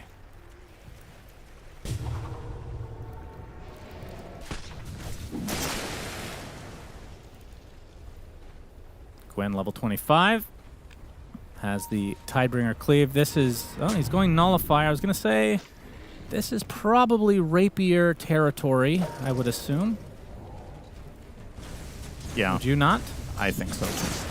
He has the Radiant, so can just take it apart with, I mean, he could get one right now with the Demon Edge. What are you trying to nullify off anyway? There's the Wind Waker on Willow, Force Staff, Aeon Disc on AA, but I don't think AA is really the problem here. I mean, do you think Divine, he feels like he does need a Daedalus, though. Yeah. He needs both. True. Maybe Watson could buy a Rapier, though. On the Morta. I think he should. Let's see if they get there. He's currently queuing up Shard. I don't think that's going to change very much. Now we have a Refresher for Nightfall. Yeah. And double self-exile. Yeah. Well worth the 780 mana. Indeed. Okay, that was really bad math, but you can't fact-check me, so we're good. Too lazy. It's been a long week. So oh, you're right. What? It has been a long week. Oh, yeah. An objectively correct statement for once. Those are rare. Gotta cherish them while they last. It's almost felt like 2 weeks. Yeah. It's been such a long week. Yeah. It's because it's been 2 weeks. Yeah. With you, it's worse. It kind of sound like your vampire character. Yes, indubitably. 30k lead for Aurora. 2.5 minutes on the Aegis. And I would assume that, I mean, what are they waiting for here? There must be something super close. Shard, perhaps, for Ursa? 500 away. Ace? Well, the Ursa's not here this time, at least not yet. They have the Outpost. Yeah, Outpost, Kiyotaka, TP's in, Rolling Thunder away, Toronto, Tokyo, deleting the supports, will pop the Refresher, taking some right-click damage from Watson. He's just going to brush it off, though. They do get Ace in the end, and Harpoon now onto Quinn. Into the Repel, into the Retreat. That's a real fake out. You blink, Harpoon someone, repel yourself, and run away in a 5v3. They never see it coming. Not sure what he was scared of. Maybe the buyback on Pango. I don't know. Ace has felt like he just hasn't had a game. You still have the Aegis. You kind of want this fight. You want to get your Aegis value out before it expires. Oh, that's... Well, Omni. Shout out to Duracho. You gotta get the facepalm somewhere. Radiant's bottom barracks. All right, they will eventually get this second set, surely. Bonk. Kiyotaka and company. Game would just try to delay a little bit. Second lane is theirs. Tier 2 tower did go down at some point. So now the Megas next on the list for Aurora. They're going to go all in here. 15 seconds on the Pango. They're doing a lot of damage to Ursa. That's life number 1. He gets the Yules off, though. The Wind Waker saves him, but he buys, or he really ends up coming back as the Avatos with the Ice Blast to follow. Kiyotaka They get the Rasta. Kunkka is next. And unfortunately for Watson, he just doesn't have enough right now, as he actually does die to AA Blast. Even back in refreshed into Fountain. second one, just in case. Has the buyback for Watson. Quinn already expended his as Aurora. We're waiting out these Serpent Wards, or Toronto Tokyo still has Guardian Angel at the ready. They still have so much left. He has full mana, refuses to heal his teammates. He's such a Giga Chad. Watson has ult in 10 seconds if he were to buy back here. Kiyotaka onto the high ground. They force out the Wheel of Wonder. Not going to do anything other than delay. Nightfall bypasses it. Pops the Enrage, gets the tower. Kiyotaka with the Avalanche onto Quinn. This will be a dieback on if he ends up dying. He bops the BKB, though, as Kiyotaka is left alone by his team. He gets the Repel, though. He also has cheese. From Toronto. And now they know Rolling Thunder is down. Watson still 40 seconds. We'll have to buy back here, surely. The whip onto Toronto Tokyo. Torn actually hits Nightfall. He's going to pop the BKB, focusing down the barracks right now as the AA Blast with the Avalanche to set it up. They get the range. They're playing this. They still have not bought back on Watson. I mean, with a toss in. I'll get it. That's the barracks. That's Megas. Okay, so Gaming Gladiators will try to defend. As the Avalanche from Kiyotaka onto the Kunkka again. And so Gaiman successfully hold on to their buyback for Muerta. You can tell that this is a really important game for Aurora. Yeah, they're not clowning. This is not how they would have played this game 2 days ago. 100%. I really don't think so. Yeah. The stakes are noticeable. Kiyotaka had a talking to. You can tell. Yeah, I had a stern Kyo talking with him. Shout out to Lacoste. And Pyrian Flags, of course. Who would do the talking on this team? Well, I'm pretty sure Nightfall already accounts for 80% Well, of the talking. that's the screaming. I meant the talking. No, he also talks a lot. He's a okay. very vocal player. 43K net worth lead for Aurora. Feels like only a matter of time. As Gaiman hold on for their tournament lives here.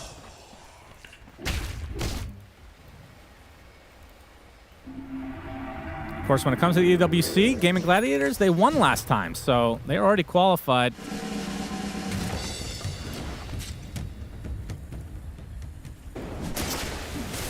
Butterfly comes online for Tiny. And we can see, obviously, Muerta with no MKB is going a refresher, so wants the double Pierce the Veil, double BKB. Understandable. It's just, it does feel like the Divine is required here. Yeah. I think if you don't burst the Dire Heroes, you're not getting through them. And the problem is, you can pop Pierce the Veil and deal damage to the heroes in Guardian Angel, but you're not dealing enough that they die. And if you refresh again, Omni's just going to match you with another refresher. You have to do all the damage yourself during it, almost. There's very little other damage than Watson during the GAs. Nullifier for Quinn is purchasable. But yeah, can't help but feel like those are not getting to the really big ones here. And man, talk about a drop-off in this game. Ace had such a good start on this Pango. He was winning the lane against Ursa and probably feeling very frustrated that this didn't become a better game. He's currently 2-7-5 after maybe the best off-lane Pango start we've seen in quite a while here, considering the lane matchup he had against Ursa. Just never really got the big payoff. Now he's lower net worth than all enemy heroes. Yeah, I think he was excited to play Kunkka. You can tell at the end of the draft they had a long discussion of who's playing what, and he got the Pango Cinderin. It's easy to say in hindsight. It's like, if they swapped roles, would that have been better? I don't know. I think Quinn would have, or rather Ace would have been bodied on Kunkka top, and then you would have other problems. Yeah, for sure. But definitely is one of Quinn's best heroes, of course, the Pangolier. Refresher on AA. Okay. Oh, Aurora just, 3 refreshers. Oh, sorry, 4. 4 refreshers for Aurora. Panto's going to get level 25. That's good to do neck exercises. Haters will say it's looped. Nightfall takes likely the final Rosh of the game. And they can give the refresher shard to Mira. Yeah, because nobody else can use it. Yep, true that. I mean, is there any benefit to using the shard over the refresher? Is it less mana or is it the same? Yeah, it's cheaper. Oh. The orb is 350. Yeah, just leave it in there. Who gives a shit, honestly? Yeah, just whatever. Okay. It's 150 mana cheaper. Okay. But they do share cooldown, so yeah. They all 5 have refresher now. Ice Blast to the fountain. Gonna hit Malady. Yeah, well, Nightfall going for a Divine. Even if he were to drop it, I don't see that having much of an effect, but... Well, this is a 4% game according to Gabe Newell. Okay. Up from 9. I don't know what happened between then and now that helps the Radiant, but... 3% now. Yeah, dropped a little bit again. What if this graph was just random and we all thought Valve actually did game analysis and it's just like drawing a graph? It's like, yeah, this team is ahead. Ace, we have seen this, but the Eon Disc and the Self-Exile is going to stay alive as the Muerta pops the BKB. Trying to do some damage. We'll have to reposition herself. Refreshers galore for everybody and their mother. As the tier 4 tower, number 1 will fall. That's the Aegis. No tree for the Tiny now. We'll blink away. Be able to grab one. So the Ringmaster is the only one dead at the moment. 5 versus 4 for Aurora. And they can go in for the finishing blow here. All the Mega Creeps to watch. Fortification was actually popped by Aurora. As Purification. Okay, well, Watson was there, Cinder. Yep. Nightfall insta-gives him. Finally forced out his buyback, as you can see he does 2-shot Mira, so he does pack a punch. As Nightfall, he's going to feel that punch now. He's doing a lot of damage to the bear. Will Force Staff gets a nice dead shot. Repel. On the other side of the trees, AA Blast does stun him as Nightfall is going to get healed and uses the Earth Shock to get away. And now the Muerta just stuck in place. Insta-gibbed again as the GGs were called. AA, or Aurora rather, taking out Game & Gladiators 2-1. They qualify for the EWC. Congratulations to them. And they move on to the lower bracket here at Dream League Season 26. Yeah. What a good series, really, right? I feel like these were 2 pretty evenly matched teams. I liked Aurora overall more in this game. I think getting the Omni Knight and Ursa this late into the draft with as few responses as Gaiman had, I think is always going to be tough to beat in this current patch. But I will say the Muerta was a really creative idea. Unfortunately, the couple of fights in the mid-game where Muerta could have really made a game for herself were not won by them. A lot of it came down to better execution from the side of Aurora and the nature of their lineup being so bursty. You talked about it. Tiny and Ursa plus AA. See hero, kill hero. And they killed 44 of them. Yeah, I feel like Gaiman, they got off to a good start and then didn't push the envelope. They just let, like, both sides went passive. Nightfall, we talked about how slow his Battle Fury. He ends the game 18-1. He was on the bottom of the net worth, for course. He was having a horrible game. Yep. But Game & Gladiators, for once, actually weren't aggressive enough, which never thought I'd say that. But yeah, Aurora, take this series 2-1. Shiver. Thank you very much, Sunspan and Cinder, and potentially also the extra hunger that Aurora had to win this game, to make it to EWC, would have also come into play, as you guys mentioned during the cast as well. This game, though, it was very fun. It was very active, very brawly again, Pert. It was. They fought pretty much constantly. I think one of the most interesting things about this game was that both carries were like really hard to kill in their moments of glory, which was basically like somebody being ultied by Omni Knight, Ursa using his ulti, and on the other side, Watson had to like stretch out when he pops his ultimate, when he pops his BKB, and that little dance made the fights so interesting because neither person was dying for like 10 seconds each, so it made it very tough to make the right decisions about when to go in. Yeah, and I thought it was pretty unusual how the game just slowed down, and then Gaiman just let Aurora have that first Roshan. Like, they just took it for free, and then they took the fight even after Aurora got the Aegis. And the ability of Aurora's heroes to just jump on Gaiman, go on that backline, and just totally disrupt it was way too hard to play into. Like, we saw this Tiny leaping in with the Ursa, then Omni with the Blink would also come in. All 3 of them would hit the supports, and there wasn't really much counterplay for Gaiman to do. And while they did get Aegis at some point themselves this game, Aurora just dodged them entirely when that happened. We saw in that last clip that I feel like Ursa just counters Kunkka like entirely as a concept. Don't know why I can't talk this late at night, but I feel like all these meta heroes, we're going to continue learning the rock, paper, scissors aspect. Like we were all hyping up Kunkka. He's been looking really successful. Ursa was clearly a Darkseer counter. Like every time it was picked against that, it was having a good lane and a good game. But now we're seeing Ursa not really have a good lane, as Cinderin mentioned, and still go 18-1 on Nightfall. This is a hero with all these carry nerfs that are coming out. I think we're going to see more and more of it, especially because it's good against heroes like Kunkka, who are also very prevalent in the meta.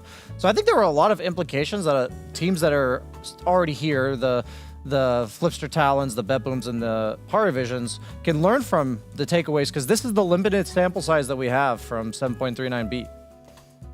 Very, very true. I think we should show you guys something.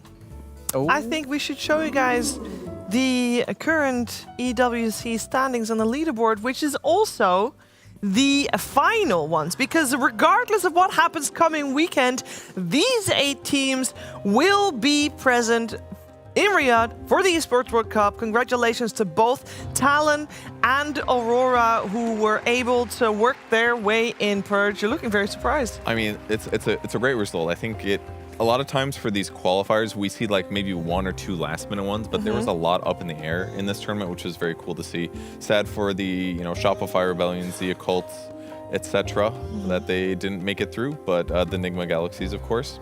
But it was fun that it was very competitive. I think it's super exciting to see Flipster Talon in that list, Effie. I'm super excited. I mean, it's been a while, but I feel like for EWC, Talon belongs there. Like, we had legendary moments. We did. With this Talon team, like, they placed top 3. They had that iconic 23 celebrating too early into the Zai ending the base. Like, this team, every time I think of EWC, like, this team is very ingrained into my memory. I also remember Mikoto very heftily winning MVP that year. And to have had an EWC without them would have just been so sad, because we already had one without them. Yeah, it also has 4 teams from one region, Brian, all from Eastern Europe, with Paravision, Betboom, Spirit, and Aurora. That region is on fire. Yeah, and mentioning the fact that that region's on fire, if Aurora had lost today, they would have been going through the gauntlet that is the remainder of the Eastern European qualifier. And since there's so many teams already there, they only gave them 1 slot. So you're already seeing Virtus Pro on this list. There's plenty of other teams like Navi Jr. That by no means would I feel comfortable as any team that is maybe not Paravision right now to not potentially drop a best of 3 that decides you're going to Riyadh. So Aurora, they had their chance yesterday, and it was kind of poetic that Enigma Galaxy shut them down. Like, they were the ones that made Aurora have to play this tiebreaker today. But then, when the push came to shove, Aurora, they pushed through and shoved Enigma out of the top 8. Yep, and we can take a look at with that. Also, our playoff bracket, because we know our top 4, 3 of those also from that same region. By the way, we have our upper bracket finals ready with Paravision, Betboom, and Flipster Talon and Aurora in the lower bracket. Also interesting to note, this is the first time ever Aurora has managed to breach top 4. So congratulations to them on top of that, because they've been top 6, which is still very good, obviously, but first top 4. Oh, good for them. They've been leveling up with every tournament that they've played, and we're actually seeing the progress be linear. It's not just they got together, they thought they'd win something, nothing happened. Like, they looked better at Blast with their drafts here at DreamLeague. They looked even cleaner. They looked like they had some really clutch moments, and I'm excited to see them at the next tournament as well. Yeah, I feel like the image I have in my head of Aurora is the guy running a marathon, perhaps SVG running a marathon, and he's stumbling across the finish line. He's like, I need to finish this marathon, and I finally crossed it. I finally made it over, but it was not exactly clean. But it doesn't matter how you cross the finish line. It matters that they made it there. Top 4 for them, pretty hype. I personally think Flipster Talon is going to hand them a new one tomorrow, because I'm still a believer in them after losing their series to Betboom team, but I don't want to count out Aurora, because at the end of the day, they rallied after having a pretty devastating loss to Enigma yesterday, as I mentioned. So I'll just see who has the momentum. Flipster lost, Aurora won today. I'm happy for all 4 of these teams. Well, maybe at the moment a little bit more happy for Aurora. Panto, congratulations on obviously the series, but also to making it to EWC based on points. How are you doing? I'm good, I think. I feel relieved, I feel happy. We win today, we lose yesterday. It was kind of impressive that we win today. I can't even talk. Oh, it's okay. I can only imagine a roller coaster of emotions with that one. Did you feel extra pressure playing this best of 3 today? I don't think so. Like, for me personal, I don't feel pressure in games. I feel pressure only after games. Now it's hard for me to talk in game. I like a stone. Can't say the same about my teammates, but it's okay. So that's why you have a sense of relief now. All the pressure is like letting go. I have a comment to make, by the way, Panto. I have been told by Pyrian Flax that you still owe him a beer. And he wants you to know that he has not forgotten that fact. Again, which fact? You owe Pyrian a beer. Yes, and when I offered him, he said like, "Don't need." But now, when we're talking, he was like, "Of course, he owned me." I think that's not fair. I was ready. Another time. He just at least wants you to know that he did not forget. I want to ask you about Ancient Operation because I know you played Ancient Operation obviously before as well. But today, other than the game you just played, the hero has been ignored. Obviously, it wasn't touched in the letter patch. And I was hoping from you to hear why that hero seems to have fallen off / lost its priority a little bit, as we saw at first phase picked and banned so frequently, even after the patch.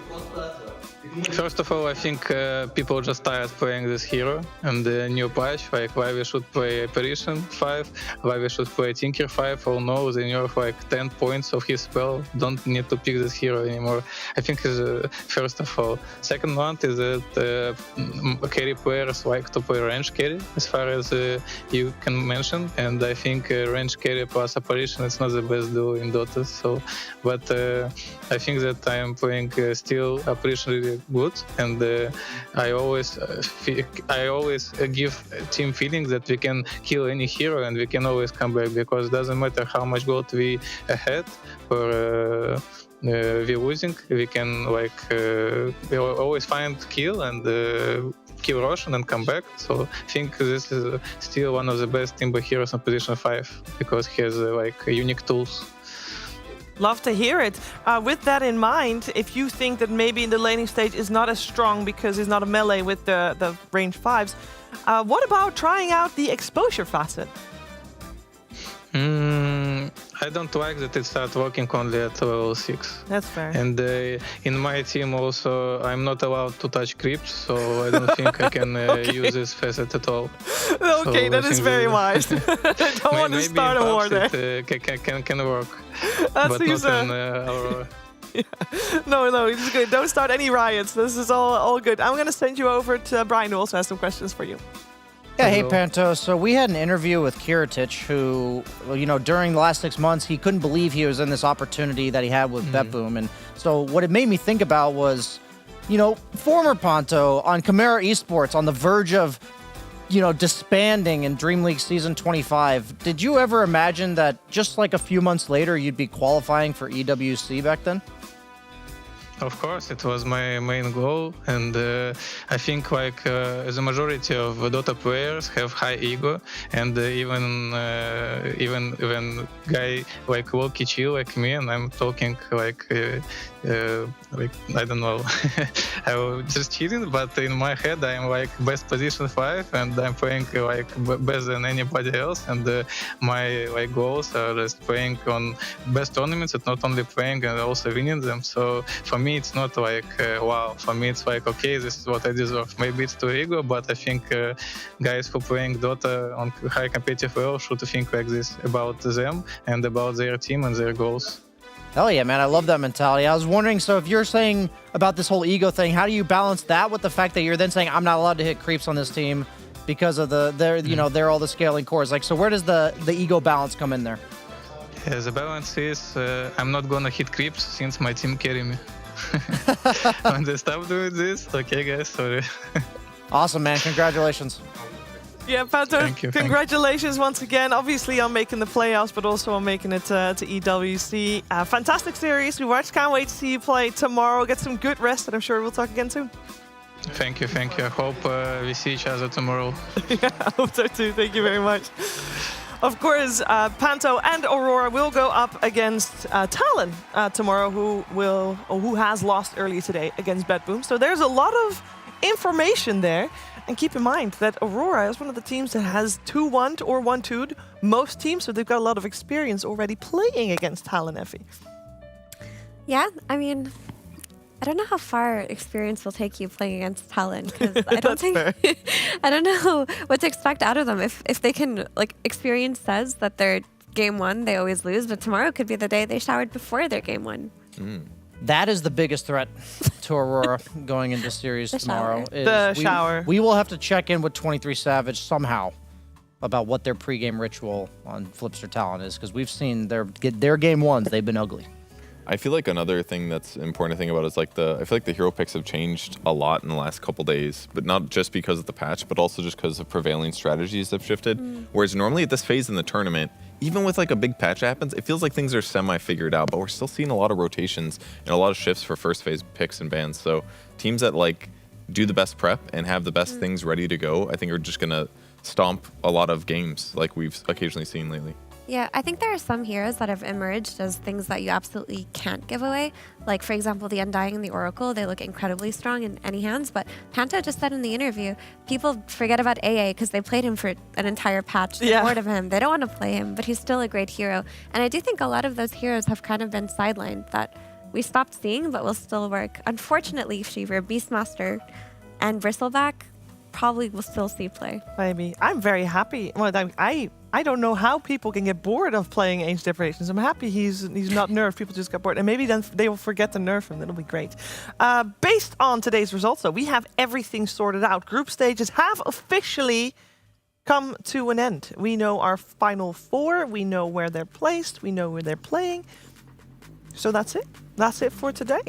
Thank you for tuning in today. Tomorrow, we'll be live again with, of course, the start of the playoffs finals weekend here for DreamLeague Season 26. It starts at 2:30 with a wonderful pre-show, so make sure you tune in for that one. So we'll see you all tomorrow for some more Dota 2 action. Bye-bye. Yeah, we always about what they talking about. All my people in the room, what you awkward about? Yo, big sound, yeah, when they walking around. Yo, my squad, yo, we always about what they talking about. All my people in the room, what they awkward about? With that big noise, yeah, when they walking around. Yo, my squad, yo, we always about. Yeah, we always about big man shoes when we walk on the ground. Big fire team, cause we come with a sound. Shut a man down in a big man crowd. And I ain't gotta worry about snakes no more, no more. I ain't worried about snakes no more. Oh Lord, I ain't worried about the fakes no more, no more. Cause my people killing it all of the time. They holding me down cause I'm losing my mind. And all of these Ajax, I wanna come step in the ring with the king without checking his size. Please do, cause that's free food for my people. I want powers like Dr. Evil. We need sea views with our seafood, but don't touch the plate, we might eat you.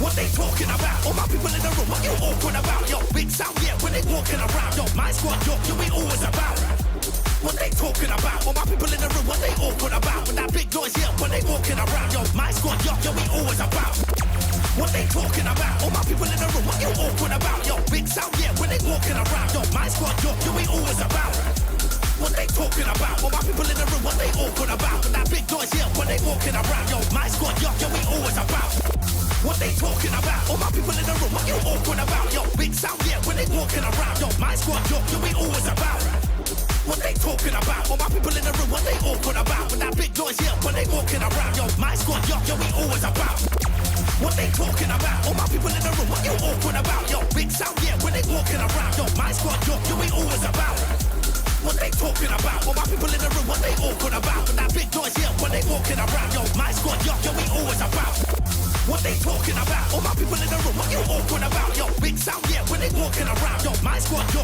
we always about what they talking about? All my people in the room, what they awkward about? With that big noise, yeah, when they walking around. Yo, my squad, yo, we always about what they talking about? All my people in the room, what you awkward about? Yo, big sound, yeah, when they walking around. Yo, my squad, yo, we always about What they talking about? All my people in the room, what they awkward about? With that big noise here when they walking around. Yo, my squad, yo, we always about.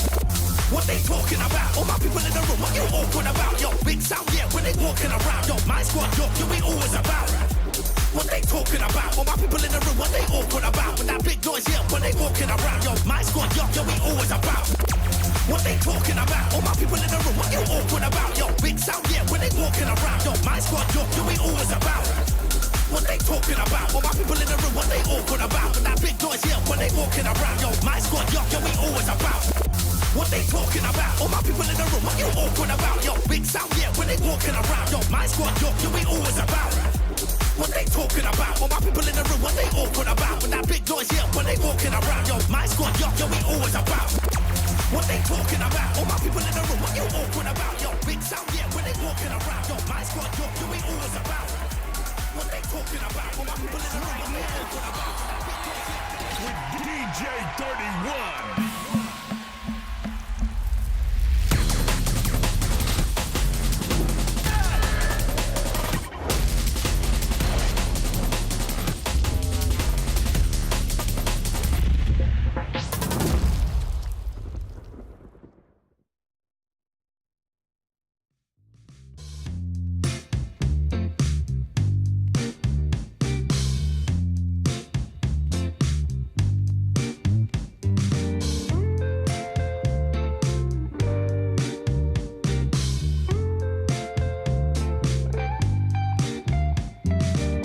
Well, I can tell just by the way that you're smiling that you're still unsure. And I can tell just by the look in your eyes that you've been hurt before. But baby, no one can promise you forever. Right now I only know that we should be together. Because it's now or it's never, so won't you take a chance on me? Well, it's fine if all your previous guys that made you run away. You can bet you'll only have one regret, and that's if you didn't stay. Walk my way. 'Cause baby, no one can promise you tomorrow. But today you take away all of my sorrows. You know I'd beg and I'd borrow for you, so won't you take a chance on me?